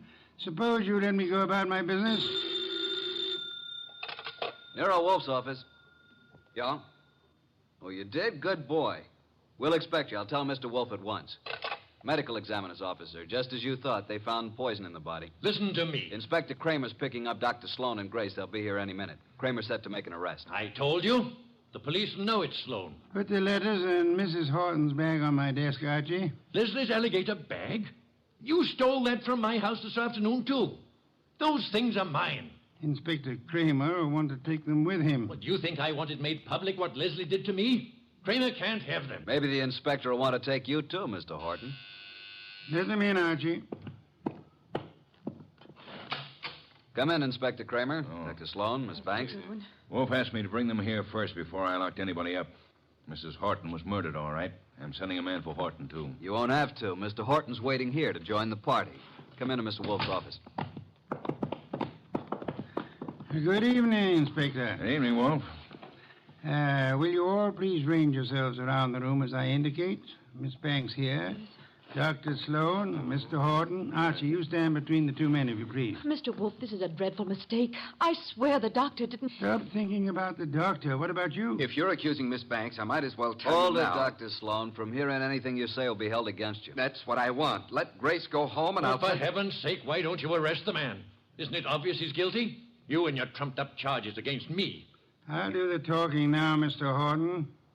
Mrs. Horton died from a certain inorganic poisoning.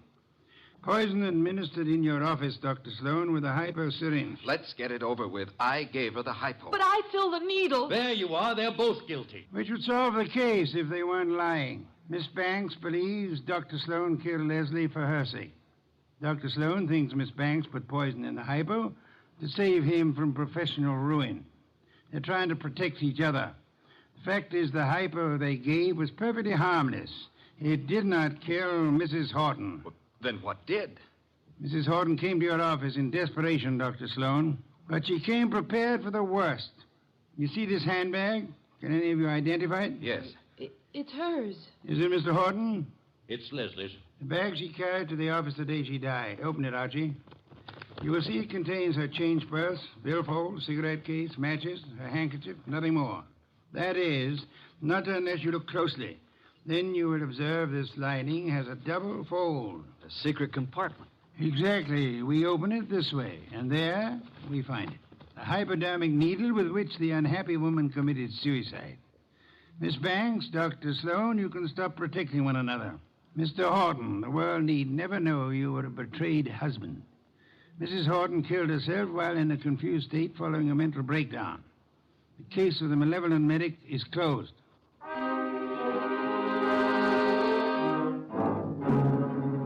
How did you ever get the hunch about the handbag, Mr. Wolfe?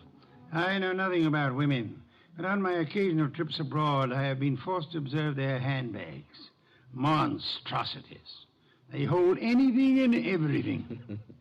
Now that our guests have gone, Fritz is bringing coffee to the study. Would you like some beer? I believe I would. Somehow I feel I've earned it. Here you are. Poor fellow, I'm very sorry for you. How so? This is one case in which there is no falsely accused, unattached young lady for you to squire about. Well, here's to your better luck next time.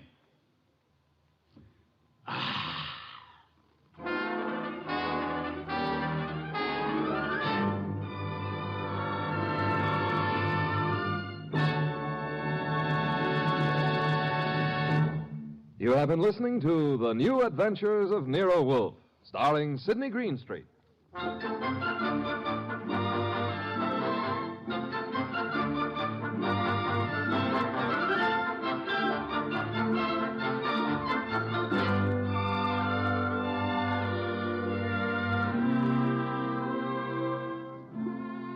Tonight's transcribed story by Ruth Adams Knight was based on the characters created by Rex Stout. This is an Edwin Fadiman program, produced and directed by J. Donald Wilson. In the cast were Harry Bartell as Archie Goodwin, and Gene Bates, Vic Perrin, Bruce Payne, Bill Johnstone, and Mary Lansing. Next week at this same time, Nero Wolfe and Archie will bring you The Case of the Hasty Will. Don Stanley speaking.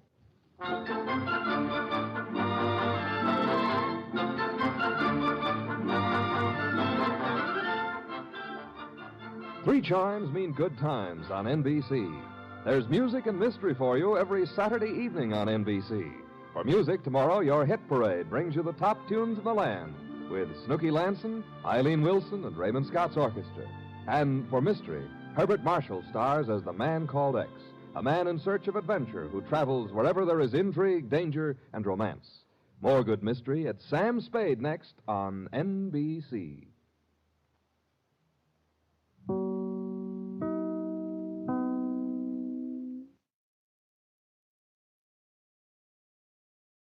Stay tuned for Nero Wolfe. If the chimes shudder a little on Sunday afternoon, well, they know there's mystery in store Sunday with men of action like Mike Waring, better known as the Falcon, who brings his fearless and romantic touch to the solution of another mystery. After the Falcon, it's high adventure. Then the big guy steps in. The new private eye Charlie Wilde concludes with a few casual homicides. The chimes mean mystery and action this Sunday afternoon on NBC. Transcribed. My boss is the smartest and the stubbornest, the fattest and the laziest, the cleverest and the craziest, the most extravagant detective in the world, Nero Wolfe.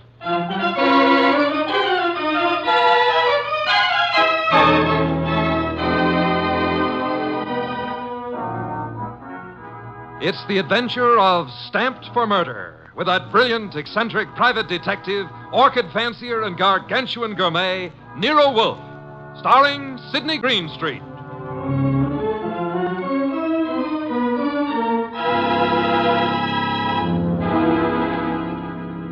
Instructions for this morning, Archie. Your notebook, please. First, Mr. Salinsbeck. Inform him that the Long Island peafowl he sent were most unsatisfactory. Peafowl's breast flesh is not sweet and tender unless it is well protected from all alarms, especially from the air, to prevent nervousness. Long Island is full of airplanes. Look, Mr. Wolfe, I shall want a dozen chickens that have been raised on blueberries. and a fresh killed lamb for tomorrow. Mr. Wolfe, please listen. There's... Mr. Goodwin, be quiet, and then dinner on the following day becomes a problem. Mr. Wolfe, dinner any day is going to be a problem if we don't pay Sausenbach's bill. Then pay it. With what? The bank account's empty. Ridiculous. There were $4,000 yesterday. But you bought that shipment of orchid bulbs from Weinold Gluckner. Mr. Wolfe, we need money. You've got to stop eating and drinking beer long enough to earn some. You're an alarmist. Will you, for the love of heaven, stop turning down clients and turn an honest dollar? I've got a couple of prospects right outside the door. Send them away. No, sir. Send them away. Tell them I've gone to Egypt. Nothing doing, sir. Confound you, Archie. Obey orders. Send them away. Miss Kent, Mr. Rodman, come in, please. Thank you. Confound you, Archie. You're mutinous. Yes, sir, and you're stuck with it. This is Miss Gloria Kent and Mr. Rodman. They arrived as advertised with a pressing problem. Good morning. You people are here by sufferance only. I shall speak to Mr. Goodwin about it later. Yes, indeed. I don't like pressing problems, Miss Kent. What are yours? My father. Indeed, I'm not a court of domestic relations, Miss Kent. What did your father do? Beat you? Withhold your earnings? Discourage your suitors? Mr. Goodwin should have informed you this office does not undertake cases involving marital or family problems. But that's not... If Mr. Goodwin had not been beguiled by your pretty face, he might have warned you and avoided this embarrassment to you and annoyance to me. Now, take it easy. How many times have I told you you don't know how to handle women? Then suppose you let Miss Kent handle me. Well, it's simply this, Mr. Wolfe. I had some money my mother left me. My father's just spent it without my permission. I want it back without a scandal. Thanks, Miss Kent. How much? How spent? $10,000. Father bought a treasure map. Indeed, from whom? A pair of swindlers named Cross and Halleck. They've driven him crazy, talking about fortune salvaged from the SS this and the SS that. He's got a map and old letters he studies. He's childish. Many fortunes have been recovered. Many more await on the sea bottom. How do you know your father has been duped? Well, I know. You do, Mr. Rodman. Yes. Cross and Halleck bought some old letters from me, written by my grandfather from Hawaii. They used them to manufacture the map and evidence. And that's what they sold to Kent. Father thought he was being so clever. He had the paper analyzed. Of course, the document research laboratory said the letters were genuine. They were. But something new had been added. I'd have never known if Mr. Rodman hadn't told me. You're a party to the swindle, Mr. Rodman? I was not. I never knew what they were up to. Mr. Wolfe, you've got to help me. I can't do anything with Father. I can't convince him. Even Mr. Rodman can't. No, Miss Kent, I'm sorry. This is not for me. But you must. You must. Not in my office, madam. No tears. Please, Archie, stop her. Okay. Archie, when Miss Kent has finished her disgraceful exhibition, show them out. How dare he walk out on us like Easy. I know him. You don't. He gets into a panic when women cry, or else he's curious about what Fritz is cooking for lunch. Now, just wait a minute, please. Oh, aren't you ashamed of yourself walking out like that on that poor kid? That hysterical gamma. She's lost all of her money. She needs help. I charge high fees, Archie. So charge a small fee. Do you want her to starve? Good heavens. Starve? How monstrous. I'm not kidding. While you'll be in here smelling your dinner, she and her father will be starving. I thought you were bringing me a paying client. Well, this is different. She's, Beautiful. Archie, you're impossible. Oh, very well. Go back into them. Get names, addresses, facts. I am not committed to Miss Kent's case, but we'll see. Be a tribute I paid for your weakness for a pretty face.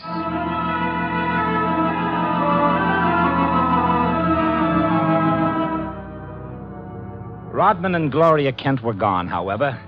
So all I had were the few facts they'd given me before they met Wolfe. I felt guilty about that when he came back into the office and sat down in his specially built chair. He closed his eyes, and I glared at him. Well, how much of you is awake? Mr. Wolfe. Well, they disappeared. Did you tell me you were going to help this girl just to get her out of the office, or did you mean it? You're a gadfly. No, sir. You made a promise, and you're stuck with it. What did you get from Rodman? Name, address, occupation. He's a librarian, that's all. Very careless, Archie. You missed a significant point. Such as, How did Rodman discover the letters he sold were being altered by forgery and used for swindle? How did he locate the dupe, Mr. Kent? I guess you're right. I'll ask him next time. But what about now? Are you going to get Gloria's money back? I assume you call Miss Kent Gloria solely in order to annoy me. It does. Stop it. Get Cross and Halleck. On my way. You'll find them at the Hotel Bogart. Wrong, sir. According to my notes, their address is... Never mind their address. The Hotel Bogart is the headquarters for successful, confident tricksters. They celebrate their victories there while the money lasts. You will possibly find Cross and Halleck drinking whiskey or lunching, probably both.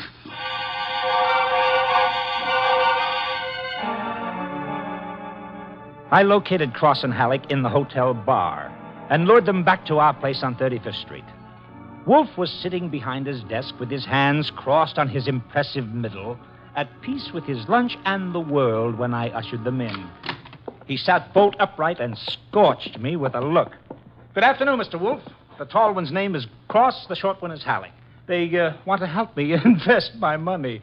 Gentlemen, Mr. Nero Wolfe. What? Who? Nero Wolfe. Hey, what is this? Confound you, Archie. How drunk are they? Not too drunk for business. Let's get out of here. Come on. Wait a minute. You want me to keep him here, Mr. Wolfe? Not by violence, Archie. Come back here, gentlemen. Unless you want 7 years in the state penitentiary. Unless what? You got nothing on us, Wolf. Nothing. I have the Kent case. The Kent? That's a laugh. We're sitting pretty. You are not, sir. You imagine you possess legal immunity. Mr. Kent believes you are a grotesque balderdash and will not sue for fraud. Miss Kent cannot sue because she is reluctant to accuse her father of wrongfully obtaining her money. Ergo, you think you are invulnerable. Now, listen. But you forget me. I'm a detective with a fee to earn. A big fee. Quiet, Archie. I am determined to get that fee. Therefore, as Miss Kent's agent, I can and will bring action against you. I'm indifferent to her tears or her father's disgrace. I'm indifferent to anything outside of money. You will return the $10,000 to me at once, sir, or you will be in jail by morning. You mean that? I do, Mr. Cross. Halleck. Yeah? Come here.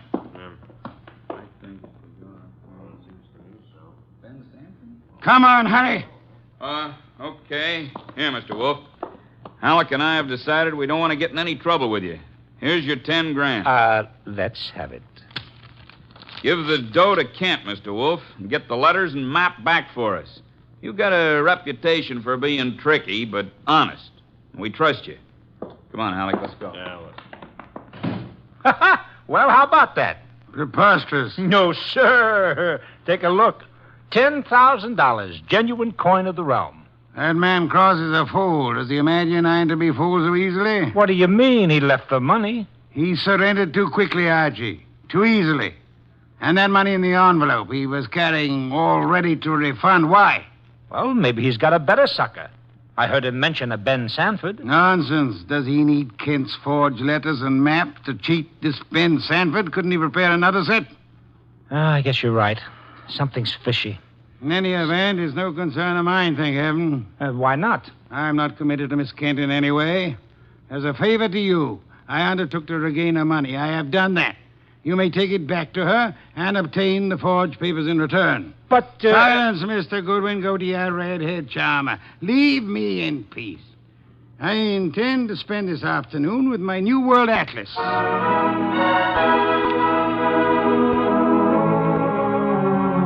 I left him 3,000 miles up the Amazon with his magnifying glass and drove up to East 69th Street. The Kent house was a broken-down little brownstone, and as I went up the stoop, the door opened and Gloria Kent burst out like a skyrocket. Hey, Miss Kent, easy. Let go of me. Let go. What's wrong? What's wrong? Wrong. Nothing is wrong. Nothing at all. Well, how about seeing your father? You want to see my father? Come inside. Oh, for the love of heaven. Come inside, Mr. Goodwin. I'll introduce you. He's in a back room. Come right through the living room. What else came through this living room? A hurricane? No, Mr. Goodwin. Something else. There's my father, Mr. Goodwin. What in the devil? He's dead. His throat's cut. Father, this is Archie Goodwin from Nero Wolfe's office. He and his boss refused to help while they could. Maybe he can help you now. Stop it. All I'm good for now is revenge. That's all. Stop Father. it. Stop it and look at me. When did it happen? I don't know. When'd you find them? Just now. Keep looking at me. Who went through this house like a hurricane? You? No. Where did you go after you left the office? To the laboratory. What lab? Document research. The place that checked the map. How long were you there? Until an hour ago. I was with Mr. Rodman. Keep looking at me. And then? I had lunch. With Rodman? Alone. And then I came home. All right. All right, now listen to me. I want you to go to Mr. Wolfe's house right now. Have you got cab fare? Yes. All right, take a cab. I've got to stay here, but I'll call Mr. Wolfe and tell him you're on the way. Now, get.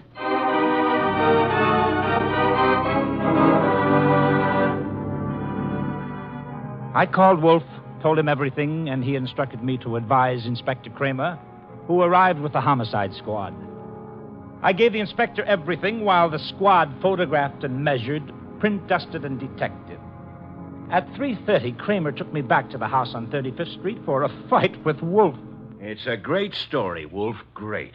Kent buys a phony treasure map. Everybody knows it's phony except Kent. But Cross and Halleck try to buy it back, and Kent gets himself murdered. Did you find the map and letters in the house, Inspector? No, I didn't. The killer was after the map. A phony map? Certainly. Why? Well, if we knew that, we would know why Cross and Halleck so willingly paid back the money and why Kent was murdered. Maybe it's not phony. I'd better see the girl now. Oh, you fancy her for the murder? Well, I'll know after I ask a few questions. Tonight. She's had a shock, Mr. Kramer. She needs rest. Look, Wolf, I want her. Why bother with her when there's so much to be done? Yes, such as? Cross and Halleck, find them. And the mystery man they spoke of, Ben Sanford. These are the men you want now, not this poor, overwrought girl. Yeah. All right. The girl will be here for questioning tonight, though, huh? Tonight, Mr. Kramer. Okay. You'll hear from me later on. Well, you buffaloed him out of that, okay. Say, why don't you want her questioned? Is she guilty? I don't know. Well, what did she say when she got here? She said nothing. She never arrived. She never what? She never arrived. Well, then why did you tell Kramer she was resting? Would he have believed the truth? She must be found. More important, we must learn why forged letters and forged map produces turmoil. Find the killer and you find the map. You said so. I said the reverse, which is an altogether different statement. Archie, I want a photograph of that map. Get it. Oh, sure. Any particular camera you want me to use? You'll find a photograph of 200 Vanderbilt Street. Are you kidding? The lab cannot check the authenticity of old papers without photographing them in ultraviolet light, infrared light, and so on. If this document research lab has examined those papers, they will have photographs. Get them.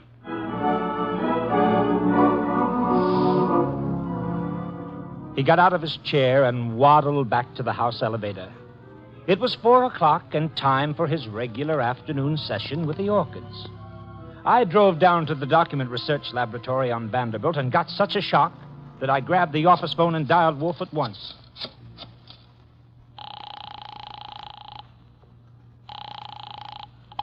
This is Nero Wolfe. Mr. Wolfe, Archie here. What's the matter? You lost? No, sir, but I found something. Photographs? No, Mr. Wolfe, I don't think you'll ever see any photographs of the Kent map. I don't think any were taken. Indeed. But guess who runs the document research laboratory? No, don't guess. You probably know. A man named Ben Sanford, and he's sitting right here looking at me. Bring him home with you.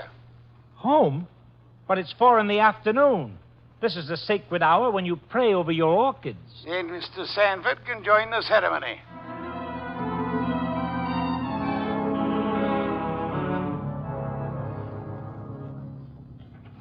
Hey, how about this place? How about it? There must be 1,000,000 flowers up here. No, not flowers. Orchids only. Mr. Wolfe has 10,000 plants. Never saw anything like it. And you never will again, brother. Hey, what kind is that on the bench? Oh, that's our pride and joy. Odontoglossum harryanum. Above them, the Van Petersirana, and the pink ones are the Coelogiani panduratas. Now, the large object, mulching flower pots, is Nero Wolfe. Mr. Wolfe, Ben Sanford. Good afternoon, sir. Hi. I came along to be obliging. I've got nothing to say about anything. How much have you offered Cross and Halleck for their treasure map? No comment. Mr. Sanford, I'm going to make some assumptions. I assume that you are not, in fact, a document expert, but an accessory to the fraud of Halleck and Cross. No comment. That you actually prepare fraudulent maps for those swindlers, and then, in the guise of an expert, guarantee their authenticity. No comment. But this you must answer. You did guarantee the authenticity of the map and letters Kent bought. It's on record.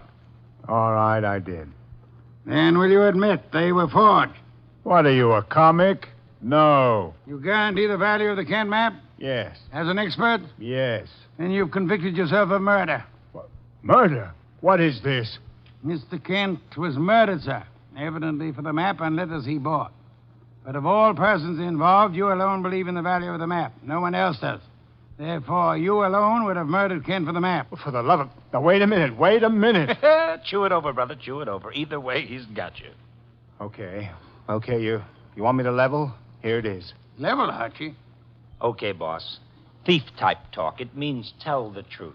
It's like you say. The letters were bought from Rodman. I forged the map and evidence onto them. I guaranteed them to Kent. It was a swindle. The letters are without value? Oh, sure, they're old, that's all. From 1851. Just tired family gossip and stuff. Indeed. There we have the problem again, Archie. Mr. Kent is swindled with a map and letters that are known to be worthless. He alone believes the fantasy of the treasure. There isn't any treasure. Never was. Yet Cross and Halleck refunded the swindle money so eagerly. It is obvious they want those worthless documents back badly. Someone else wants them so bad he murders Mr. Kent. Why? I don't know. Archie, we must find the girl. There's a chance she turned to Mr. Rodman for refuge. I'm sorry, you'll have to go there at once. If the girl isn't there, bring Rodman.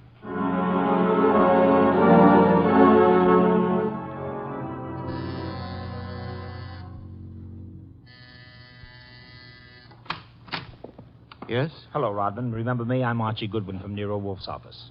Oh, yes, of course. I came to get Gloria Kent. There's been a change in plans. Tell her to come out, please. Gloria? Well, she's not here. Why should she be? Haven't you heard? Heard what? Well, I guess you'd better come down and see Wolfe. Mr. Goodwin, I'm afraid I can't. I'm rather busy. Look, Rodman, maybe you ought to know. Old man Kent was murdered. What? Yes, just after you and Gloria left us. Kent murdered? Well, this is awful, Mr. Goodwin. You want to see Mr. Wolfe now?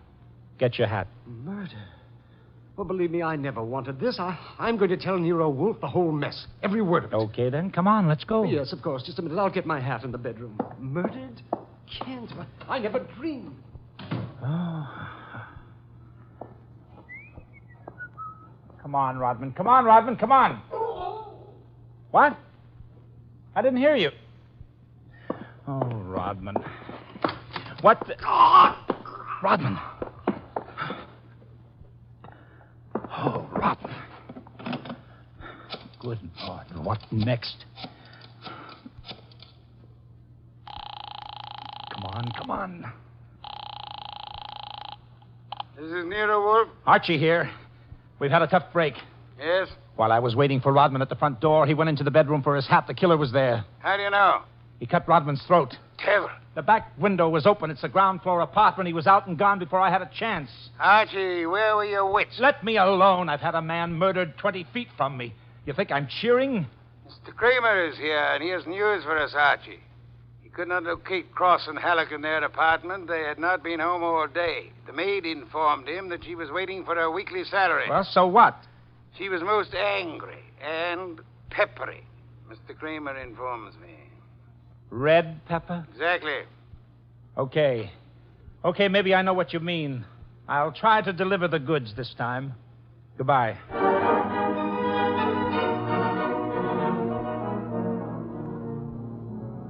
I drove down to the apartment house on Gramercy Square where Cross and Halleck lived, took the elevator up to the 10th floor, found the right door, and slipped in with a pass key.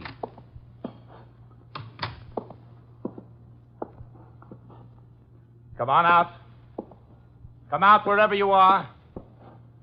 I know you're in here. You fooled Kramer pretending to be the maid, but you didn't fool Wolfe. You'd better... Gloria! Cut it out, you idiot. Lay off. It's Archie. Archie, you dope. Archie Goodwin from Nero Wolfe's office. Remember me? Let it go of me. Give me the gun, Gloria. Give it to me.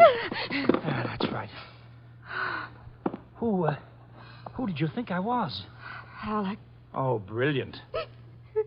So Wolfe figured you out, huh? Well, you are a brave girl. They killed your father. You came up here and waited for them. You were going to kill them right back, huh? Oh, that red-headed temper. And you bluffed Kramer into thinking you were the maid. I had to do something. It was the only thing I could think of. To come here and kill him. Well, you're coming home with Archie. And just remember one thing. When Wolfe's working for you, don't try to do any thinking. It only gets in Wolfe's way.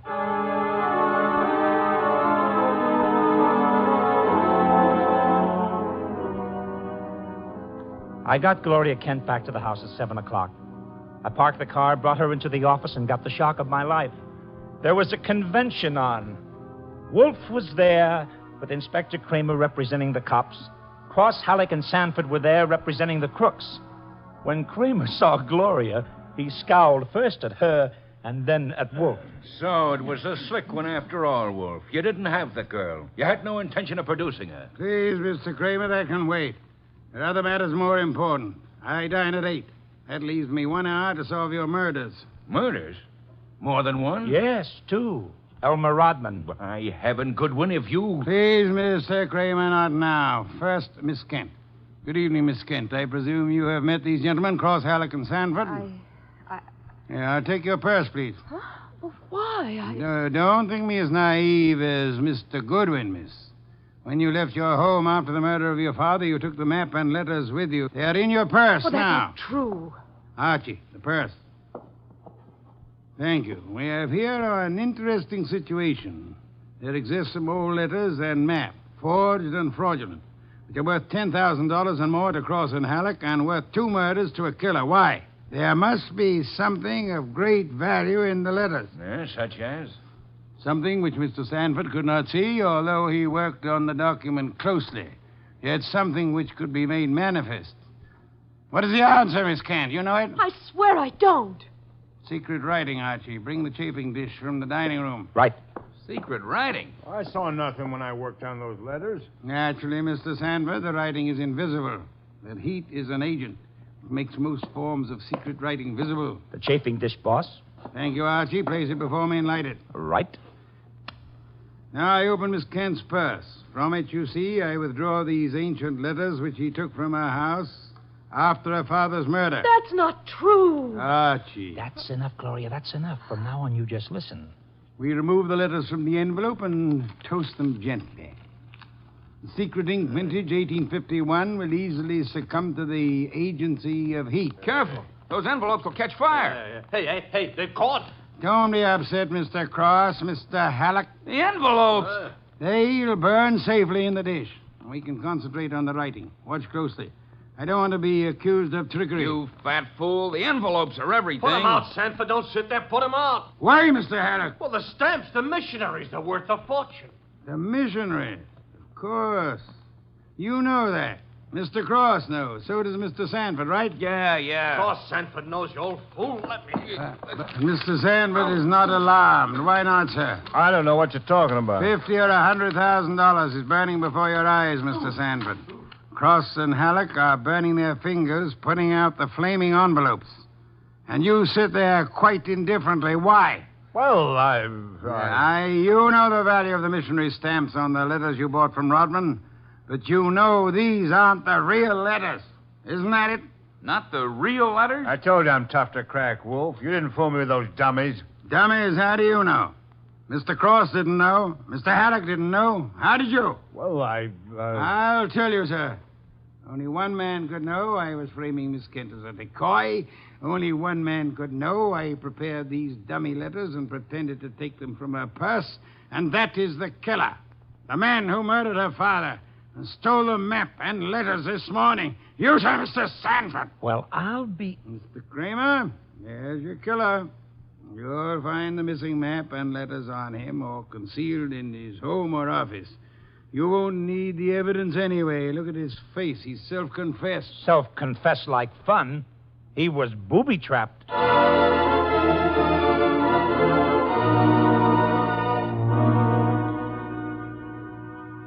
No, Mr. Craner.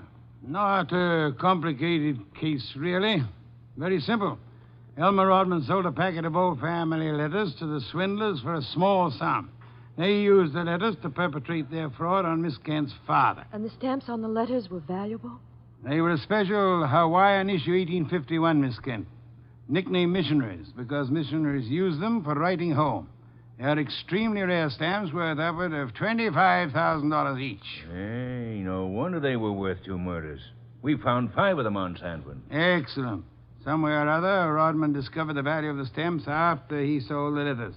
In his effort to get them back, he communicated his discovery to the swindlers, Cross, Halleck, and Sanford. So that's why they refunded the money so fast. Precisely, in an effort to have the sale rescinded. Rodman sought out Kent and tried to convince him of the fraud. Alas, he would not listen to the truth, Mr. Kramer. Oh, I get it. And while the others were hassling around, Sanford tried to steal a march and quietly resorted to murder. And there you have it. Ha ha! Great job, boss. Great job.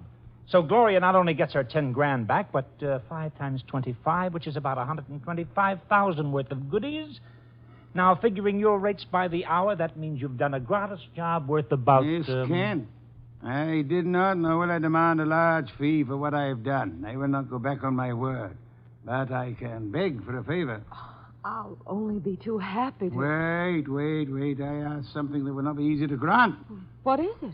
Will you use your red hair, your pretty face, your admirable figure, and your ample fortune to lure Mr. Goodwin away from this house tonight? I would like to enjoy my dinner in peace. That won't be difficult, Mr. Wolfe. Let's have an understanding right now, Gloria. Difficult for you or for me? I'll be delighted. Indeed. To spend an evening with Mr. Goodwin, there is only one word for you, Miss Kent. Intrepid.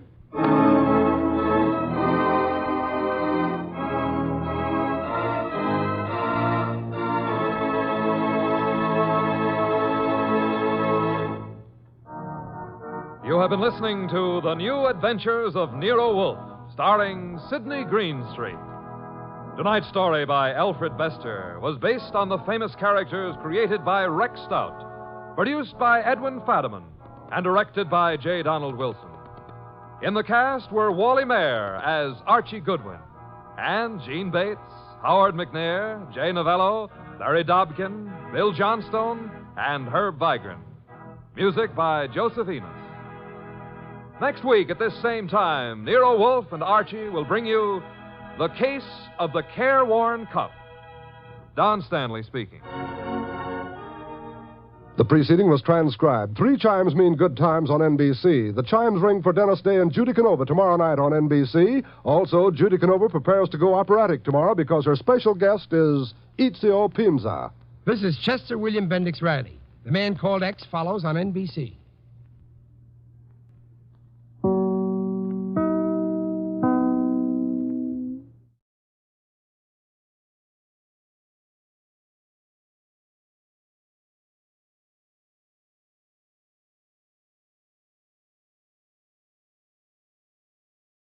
There's a full serving of laughs on the menu at Duffy's Tavern tonight with Archie the Manager, played by Ed Gardner. Archie's colleagues in comedy are Miss Duffy, Clifton Finnegan, and Eddie the Waiter. This Sunday, the big show comes your way once again on NBC. And just listen to a few of the stars who'll be with you. Fred Allen, Jack Carson, Mindy Carson, Ed Archie Gardner, Ed Wynn, and many, many more. And, of course, your MC will be Tallulah Bankhead.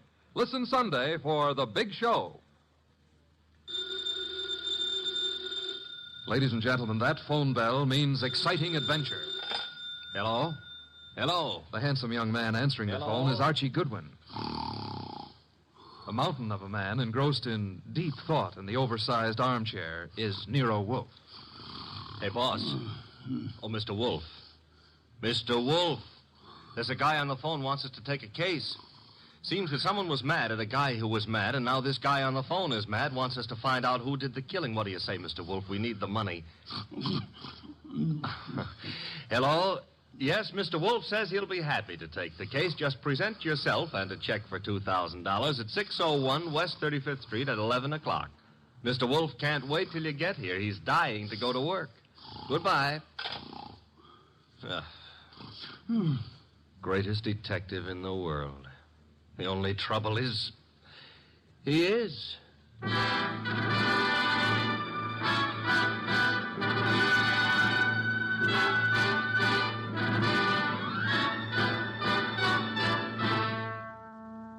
Yes, listeners, Archie is so right. He is the greatest detective in the world, and the fattest, and the least energetic.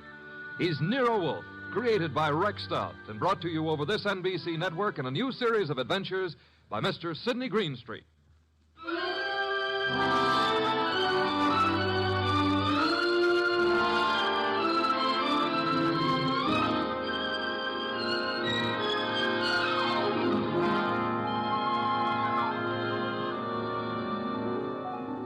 Tonight, it's The Case of the Beautiful Archer. That's a good title. And it was a good case, too. It began in the consulting room of Dr. Raynard Townley of the Townley Sanitarium, skipping a jump north of Nyack, New York, when a very lovely young lovely glared across the desk at the good doctor. Shall we pretend you don't know who I am, Dr. Townley? How could we possibly do that, my dear Diana Lawrence? 23 years old, daughter of one of our better-known sculptors, Michael Lawrence. You were born in Johannesburg, educated in London and Paris, and live at present 100 yards from here in your father's cottage on Berry Hill Lane. How's that? It's intended to be staggering, isn't it? You take no cream or sugar in your coffee, were winner of the Women's National Archery Tournament for 1947, and have an exceedingly high temper. Let's stop the nonsense. You have an inpatient here named Willard Garth. Well, Willard Garth happens to be my fiancé. Yes, he has mentioned the fact during his analysis. And, well, has he by any chance mentioned his reasons for suddenly refusing to see me during the past 5 weeks? He didn't have to, Miss Lawrence. Well, what do you mean? I mean that I recommended he give you up as a bad job. What? Well, I suppose you had some purpose in saying what you did. Of course. I'm the boy's doctor. You think you're in love with Willard Garth, I know, but actually, you're infatuated with the Garth millions. You take a lot on yourself, don't you, Doctor? I consider it important to relieve Willard of all painful external pressure. You've done well for Willard, Dr. Townley, relieving him of me. I think so. Now, let's see you relieve yourself of me. You, purchased the gun for this occasion, Miss Lawrence? Yes. And what exactly do you hope to accomplish with it? A quick and complete reversal of your decision about me. I'm not as easy to handle as Willard is, you see. And if you intend to ruin my life, then I intend to end yours, here and now. The phone is ringing. Let it ring. Just as you say. It's the house phone, Miss Lawrence. It may be Willard, you know. Oh, Willard? Yes, he usually phones me from his room at about this time every day. Oh. Well, all right. Answer it, but be careful what you say. You're in command, it seems. Hello? Oh, why, hello. I thought it would be you, Willard. Look, my boy, Diana Lawrence is here. I've had a talk with her, and I've reconsidered my opinion. Yes, I'm quite serious. If you're at all sensible, you'll see her regularly and plan on a marriage as soon as you're discharged. Yes. Oh, you do? Very well. I'll see if she'll talk to you. Miss Lawrence. Yes? Do you want to speak with him? Give me the phone. Of course. Here you are, and I'll take this gun. There we are. Now, stand away, Miss Lawrence. But Willard's on the phone. Willard's not on the phone. No one was on the phone. The ring came from the push-button bell under my desk here. Oh. Sometimes I find it convenient to interrupt my consultations with a phone call. Oh, you smug, deceitful, self-sufficient... Murder is a vexatious business. You'll be grateful to me one day. All right. Give me my gun and let me go. The gun, I'm afraid, stays with me. Here in this Majolica cabinet. I'd scarcely feel justified in trusting you with it. And now, with your permission, or without it, the interview is ended.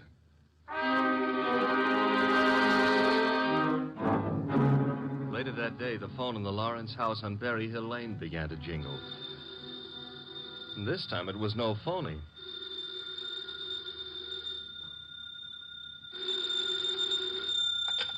Hello? Diana? Yes? Willard, darling. Diana, darling, it's Willard. Imagine. Has the doctor let you use the telephone just as if you were a great big adult? Oh, I've got to see you, sweetheart, and I didn't call you to argue. Love, beauty, understanding, that's what matters. Isn't it?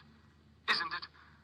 Do I hear the overtones of a change of heart? Oh, Diana, what's happened wasn't my fault. He poisoned me against you. Then why don't you walk out of that amateur nut house and stand up like a man? I probably shall, Diana.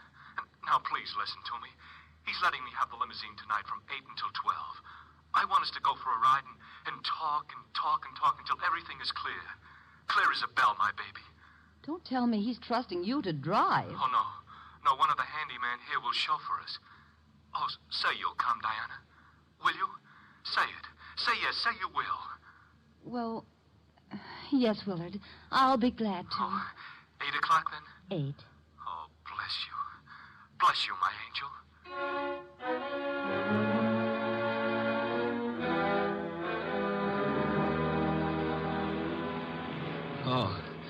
Oh, so that's it. You want my father's money. That's what you love, not me. Willard, the chauffeur will hear you. It's the way Townley says it is. He's right. He's right. Oh, why did I let you talk me into this? What a fool I was to have come at all. You're sick inside, Willard, so utterly, hopelessly sick. Oh, so now I'm hopelessly sick. Yes, you are. You're trying to confuse me. Take advantage of me. Wind me around your finger. Just because I love you too much. That's it. That's my illness. Of course, I see it now. You're the thing I must get rid of. You with your beautiful, beautiful face and your twisted values. You're at the bottom of all my agony. Willard! Willard! I'm saving myself. I'm saving myself. Once you're dead, the sickness is ended. I'll be safe. I'll be safe. I'll be safe. Willard.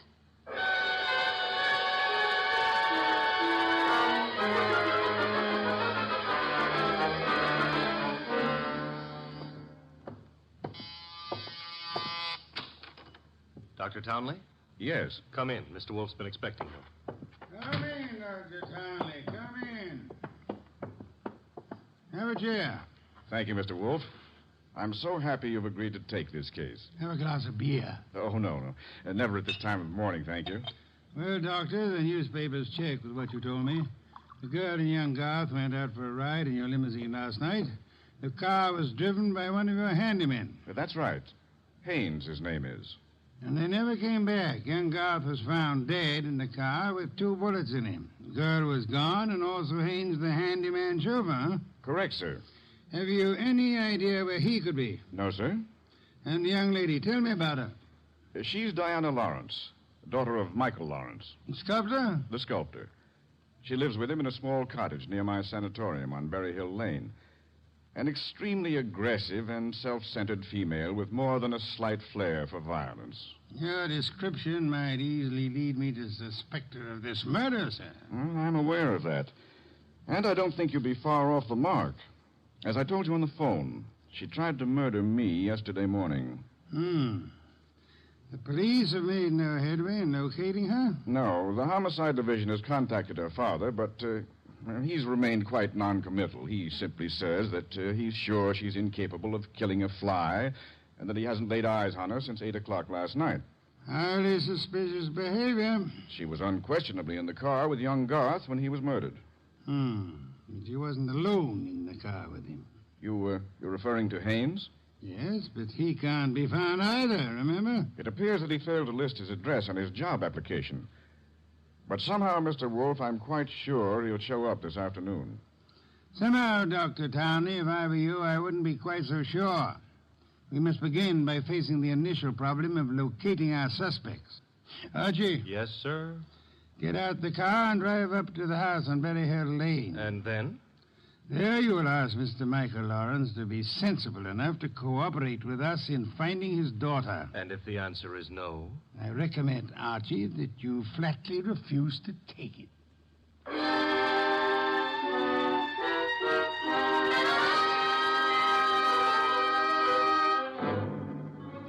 Mr. Lawrence was no simple baby to handle. He was in a studio when I walked in, chiseling on a statue of a boy and a girl, both wearing less clothes than the law allows. And before I got a chance to state my name, he commenced giving me a free lecture on the marble work of art. She's good. Really good. She's practically superb. The Ariadne. The what, Ariadne? The girl in the statue. Oh. That's Ariadne, tragic nymph of Greek mythology. Don't tell me you're not familiar with Apollo and Ariadne. All right, I won't. The Apollo, on the other hand, is unfinished. The face, you see, it lacks something. The passion of yearning, Olympian desire. And yet, you know, the two figures have motion. Like your daughter? Eh? Your daughter, Diana, she's got motion also. As I hear it, she's been in motion ever since she murdered Willard Garth last night in the back end of a limousine. So you're another flatfoot? Not exactly. I'm paid in private by Nero Wolfe. Nero Wolfe? Yeah. You don't mean that a creditable man like Wolfe thinks Diana killed young Garth? Well, he'd like to talk over the possibility with her. How laughable. Look at that face. Is there anything of the murderous in a face like that? In a face like what? Oh, I'm sorry. Diana posed for the Ariadne, you see, and the likeness is exact. Do you think a girl of this type, classic, sensitive, civilized, could descend to the clumsy, brute level of murder? Well, it's a little hard to imagine. There. Even you agree with me. On the other hand... Shall we discuss the other hand over a cup of coffee? I'm quite exhausted. If you insist. I do.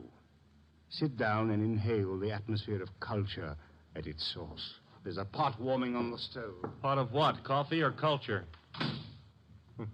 Well, wait and see what he means. Should never ignore a phone call. Who knows? Might be something important. Yes? This is Diana, Father. Oh, yes, Diana. It's all over the papers. Yes, I know. Well, I don't think they'll find me where I am, and I'm staying here until things quiet down a little. Where are you, honey? What did you say? I said, where are you? You said honey. Daddy, you never call me honey. I know it's because I'm excited. Where are you, sweetheart?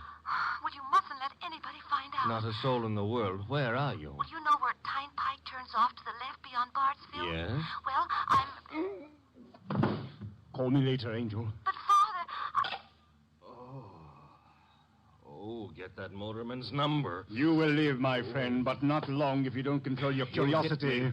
With that mallet you hit me. What was the big idea? Do you really have to ask that question? Weren't you trying to trick my daughter into disclosing her whereabouts? The police are pretty interested in her whereabouts. Then let them find her.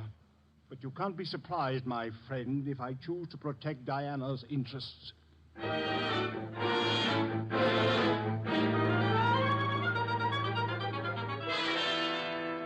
So he's working on an Apollo and Ariadne, is he, Archie? Who cares about Apollo and Ariadne? The point is how he worked on my gourd. That, of course, was unfortunate, my boy, but... You get that, please? Mm-hmm. Hello? Inspector Kramer. Hold it. For you. Here. Thanks. Yes? Wolf? How are you, Inspector? I hear you're in on the Garth killing. Not very deeply, I am afraid. We're still trying to locate the Lawrence girl. Well, you can forget about that. Yeah? Yes, we've already located her and released her on a habeas corpus. That sounds interesting. Her father had a lawyer on our heads before she was in here 10 minutes. Too bad you couldn't have held on to her. Oh, I don't know. I'm not so sure we want her. Why not? Well, first of all, it's not likely she did it. No? No. Ballistics stated that the bullets that killed Willard Garth were not fired from point-blank range. And she was sitting beside him on the back seat. I see. Also, we found the murder weapon in the grass near where the limousine was parked, and she admitted it was hers. That sounds like a poor reason to release her. Well, the point is she wasn't in possession of the gun when the killing happened. At least so she says. No, who was? That doctor. What doctor? Townley. The guy who runs that sanitarium. According to her, he took the gun away from her for safekeeping at noon yesterday.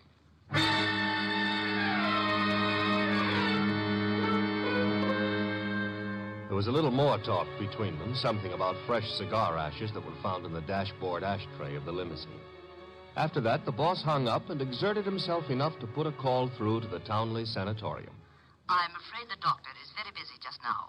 So am I, and my business happens to be highly important. Well, I'll say you called, Mr. Wolfe, and I'll ask him to contact you just as soon as he has a free moment. Do you happen to have a free moment, miss? Why, well, yes, sir.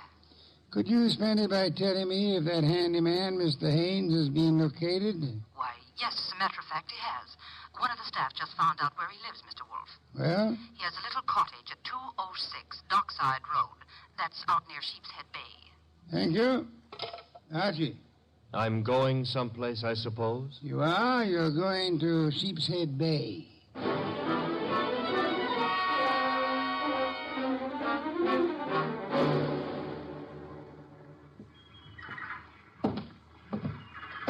Hello there.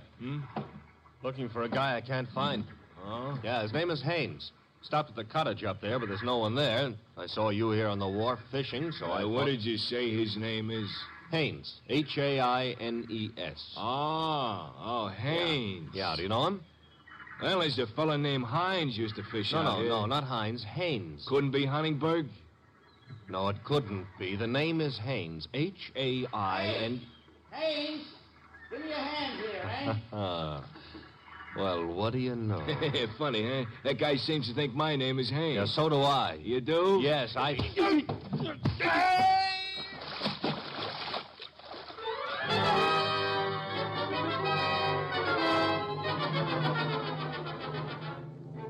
I got back to our house soaked to the skin and minus Haynes, and just in time to see the boss in the exhausting process of walking across the room to answer the phone. Hello? This is Dr. Townley. You called me. So I did. About the murder? More specifically, about the statement from Diana Lawrence that you removed a firearm from her possession yesterday morning. That's quite correct. It's here in my Majolica cabinet. Is it? Of course it is. I suggest you check. Just a moment. Mr. Wolfe. Yes? I'd like to see you at once. The gun, I suppose, has vanished. What? How did you know? Because it is at ballistics, Doctor. It turned out to be the gun that killed Willard Garth. I see. Do you? Yes, and I understand everything now. It's all so crystal clear. Just how crystal clear? I'm quite certain, Mr. Wolfe, that I can put my finger on the killer. Then I think it'd be well if you came here immediately. No, I'm afraid it's impossible, sir. There's an important operation scheduled, and I simply cannot leave.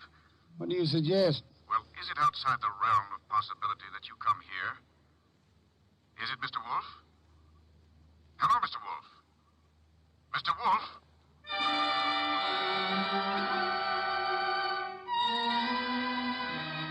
When my boss has to leave the house, it's a major tragedy. Sometimes he rages, sometimes he curses the whole detective business, lock, stock, and barrel.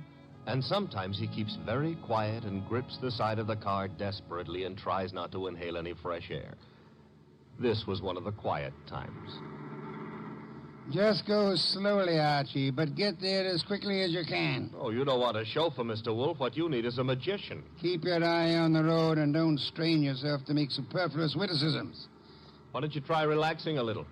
I hear there hasn't been a man-eating tiger sighted on the Sawmill River Parkway in the last 500 years. Your liberty is out of order. Don't try to make light of a deplorable situation.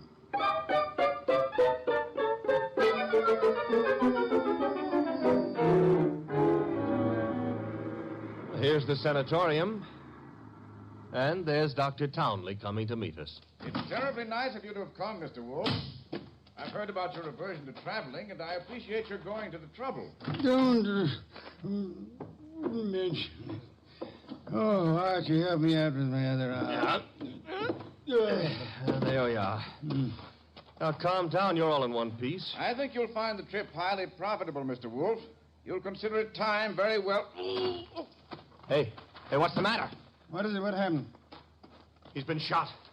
It's hardly likely. There wasn't a sound. This kind of shot doesn't make a sound, boss. What do you mean? Better take a look for yourself. There's an arrow in his back, and he's dead.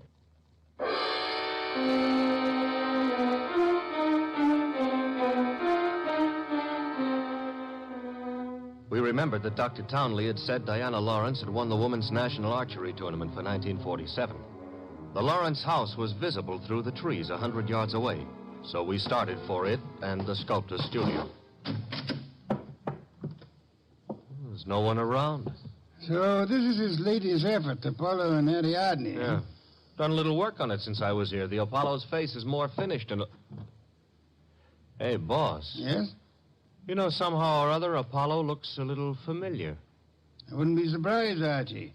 I think if you examine it closely... Wolfe, Our host. You remember me, don't you? I met you once at a dinner party at your house, the time they opened the new museum on 67th Street. Of course, Mr. Lawrence. And to what do I owe the honor? It's not much of an honor. Dr. Townley has been murdered. No. I am afraid Mr. Goodwin is being accurate. He's been murdered with a bow and arrow. And what does that mean to you, Mr. Lawrence? I'm sorry. I've been a fool. An awful fool. You can't blame yourself too much. If you'd cooperated with the police instead of looking out for your daughter's interest, the man would still be alive. But I assure you that... Where's the girl? She should be here now. She phoned me a while ago and said she was coming by for passage money to Rio. You were looking for me? Boss. Diana. Put the gun down, Angel. And tie a rope around my neck? Might I inquire if your plan is to kill us all, Miss Lawrence? Oh, what would yours be if the world was after you for something you didn't do? Wouldn't you be willing to risk persuading a jury of that? Thanks, no. I'll skip that chance. Father, get me the money. Diana, sweetheart, don't make me a part of your murders. That's asking too much of love. Don't you know I'm not guilty? No, Diana, I don't. Leave that gun lay, Diana. Haynes. Looks like I walked in on the nose. That's him, boss, the guy who soused me. Take a little of your own advice. Relax, Archie. What do you want here, Mr. Haynes? I want to give up and try to straighten out this little deal. Mr. Lawrence. Yes? Here's your money back. You got a right to call me a welcher. I promised I wouldn't give evidence against the girl, and you paid my price. But enough is enough, and right here and now I'm unloading. Just what does this mean? It means I saw her do it. Oh, you stupid, lying, rotten... Oh, yeah? Grab her, Archie. Grab her. Get the pair of them out of here.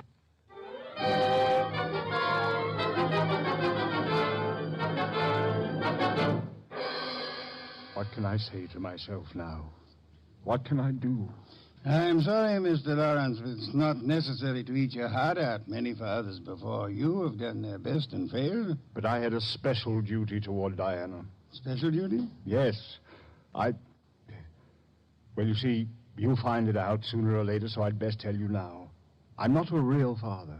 I adopted her 9 years ago when she was 14. I see. And I should never have done it. I realize now that I wasn't equal to the task. Well, all's not lost yet. They may not convict her, you know. Yeah? I said they may not convict her. But how could they fail to convict her?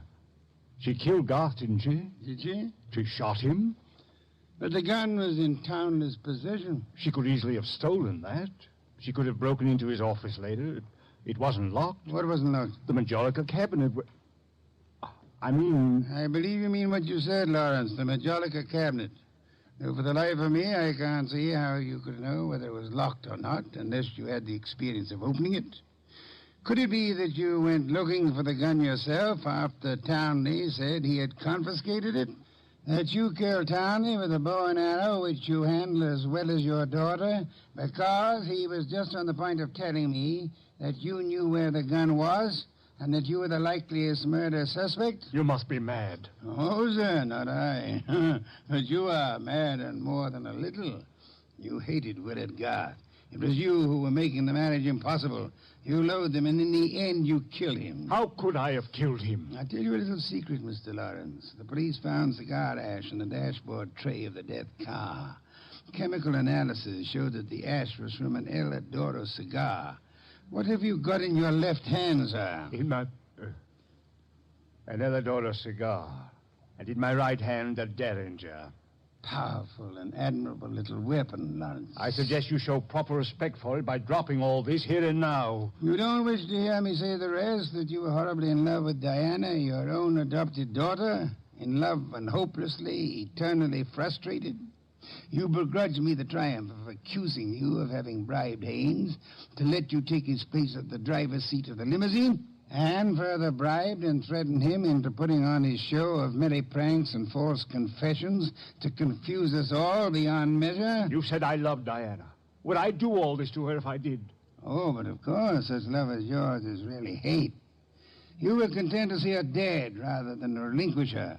Like all miserly, small-hearted men, you would rather kill the thing you love than muster the generosity necessary to seeing it attain happiness. That's enough out of you.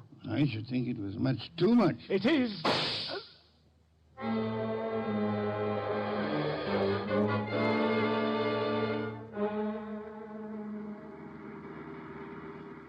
Archie, my boy, I'm grateful to you, both for coming back into the house when you did and for being such a good shot. Hope you remember that next time you feel like insulting me. Tell me, what's with that cigar ash routine? Who told you the ashes in the limousine were from an Eladoro, boss? I never heard anything about that. As a matter of fact, neither did I. No one could possibly have determined the brand by any chemical means in existence. I knew that, you see, and I took the long chance that Lawrence didn't. Oh. But I still don't get the mainspring of the deal. How did you know he was in love with Diana? That was genius, I have to admit it. You see, it all hinged on the statue of Apollo and Ariadne.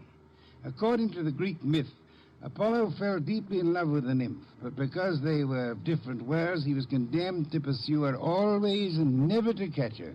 Well, what's that got to do with the price of eggs? Isn't it perfectly obvious? Didn't he tell you that Diana had posed for the Ariadne?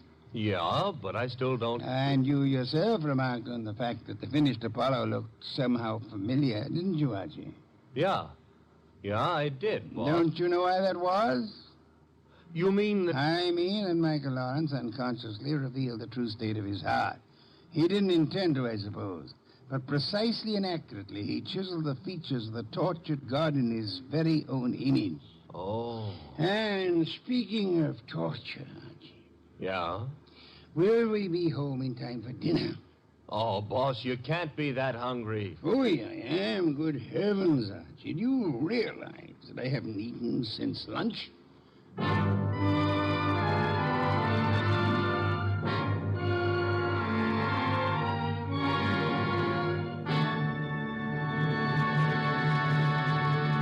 You have been listening to The New Adventures of Nero Wolfe, starring Sidney Greenstreet.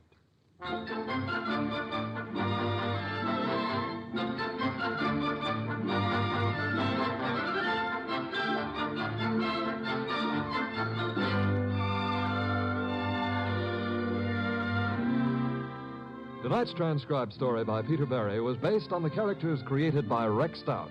This is an Edwin Fadiman program produced and directed by J. Donald Wilson. In the cast were Larry Dobkin as Archie Goodwin and Gigi Pearson, Ted Von Elst, Bill Johnstone, Peter Leeds, and Jay Novello. Next week at this same time, Nero Wolfe and Archie will bring you The Case of the Brave Rabbit. Don Stanley speaking. There's fun and laughs later tonight when Ed Archie Gardner stars as Archie the manager in Duffy's Tavern. As usual, Duffy won't be there, but Archie will be there, armed with his own whimsical version of the English language. Another Friday favorite you'll hear later is The Delightful Life of Riley, starring William Bendix as Chester A. Riley.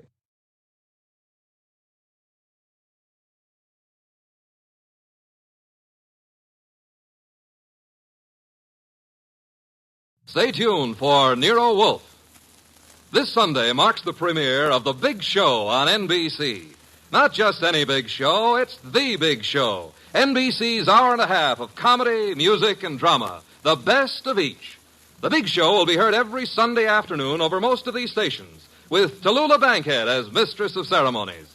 Your stars for this Sunday's broadcast include Jimmy Durante, Fred Allen, Ethel Merman, Frankie Lane, Mindy Carson, Meredith Wilson, Danny Thomas, and hosts of others. All this and Tallulah, too. No wonder it's The Big Show. My boss is the smartest and the stubbornest, the fattest and the laziest, the cleverest and the craziest, the most extravagant detective in the world, Nero Wolfe.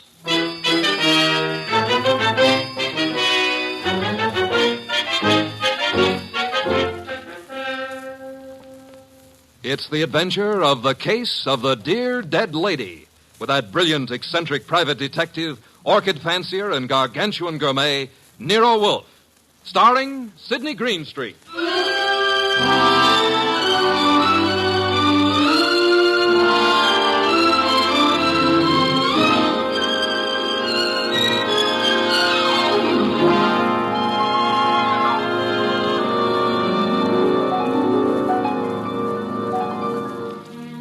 Nero Wolfe had just come downstairs, having tended to his precious orchids.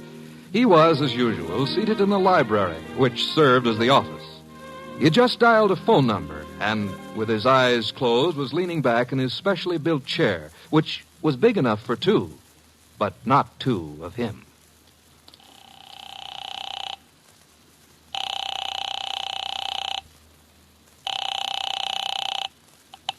Halsbrecher's Market, domestic and imported delicacies. Mr. Halsbrecher, this is Nero Wolfe. Oh, yeah, Mr. Wolfe. I was just about to ring you. Well, I have need of 2 pounds of duck liver.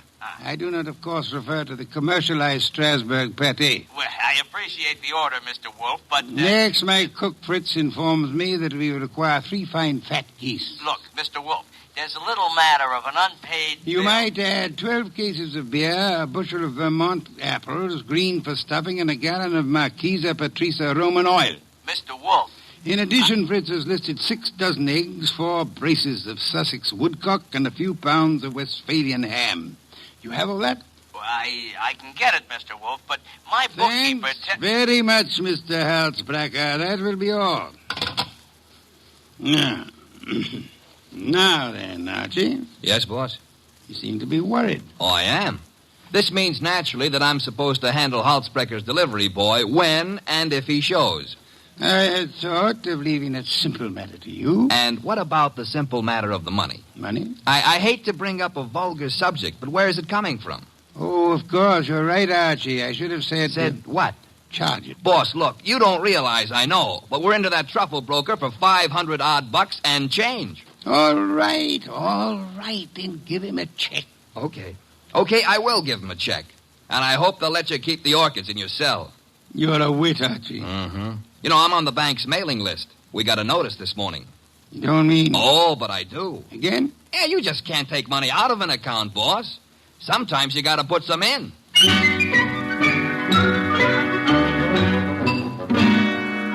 This is the only way to deal with the man I work for, and if I hadn't thrown him that scare, he wouldn't have been willing to listen when the door buzzer rang, and a prosperous-looking young guy in the kind of clothes that don't grow on trees came in and stood in front of the boss's chair, fiddling with the brim of his pork pie.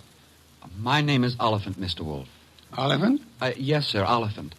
I am the spiritual leader and guiding head of a small religious group known as the Seekers of the Inner Power. Ah, I see. Also a man addicted to marrying neither wisely nor well, but often. You read the papers? I do. Mr. Wolfe, I am as aware of my sin-ridden past as anyone else is. The point is that I'm no longer that kind of man. Even a person such as I can see the light in time. Good. Might I ask why you've come to see me, Mr. Oliphant? I need your help, Mr. Wolfe. Concerning? A certain young lady with whom I'm deeply in love. Oh, I beg you not to confuse the present emotion with any of my earlier escapades. What I feel for Miss Dana is the pure and righteous glow of an upright seeker of the inner power. I promise to look on you as thoroughly redeemed, Mr. Oliphant. Proceed. Oh, by the way, do I recognize the name of your young lady as a Park Avenue socialite, an amateur swimming champion? Yes, but she's sweet, wonderful, beautiful. I've asked her to marry me, and she's given me some hope. In time, I fully expect to make her my wife. Well, then where's the problem? The problem is the presence of another man in her life. I'm sorry, sir. I'm a detective, not a matchmaker. This isn't a question of making a match, Mr. Wolfe. I have much too much respect for your talents to think of offering you such an assignment. Exactly. What do you want me to do? I want you to save Ilse Dana's life. Her life? Mr. Wolfe, this other man I spoke of is insanely jealous. Not only of Ilse's present, but of her past as well. He has threatened to kill her. I don't doubt your earnestness in this matter, Mr. Oliphant, but how would you know? I was listening on an extension in Miss Dana's apartment a few days ago when Hunter called. Hunter? Yes, sir, Jack Hunter. Known as Jack the Babe Hunter. Wait a minute. I know that canvasback. Huh? Sure, he's a coffee and cake prelim waltzer. No, he's not. He's a boxer. Archie is being fancy. Overlook it, Mr. Oliphant. Is Hunter in love with this lady of yours? I doubt it. He's a man of complete moral and spiritual corruption, I believe. Naturally you would. But what are the facts? In my opinion, he's after her for her money. She has money? To burn. And you, Mr. Oliphant? Me? Can you also afford to burn? How much do you want? The answer to that would be astronomical. However, if you leave a check for, say, $7,000, I shall look into your matter the very moment I have completed a little research into the nutrition of the Polynesian orchid.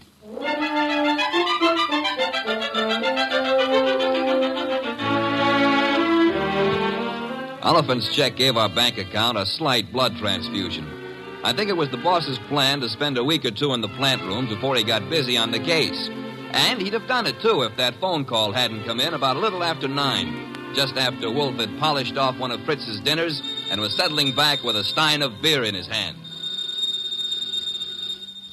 Don't disturb yourself, Archie. I'll get it. Now, well, look out you don't strain yourself, boss. You got to straighten out an elbow to reach that receiver. You have an unfortunate flair for mixing humor with impertinence, my friend. Hello, Nero Wolfe speaking. This is Ilsa Dana, Mr. Wolfe. How do you do, Miss Dana? We were discussing you only this morning. So I've heard. Through whom? Ted Oliphant. I see. The young man seemed to be quite worried about you. The young man should tend to his own affairs. Said you were in some danger. I know what he said, and not one word of it was true. Oh? I'd like to talk to you, Mr. Wolfe. I'm sure it'll be an immense pleasure. Where do you live? I have an apartment at 22 Blanton Street. Could you be here soon? I could be there in a quarter of an hour, Miss Dana. By proxy, of course.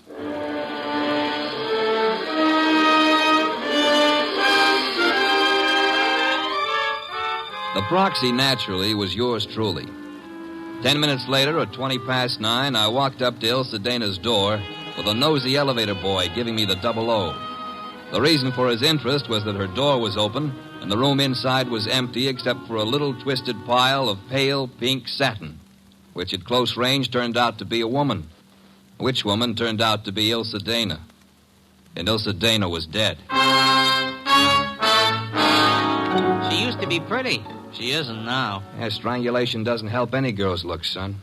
Make anything of it? Well, the position of her body and the bloodstains on her pointed fingernails tells me that she put up a tough struggle before somebody succeeded in smothering with a pillow from the sofa over there. Yeah, that figures. When did it happen, I wonder? Yeah, the last 15 minutes, I'd guess. Say, who's been up in the elevator this evening? Nobody for her. Well, somebody came up. Well, who says not? They could have used the stairs, you know. Yeah. How well do you know Miss Dana? I know exactly zero about Miss Dana. How could you ride her up and down every day and know nothing about her? It's a rule of the house to keep your mouth shut. The rule also goes when being questioned by a cop. A cop? Who's a cop? Oh, I guess you're a cello player from the Philharmonic. Look, I happen to work for a guy named Nero Wolfe. Oh. Heard of him? Maybe. Well, if your memory comes alive, son, I might see my way clear to spend a few dollars with you. Understand? I'll keep you in mind. Going down, mister?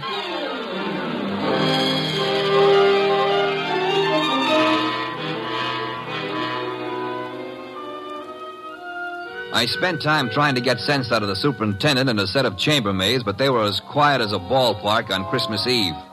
Then I called the cops and told them about Oliphant and Hunter. By the time I got home, the house was dark and Nero Wolfe was sleeping. Next morning, I gave him the details while he drank 3 bottles of beer. When I finished, he sat for a long time and then started another bottle. The prize fighter. What about the prize fighter, Archie? Hunter? Well, I phoned the hotel he lives in before you got up. And? They told me he wasn't in. You know, I begin to think that Mr. Oliphant brought us a more absorbing case than he suspected. You know, I'm glad you like it. I don't like it. I don't like work of any variety. But this thing has its points. Well, what do we do next? Next, we investigate my client. What? Merely because the reformed playboy employs a detective doesn't exempt him from suspicion, Archie. Oh, now who's that? I'm afraid we have no choice but to open the door and see. My name is Young. Barstow Young. It's nice meeting you, Mr. Young. What do you want? I want to see Nero Wolfe. About? About a certain young lady with whom I am deeply in love. What? Will you repeat that? I want to see Mr. Wolfe about a certain young lady with whom I am deeply in love. Her name, please? Ilsa Dana. Is it possible that you entertain plans of making her your wife? Why, yes, but there's a problem involved. Another man? Yes. Well, do come in. Do come in. I think we've been waiting for you. Oh, Mr. Wolfe. Here's another one. Ah, Mr. Wolfe. You've come to me about Miss Ilsa Dana, sir? I have come to you, more specifically, about a man who has threatened her life. How unusual. He's the treacherous kind. Mild-mannered, you know. As we say in my profession, he underplays it. Your profession, then, is the stage. It is, sir. Go on, you interest me deeply. I was present recently when he told her that he would certainly kill her unless she mended her sinful ways. Sinful? No one denies that Ilse has had, shall we say, a checkered career. But the man's attitude is totally fanatical. What's his particular brand of fanaticism, Mr. Young? Theodore Oliphant is a religious maniac. Well, what do you know? He's come to give Theodore a bad report card. I don't understand. I've come to ask Mr. Wolfe to prevent his murdering Miss Dana. Am I allowed a direct question, sir? Why, of course. Where were you between 9 and 9:20 p.m. last night? 9 and 9:20. Why do you ask? You said I was permitted a direct question. Oh, well, I was walking in the park, as I remember. Do you make a habit of walking in the park? I have lately. I'm preparing for an important role in a forthcoming production. What's so important about last night? From your point of view, a great deal, sir. Well, what do you mean? Last night, Miss Ilse Dana was murdered. What? Mr. Goodwin here discovered the body. No. I'm afraid I must insist, Mr. Young. Why are you looking at me like that? Are you accusing me of... I have accused you of nothing, my dear sir. Well, now, look, you're making a mistake. Oliphant killed her. You may be sure of that. I have your word. I know him. He was trying to reform her, wanted to make her a devout follower of his cult, the Seekers of Power. I heard him tell her to her face that if she refused redemption, he would see to it that she didn't live on in her wickedness. You could produce other witnesses? Do you know, in your own smug way, you're as detestable a character as I have ever had. All right. Let's everybody take 5. Yeah? Nero Wolfe? He's busy. This is Archie Goodwin. You'll do, Goodwin. This is Jack the Babe Hunter. Oh? How are you? Great. Except the cops seem to want to talk to me about some murder fandango because, as I get it, you named my name. You got it wrong. I doubt it, and I'm coming over there to set you straight.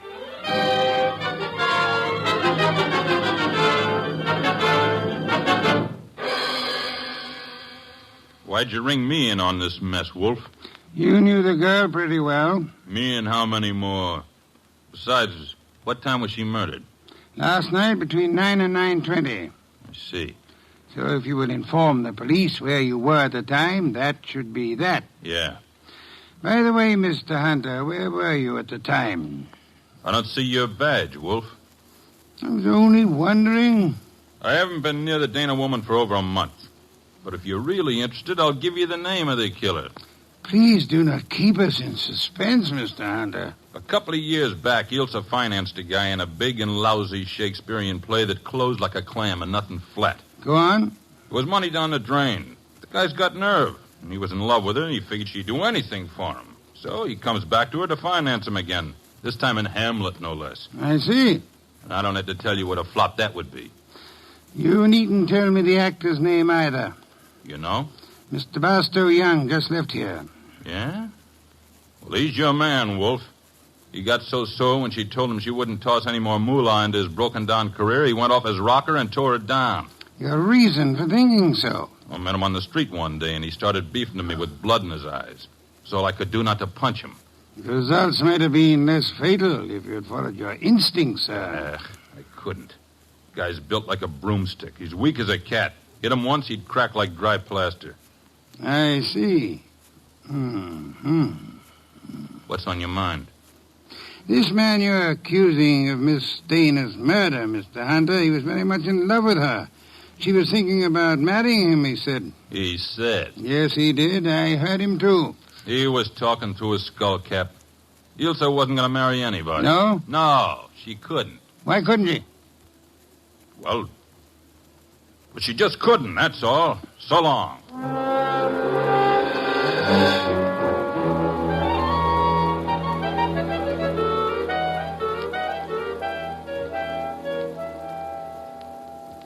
Well, now we got a perfect circle with everybody pointing at everybody else and nobody able to prove a thing. What Hunter says isn't impossible, Archie. You think Young did it? I don't think at all yet. But if there's anything more dangerous than a woman scorned, it's an actor scorned. We have another visitor. Yeah, who are you expecting? At this point, anybody. Hi. Oh, you. Yeah, I told you might hear from me. Come on in. Who's this? Fella runs the elevator at 22 Blanton Street. What do you got for me, kid? Postcard? Postcard? Here, the cops missed it, but I spotted the edge stuck under a rug. Nice of you to have delivered it. Or maybe he was just being curious. Curious? It's not every elevator boy who has a chance to see Nero Wolfe in the flesh. Oh, him?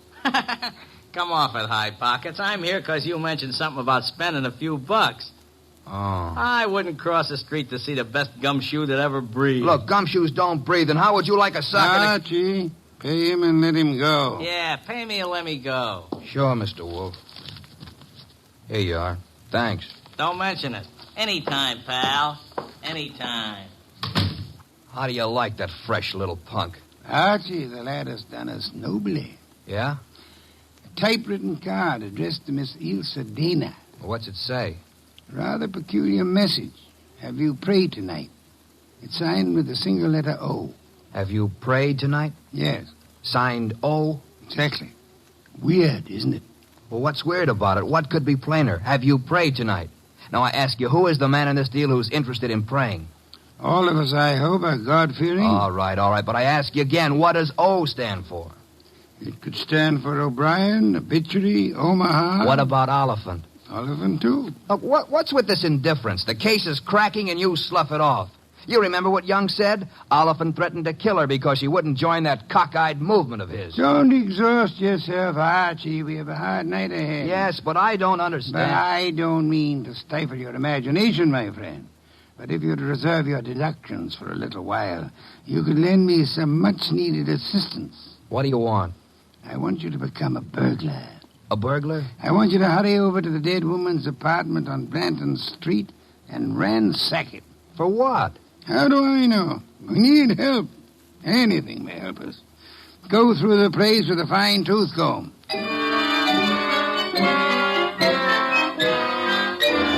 I tore the late Miss Dana's apartment to shreds, but I saw nothing. Then, just as I was about to give it up as a bum job, I noticed a little writing desk in the living room. Pried loose the lock and spotted something among a pile of papers that belonged to no well-to-do flat. It was a pawn ticket, lot 8N046, and the address was a pawn shop around the corner on 6th Avenue. It wasn't more than 90 seconds later that I walked into the joint and tossed the ticket across the counter. Oh, yeah, this, want to redeem it. And fast, huh, Pops? Yeah, it's nothing that's worth much, mister. No? No. Oh, what is it? This? Small steel filing box. Oh. Anything in it? I don't know. Come to me locked, never been able to get it open.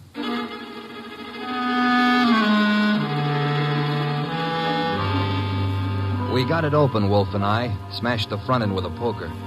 There were some odds and ends inside, old earrings, some thumbtacks, a cigarette lighter, just trash. Then the boss stuck his fingers in and pulled out a plum. This is it? What do you mean, this is it? You fail to recognize this classic document? Huh? A marriage license, Archie. A marriage license. Yeah, well, whose marriage license? The wording is self-explanatory. Listen. This is to certify, etc., thus licensing on this 3rd day of May, 1946, the marriage of Miss Ilse Dana to Mr. Johann Jaeger. Johann Jaeger? Exactly. Well, who in the world is Johann Jaeger? We'll soon see. I don't get it. I can understand.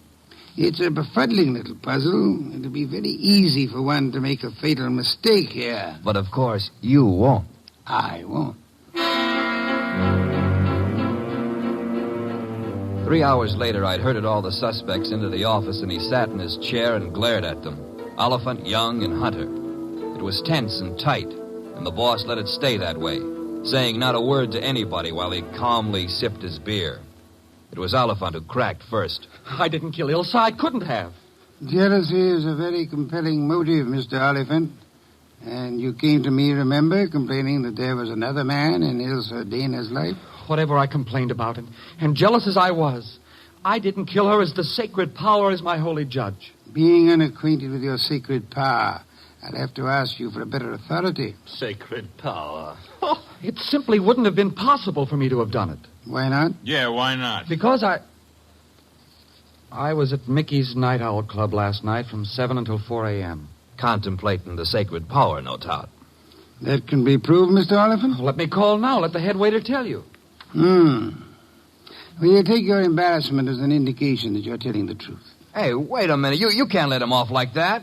Don't be bothersome, Archie. Yeah, but we got that card he wrote, the one about have you prayed tonight, signed with his initial. He didn't write that card, Archie. Now, look. And the O is not his initial, is it, Mr. Barstow Young? I'm afraid I don't understand. On the contrary, I am afraid you do.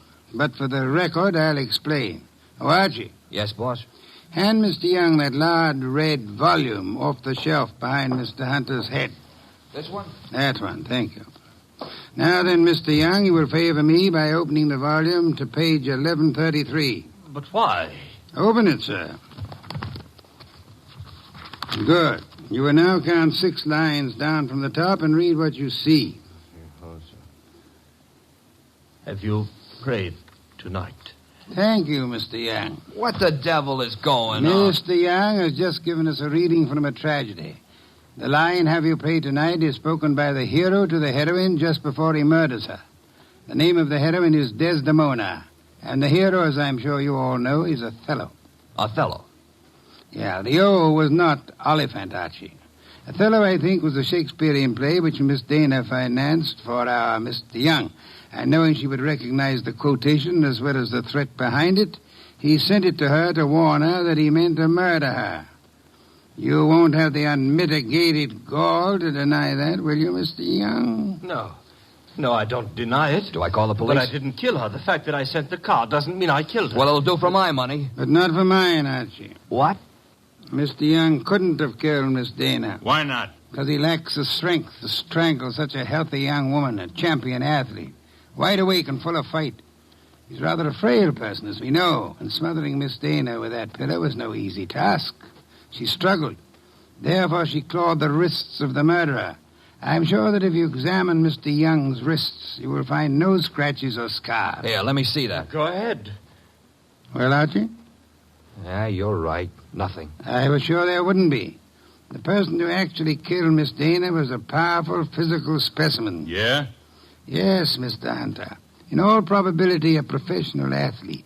A muscular man in good condition. You pointing at me? Seems quite likely, doesn't it? You're out of your head. Am I? Yeah. Ihr seid eine war Ehefrau, nicht wahr? Jawohl. I mean... You said yeah, Mr. Hunter. And you meant yeah, yes. I asked you in German if Ilse Dana was your wife, and you, in the heat of emotion, answered me yes in your mother tongue. Look, what's going on here? Allow me to present Mr. Johann Jaeger, Archie. Him? I've known it since we first saw that marriage license. You see, Jack Hunter is the English translation of our friend's real name back in Germany, where he comes from, Mr. Johann Jaeger. Oh, what do you know? So you proved nothing. Yeah, I was married to Ilse. That's why I said she couldn't marry anybody else. But I didn't kill her. She was my wife. I loved her. Oliphant told us you were insanely jealous of her. What if he did? You know better. Do we? Sure you do. Ilse told you herself over the phone that every word Oliphant said was a lie. Interesting. What is? How you could possibly know what Ilse Dana told me over the phone. I haven't mentioned it to you or anybody else. Oh, well, you see... I see most clearly, Mr. Jaeger, that you must have been in the apartment with her listening on the extension phone, or you couldn't possibly have that information. And it was only a few minutes after that telephone call that Ilse Dana was smothered to death. And I see it's about time I said good night. Wait a minute, Jaeger. Wait a minute. Good work, Archie. I advise you to sit still, Mr. Johann Jaeger Hunter. I was right. I told you he threatened to kill her. But why? I've only guessed at the story. Reconstructed it, so to say. But I think you and Mr. Young ought to be congratulated. On what, sir? On not having won your fair lady. You've always thought of her as a sweet, demure society girl. But actually, she was a vicious person, as bad as the man who killed her, if not worse. She tortured him cruelly for 4 long years. How can you say that about her? How can you doubt it, Mr. Oliphant? There must have been a great many men in her life. We know at least 2 definitely, you and Mr. Young. But she was in love with me. She was in love with me. I'm sorry to shatter your illusions, but she was not in love with either of you. She was using you for her purpose. What was her purpose? Tormenting the man she married. That was her preoccupation day and night. She delighted in tyrannizing over him, as one might in breaking a bull or taming a wild mustang. Do I come near the truth, Hunter? Yes. Until I couldn't stand it any longer. May I ask then why you married her? Why? Because I couldn't help myself. I crawled for her. I married her on the terms that nobody should ever know I was her husband. She was too good for me, she told me that to my face over and over. But we belonged to different worlds. But I was crazy about her, so I took it.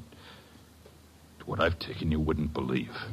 Oh, I'm sure I would, Mr. Hunt. I'm a very understanding man. The question is, will a jury believe you? And that we must begin to learn immediately. Archie. Yes, sir? Phone for Inspector Kramer.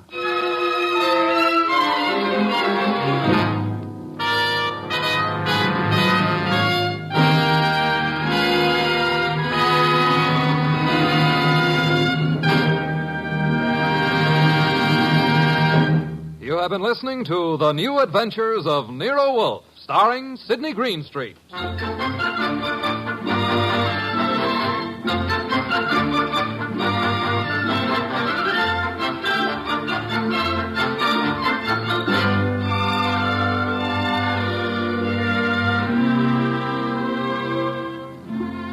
Tonight's transcribed story by Peter Berry was based on the famous characters created by Rex Stout. This is an Edwin Fadiman program produced and directed by J. Donald Wilson. In the cast were Herb Ellis as Archie Goodwin and Lee Millar, Marna Keneally, Larry Dobkin, Barney Phillips, and Jerry Hausner. Next week at this same time, Nero Wolfe and Archie will bring you The Case of the Headless Hunter. Don Stanley speaking.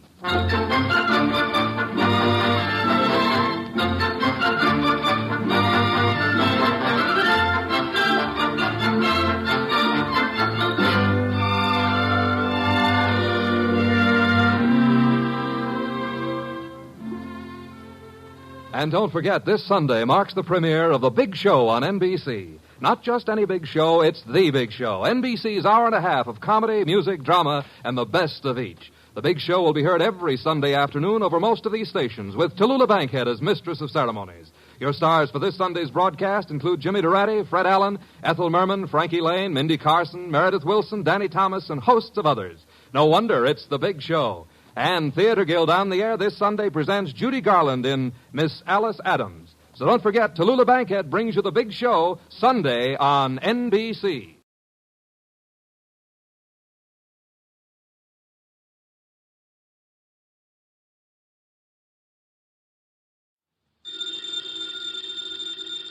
Ladies and gentlemen, the ringing of that phone bell means mystery, adventure. Nero Wolfe's office, Archie Goodwin speaking. You want Mr. Wolfe to what? Mr. Wolfe will do nothing of the sort, Archie. Mr. Wolfe is thirsty. Hold on for a moment. The bottle opener's in the left-hand drawer of your desk. Thank you, Archie. Mr. Wolfe, I've got a man named Denby on the phone.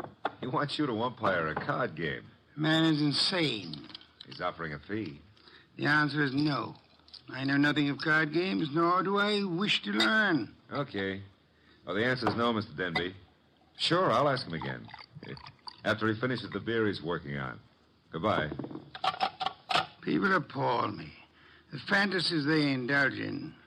Bah, what on earth made that maniac think I might consent to preside at a card game? Well, it seems he expects one of the players to be death.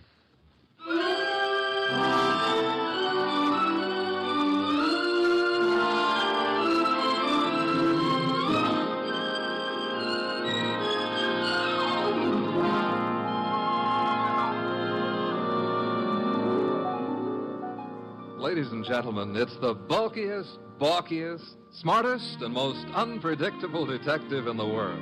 That chair-born genius, Nero Wolfe. Created by Rex Stout and brought to you in a new series of adventures over this NBC network in the person of Mr. Sidney Greenstreet.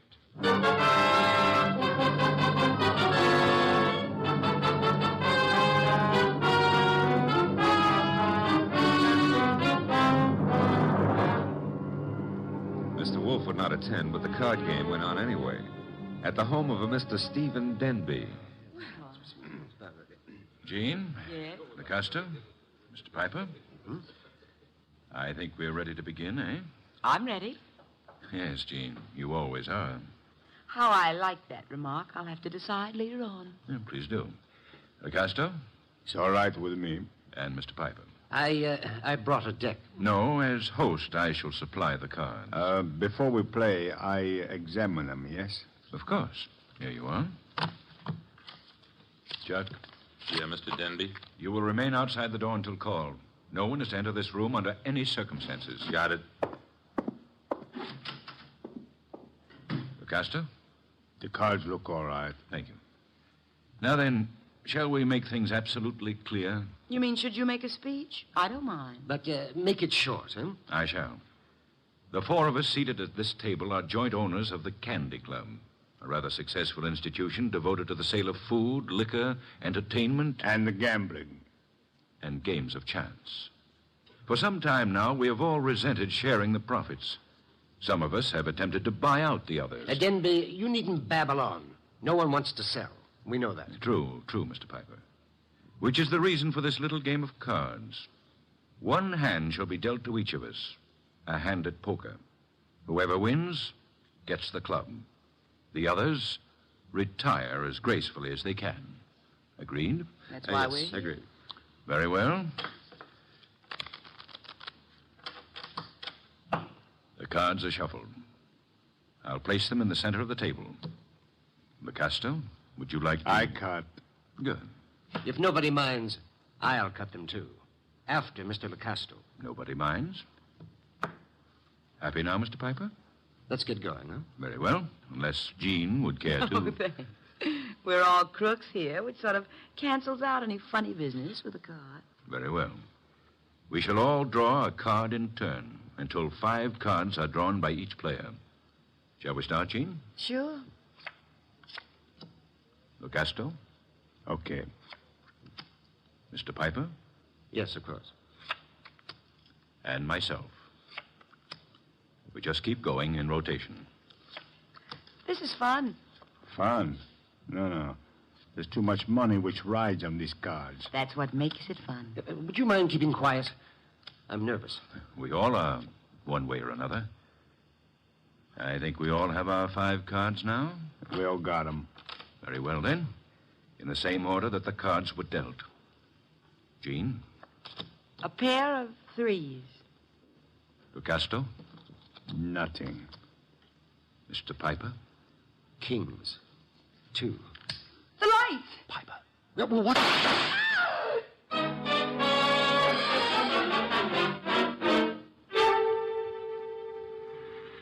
Da-da-da-da-da. Hey, I don't like to seem stuffy, mister, but will you take your elbow out of my back? I'd be delighted to, Mr. Goodwin, but it's not my elbow. I don't care if it's your tibia maximus. Just take it away. Chuck wouldn't like that. Oh, we have company. Mind if I look around? Keep right on walking, pal. That would be Chuck behind me, huh? And you are... My name is Denby. You may remember it. Oh, yeah. You phoned a couple of hours ago about a card game. Now, look, just what is your boy poking in my back? I think it's a 38. You're not sure? It might be a 45. Chuck, is it loaded? Make a funny move, pal, and you'll find out the hard way. Yo, wait a minute. It's just a passing curiosity. Where are we going? My car. Get in. If you insist. I guess you do. Okay. I'll drive, Chuck. The car bulletproof? No, that's hardly necessary. Chuck shoots first. Well, that's a saving, I guess. The only thing is, I hadn't figured on taking a ride. I told Mr. Wolfe I was going for a walk. He disapproved, You're but... going for a ride. Isn't that a little corny? Now, there's a minor difference. Usually the guest, shall we say, is killed at the conclusion of the ride. In this case... Let's not make the difference too minor. Huh? You will survive the ride. It's what comes afterwards that might kill you.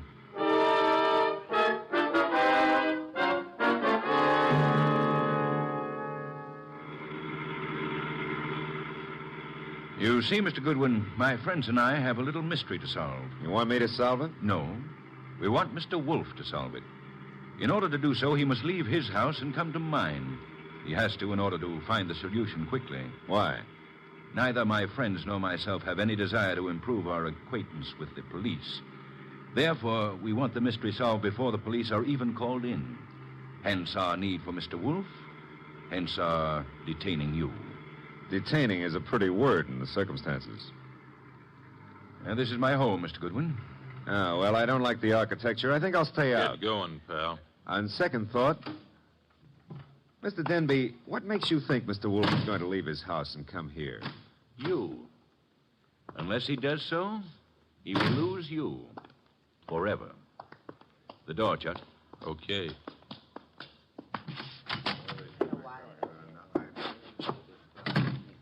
Mr. Goodwin, may I introduce you to my associates in business and in poker? To your right, Mr. Locasto, a charming but impulsive fellow. Hello. He's only the stooge. Where's the fat fellow? In time, Locasto. The lovely lady whose back is to you is Jean. Jean something or other. She's always changing her name. Hello. Hello. And the gentleman facing you is Mr. Piper. How do you do? Is he exclusive or just... Hey, he's wearing his red carnation a little low, isn't he? Over his heart. Except that's no carnation. That, Mr. Goodwin, is blood. Lifeblood.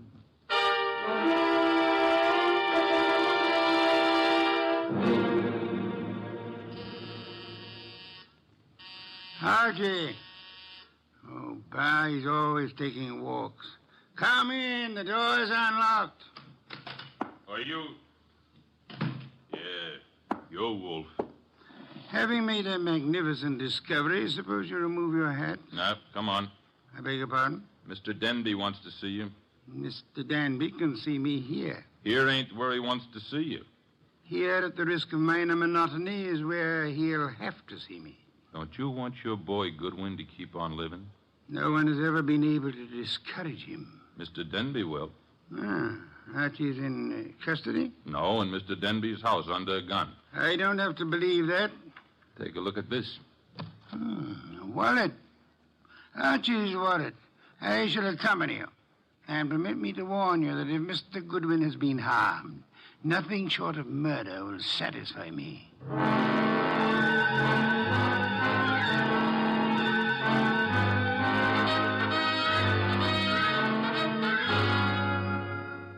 It's getting late. Wolfe isn't here yet. Maybe he doesn't worry about you, Goodwin. Well, he could have been delayed. Maybe an orchid needed a pollen transfusion or something. Besides, only the good die young. Then you must be very, very good, Archie. That remark I didn't care for. We sit here and wait for the fat one, but in the meanwhile, the police... The police will come when we notify them. But they will not like the delay we make to notify them. I say we waste time.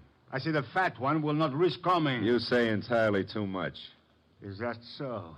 Maybe I kill you myself. Picasso, put that gun away. Yes, darling Archie should have a chance to live. Not long if Wolfe doesn't come. Stop looking so pleased. Are you afraid to die, Archie? Yeah, well, I'm not looking forward to it. It's so final. Besides, I didn't eat a hearty dinner. And oh, the Marines have landed. Who is it? Chuck, with Nero Wolfe. Let him in. Shut the door, Chuck. Stay outside. Archie? Hello, Mr. Wolfe. Oh, am I glad to see you. I regret I cannot say the same thing. Blast you, why couldn't you stay at home instead of taking those confounded walks? I warned you it'd be dangerous. Yeah, but Mr. Wolfe, it wasn't the fresh air that got me. It was Denby. Mr. Wolfe, I knew you wouldn't come here without some sort of pressure. I thought the method I used would be most effective. Would you really have killed Archie if I hadn't come? I would have had no choice. I would have been stuck with a witness to an unsolved murder. Suppose I cannot solve it. I should be forced to apply the same logic to two witnesses. Mm-hmm. Mr. Wolfe, you really came here to save my life, huh? Nonsense. I came here for a fee, Mr. Denby. I have a check for $1,000 already made out. Clear it up. You forget. I left my home. I traveled unprotected through the streets of the city, exposed to motor accidents, to fresh air, too. You offer me $1,000. Will $2,500 do? Barely. Archie, will you take the check? Now, I presume you want me to find who killed the gentleman at the table, the one facing me, huh? His name is Mr. Piper. The name is no importance. Will you all sit at the table in the same position you were at the time of the shooting? Of course. Jean? Picasso? Good. Now for a look at the wound. The lights, I should imagine, went out for a while when the shooting occurred. They went out? Yes. Of the three of you at the table, which one had the best motive for the murder? We all have the same motive. The club. Helpful. There was no one else in the room at the time? No one. The door? Locked, with Chuck on guard outside of it. So much for that. The windows, I notice, are closed. They were closed when the murder took place? They were closed. The window panes are all unbroken, which eliminates the possibility of the shot being fired from outside of them, unless one of them was raised and lowered. That wouldn't have been possible. The windows are secured by catches. Archie, will you check that? Okay, Mr. Wolfe. I shall for the moment assume that the windows are neither lying nor untrustworthy. Does anyone remember anything unusual occurring at the time of the shooting? Well, someone whispered Piper just before the shot. Indeed. You all heard that whisper? We heard it. Man's voice or woman? Well, I can't say. A whisper doesn't reveal much of anything. The windows weren't open, Mr. Wolfe. Which leads to... The fact that it had to be one of us in this room. But which one, Mr. Wolfe? The murder weapon. Ah, yes. Has it been moved? Nobody touched it. It's laying on the floor where it was dropped. Interesting. If you look closely, you will observe two oil spots staining the rug between the revolver and the lady's chair, indicating... who sat at the right of Mr. Piper? I did. Why? Mr. Denby. Yes? If I were you, I would turn Mr. Lecasto over to the police. You are a liar. I warned you about that gun, Lecasto. Was it necessary to shoot Mr. Lecasto? In the arm, yes. He was reaching for a gun. He'll live, however, till the police take him away. What do I tell them? You could point out the angle of the wound. As you notice, Mr. Denby, the bullet entered Mr. Piper's heart from the right. Yes, so it did. Therefore, whoever sat to his right, well, that was Lecasto. Archie, you have the check? I have it. We may as well leave. Mr. Wolfe, you're sure Lecasto shot Piper? I have indicated the evidence. The rest will be up to the jury. Come, Archie. Jean, Yes, Archie? now that my life expectancy has increased, what are you doing tomorrow night? Archie? I got a scram. Lancaster 7583. I'll be ringing your bell. Oh, Mr. Denby, you better do something about Lucasto's arm or he won't live to be executed. You see, the executioner likes them warm before he chills them.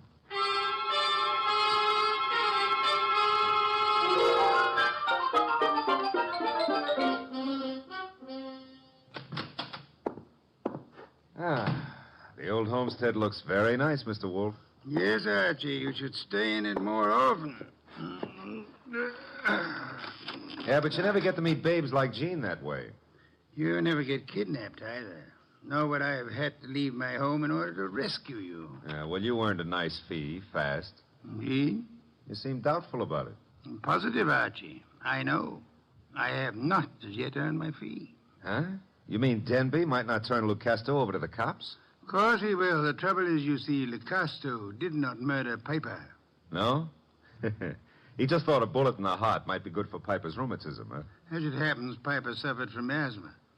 But that's beside the point. Fine. Mr. Wolfe, I'm going to take it for granted that you know who did kill Piper. I'm also going to take it for granted that you won't tell me until you're ready. But why turn Lucasto over to the police? Two reasons, Archie. First, I had no proof against the real killer. Secondly, we had to supply a scapegoat in order to be permitted to leave the Danby home. You were unarmed, helpless. Go ahead, rub it in. Nonsense. It was an interesting problem. I enjoyed it. It was, huh? Well, to me, it's still in the present tenses. Which reminds me, as old Dr. Tidmouse said, there's always a future tense. And in that future tense, Jean. No, Archie. Oh, Mr. Wolfe, stop. That girl's got a love for blood that appeals to the ghoul in me. Besides, did you notice what she does to her dress? Archie, I was merely about to say that I have no objections to your dallying with the girl. Oh, I don't believe it. My ears need overhauling. I objected only to the future tense. Why not call her now? Yeah, well, I won't pretend I understand this sudden enthusiasm on your part about my love life. Probably there's some foul, scheming motive at the bottom of it. But who am I to look a gift horse in the mouth? Now, let's see. Her number was, Lancaster 7583, of course.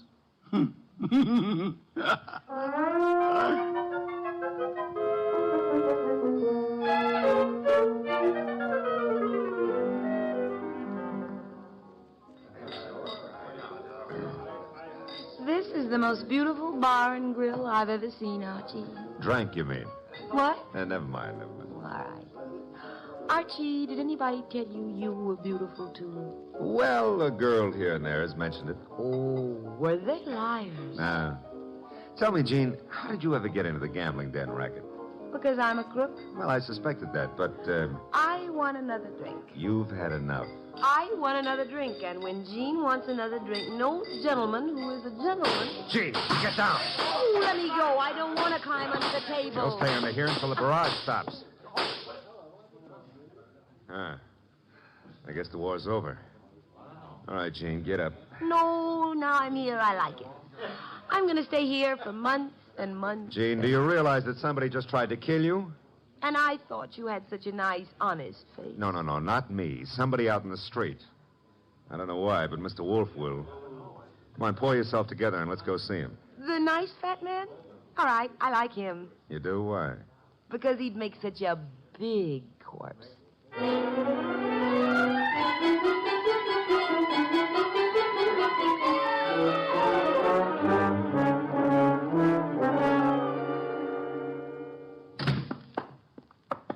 Is that you, Archie? Plus Jean.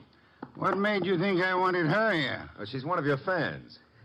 She thinks you'd make a lovely corpse. What was the reason for bringing her here? She was shot at. Did you expect her to be? I expected her to be killed. That's why I sent you to her. It didn't occur to you I might be killed, too? It did. I was willing to take the chance. You were willing? Oh, Mr. Wolfe, Jean's a little under the weather. Splendid. In vino veritas. Watch your language. I mean that people in their cups often tell the truth, a proverb of some antiquity. Who shot at you tonight, Jean? Oh, I don't know. I didn't see. Has it occurred to you that you might just as easily have murdered Piper as not? But Lucasto killed Piper. You said so yourself. I lied. Furthermore, why the attack on you if Lucasto was the murderer? Well, I don't know. Did you also not know that Lucasto escaped from jail earlier this evening? You're making that up. Why should I? Mr. Denby turned him over to the police, but Lucasto managed to get away before being jailed. That's not cricket. Incidentally, Mr. Denby will be joining us at any moment. I expected you to bring Jean, Archie. Therefore, with the exception of Mr. Piper, who is resting in the morgue, and Mr. Lucasto, who is at large, we shall have all the participants in the card game. With them, perhaps we can deal a new hand, Archie? Okay. Maybe it's the morgue to tell us Piper escaped. Oh, wrong again. Come in, Mr. Denby. Mr. Wolfe, I'm upset. I heard over the radio about Lucasto's escape. He'll try to kill us all. Why? Well, because we can testify that he murdered Piper. True. I beg your pardon? Lucasto did not kill Piper. But you said that he did. The only evidence against Lucasto was the angle of the entrance of the bullet that lodged in his heart. May I remind you of the whisper you all heard in the darkness preceding Piper's death? The whisper that said Piper? Precisely. We must assume, then, that Piper turned his body in the direction of the whisper.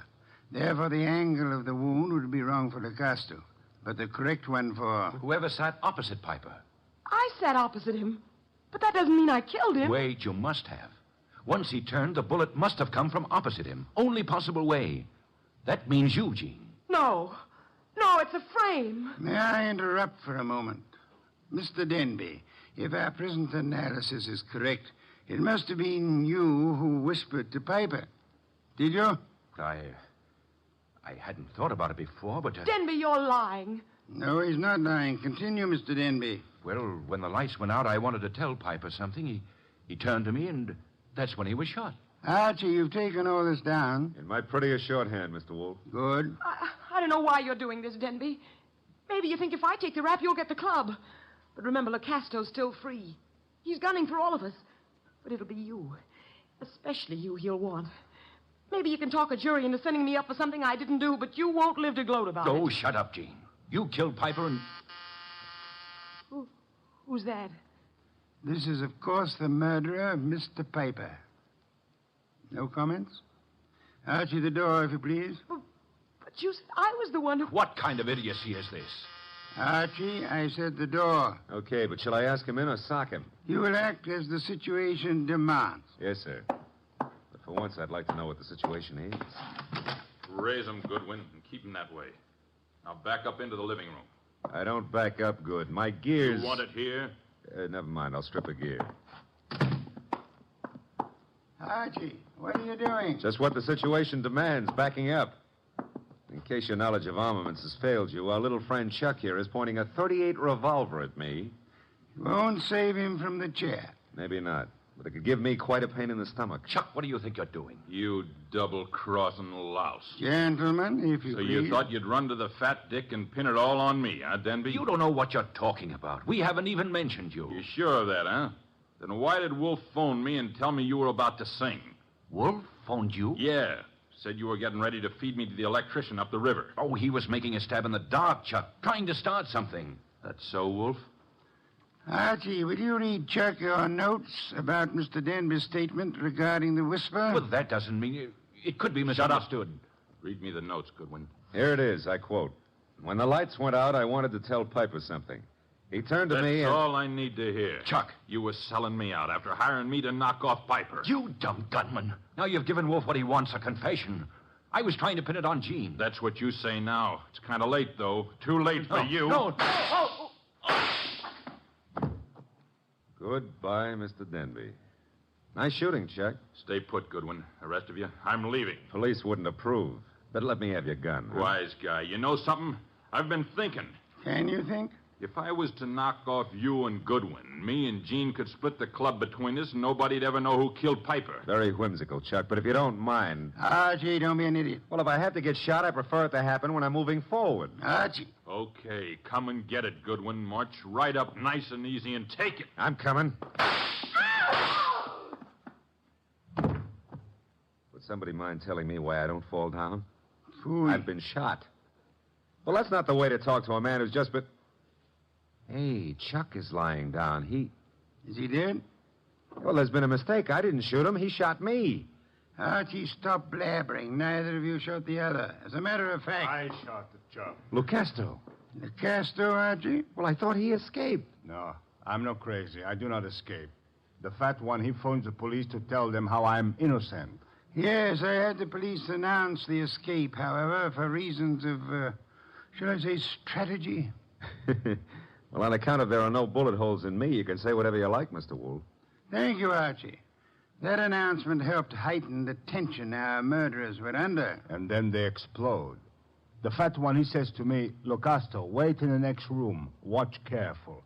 Maybe there's trouble. I watch. And now? Now there's no more trouble.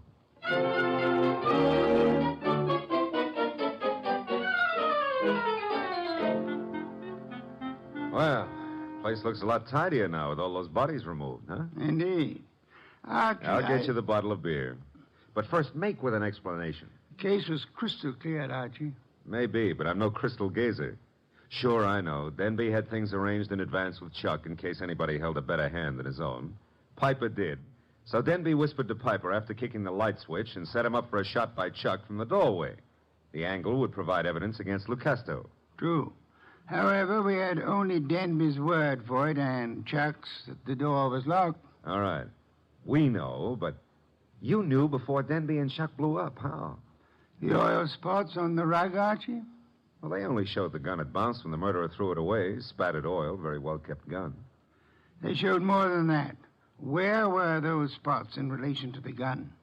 Think back, Archie. Spots in relation to... Oh, sure. They were between the gun and the door. Therefore, the gun must have been thrown from the door. Bounced twice, staining the rug before reaching its final destination. Oh, I get it now. That told you who'd fired the gun. But there wasn't proof enough, so you set up a nice atmosphere of suspicion and had the boys give each other away. All right, Mr. Wolfe, you're a genius, and you may have your beer. Thank you, Archie. As for me, I'm not a genius, but I remember a phone number. So if you'll excuse me, Mr. Wolfe. You're excused, Archie. Thanks. But before you call that number, may I remind you that Jean is a girl of macabre tastes who appeals to the ghoul in you. Sure you may, but why bother? In order to be able to warn you that a ghoul and his money are soon parted. Good night, Archie.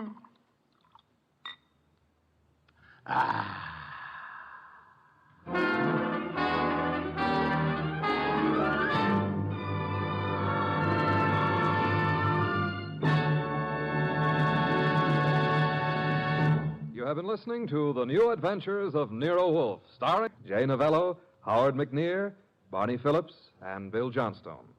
Next week at this same time, Nero Wolfe and Archie will bring you The Case of the Calculated Risk.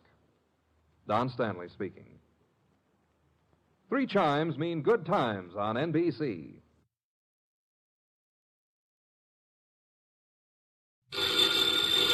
Ladies and gentlemen, the ringing of that phone bell brings you mystery, adventure. Nero Wolfe's office, Archie Goodwin speaking. Just a moment, please. Hey, boss, Mr. Tom Wilcox wants an appointment. How about 1 o'clock? Archie, no appointments today. I intend to pot some dendrobium offsets. 1 o'clock will be fine, Mr. Wilcox. You see the Tom Wilcox who was acquitted yesterday of the murder of that singer, Keith Hansen? Mr. Wilcox, are you the Tom Wilcox who... Oh, you are. I see. What does he want with me? Mr. Wilcox, why do you seek Mr. Wolfe's services? I see. Well, our fee is $1,000 with a retainer of $500, okay? Oh, yes, Mr. Wolfe will see you. What's that? Hey, what was that? Hey, Mr. Wilcox. Archie, stop shouting, hey. He whispered someone was at the window. Then I heard a shot and he dropped the phone. Boss, I'm afraid we've just lost a client.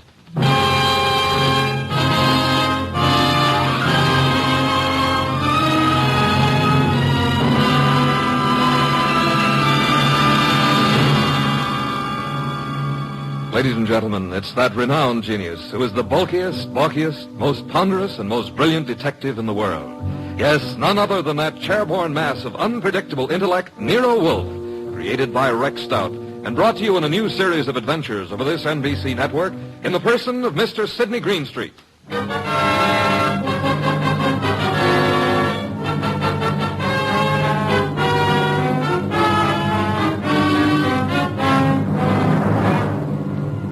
This episode is one Nero Wolfe refers to as a slight case of perjury. It all started with a phone call from Tom Wilcox and the ensuing shot, which I was sure had brought our newfound income to an early end. Anyway, there was the shot and... Hello? Mr. Wilcox? Hello? Well, boss, I've certainly waited long enough for him to come back to the phone. We may have just lost a nice bankroll. Nonsense, Archie. Other clients will rescue us. Now for a cold bottle of beer, Archie. We're almost out of beer. I better get over there and see what happened to Mr. Wilcox. The beer first. Nero Wolfe's office, Archie Goodwin speaking. Oh, Wilcox, you all right? Well, was that a shot? It was, huh? I'm glad it missed. Tell him to come right over here. Yeah? You dug the slug out of the wall. Well, come right over. Boss, the police never found the gun that killed Keith Hansen. No gun was found. Wilcox said he thinks he was shot at with a .32. He dug the bullet out of the wall. The murderer of Hansen must now be after Wilcox. If Wilcox is telling the truth. He was acquitted. The society gal, Mrs. Patricia Park, established his alibi, said she was with Wilcox at the time the murder was supposed to have occurred. I read the papers, Archie. Where's last night's paper? Wow, boss, look at her picture. Ooh, she's a honey. Archie, will you get me some beer? Well, if you move your arm 6 1/4 inches, you can't possibly miss it. Mr. Wolfe, this is Tom Wilcox, our new client. How do you do? Archie, the red leather chair for Mr. Wilcox. Mr. Wolfe, I'd like your aid in finding the murderer of Keith Hansen. Indeed. Why do you suppose you were shot at this morning? I gave a statement to the press last night, which was printed this morning, saying that I was going to seek out the killer of Keith Hansen. The killer obviously wants me stopped. Here's the bullet, a .32, I'd say. Why did you go to Keith Hanson's apartment on the day of his death? I went there to tell him to stay away from my sister. We had a fight. The manager came and stopped us. I told Hanson I'd kill him if he didn't lay off. The manager heard this. Then I went home. What time was that? About 8:30. The police claimed I returned to Hanson's apartment and shot him. I couldn't prove I was at home all night. It was going rough for me until Patricia Park testified she was with me at the time the crime was said to have been committed. Why didn't you tell the police in the first place that this Patricia Park was with you? Well, that's the whole trouble. She wasn't. What? Her claim that she spent the hours from 9 till midnight with me was a lie. In fact, I'd never met the woman in my life. Have you contacted this Patricia since your release, Mr. Wilcox? Yes, but she refuses to see me. Archie, phone Mrs. Patricia Park and tell her that she must see you at once for her own good. Time is of the essence.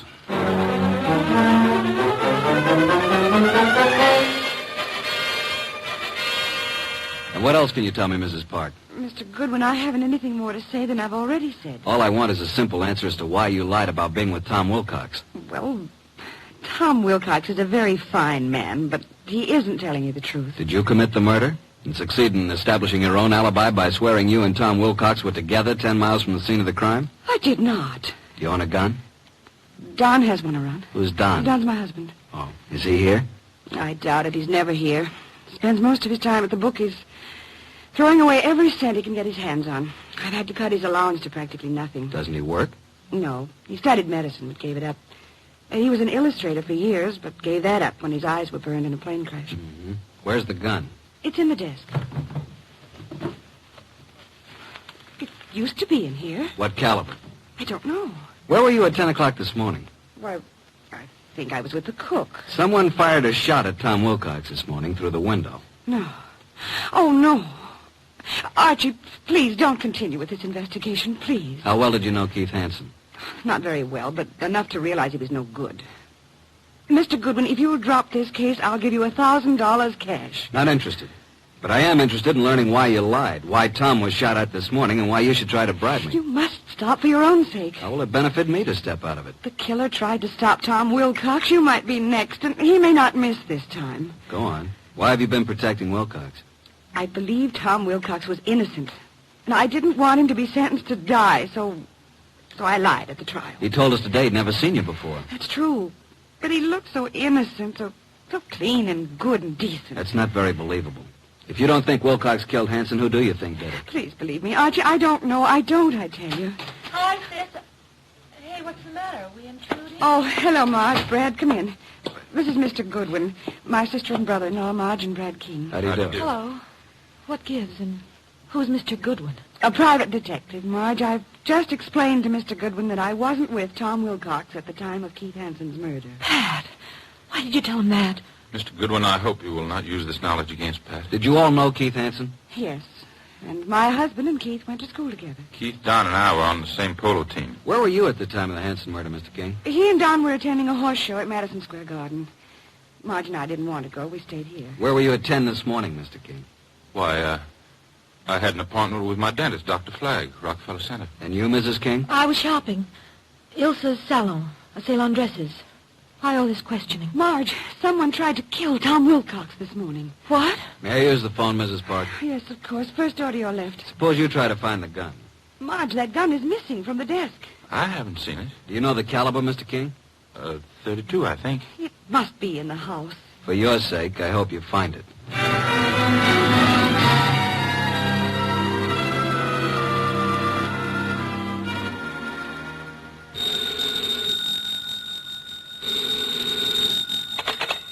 Nero Wolfe speaking. Archie, boss. You should have reported long ago. She must be very pretty.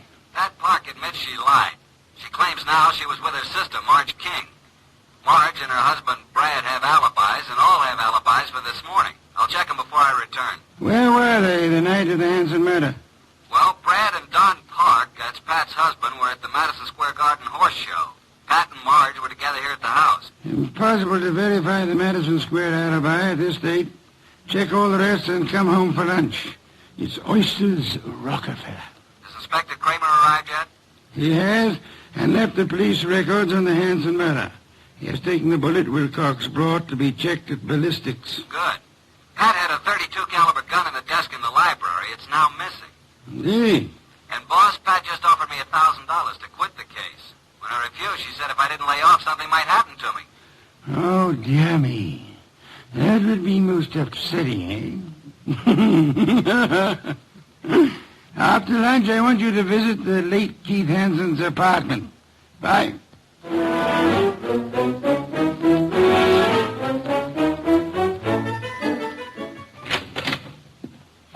Before you join the others, Mr. Goodwin, I want to talk to you. All right. Close the door, Marge. Pat didn't mean anything when she offered you money, Archie. And she wasn't threatening you, honest. I'm convinced. Why the pressure? Well, why don't you sit down? Here, by me. Okay.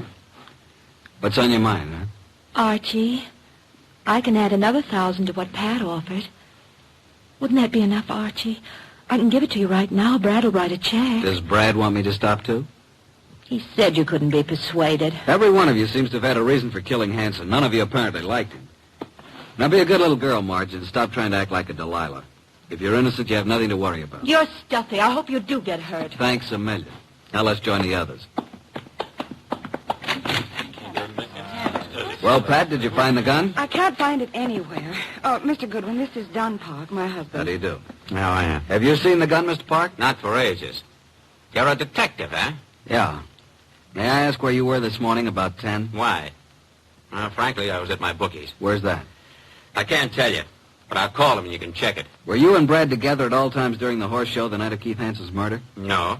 Brad wandered away a couple of times, and I saw some people I knew. You know how it is. We'd meet at intervals. Archie, you're wasting your time. None of us is guilty. I made a fool of myself, that's all. Tom Wilcox was such a decent man that I hated to see him have to pay for taking Keith Hanson's rotten life. If a man's guilty, why should you butt in? You never use your head. Pat is one person who thinks of others before herself. Marge, forget it. Now you've got private detectives snooping around. What are you after, Goodwin? Who are you working for? Why don't you let my wife alone? The case is closed, isn't it? Maybe. Don, this just makes it more interesting to Mr. Goodwin. As a matter of fact, I think you all know more than you're telling. I still think Tom Wilcox killed him. And there's only one reason why Pat should protect him. Don, that's enough. Nice, happy family, suffering all the torments of a guilty conscience, is that it? What are you trying to do, Mr. Goodwin? Get your nose poked? Not exactly. If not, you'd better leave. Okay, Mr. King, I'll run along. Mr. Wolfe will be anxiously waiting to hear about this. So long.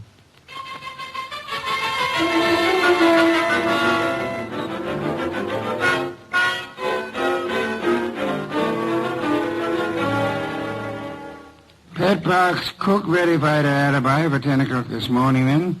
What about the other alibis? Well, Brad's dentist said that he didn't get to Brad until about 10:30. His appointments had run over. He wasn't sure if Brad was there at 10 or not. The nurse was out at that time. Marge's alibi is no good. And at Mob at Ilsa's, the saleswomen wouldn't have known their own mothers. Don's alibi checks if we can take the word of the bookie. Don and Pat, then, are the only ones who have alibis that checked, huh? That's right. Are these the reports Inspector Kramer brought? Mm-hmm. Keith Hanson's body showed obvious signs of battery. Lips were swollen and lacerated, clothes disarranged. Knuckles of the right hand were skinned, nose fractured. Major contusion over the right eye. The eyes were closed. .32 caliber bullet was embedded in the left chest wall. Wow, what a battle. I am of the opinion that Hanson was battered by two different people. I think someone arrived after Wilcox was thrown out by the manager, and this someone gave Hanson another beating. Really, boss? Come, let's have dinner. Then you must get over to Hanson's apartment.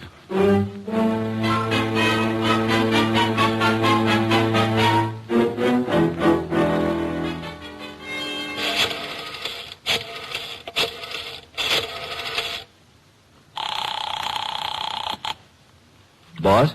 Yes, Archie? What have you found at Hanson's place? Well, the desk yielded one thing of interest. Keith's address book.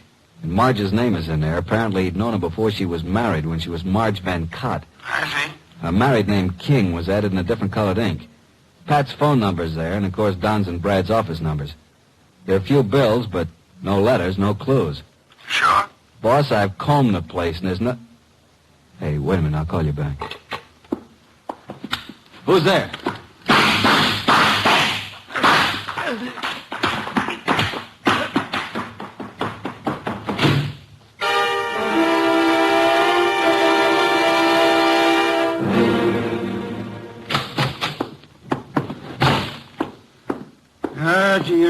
like the banging of doors.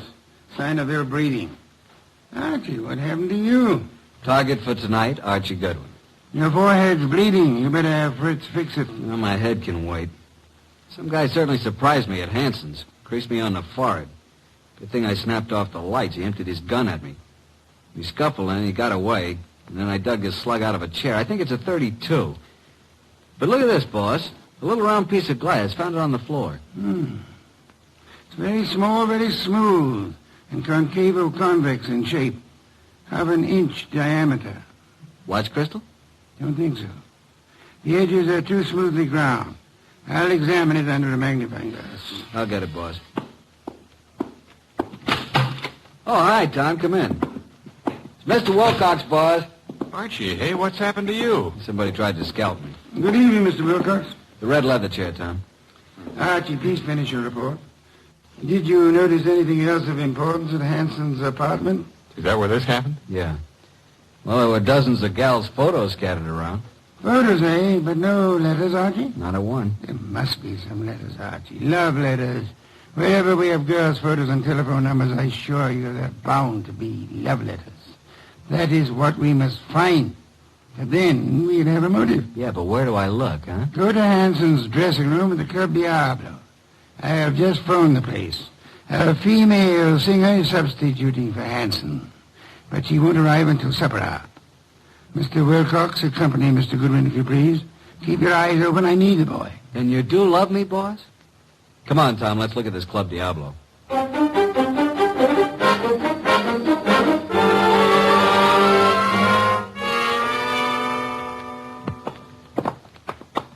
Well, I fixed it up with a stage doorman. Here, this is Hanson's dressing room. What a layout. This dressing room's fancier than most of the Met stars get. Hanson fixed it up himself. A bar, refrigerator, hot plate, television set. He could live here. Some of this stuff could be the new girl singers. I don't think so. Well, let's get to work, Tom. Take the drawers in his dressing table first. What are we looking for, Archie? Mr. Wolfe says the motive. He means letters. There's nothing here. Nothing in the desk. New singer must have cleaned it out for her things. Nothing in the books. Don't pass up that refrigerator. Nope, empty. Hey, there is something here. Back of the ice cube trays. Come here. Oh, wow. Mr. Wolfe said there had to be letters, and so there are letters. Lots of them. Hey, here's one from Marge. And another. And look here. Really confidential letters from a dozen society gals. There's something else in the back. A bank book. What do you know? A singer like Keith didn't make this much. No, that kind of money didn't come from crooning. This guy Keith was really shaking these babes down. Archie, someone's coming. Listen. Quick, behind the door and grab him. Douse the lights.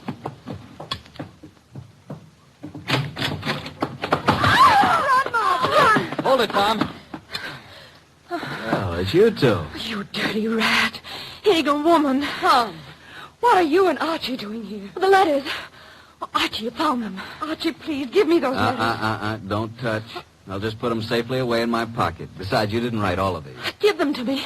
At least give me my letters. I'll tell you what. You go on home and stay there, and we'll leave it up to Mr. Wolfe. Tom, take him outside. I want to use his phone. Come along, ladies. Let us oblige Mr. Goodwin.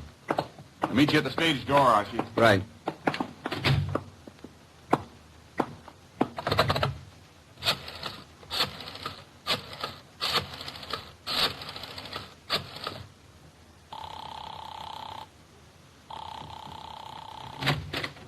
Hey, the lights. Who's there? Put the phone up, Goodwin. Who are you?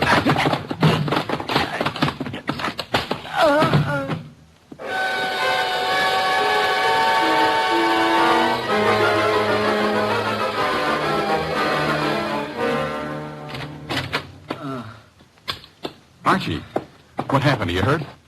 Here, let me help you. I'm all right, I guess. Ooh, my head. Did you see anybody? No, I didn't. I shouldn't have left you. Turn out the lights before I saw him. He whispered. Got away with all the evidence. Where are the girls? I sent them home in a cab. Well, let's get over to Mr. Wolfe. This is tough luck. But if I'm not mistaken, his next move will be to have a little get-together with all concerned. Come on.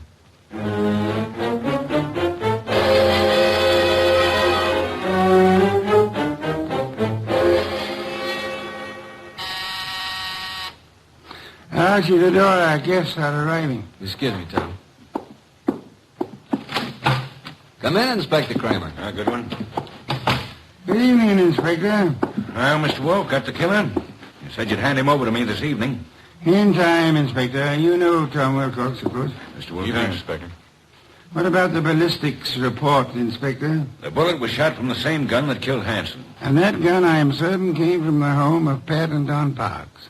Marge and Brad King also had access to it. I have one more bullet here, Inspector, one fired at Mr. Goodwin. I am sure it was also shot from the same gun. However, it isn't important now. Isn't important? It almost cost me my life. You can make it into a charm if you wish. Inspector Kramer, before our other guests arrive, I must tell you that Mrs. Park lied on the witness stand. She was not with Tom Wilcox at the time Keith Hanson was murdered. In fact, they were absolute strangers. What? Sit down, Inspector. 4 other guests are due to arrive any moment. Yeah, who are the other guests? Patricia and Don Park, Marge and Brad King. One or all is involved in the Hanson murder. Archie, do any of these people wear spectacles? Nope, none of them. You know why this person killed Hanson, Mr. Wolfe? First of all, Hanson was a blackmailer. The girl Marge was the current victim. The letters Hanson held were the threat. I'll explain later. Well, then Pat must have thought that Marge killed Hanson to get the letters, and she lied on the stand to save Tom's life because she believed Tom was innocent. Where's this Marge King? I'll have her picked up. Sit down, Inspector. Archie, I believe our guests are arriving now. Come in, come in. How are you? Good evening. Archie, cheers. Inspector Kramer, Patricia and Don Park, Marge and Brad King, and this is Tom Wilcox. We met at the Club Diablo this afternoon. All right, Mr. Wolfe, which one is it? Patience, Inspector. One of these 5 people is the murderer of Keith Hanson, a killer. What is this nonsense? Please sit down. Mr. Wolfe speaking. Go ahead, boss. Any one of you had sufficient motive to have committed the Hanson murder. Not one of you has established a bona fide alibi. You who are actually innocent must tell the truth, or you shall all suffer as accessories after the fact. Mr. Wolfe, you're wasting your time. Marge, several years ago, you were secretly married to Keith Hanson. It lasted but 1 week. You gave Keith the money to get a divorce from you at Mexico. He didn't, which made you a bigamist when you married Brad. Keith was all set to blackmail you. He knew your husband, Brad, was wealthy. Marge, is this true? Yes. Oh, please, Brad, I thought he got the divorce. If I'd known that, I would have killed Hanson myself. Maybe you did kill him. One moment, Inspector. Patricia, you lied on the stand to protect Tom Wilcox here because you believed your sister Marge was guilty of Hanson's murder. Why did you believe her guilty? Were you at the scene of the crime? Marge, it's time to tell the truth and clear all this up. You won't be satisfied until you're in jail. Will you shut up? Quiet, please. Go ahead, Marge. All right. Keith Hanson was shot from the bedroom while I stood talking to him in the living room. You went there to buy back your letters? Yes, Pat drove me to his apartment. There was no place to park, so she said she'd drive around the block until I came out. That's why she's never been sure whether I killed him or not. That's right. Because I feel I might have shot him if I'd been in your place. Because of what Hanson did. What was it he did? Keith Hanson demanded $10,000 in exchange for the letters. Pat loaned me the money, so Brad wouldn't know. What? Is that true, Pat? You loaned her $10,000? I got to Keith's apartment about 9:30. He looked awful. He obviously had been in a fight. The room was mussed up and his nose was bleeding. Yes, go on. He went to the bedroom to get the letters and came back saying they were gone. I didn't believe him. Keith said he knew who had taken them and he'd have them back by morning. He grabbed the money from me and put it in his pocket. He was just about to tell me who took the letters when there was a shot from the bedroom door. Keith Hanson fell to the floor, but I didn't see anyone. I wanted to get my money from his coat pocket, Pat's money, but I couldn't touch him. His staring, wide-open eyes were horrifying. I ran and I ran. Poor baby, why didn't you tell me? I think you're lying, young lady. You took the gun from your sister's desk, and when Keith Hanson didn't produce the letters, you deliberately shot him. You didn't even offer him any money. You kept it yourself. No, I didn't. Oh, Pat, don't believe him. Inspector Kramer, she's innocent. I know who did it. Oh, no, Brad, stop. Oh, Brad, what are you saying? All right, break it up. Yeah, so do I know, Brad. That's why you left the horse show. I've thought you were guilty all along. All right, Inspector. Now you know. I don't get this, boss. Inspector, ladies and gentlemen, please. First, which of you had some medical training? Medical training? Well, Keith Hansen and I both went to medical school. Why? That is most enlightening, Mr. Park. Marge and I were nurses' aides during the war. And perhaps you can interpret this medical phraseology for me. These few lines from this little medical book. Archie, hand it to Don Park. Will you read it, please? Top of page 75. It says the form of pernicious anemia commonly found in a human is... Now, Don, hold your hand over your right eye and read on. What? Also common to the many lower... Now, cover the left eye and read with the other. What is this? Go ahead. Well, many lower animals and this light isn't so good. Step close to me. Yes, thank you. Mr. Park, here is the contact lens for your right eye. I'm sure you've been tremendously handicapped without it all day. Inspector Don Park is your murderer. Don't move, Park. Keep away, I warn you. Drop that gun, Park.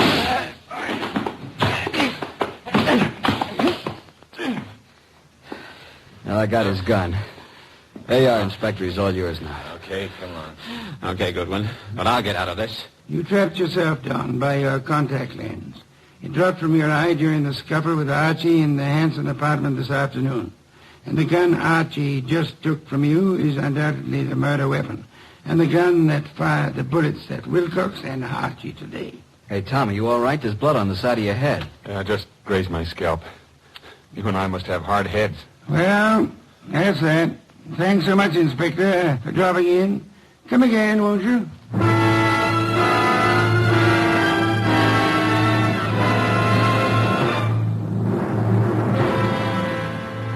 This was a rough day's work, boss.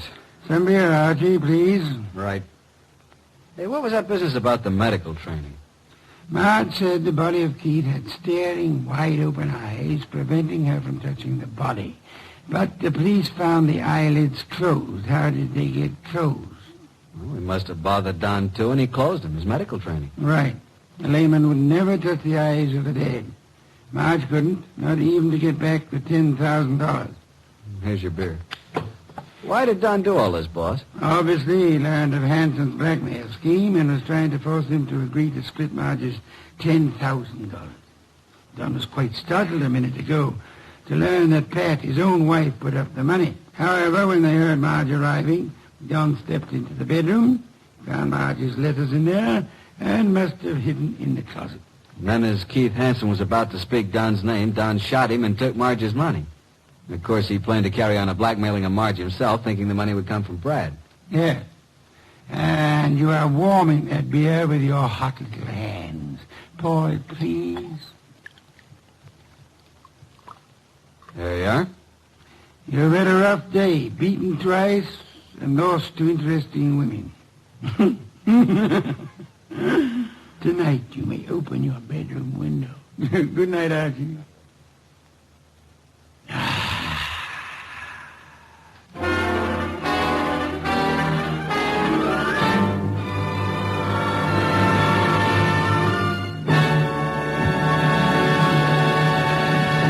You have been listening to The New Adventures of Nero Wolfe, starring Sidney Greenstreet.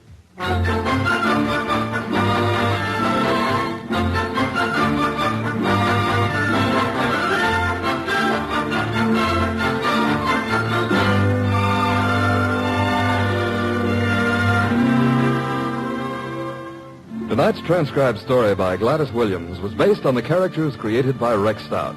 This is an Edwin Fadiman production, produced and directed by J. Donald Wilson. In the cast were Harry Bartell as Archie Goodwin, and Mary Lansing, Gene Bates, Paul Marion, Barney Phillips, Ken Peters, and Bill Johnstone. Next week at this same time, Nero Wolfe and Archie will bring you The Case of the Lost Heir. Don Stanley speaking. 3 chimes mean good times on NBC. Ladies and gentlemen, that phone bell means adventure. Hello? Hello? The young man answering the phone is Archie Goodwin. And the mountain of a man engaged in deep thought in the oversized armchair is Nero Wolfe. What was that? Somebody's going to be murdered who has no manners? Well, what do you want Nero Wolfe to do? Teach him manners? Oh. Hold on. Mr. Wolfe. Yes, Archie? We've got a prospective client. In case someone she knows gets murdered, she'd like you to do something about it. Very well. However, advise her. Yes? Not to get murdered herself. I never take a corpse for a client. Greatest detective in the world.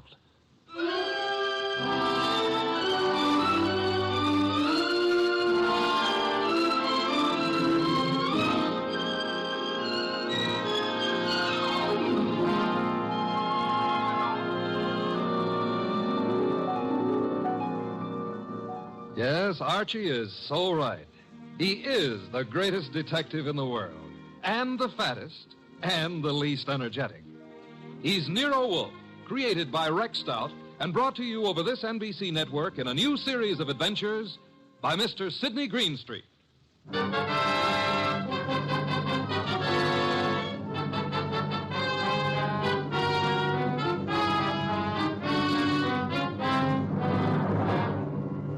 Tonight, it's the case of the impolite corpse. It began on a certain night at 8:40 when Walter Channing, an advertising executive, was dictating in his office to his charming secretary, Brenda Barkley. Brenda, take a memo. Yes, Mr. Channing. This is to be mimeographed and sent to the entire staff. The entire staff, yes, sir. Notice, effective at once, 1 hour lunch periods will be strictly enforced. Employees will post time of departure and time of return. Yes, what is it? Mr. Channing... Bennett, I'm busy. But I've got to see you, Mr. Channing. About this afternoon. This afternoon was unfortunate, Bennett, but it happened. I lost my temper. I'm sorry. So am I. Mr. Channing, I've been with the firm 14 years, and well, because a man blows up once in 14 years... Mr. Channing's office. Oh, you've got to reconsider. That's all, Mr. Channing. I never reconsider, Bennett. It's your wife. But, Mr. Channing... That will be all, Bennett. It won't be all. You can't wipe out 14 years of a man's life. Even you can't do that, Channing. It's Mrs. Channing on the phone. Oh. Hello? You're where? That's in this building. Since when has Dr. Ellis kept evening office hours? I told you there's nothing wrong with you. No, I can't. I don't know when I'll be through. And I don't want you hanging around up here. Well, take a cab or walk. I don't care what you do. What? I can't understand you. What? Goodbye, Doris. Where was it? Walter. Yes? You are going to reconsider about Tom Bennett, aren't you? Bennett was insolent this afternoon. I won't tolerate insolence. Yes? Shine, Mr. Channing? Shine? No! What's he doing down here this time of night? Half the staff's working overtime. Kelly's an enterprising shoeshine boy. Might have missed someone on his rounds this afternoon. Walter, about Tom Bennett. Forget Bennett! Oh, look, you upset the inkwell. Oh. Quick, blot the stuff. Yes, of course. Did any spill on you? Spot of my trouser cuff. Lucky it didn't get on the carpet. Walter, about Tom Bennett. I told you to forget Bennett. All right, Walter, all right. Though maybe you shouldn't. Maybe you'd be better off to use him as a model. A model? If he knows he's not wanted around here, he'll have the self-respect to get out. Meaning? Well, you've known for a long time you're not wanted. And you're still here. How you'd like to fire me. Denying that would be silly. I've been with this firm 15 years in January. Employees get a bonus of stock shares after 15 years' service. That's what I'm waiting for, and you know it. Suppose we get back to that memorandum. You'd like to get me out before I collect those shares, wouldn't you? I said let's get on with the memo. You'd be petty enough to do it, too, if you knew how. There may be a way. There isn't, and you know it. I'm too careful. You can't fire me without cause, and I've given you no cause, Walter. Nothing you can possibly dictate one of your vicious little memorandums about. Don't try my patience too far, Brenda.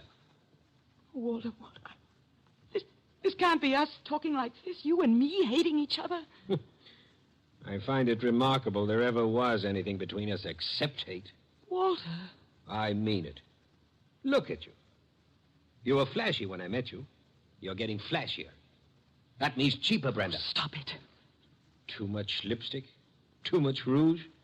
Hair too bright? Dress too tight? You're trying too hard, Brenda. You're labeling yourself like a sound wagon. I wonder what it is that stops me from killing you. Cowardice, of course. Now, when you've stopped sniveling, we'll get on with a memorandum. You ready? Yes, I'm ready. Notice. In the interest of economy and efficiency, junior executives will confer in the conference room, not in private offices. Mid-afternoon coffee and personal phone calls and daily shoe shines will be eliminated.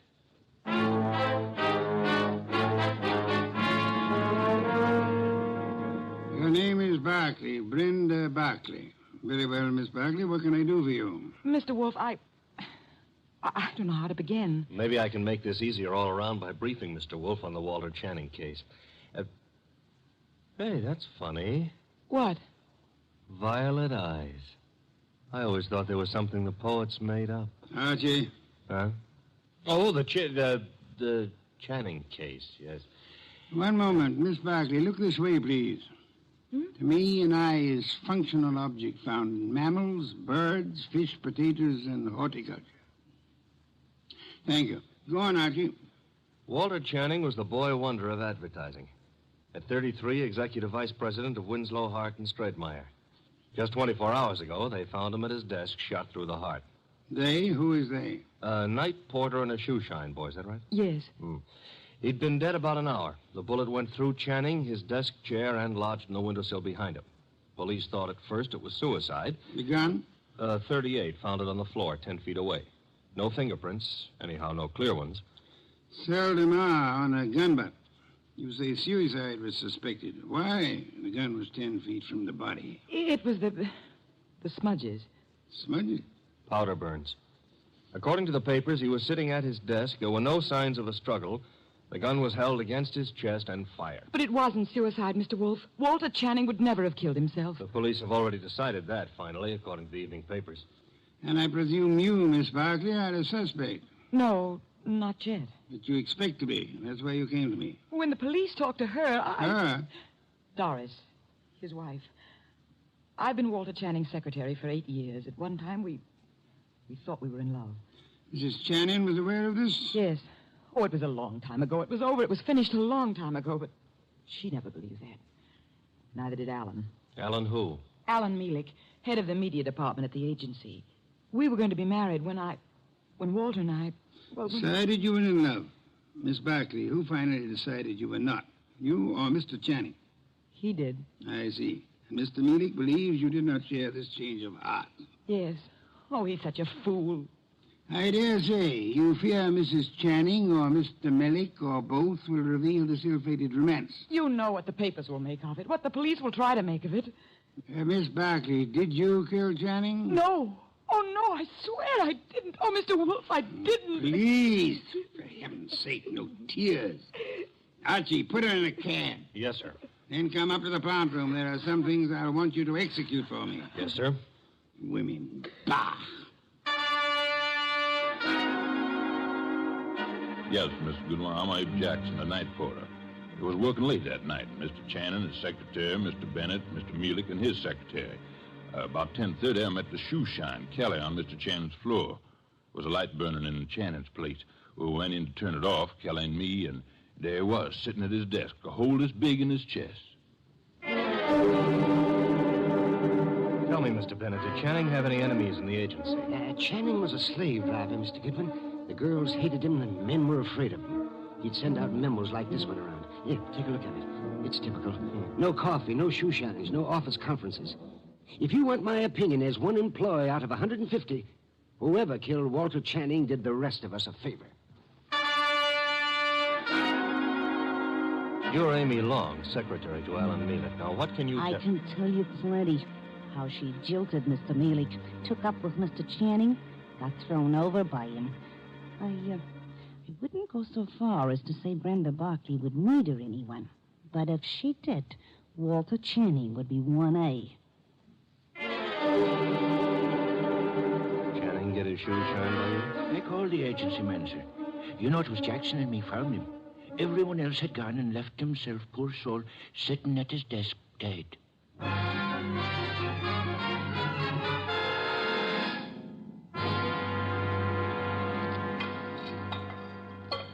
This specimen, the monogamous train orchid. Beautiful, isn't it, Mrs. Channing?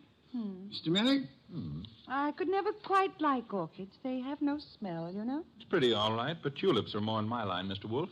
Tulips, Mr. Millick? I had a stand of emperors this spring. Emperors, come in, Archie. Emperors, Mr. Millick? That's the name of a tulip, Mr. Wolfe. A peasant flower. I've heard of it, of course. Archie, Mrs. Channing, Mr. Millick, my assistant, Mr. Goodwin. Mr. Goodwin? I didn't know you had company. Mr. Wolfe asked us here to explain why Brenda Barkley is worried. And you have both agreed to respect her position. Brenda ought to know I'd never tell the police anything to get her into trouble. Phooey. Sir? He said phooey, Mr. Millick, meaning he doubts what you say and does not admit your right to say it. Archie, Mr. Millick, you say you had never intentionally informed on Miss Barkley. Certainly not. The tongue slips, sir. We would expect you to guard yours. What? Do you think What I started to say. You asked us here because Brenda Barkley is your client. I despise Miss Barkley. Everyone knows that, and why. But I wouldn't stoop to implicating her in murder. You believe her innocent, then, Mrs. Channing? I believe she lacks the gumption to pull a trigger. Poison, I wouldn't put past her at all. Mr. Millick, would you be kind enough to see me home? Of course, Mrs. Channing. Good day, Mr. Wolfe. Good day. And Mr. Goodwin. You have, I suppose, an exhaustive report from me, Archie? 7 pages of notes. Save them and get me a bottle of beer. You're in a rosy mood. What happened? I said I would like a bottle of beer. No, you wouldn't. Archie, you better... Don't puff up about it. Those vest buttons won't stand the strain. I can't get you a bottle of beer. Why not? You ordered me to hold you to 4 a day. I rescind the order. You also ordered me not to let you rescind the order. What's the matter with you, anyhow? I have had to entertain 2 very dull people too long. Both those dull people are prime suspects. Mrs. Channing is a woman scorned. Melik lost his girl to the guy who was killed. I can't blame her for throwing him over. Archie, the man grows tulips. What? Tulips. Phew. Well, give me a report. I checked the agency, everybody who was working down there the night of the murder. Also, I dropped in on Inspector Kramer at homicide. Also, I visited the morgue. Why the morgue? Because if I hadn't, you'd have said, why not the morgue? Go on. I drew a blank there. Kramer let me look at the clothes Channing was wearing. There was an ink stain on the left trouser cuff. An ink stain? And a hole through his shirt front with plenty of powder smudge like the paper said. He was shot with a .38 at point-blank range, sitting down. An impolite corpse. What? Discourteous. He didn't rise to meet his murderer. That is most significant, Archie. I know. I've got a theory about this case. No theories, facts, if you please. But look, Channing owned a .38. That's a fact. It's disappeared. That's another fact. The murder gun was a .38 with the numbers filed off, and it could be Channing's own gun. Thereby proving what, Archie? That his wife had access to it. Your theory involves Mrs. Channing, then? And Melik. She decides her husband is less trouble to her, dead than alive. A regrettable tendency of wives. Have you noticed? And she sells Melik on the idea. Now, that wouldn't be hard. They figure to make it look like suicide, but Melik loses his head and runs, drops the gun on his way out, and... Oh, you don't buy it. Enough of theories. The facts, Archie. Out of your notebook. 1. 9 people were on the scene that night, working late for one reason or another. Mrs. Channing tells me she was visiting a doctor's office in the same building, by the way. 2, every one of those people hated Channing. 3, here's a sample of why he wasn't popular. Memorandum. Dictated the night he was killed. The staff got it the next morning. A whip cracker, Mr. Channing. Fact 4, the ink stain on his trouser cuff was partly rubbed out. With what? Cleaner of some kind. I didn't get the brand. Fact 5, there's a spot on the carpet near Channing's chair. Spot of what? Ink? Blood? Looks like ink.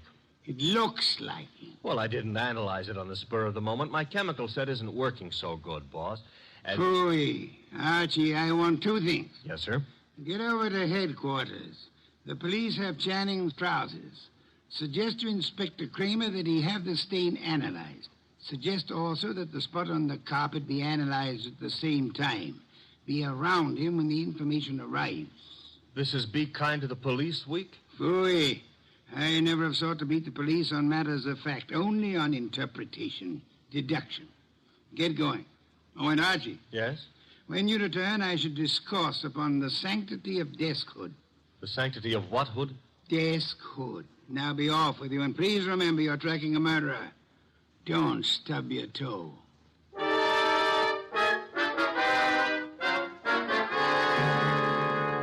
Goodwin, the thing on the carpet was a dye of some kind. Dye, huh? Mm-hmm. How long will it take the lab to give you the analysis on it, Inspector? Oh, not very long. I've got the report on what was used on the trouser cuff right now, though. And? They found traces of carbon tetrachloride. Wait a minute. This goes in the notebook. Okay, carbon tetrachloride. And something else. Goodwin, what's Wolfe after? Interpretations was what he said, Inspector. You object? No. Maybe I'll get an interpretation, too. The something else was perchlorethylene. Perchloreth... Why, Inspector, such language.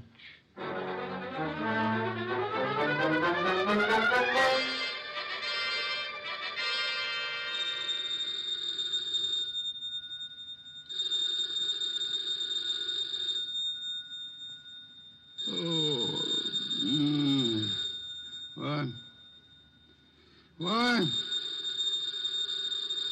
Archie. The phone. Oh, not back yet. Hello. Mr. Wolfe? Yes? This is Brenda Barkley. Oh, Mr. Wolfe. What is it, Miss Barkley? You've got to come to Mr. Channing's office right away, Mr. Wolfe.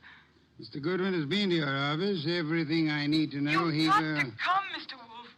Nonsense. I don't go out. My digestion disapproves of it. I disapprove of it. But Mr. Goodwin, he's in danger. What's that? Terrible danger. He needs you here at once. Archie, in danger? Let me talk to him. Please, come. Hurry. What's happened? Hello. Sparkly. Fritz, get out of the car. Bring me my wool muffler and worsted vest. See if you can find my galoshes. Confound it, I've got to go out.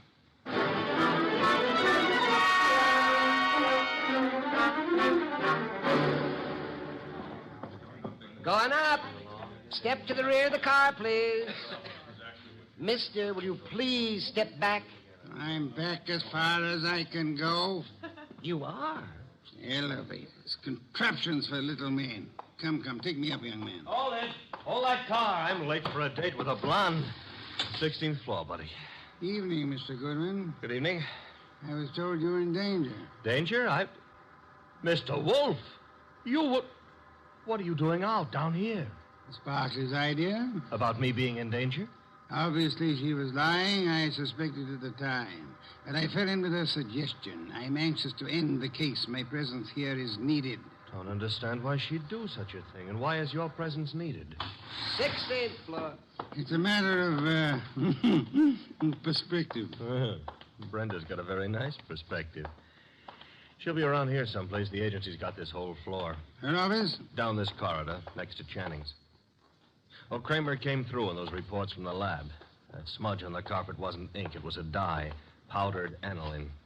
Brenda. Oh, Mr. Wolfe, thank heavens you're here. Hey, I'm here, too. The police, they questioned me again this afternoon. I'm so frightened, Mr. Wolfe. You've got to find the murderer before they... Baby, take it easy. Well, oh, hello, Archie. Hello. What's the idea of trying to pull a fast one on Mr. Wolfe? Well, I just had to see him. Please understand. Is this Channing's office? Yes. You told him I was in danger. At last, the place to sit down. Well, I had to tell him something to get him down here. He's not happy. You comfortable there, sir? Miss Barkley, come here.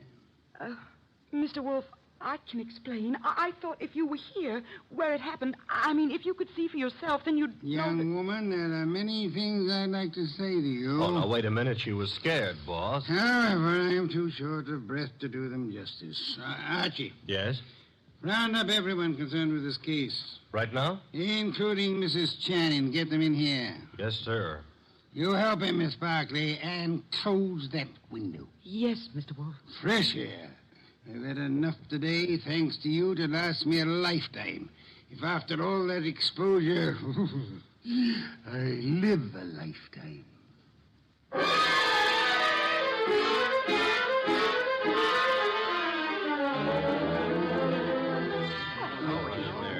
What's going on here, anyhow? A tea party. Find yourself seats. Keep your knees steady. All right, Mr. Wolfe, everybody's here. Mr. Shoeshine Kelly? Here, sir, here. It was you who found the body. Him and me, Mr. Wolfe. I'm Abe Jackson, the night man. You gentlemen can help us if you will. Oh, to be sure, Mr. Wolfe. I'd like to know the exact position of the body when you found it. Well, he was sitting up. That's it, sir. Sitting up straight as you please. You'll oblige me if you'll demonstrate. Sit in the chair, please. His chair, sir? If you please. Abe, you. Yeah. Oh, no, not me. Not on your life. There's no easy thing you ask, Mr. Wolfe. But I'll oblige you. So, it was like this, I'd say. You agree, Mr. Jackson? A little more to the right, maybe. Yeah, that's the way it was. Archie. Yes, sir? Help me with a brief recapitulation. Well, so far as we know, Channing made no outcry. Therefore, he could not have been startled by the appearance of the killer. There were powder burns on the body.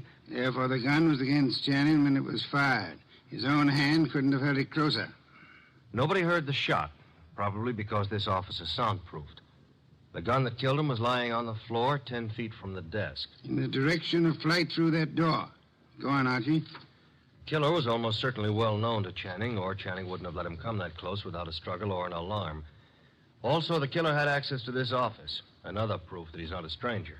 One more point, if I may, Archie. The killer, he or she, is present here and now. Here in the room. Quiet, everyone. We come now to the point I mentioned to you last night, Archie. The point I call the sanctity of deskhood. Sanctity of what? Deskhood, Mrs. Channing. Explain, Archie. Still figure it's so important? Absolutely essential. Well, I wrote it here somewhere. Oh. Deskhood refers to that area behind a desk where a man earns his livelihood, makes his career, builds his reputation. You mean here? Where I'm sitting? So long as a man sits at his desk, he enjoys a curious area of privacy. He is remarkably safe from intrusion. That's it, Mr. Wolfe. Sanctity of deskhood. Think about it a moment. You'll see what I mean.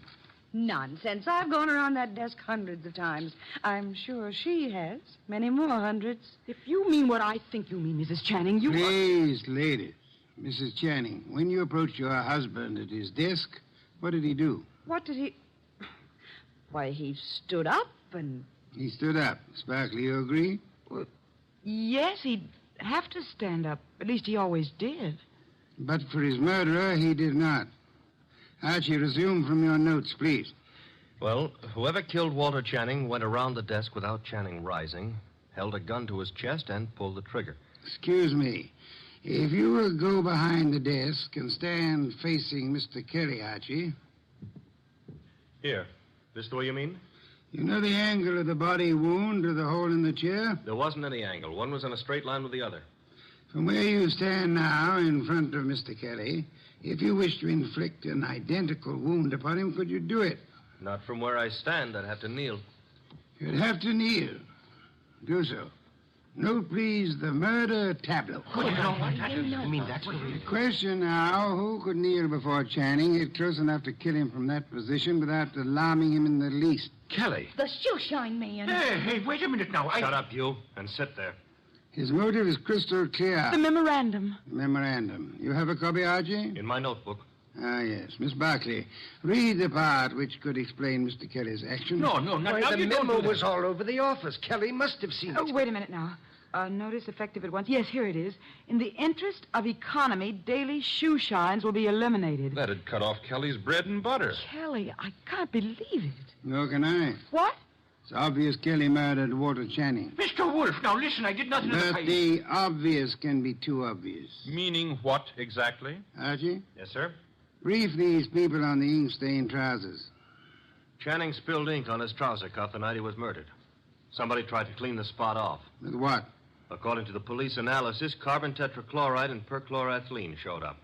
Both non-inflammable ingredients used in many commercial cleaners. Exactly what are you getting at, Mr. Wolfe? One moment, Mrs. Channing. Mr. Goodwin also has an analysis of the spot on the carpet behind the desk. Archie? A powder form of dye, aniline dye. Used in what, perhaps? Well, the lab suggested a shoe dressing. I got no powder dye. I swear I ain't, Mr. Wolfe. I'm sure you haven't, Mr. Kelly. You'll find this particular type of dressing is used on women's shoes, suede shoes, usually. I don't understand. Wait a minute. Yes, Archie? If a woman... Now, suppose a woman knelt in front of Channing to clean that ink spot off his trouser cuff. That smudge could have rubbed off the tip of her shoe onto the carpet. Exactly. I believe you'll find a typewriter cleaner contains tetrachloride and perchlorethylene. Something else just occurred to me. That memo was sent around the morning after Channing was killed. I never thought of that. True, Archie. And for only one purpose, to point suspicion at Kelly. But when the police didn't take the hint... Go on, Archie. What then? Somebody else was brought down here who would. Comes around to 3 questions, doesn't it? Who knew about the memo? Who had access to Channing's file where he kept his gun? And who made sure Nero Wolfe would see the evidence against Kelly? 3 questions, Archie, with one answer that spells the name of the murderess. Our own client, Brenda Barkley.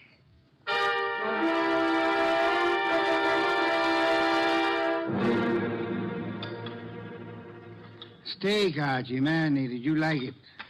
I'm not hungry. Indeed, I suggest a tonic. That reminds me. I had a call. You had? Doris Channing. She had some idea about my explaining things to her. She found my explanation insufficient? No, but she felt it lacked the personal touch. Phooey. Hand me a can of beer. However, you do have the evening off. Yes, sir. Keep out of trouble. Doris Channing is a blonde. That is, try to keep out of trouble. In the company of a blonde who wants to. Good night, sir. Good night, Archie. Good night.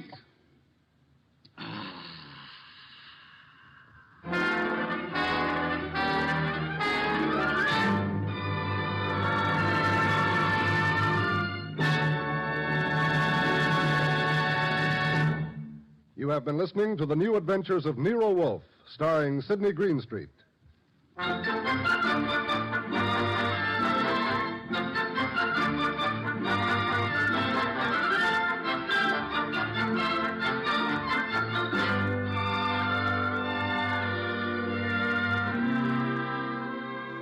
Tonight's transcribed story by William Kendall Clark was based on the characters created by Rex Stout. This is an Edwin Fadiman program produced and directed by J. Donald Wilson. In the cast were Larry Dobkin as Archie Goodwin, and Donald Morrison, Betty Lou Gerson, Bill Johnstone, Howard McNear, Mary Lansing, and Barney Phillips. Next week at this same time, Nero Wolfe and Archie will bring you the case of The Girl Who Cried Wolf. John Storm speaking.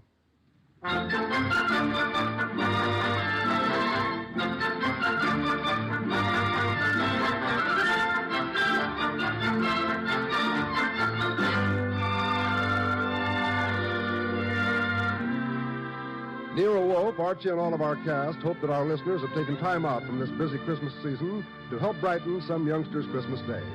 Be sure to send a thing, your choice of anything you think a child would like for Christmas, to the groups in your own town who are distributing these toy gifts to less fortunate children. 3 chimes mean good times on NBC.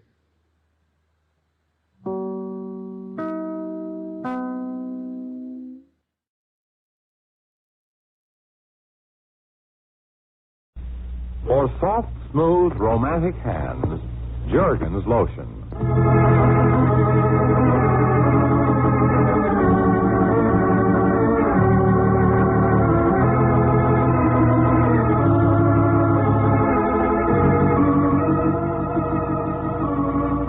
Jergens, the makers of Jergens lotion for soft, smooth, romantic hands, present The Amazing Nero Wolfe, starring Francis X. Bushman as Nero Wolfe, the celebrated criminologist, and Elliot Lewis as Archie.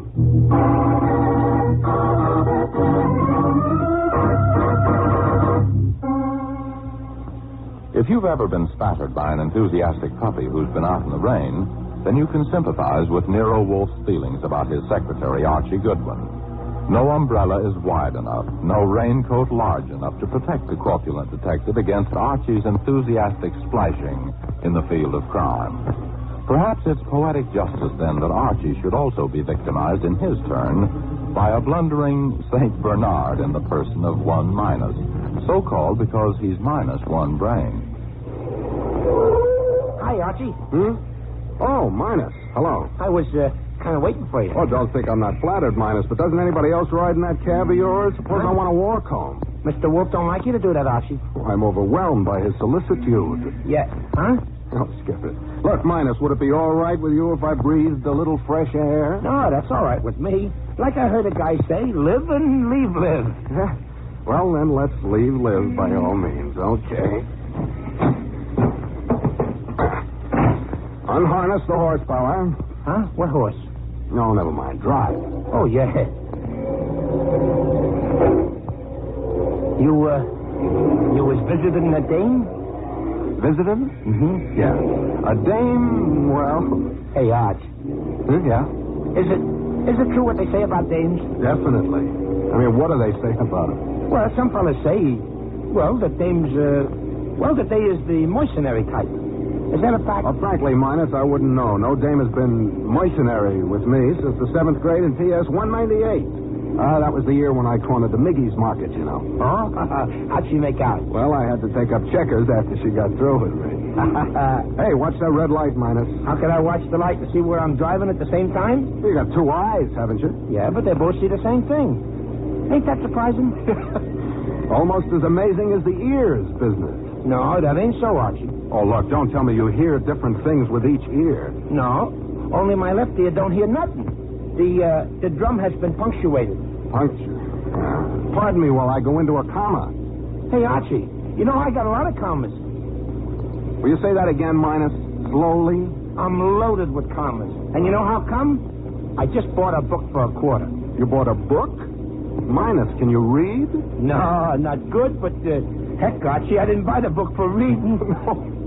Oh, silly of me, of course not. Nobody buys a book for reading. What did you buy it for? Sitting. You see, Archie, this ain't a new cab. Oh, it isn't? No.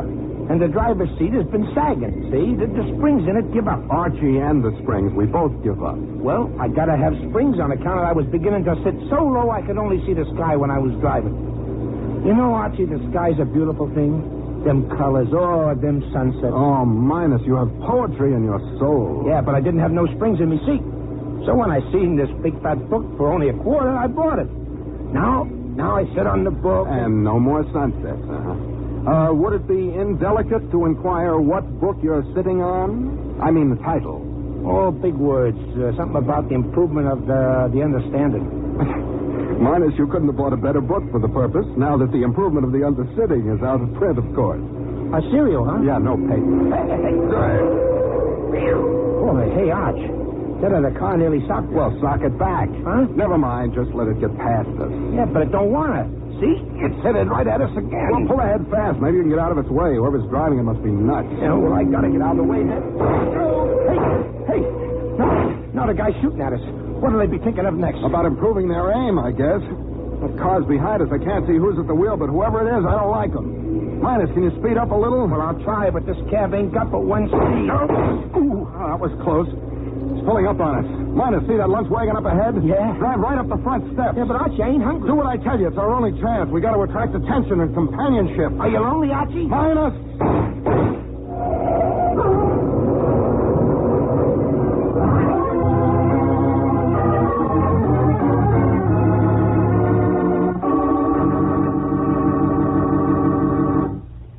The amazing Nero Wolfe, brought to you by the makers of Jergens Lotion, will continue in just a moment.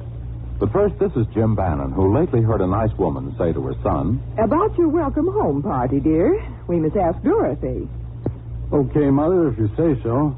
Well, you don't sound enthusiastic, dear. Don't you like Dorothy? She's such a nice girl. Oh, she's a nice girl, I guess, but well, gosh, Mother, does she have to have such red, rough hands? No girl has to have rough hands, no matter what work she does.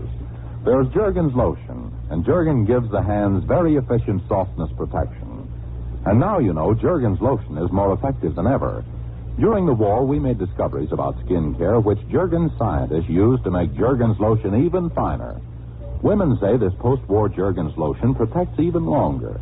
makes the hands feel even smoother and softer. It's in the stores now, same bottle. So don't let rough hands handicap you.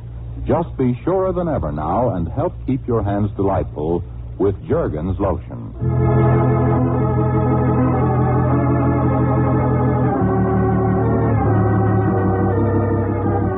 And now back to the Jergens lotion program, The Amazing Nero Wolfe, starring Francis X. Bushman and Elliott Lewis.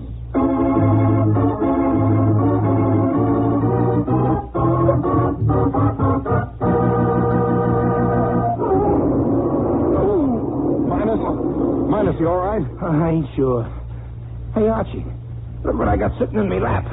A radiator. A hot number, huh? Drop it. Okay. Ow. Take it easy. Hey, Minus, you better climb out of it. Hey, wait a minute. Wait a minute, Archie. I must have cut my jugular vein. I'm bleeding to death. Here, let me... Uh-huh. Mortuary, huh? Archie, I'm leaving you the cab. Minus, that isn't blood. Taste it. Taste? Okay. Ketchup. Good, huh? Oh, a pistol-packing monster must have scrammed. Come on, we better get home. Hey, what do you mean driving into my wagon like this? Oh, we thought it was a drive-in, you know. Will the going to the dog. What do you want? A hamburger on a bun. I already got the ketchup. Minus. Look, mister, it was an accident. Here's a couple of bucks. We'll send a towing car to get the cab out of your joint, but we're in a hurry at the moment. Minus. Yeah? Grab that sitting book and let's go. What do you want the book for? You want something to read? Not exactly, but I could use something to improve my understanding.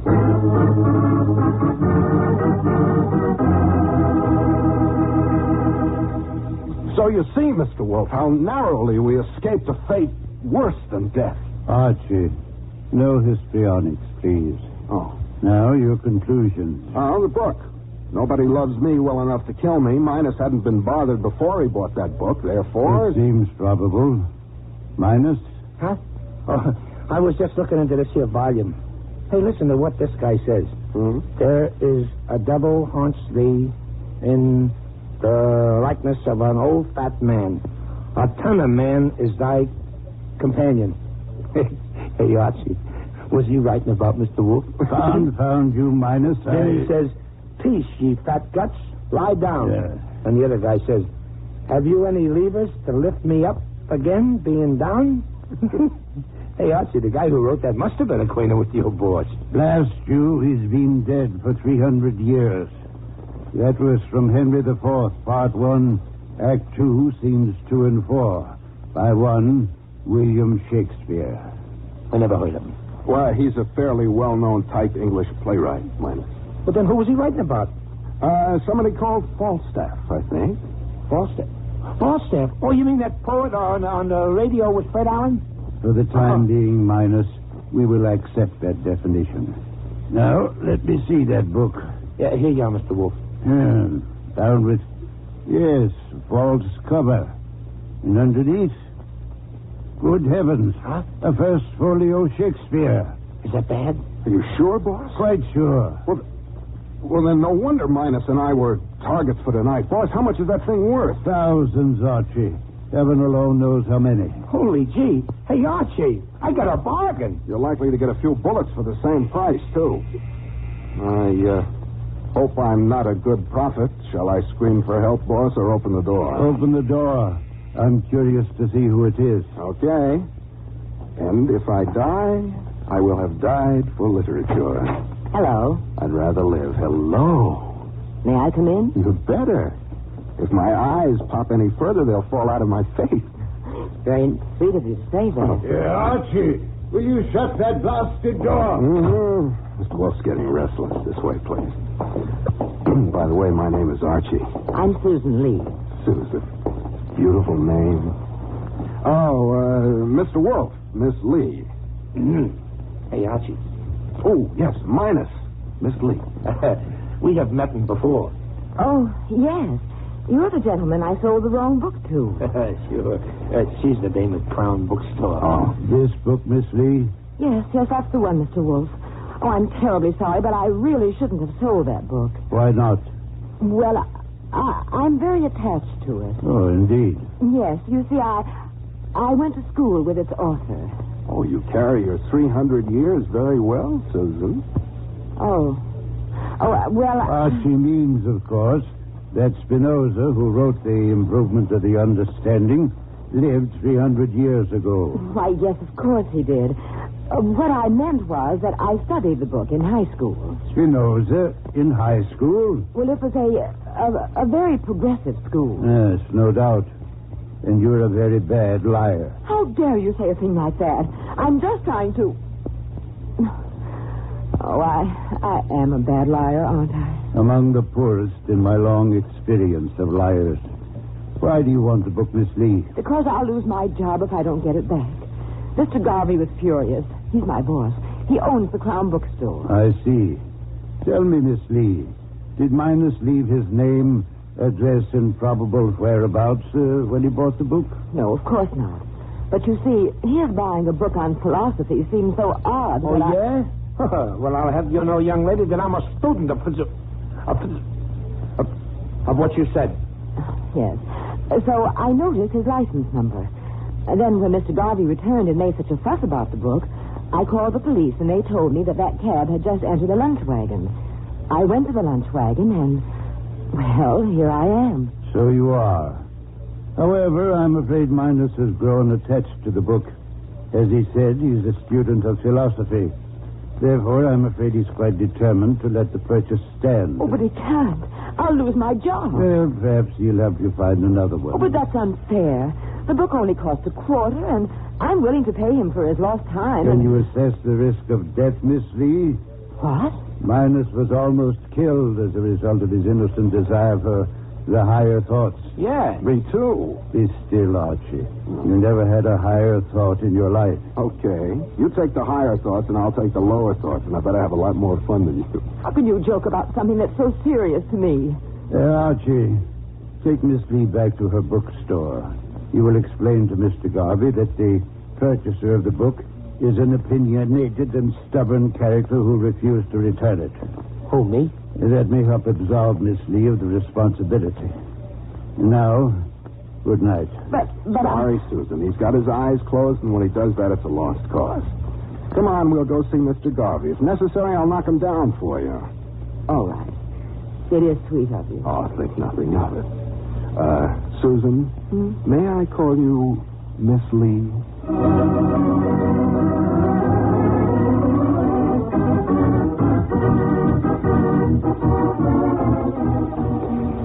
You know, Susan, I should have bought more books in the past. Why, Archie? Well, then I might have met you sooner, and my life might have been a far, far better one than it is now. Oh, is anything seriously wrong with it? Well, nothing that a good woman couldn't cure. I mean, Crown Bookstore. Well, this your little corner of learning? Yes, and when I think of what Mr. Garvey will say. Oh, well, let's go in. All righty. Books. Mm-hmm. Lots of them. Well, then why is Garvey so upset about the one you sold? I don't know, Archie, but... Hey, this is funny. What is? Mr. Garvey, he should be here. Oh, maybe he's shy. Archie. Yeah, I heard that. Seemed to come from the back. He must be in the stockroom. I think we better take stock then. You stay out here. Archie, you don't think... Let's suspend intellectual operations for a minute, huh? This the door? Yes. Uh-huh. I'll see. Susan? Yes? This Garvey? Has anything happened to him? Oh. Yes, Archie. That's Mr. Garvey. Better start looking for another job, Susan. Oh, no. Oh, yes. He's dead. You get that phone? No. Let me. Must be Wolfe. This is no time for the kind of phone conversations he likes. Yeah. Archie? Uh-huh. Dead? Very. Bullets. How long? Just now. Notify the police. Yeah. Instruct them to compare the bullets with which he was shot with those embedded in Miner's cab. Then come home alone. Right. Hey, wait a minute. Who do you think is dead? Garvey, naturally. What's natural about it? Shakespeare, Henry IV, Part 1. He owed God a debt.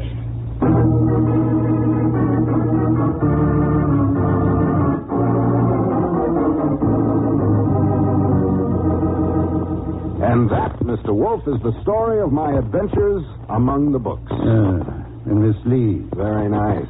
I mean, she was upset. The police? Upset, too, but not nice. I see.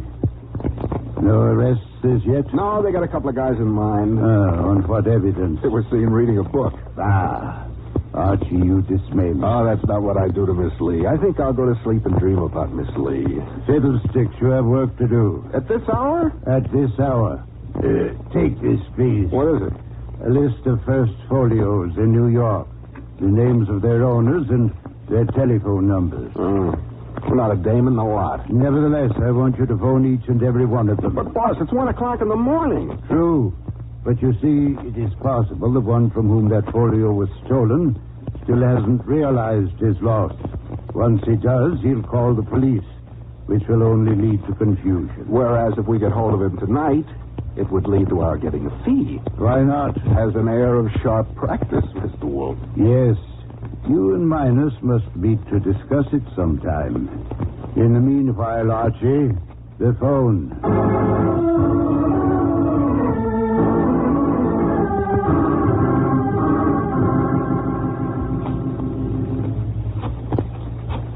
You know, boss, I thought I knew everything one angry man could call another, but these Shakespeare collectors, they know words I never even heard of. The higher education, no doubt. Oh, I wouldn't exactly call it higher. Hello? Boss? Hello? What's this one called? James Blitherow. Mr. Blitherow? Yes. Yes, what do you want? You own the first folio Shakespeare, do you not, sir? If this is the Gallup poll... Now, what is it? Will you take a look and see if your folio is where it should be? What do you mean? I'm speaking for Nero Wolfe, the private detective. I think it might be worth your while to check. It's kept under lock and key in my library, of course. But hold on, young man. Right-o. Blitherow. He's going to look. Boss, if he finds his book in there and starts yelling Shakespeare at me, will it be all right if I answer him in the choice language of 10th Avenue? Hello? Yes, Mr. Blitherow. My folio. It's gone. Jackpot, boss.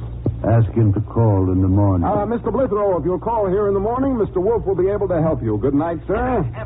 If this is a joke. Mr. Wolfe never jokes where large sums of money are concerned. At 11 tomorrow morning, Mr. Blitherow, good night, sir.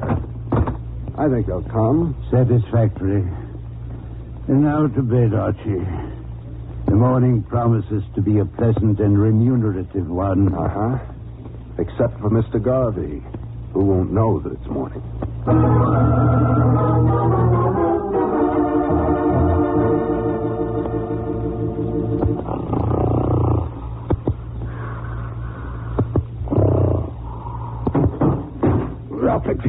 Archie! I heard it. Downstairs. Quickly! A burglar! Quickly it is. Watch out, wherever you are. The office. Who's in the office? You want to play? You.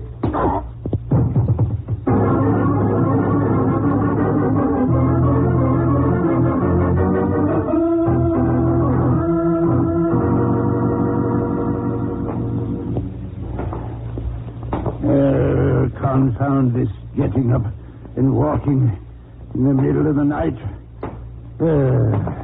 I shall double my fee on this case. Archie! My office. Archie? If that young fool has got himself murdered, I'll... What'll you do? Fire me? Bah. Get up. Sure. Hold the floor down a minute, will you? Ooh. Why will people persist in hitting me on the head? They want to avoid hurting you. Oh, fine. This room is a shambles. That's a great time to be worrying about the room when... Hey, the burglar. Has departed. Where'd you put that folio? In my desk. Desk? Yes. Doors open. Mr. Wolfe, it's my duty to inform you that we are no longer the proud possessors of a first folio Shakespeare. Fiddlesticks. Yeah, also drat it and oh fudge, but that big brown book is gone, Mr. Wolfe. So it is. But that false cover was no longer a cover for the folio, Archie. I removed the folio itself from between the covers and substituted... You substituted what? Your priceless collection of old Esquires.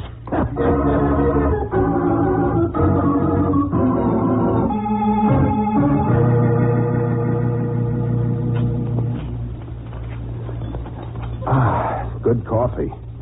But I still don't forgive you for practically giving away my Esquires. Boss, you know, thinking back over the events of last night, I have come to a conclusion. Yes? The only one who could have swiped the folio was Susan. Indeed. Sure. Oh, but there's only one difficulty. Which is? Well, whoever it was that I wrestled with last night wasn't Susan.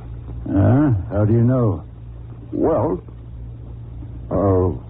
the subject's a delicate one, but it was not Susan. I see. And why do you think it could only have been Miss Lee? Well, because she was the only one who knew we had the stolen folios. The door, Archie. Wait a minute. Somebody else knew. Precisely. And I rather think he's pressing our doorbell. Archie. Uh-huh. I will promptly sock him. Nonsense. Let me do it. I assure you, it will hurt him more. Huh? I guess you're right at that. Come in, sir. Thank you. Mr. Wolfe? Straight ahead. Or do you already know your way in? I beg your pardon. You're Mr. Wolfe. Be seated, Mr. Blitherow. Your first folio Shakespeare was stolen sometime yesterday. Do you want it back? Of course, ma'am. And can you get it for me? My fee will be $1,000. Archie will accept your check. $1,000? Well, what guarantee do I have? None. Unless you prefer to have me remember last night and prosecute you for burglary and assault. Oh, this is ridiculous. Oh, be still. Or perhaps you acquired those bruises on your face while shaving. Well, I admit I didn't trust you. I did try to recover my own property. But, here's your check. Thank you. And keep those Esquires in a safe place, you know. Now, Mr. Wolfe. Mr. Blitherow, did you have the folio insured? Certainly, for $100,000. Huh? You seem surprised. But every collector does that. True.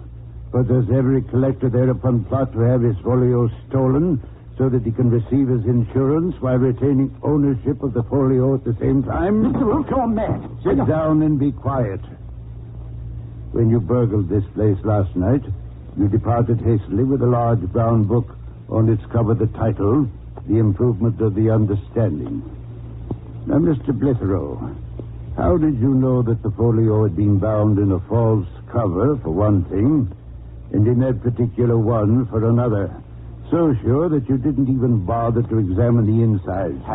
Well, Because, Mr. Blitherow, you hired Mr. Garvey to steal it from you and keep it until you had collected your insurance. Boss, that means Garvey may have tried to double-cross him, so he killed Garvey. No, I didn't do that. I admit I did plan to defraud the insurance people, but I didn't commit murder. Then what were you doing near the bookstore last night? But I was just passing by. I thought I might stop in to speak to Garvey, make sure that everything was all right. Well, why didn't you? Well, the store was dark. Just a minute.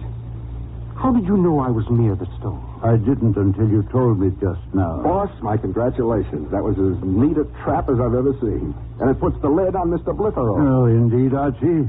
Then perhaps you can explain why Miss Lee has just surreptitiously entered the room with a revolver in your hand, isn't it, Miss Lee?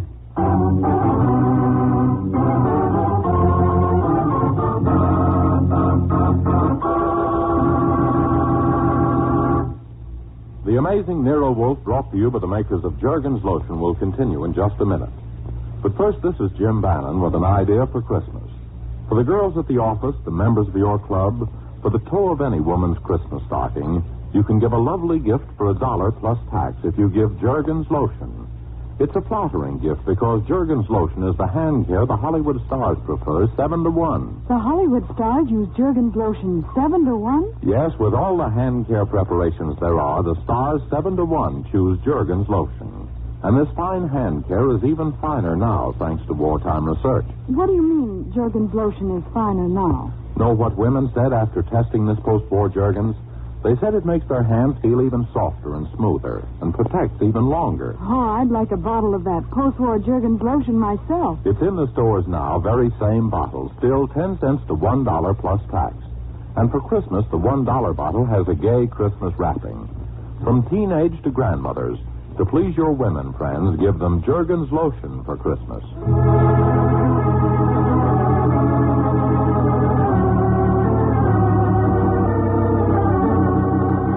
And now back to the Jergens Lotion program, The Amazing Nero Wolfe, starring Francis X. Bushman and Elliot Lewis.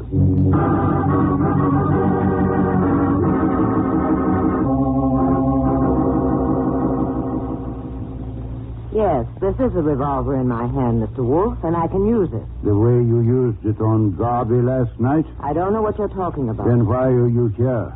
For that folio. I want it. And Goodwin, stop inching toward me.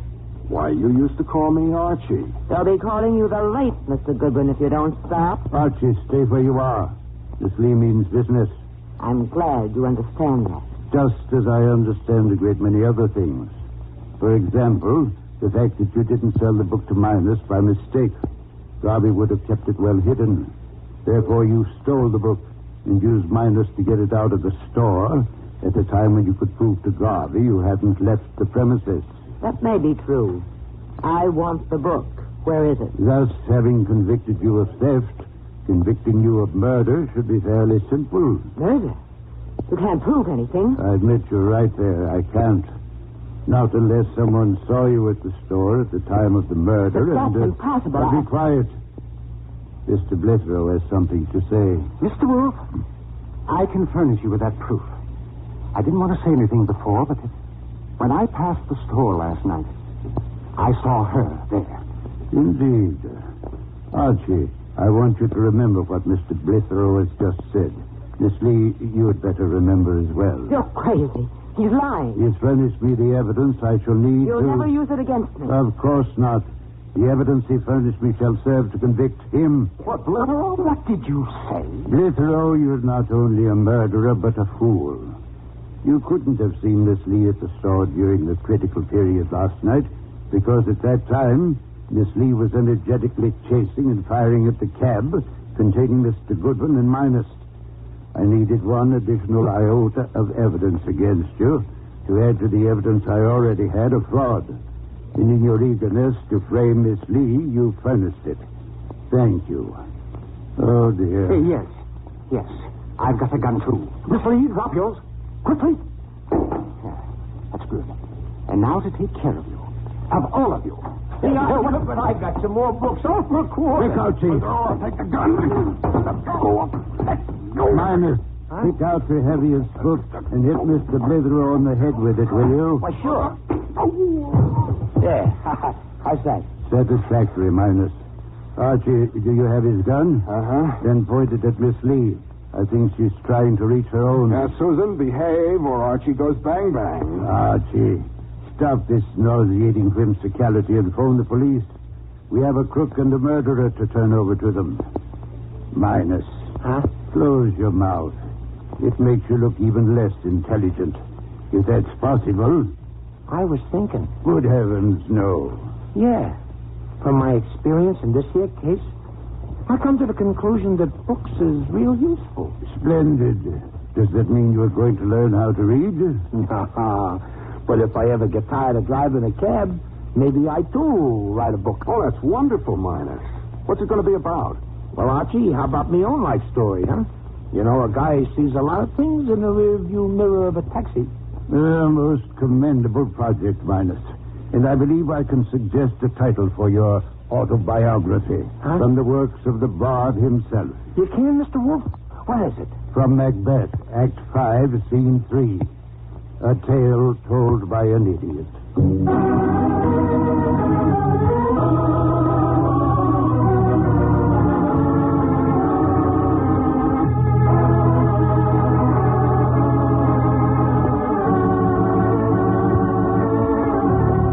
Tonight's program concludes the current series of The Amazing Nero Wolfe, starring Francis X. Bushman as Nero Wolfe and Elliot Lewis as Archie. Brought to you by the makers of Jergens Lotion. The characters of Nero Wolfe and Archie Goodwin were created by Rex Stout. Tonight's play was written by Louis Biddies and produced and directed by Travis Wells. This is Jim Bannon saying goodnight for Jergens Lotion, the lotion for soft, smooth, romantic hands. This is the Mutual Don Lee Broadcasting System. Stay tuned for Nero Wolfe, who follows transcribed in 30 seconds. Later tonight, over most of these NBC stations, Duffy's Tavern comes your way. And on the menu at Duffy's tonight, there's a blue plate special of grilled English language, served up by the delightfully ungrammatical Archie. Plus laughs garnished with chuckles, brought to you by Archie's remarkable crew. There's no cover charge at Duffy's Tavern. Just keep your dial tuned to NBC. And this Sunday means another broadcast of The Big Show. Your guests include Fred Allen, Douglas Fairbanks, Danny Thomas, and many, many more. Tallulah, of course, is your hostess on The Big Show. Ladies and gentlemen, that phone bell means adventure. Hello? Hello? The young man answering the phone is Archie Goodwin. The mountain of a man engaged in deep thought in the oversized armchair is Nero Wolfe. Mr. Wolfe, we've got a case. I'm not sure whether somebody's going to kill a rabbit or a rabbit is going to kill somebody, but either way, it's going to be murder. Please, Mr. Wolfe, even orchids have to eat. Phooey. Yes, sir, Mr. Wolfe will take the case. As a matter of fact, he's working on it right now. Money, work. Bah. Greatest detective in the world. Only trouble is, he is.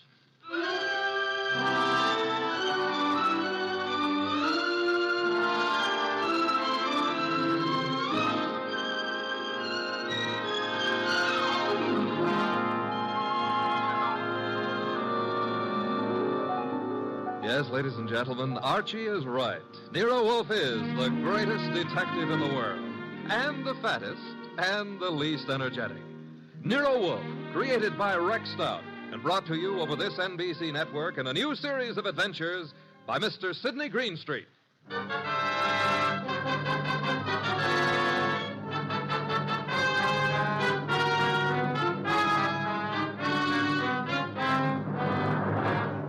Tonight, it's the case Nero Wolfe likes to remember as the case of the friendly rabbit.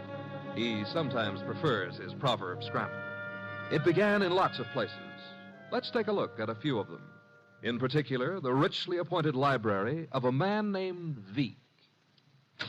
Mr. Veek, what's happening? Relax, Haynes. Your blood pressure. I thought it was a gag, but you really are shutting the club down. I'm shutting it down. Why? I got the joint rolling. The suckers are pouring in. And next week, the governor's committee.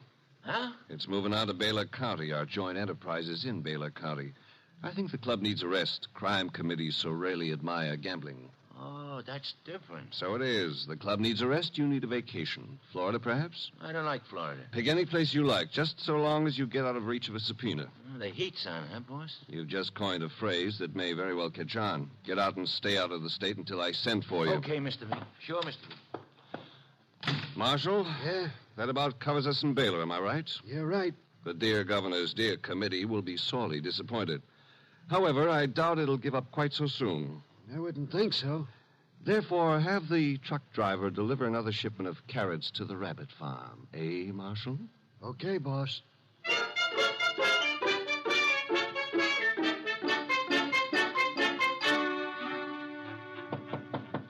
Come in, Williams. Good afternoon, Governor. Good afternoon. Williams, I'm disturbed. The crime committee, sir? It was doing well, very well, and then... I know, sir. There's a leak. Someone is passing on confidential information. Who? That's the problem. Who? Started 3 weeks ago. A three-man committee, Wilson, McCarthy, Tolliver. One of them, Williams? I'd stake my life, sir, no. Then who? You've forgotten Collier, committee secretary. You have reason to suspect him? No, nothing that means anything. Except... You do suspect him? Well, he's been watched, telephone calls checked, mail. I have no reason to suspect him. Except that one thing bothers me. What's that? He has a small farm in Greendale County. He rarely went near the place in all the time he's been up here at the Capitol. But that suddenly changed. 3 weeks ago? Yes, sir. He's been staying at the farm for 3 weeks. Is there anything unusual about that farm? Nothing unusual. Except Jimmy Collier has gone in for raising rabbits.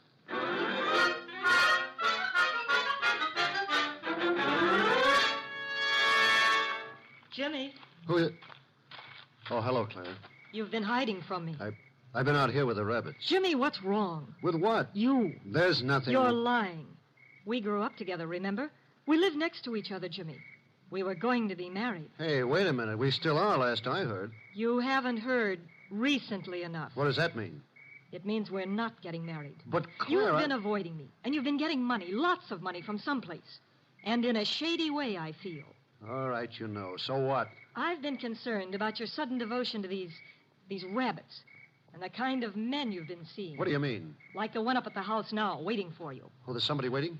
That's why I came down here after you. I'd better get up there. He's a crook, Jimmy.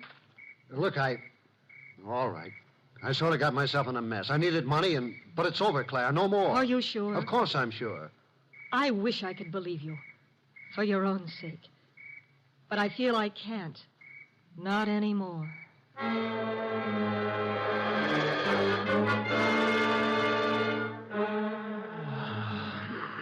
Archie. Yes, Mr. Wolfe. Either stop breathing so heavily or... Take the evening off? Stop breathing. Old Dr. Tidmouse wouldn't approve of that. Who in blue and assorted blazes is old Dr. Tidmouse? My family doctor. Mavis keeps your puny mind, but you don't have a family. Answer the phone. Oh, but it might be a case. It might be very important. It might mean work, Mr. Wolfe. Archie. W-O-R-K. You've got millions in the bank. Why worry? Confound you. Do you want me to answer that phone myself? Now you've got me.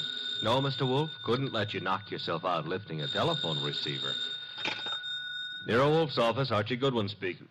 What? Wait, Mr. Wolfe is to go up to Greendale at... Oh, now, look, friend. Mr. Wolfe does not go anywhere, and that includes Greendale. He wouldn't stir out of the house for anybody short of the... What? I see. Yes, sir, in an hour. Goodbye. Mr. Wolfe, brace yourself. You've got an appointment with a Mr. Williams at the Starlight Hotel in Greendale for 1 hour from now. You're insane. No, I'll admit I've been tempted. Sure, were it not for the fact that often the native hue of resolution is sicklied o'er with a pale cast of thought. Quoting Hamlet will get you no place. I would fire you. And then who would drive you to the Starlight Hotel in Greendale? I'm not going to Greendale. Nevertheless, in an hour you will be there. And who, may I inquire, says so? The governor of the state.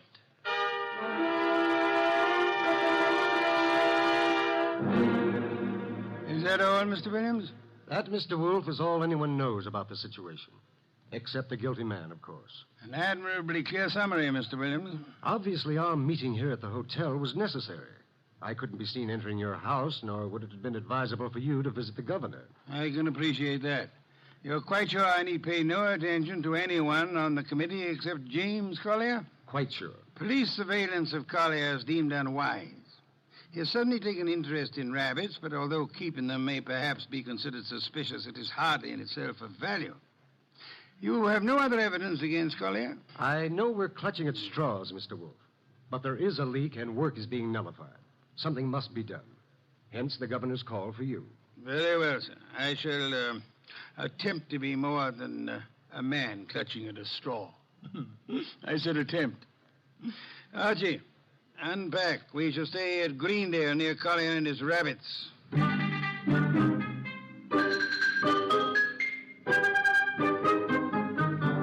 Mr. Wolfe?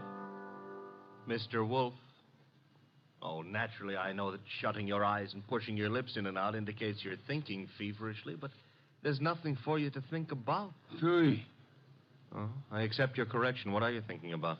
Hotel beds. They're notoriously flimsy. Oh, you gave up on the case so soon. Fiddlesticks. I already know exactly what role the rabbits play in our problem. Therefore... We're going to drive out to Collier's farm? You are. While you test the hotel beds, fine. It'll be necessary for you to spend the night at Collier's place. You'll drive out there and pretend you've lost a cylinder or something. Oh, a lost cylinder. Oh, fine. Confound you, Archie. You can invent something plausible as a pretext, and if you are properly charming, Mr. Collier will, I hope, invite you to stay the night.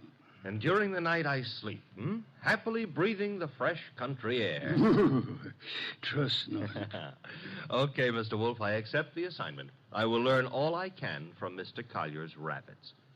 Incidentally, remember the play Harvey? I do? Why? Harvey was an invisible rabbit, a figment of a man's imagination. I hope this rabbit venture is more tangible, Mr. Wolfe. It is, Mr. Goodwin. Will you desist and depart? Okay. Oh, if anyone calls, just say I've gone out to Greendale to cross-examine a rabbit. Archie, I think you're going to be quite surprised. Yes.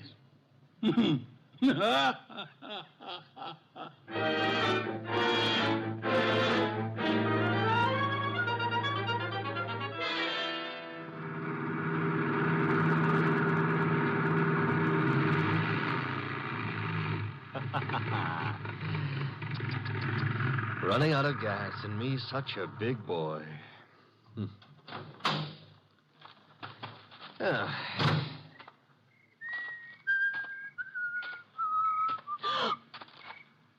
Hello. Hello? That tree a friend of yours? The tree? Yeah, the one you're clutching. Oh, I was leaning against it. It's an idea, but not a good one. Trees are notoriously skittish. The instant you really need one, they're out sowing wild oaks or something. You sound as if you know a lot about trees. Oh, I do. I was brought up in one. Look, now, if you really have to lean, I can recommend... No, thanks. Huh? I tried. Nice moonlight we're having. My name is Goodwin, and blondes call me Archie. I'm not blonde. Brunettes call me Archie, too. And what do redheads call you? Oh, we'll just skip that, huh? And your name is... Claire. Claire. I approve. Now, you may not believe this, but I have just run out of gas. You think I might wangle some up at your house? My house? You mean Jimmy's house? All right, I mean Jimmy's house. Well, I don't know. He might have some. Now, why don't we go up to the house and ask him? Well, all right. Mm-hmm. Jimmy who? Collier. Uh-huh. I like to be formal when I'm borrowing gas. Would you mind waving your left hand in front of my nose? Waving, Mike? Yes, just try it. Don't worry. I won't bite it. All right. I did. And very gracefully, too. No ring on the third finger. You're not Mrs. Collier. There isn't any Mrs. Collier. Are you applying for the position? Mr. Goodwin, Now, remember what I confided in you about brunettes. All right. Archie, you're a little rapid. Maybe. But I always remember what old Dr. Titmouse said. What did he say? Gather ye rosebuds while ye may. Old time is still a-flying. Robert Herrick wrote that. He did? Dr. Titmouse is a liar. How much farther is this house? Well, it's just beyond those trees. Oh! What? There was something that ran across the path. It brushed my legs. It frightened me so. Must have been a rabbit. I guess it was. Oh, I'm sorry. That was silly of me. Oh. Don't worry about it. Also, you will have noticed how much more satisfactory I am than a tree. For clutching at moments of stress, I mean. Archie. Mm-hmm. But you better let go now. What And we'll get on to the house. See, I don't need a haircut, and you're not the right type for Delilah anyway. You mean something by that. Something nasty. Well, that depends. What I meant is you've already signaled whoever you're supposed to signal. Nothing frightened you back there. Why? That scream had a lot of carrying power. Oh, that's the house, huh? Looks peaceful enough.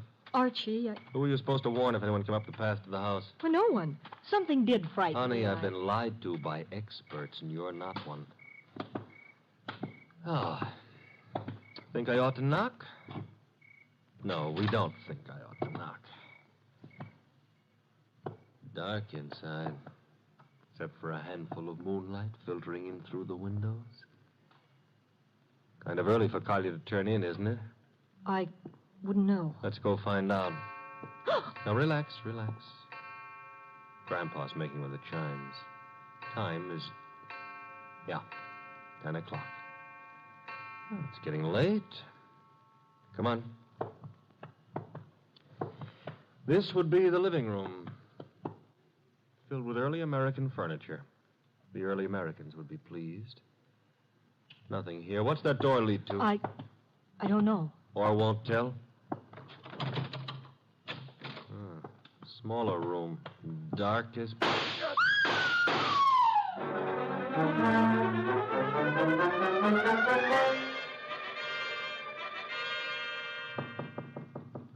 Come in.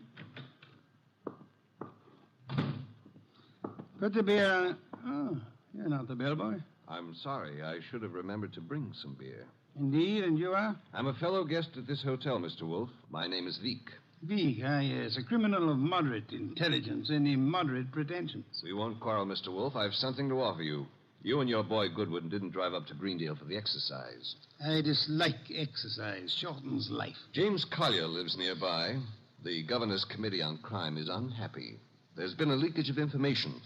It hasn't helped them in their work. But it has helped you.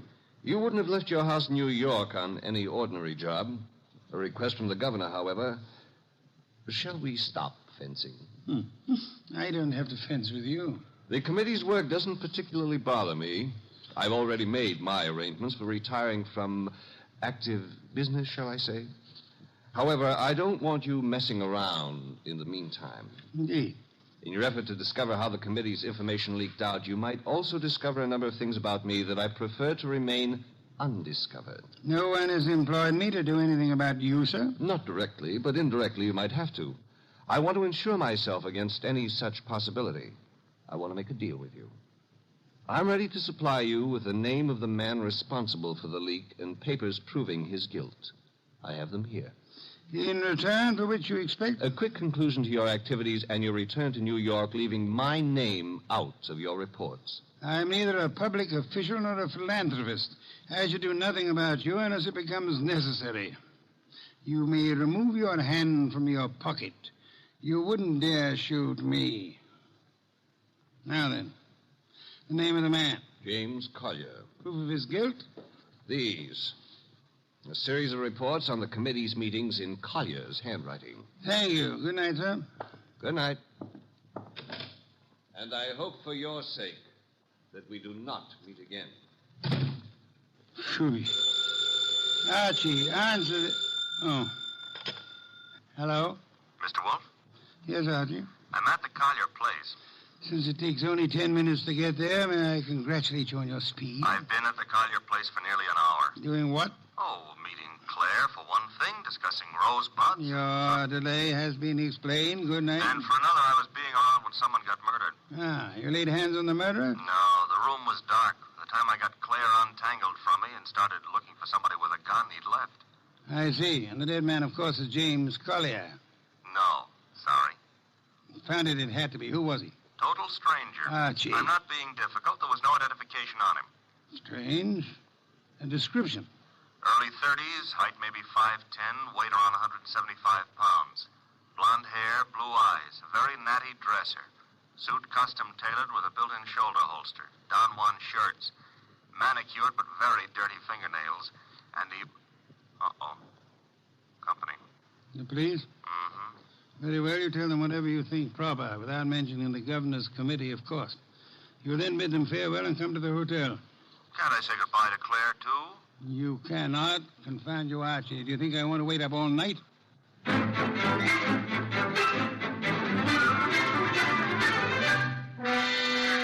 Police were not happy about letting me go, but I threatened to tell you on them, so they gave up. You have told me the entire story of what occurred at the Collier farm, Archie? Mm-hmm. All details. If you like, I wouldn't mind repeating the parts about Claire. Phooey. You may call it phooey, I call it love. By the way, did you know that it was Robert Herrick who wrote that poem? Confound you, be quiet. Okay, push your lips around, but you've missed something. I have? Mm-hmm. The burning question of the day. The night, rather. Which is? Where is James Collier? Bah. Stop vying. The cops want him on suspicion of murder. The way it shapes up, he shot our unknown pal and then headed for the nearest border. Nonsense. Mean he didn't shoot our unknown pal? I mean Collier's whereabouts are not a mystery. You know where he is? I know where he is.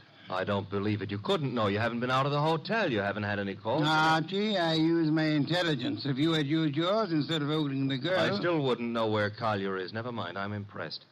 What do I do now? You get Mr. Veek on the phone. Huh? He's staying here at the hotel. Oh, old home week. Operator.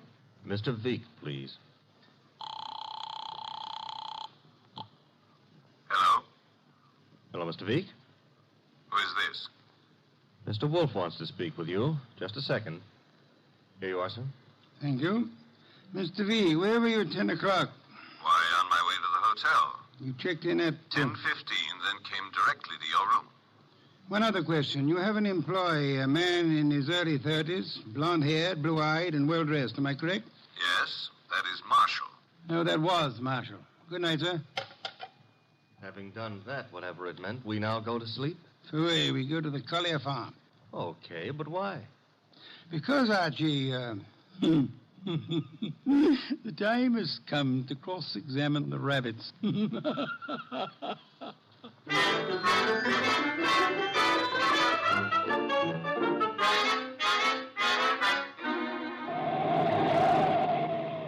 Confound you, Archie. You're not driving a truck. Be careful. Truck drivers are careful. Also, they're courteous. Indeed. Furthermore, they will always stop to help a motorist in time of trouble. Archie, are you training to become a truck driver, or have you fallen in love with a truck driver's daughter? Her name is Susie, a hair the color of wheat fields at high noon. Never mind turning purple. I'm about to change the subject. Boss, I have a theory. Stick to truck drivers. As follows. Our boy Collier had been selling information to Veek, had a change of heart, and decided to turn ethical. But Veek's man, Marshall, at Veek's orders, tried to apply pressure, so Collier shot him and headed for Canada. And the girl's roll? Was to brighten my life. Oh, you mean about her playing sentry? Well, she's in Veek's employ, too. Phooey. Don't like my theory. Charming. It merely happens to be wrong. Merely happens to be... Why is it wrong? Because, Archie, of a dead man's dirty fingernails, Marshall's fingernails. Oh. Well, you made me bring you to the rabbit hutches. We have arrived. There are the rabbits. Go ahead, cross-examine them. A good many hutches. A large pen for the rabbits to run about in. Notice that they're all cowering at the far end of the pen, ran as we entered. That's because they don't like us, maybe, huh? One of them, however, seems to be friendly. The one up here, and at the corner opposite us. Oh, yeah, there is one here.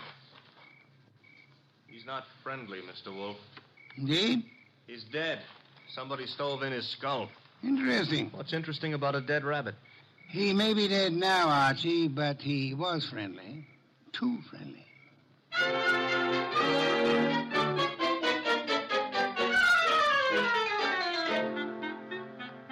Claire, this is Mr. Wolfe. Mr. Wolfe, this is Claire. Claire, I'm Archie. Ah, chair, Archie. A chair. Try this one. Be gentle with it. If you break it, all the early Americans will hate you. It'll serve. Steady. Oh. Well, now then. Mr. Wolfe, I'm dreadfully tired. The police have... Are idiots. What? For example, do they know that you were posted as sentry outside this house in order to warn James Collier of any intrusion? Well, they don't... I wasn't. Do they know that James Collier and the dead man Marshall were quarreling? No. Do they know that James Collier had armed himself in preparation for this meeting with the gunman? That isn't true. It is true. I don't have to say anything. You've already said more than enough with your actions, my dear.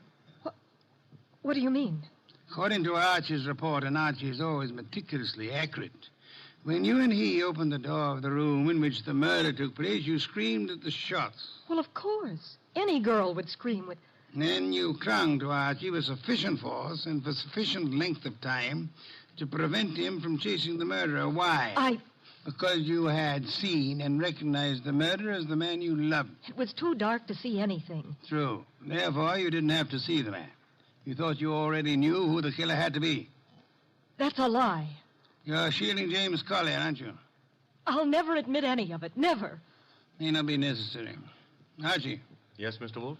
Get hold of that policeman outside and remember what happened to one particular rabbit. Well, look around for freshly dug earth.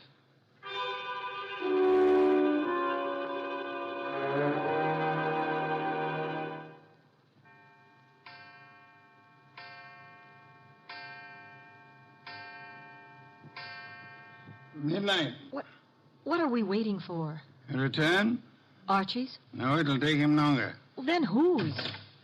Mr. Veek's, of course, complete with revolver. Come in, Mr. Veek. It couldn't have been easier. No one outside, only the two of you here. I warned you, Wolfe. Fiddlesticks. You merely tried to use me as a prop for an alibi and a rationalization for a motive. I don't understand. Mr. Wolfe does. Indeed I do. Did you really think me fool enough to believe your proposal, Mr. Veek? It was plausible. It was nonsense. You pretended you were handing James Collier, plus the proofs of his guilt, over to me in an effort to keep yourself out of the picture. But your proposition was silly. No matter how much I might have wanted to help you, I would have been powerless once James Collier went before a jury. You're too intelligent not to know that. That couldn't have given you enough to go on. It didn't. You yourself gave me more. I did. When you came to my room, you told me you knew Mr. Goodwin and I had come to Greendale, checked in at the hotel. I did. However, when I phoned you later and asked for an account of your movements between 10 and 10:30, you replied that you had driven to the hotel, signed in, and came directly to my room. Obviously, you already knew of my presence in the hotel. How? I, Only one way you could have known. You had seen Archie at some time prior to the time you checked in at the hotel. And the only place where Archie was here, at the farm. Yes, which told me Mr. Veek had been here at the time of Marshall's death. What was Veek doing here? Only one thing. Murder. Then he killed the gunman. No other possibility. But, Jimmy, I thought he did it. James Collier couldn't have killed Marshall because at the time he was killed, James Collier was already dead. Archie! What's this? Leave it, Bobby. Let's play. Untop that gun first. My arm. Oh. That's nice and cooperative, so... You'll be quiet for a while. The cop is back in the rabbit pen, Mr. Wolfe, guarding Collier's grave. Grave, Archie? Yeah, with James Collier in it. Oh, poor Jimmy. Veek knew the expose was coming. He had to shut Collier up. So he had his gunman, Marshall, kill Collier and bury him in the rabbit run back of the hutches. You spotted that, boss, because of... A dead rabbit. The others scurried away from the man who bore James Collier's body to that lonely spot. But one rabbit overcame his fear. He was too friendly. And got killed for it. There was that and the dirty fingernails of Marshall, the gunman who killed and buried James Collier. Your description indicated extreme neatness. The dirty fingernails were a wrong note. Yeah, indicated he'd been digging. So we know now, don't we? Veek killed his own trigger man to frame a dead man for it. Collier would be thought guilty. He'd be hunted among the living. And all the while... Oh, I'm sorry, Claire. It's all right, Archie. I didn't love Jimmy. That was all washed up. Mr. Wolfe, I understand everything, except why did Jimmy suddenly start staying at the farm with the rabbits? He knew he'd be watched. He couldn't risk conveying his information by telephone or the mails. Nor could he be seen holding conversation with men who might be traced to Veek. But who would suspect a truck driver delivering carrots for the rabbits as being the go-between for Jimmy Collier and Veek? Nero Wolfe. Which is why I hope there's an adequate bed in this house for Mr. Wolfe. I'm sure I'll be able to find one. Splendid, Archie. You will have the police remove Mr. Veek, and then... And then maybe Claire would like to go gathering rosebuds, huh? By moonlight? I would like to. Good.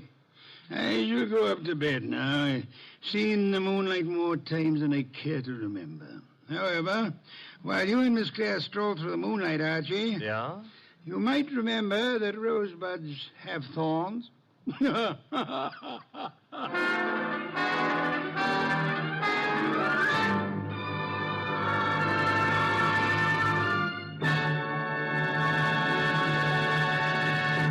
You have been listening to The New Adventures of Nero Wolfe, starring Sidney Greenstreet.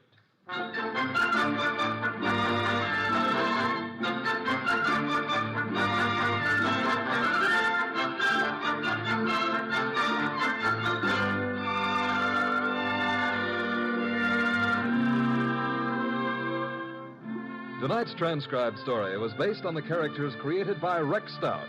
This is an Edwin Fadiman program, produced and directed by J. Donald Wilson. In the cast were Larry Dobkin as Archie Goodwin, and Martha Shaw, Hal Gerard, Herb Butterfield, Howard McNear, and Bill Johnstone. Next week at this same time, Nero Wolfe and Archie will bring you The Case of the Impolite Corpse. Don Stanley speaking.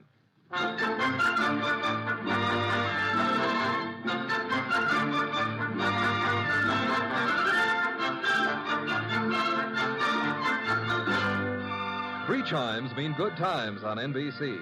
There's no cover charge at Duffy's Tavern. Just keep your dial on this NBC station this evening as Archie the Manager, played by Ed Gardner, and his remarkable friends serve up another blue plate special of grilled English language, fresh laughs and whimsy a la mode. Another Friday fun favorite is the delightful Life of Riley, starring William Bendix as the beleaguered Chester A. Riley. Now it's Sam Spade. Then, The Magnificent Montague on NBC.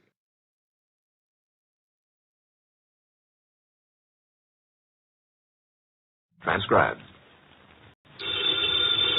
Ladies and gentlemen, the ringing of that phone bell brings you mystery, adventure. Nero Wolfe's office, Archie Goodwin speaking. What? Oh, Fritz. Yeah, I thought it was the outside line. Yeah? Yes, thanks. I'll be right down, Fritz. Boss, Mr. Wolfe, will you please hurry? You're well aware that it will avail you nothing to hurry me. Why, Mr. Ware, be in such a rush today? But the car, it's downstairs waiting. Fritz is all ready. Let him wait. Isn't it enough that I've agreed against my better judgment to leave the comforts of home to go rushing through the crashing traffic of the city? To a dinner? That should be an inducement. Fritz could have prepared a delicious dinner. He has truffles in the pantry. Well, why did you promise Arthur Merle? You didn't have to accept the invitation. Quite so. He's an old friend. Besides, he does set an excellent table. It's just that I don't like the traffic. Traffic? I know why. It's that awful oxygen in the atmosphere outside. It's not the traffic. Archie, you're talking much too much. I know, boss. I'm impatient. Would you mind giving me some slight indication that you intend to move from that chair? Just as soon as I finish this beer. Sure you wouldn't care for half a dozen sandwiches before we go to dinner? If we were going anywhere other than to Arthur Merle's, I'd agree with you. He's the only person in the world I know of, except myself, of course, who has a proper appreciation and respect for the art of preparing good food.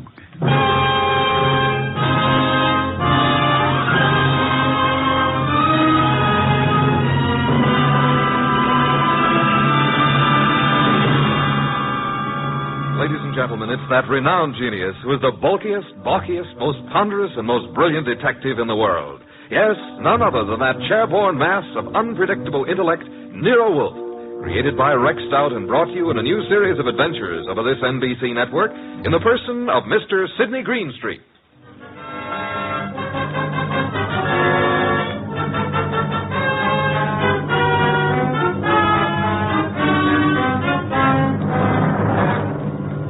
We usually refer to this story as the case of the final page. Under normal circumstances, the last page of a manuscript would be absolutely worthless unless you read all the preceding pages. But in this instance, the final page held the answer to a murder. Without that page, we couldn't arrive at the solution. Actually, we didn't even know the problem. Anyhow, I finally got Nero Wolfe to the lobby of Arthur Merle's apartment building. Going up. Up, please. Are you going up, gentlemen? Are you, honey? Certainly. It's my job. And so are we. After you, boss. When did they install women elevator operators in this building? I've been here for 2 years. Floor, please. Arthur Merle's apartment. I believe it's 814. That's right. Are you Mr. Wolfe? No. This is Mr. Wolfe. I'm Archie Goodwin. Although the name Wolfe would be much more appropriate for him than for me. How did you know he was Mr. Wolfe? Mr. Merle came in half an hour ago. He mentioned that he was expecting you. You see, Archie, you rushed me unnecessarily. We practically preceded him here, and we'll probably have to wait interminably for dinner. I just hate to be late. Arthur Merle has never been on time in his life. He's no more punctual than any other writer. He's never been known to meet a deadline on time. This is your floor, gentlemen. Arthur Merle is just down the hall to the right, 814. Thank you. And, by the way, I want to compliment you on your congenial attitude, miss. I'll speak to management. Oh, thank you, sir. Decent of you. What's your name, huh? Women are usurping everything. Really costs to live here. Merle's really in the chips? Every book he writes sells 1 million copies. Remember the last time we had dinner with Arthur Merle? I do. Delicious. Mountain quail. Shot them himself. Yeah, he's quite a marksman. Archie, such proficiency as Arthur Merle displayed in hunting is evidence of a wasted life. Sure, he probably never made over $500,000 a year in his whole life. Well, ring again. Don't just stand there. Surely he's expecting us. The elevator operator said he was? Yeah, she seemed quite well informed. If I were a judge of women, which I'm not, I'd say she has a line on every male in the building. She can get a line on me anytime she wants. Archie, your insatiable interest in the female seems sometimes to border on the psychopathic. You know a more pleasant way to go crazy? Phooey. It's strange. There's a light on in there. I can see it under the door. Shall I try the door? Do so, Archie. Thank you. Unlocked. But at least we can get in. He may be in the bedroom. Probably in the kitchen. I'll just sit here. I must forgo the comforts of my own home. I certainly intend to avail myself of the comforts of Arthur Merle's. Very much over-decorated. You wouldn't like heaven unless they had orchids and beer. Not a chair in the place worthy of the name. Well, I'll try that divan while you have a look around. For what? Arthur Merle, of course. Suppose you have a look in the study. Maybe writing. Have a look, my boy. I'm exhausted and thirsty. See if he has any... Boss! Good heavens, Archie, don't shout. I'm coming. It's Arthur Merle. Look, slumped over his desk, a knife in his back. Yeah, he's quite dead.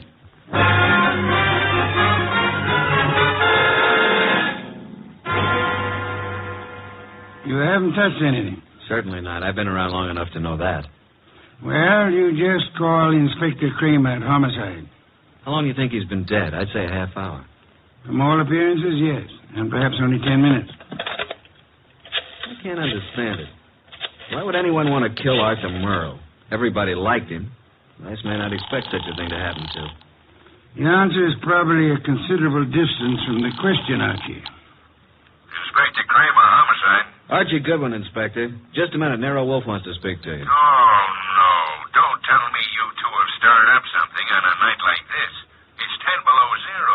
I'm sorry. Here you are, boss. Hello, Inspector. Yes?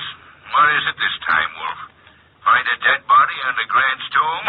I'm sorry you'll forgive any apparent failure to find humor in your little witticism. But I'm at Arthur Merle's apartment. I suggest you come here at once. Seems that Arthur finally met a deadline.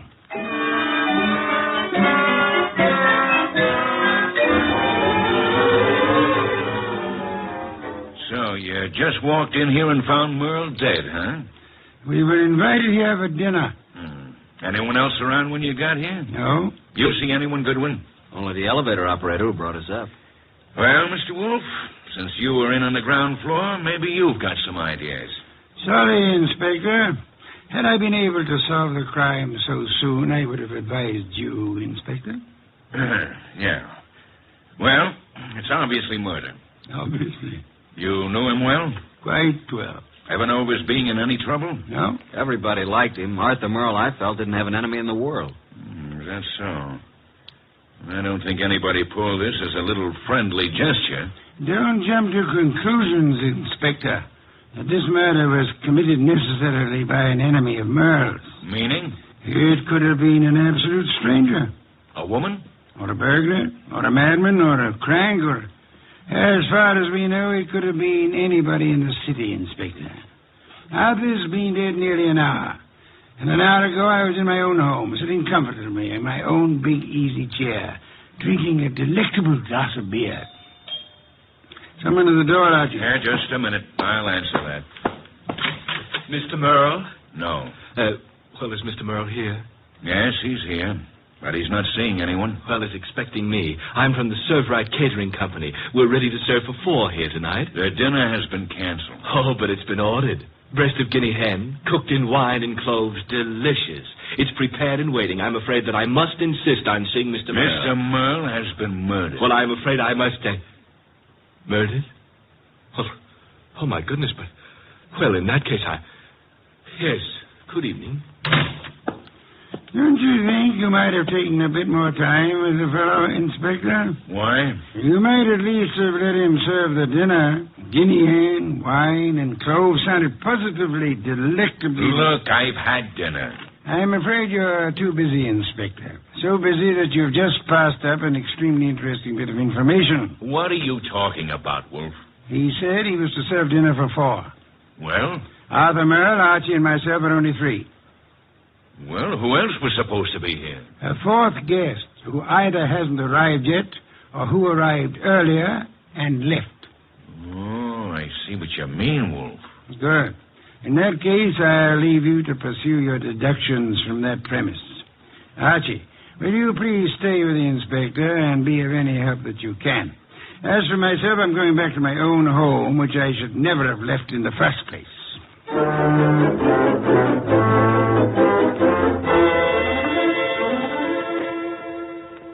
Okay, that finishes the apartment search, Goodwin. And what have we? Nothing.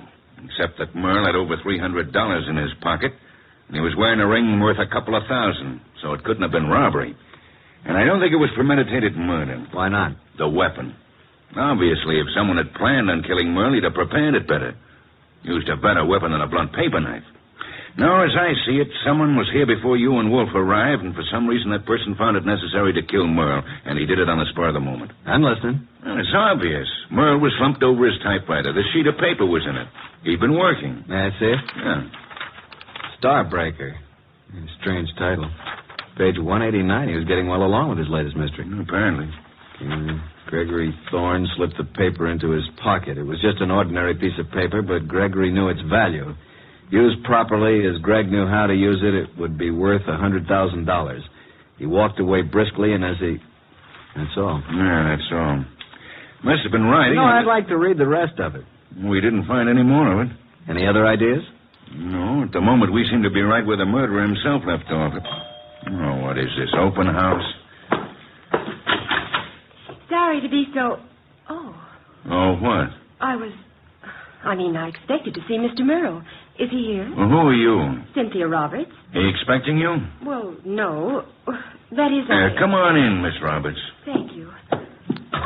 Maybe the young lady is trying to say that he didn't have to expect her. Maybe she felt free to call without advance notice, Inspector. Inspector? What did you want to see Mr. Merle about? I'm his fiancée. Oh. Had dinner yet, Miss Roberts? Why, yes, I had dinner earlier. When were you last here, Miss Roberts? Last night, after the theater. Arthur and I were... What's the matter? Is something wrong? I'm sorry to have to tell you this, Miss Roberts, but Arthur Merle was murdered.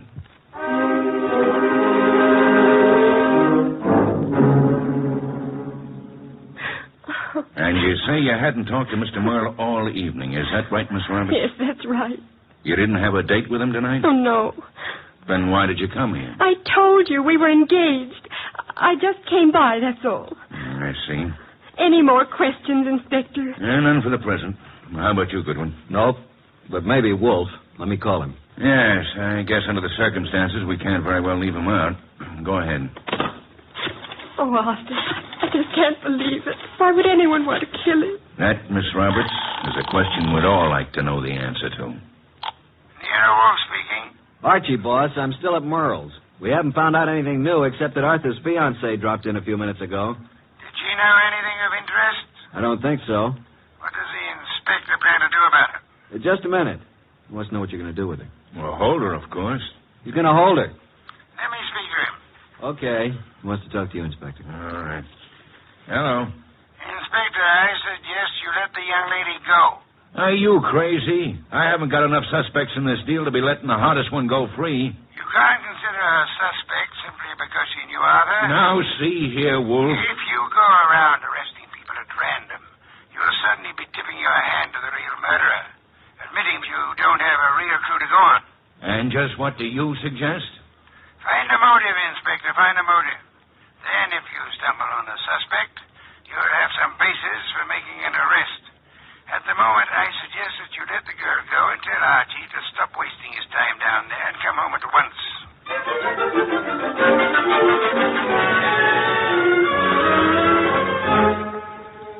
So that's the story, boss. We went over that place with a fine-tooth comb. Nothing. There's not a single suspect. The last person to see Arthur alive was the elevator girl. Correction, Archie. The last person to see Arthur Merle alive was the person who ended his life. Well, I just can't imagine that pretty little elevator gal. You don't solve crimes by imagination, Archie. Then there's Cynthia Roberts, his fiancée. You suspect her? Not exactly, but just suppose she did have a motive. Maybe he threw her over. Wouldn't it have been very clever of her to come back to Arthur's apartment after the police arrived, allegedly looking for him? I thought you were the admirer of the fairer sex, Archie. So far, the best you can do is practically accuse the elevator girl and Arthur's fiancée of murder. Well, who else is there? Certainly the fellow who came with the food doesn't count. I repeat, who else is there? The entire population of the city, Archie. Thanks. Well, that's all I get. Oh, there was something else. What? This. Page 189 of what appears to be Arthur's latest novel. It was in his typewriter. As you can see, it just started the page. Starbreaker. Very interesting. What's the rest of it? That's all we found. What? And there was something missing. Archie. Yes, boss? First thing tomorrow morning, get the address of Mr. Morton, who publishes Arthur's books. Then get over to see him right away.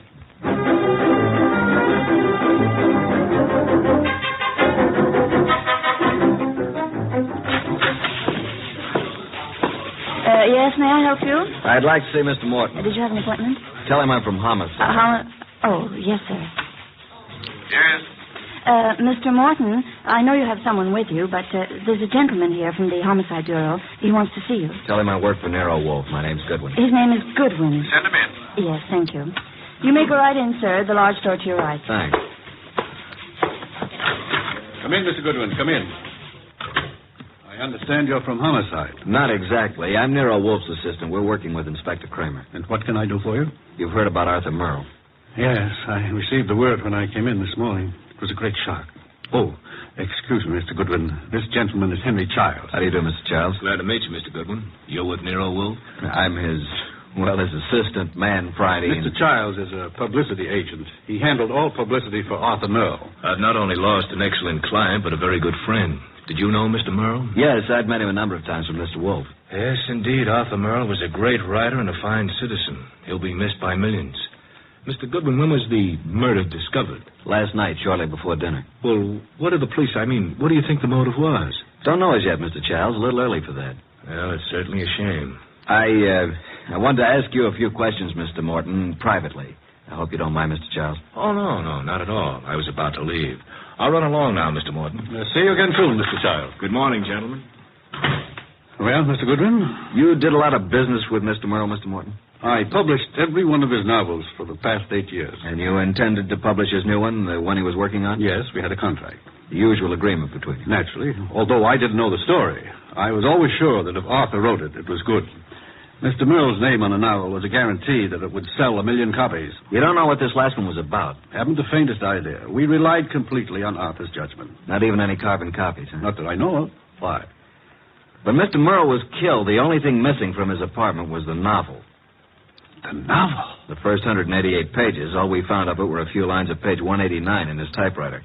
He must have been working on it when the murderer stabbed him. But the rest of it's gone. You mean, Goodwin, the novel's gone? This will cost me $1 million. Well, it cost Arthur Merle his life. Arthur Merle dead and his novel gone. I can hardly believe it. Well, thank you, Mr. Morton. Oh, I hope I've been of some help, although I'm don't sorry quite... you haven't. But we may call on you again.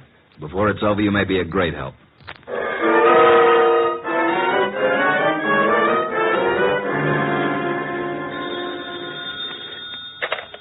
Nero Wolfe speaking. Archie, boss. I just finished with Morton. He doesn't know a thing. Merle never discussed his stories with anyone, and as far as Morton knows, he never made carbons. I see. Where do I go from here, boss? See Cynthia Roberts. Oh, then you haven't dismissed the possibility that she may have had something to do with it. Being his fiancée, she probably knows more about Arthur than anyone else. She may know who the fourth guest was to have been last night.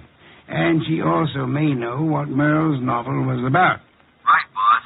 I'm anxious to know what the novel was about, too. I personally don't give a hang what the novel was about. What I want to find is someone who does know the story. Because I have a hunch that whoever knows that is the person who killed Arthur Merle.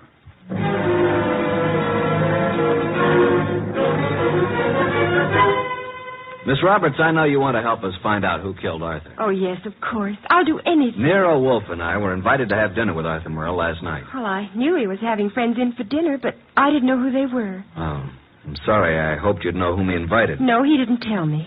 Miss Roberts, we have reason to believe that there was to have been a fourth person there last night. A fourth? The caterer came to deliver dinner for 4. Now, the fourth party never did show up, or else came earlier and left after Arthur was killed. You mean someone Arthur invited to dinner might have killed him? Maybe. Oh, there's no one that I can think of who bore any ill will toward Arthur. We're convinced that this was done on the spur of the moment. Unpremeditated murder. Arthur Merle suddenly became a threat to someone.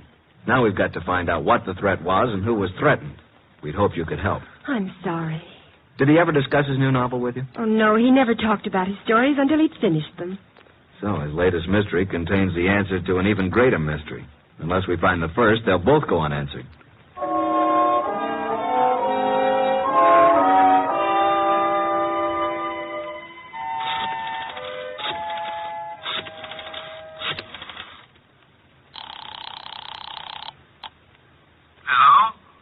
Mr. Morton? Yes? Nero Wolfe speaking. Oh, yes. Your man Goodwin was here to see me. I presume you are interested in seeing Merle's murderer brought to justice? Certainly. Arthur was a close friend of mine. And his death cost you a bestseller, I know. Now, would you be willing to help a bit? Why, yes, if I have prepared a statement for the papers. I want you to call the literary editors first thing in the morning. Here's what I want you to tell them. Got a pencil and paper? Yeah. And take this down.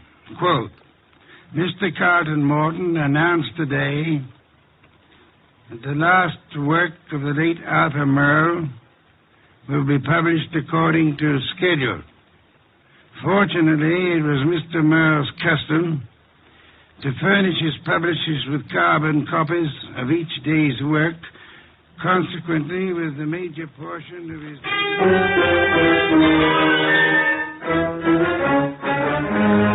Boss! Good heaven, Archie, please don't be so loud. Look here. In this morning's paper, why, that rat, he lied to me. That... What on earth are you talking about? That publisher, Morton, he said he didn't have copies of Merle's manuscript, that he didn't know what it was about. And listen to this. Mr. Carlton Morton announced today that the last work of the late Arthur Merle will be published according to schedule. Fortunately, it was Mr. Merle's custom to furnish his publisher with carbon copies of each day's work. Consequently, with a major portion of his latest work, Starbreaker, in the hands of his publisher, together with a complete synopsis, including the denouement, it will be possible for a ghostwriter to complete the novel. It will be published posthumously and proceeds with... Boss, did you hear that? I did, and it couldn't have been more to my liking if I'd written it myself. Now, excuse me. I want to make a telephone call. Who? Publisher Morton. Yeah, I'm beginning to see. He lied about the whole thing. I still don't see why he'd kill Merle, but... Hello, Mr. Morton. This is Nero Wolfe. Yes, perfect. Now I'll call Kramer, and he and Archie will be waiting for you.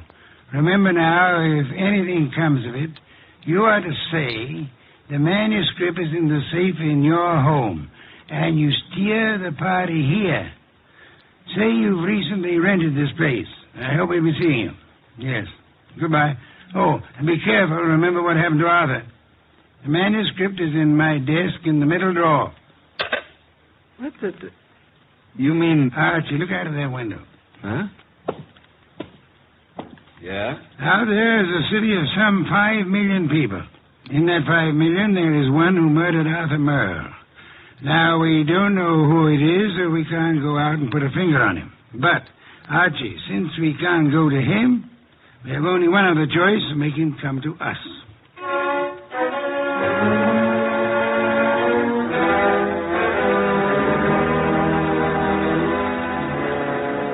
Tell me why we're sitting here in the dark in Wolfe's office? Yes, Inspector Kramer. Mr. Wolfe promised us a caller. Mr. Morton is to pretend that he's rented this place recently. Well, who's the caller? Can't tell you until he or she gets here.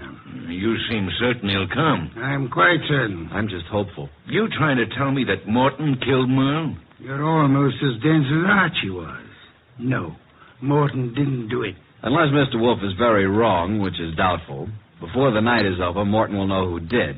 And it won't be long until we know, too. Now, you should get on a quiz program. You're so good at guessing games. Shh. Listen. Huh? Someone's coming. A brilliant deduction, my dear Kramer. I hope there are two of them.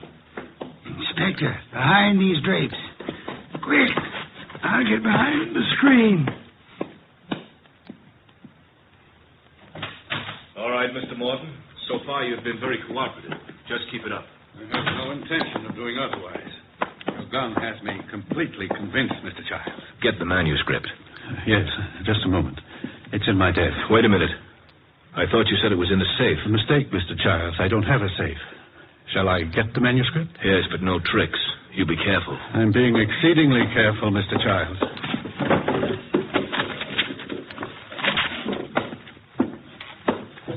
There you are. Starbreaker by Arthur Merle. Yes, this is it. Thank you, Mr. Morton. Now, I trust that's all you want of me. I'm sorry. I wish that were true. Unfortunately, you see, it's not the actual novel that I want. Oh? My interest in this copy is the same as it was in the original. And that is? That no one should ever learn the content. I take it you know what it's about, then? Yes. You see, Mr. Merle made the mistake of telling me when I called a bit early at his apartment for dinner last evening.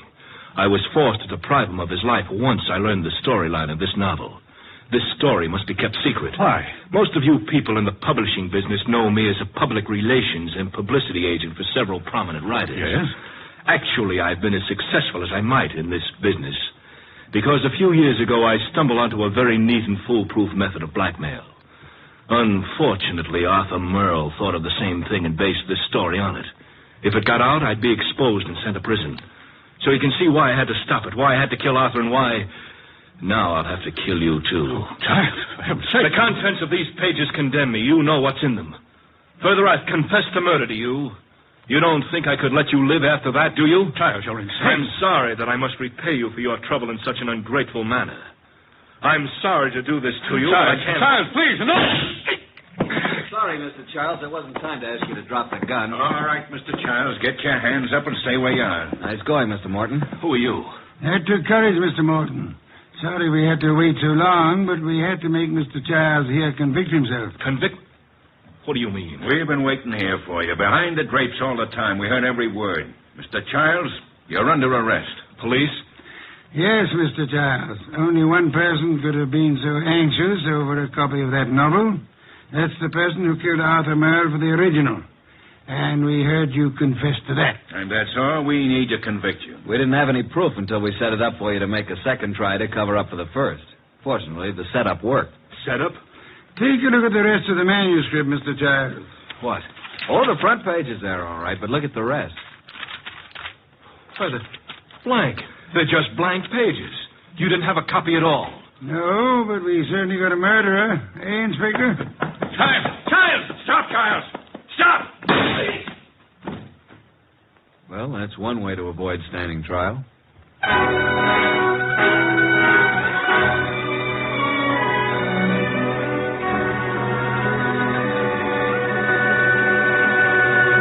Well, Archie, I'm glad you and Kramer got trials. Some beer, please. That was a clever scheme, boss, making him think there was a copy. Yes. In a way, though, I wish it hadn't been just a scheme. Meaning? I wish there had been a copy of Arthur Merle's novel. Why? You never read detective stories. No, but I've drummed up so much curiosity over this one, I'd like to know exactly what that blackmail gimmick really was. Good night, Archie.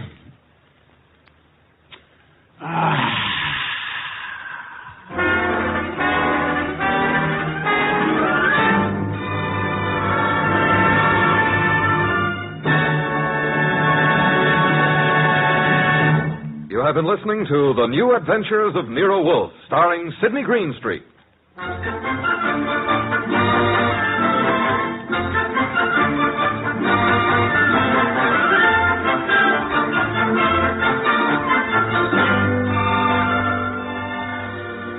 Tonight's transcribed story by Don Arthur was based on the characters created by Rex Stout. This is an Edwin Fadiman production and is directed by J. Donald Wilson. In the cast were Harry Bartell as Archie Goodwin, and Evelyn Eaton, Peter Leeds, Lucille Alex, Marna Keneally, Herb Butterfield, and Bill Johnstone. Next week at this same time, Nero Wolfe and Archie will bring you the case of the Telltale Ribbon. Don Stanley speaking. 3 chimes mean good times on NBC. There's excitement for you Sunday when talented servicemen compete on The Phil Regan Show. And Sunday on NBC also means another delightful adventure with Cary Grant and Betsy Drake when they star as Mr. and Mrs. Blandings, the proud but bewildered owners of the famous Dream House. The chimes are your invitation every Sunday to Mr. and Mrs. Blandings. Tomorrow for excitement, hear Herbert Marshall in The Man Called X on NBC.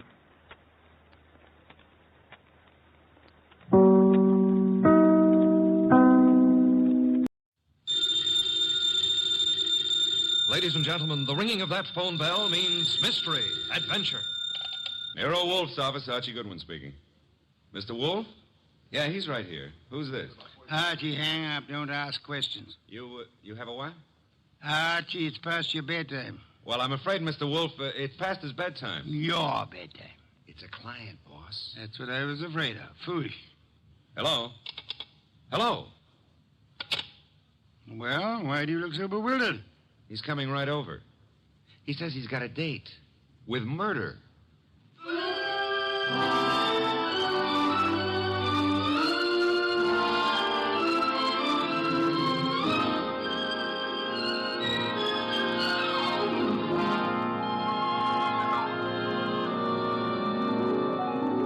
Ladies and gentlemen, it's the detective genius who rates the knife and fork the greatest tools ever invented by man. The ponderous, brilliant, and unpredictable Nero Wolfe. Created by Rex Stout and brought to you in a new series of adventures over this NBC network in the person of Mr. Sidney Greenstreet.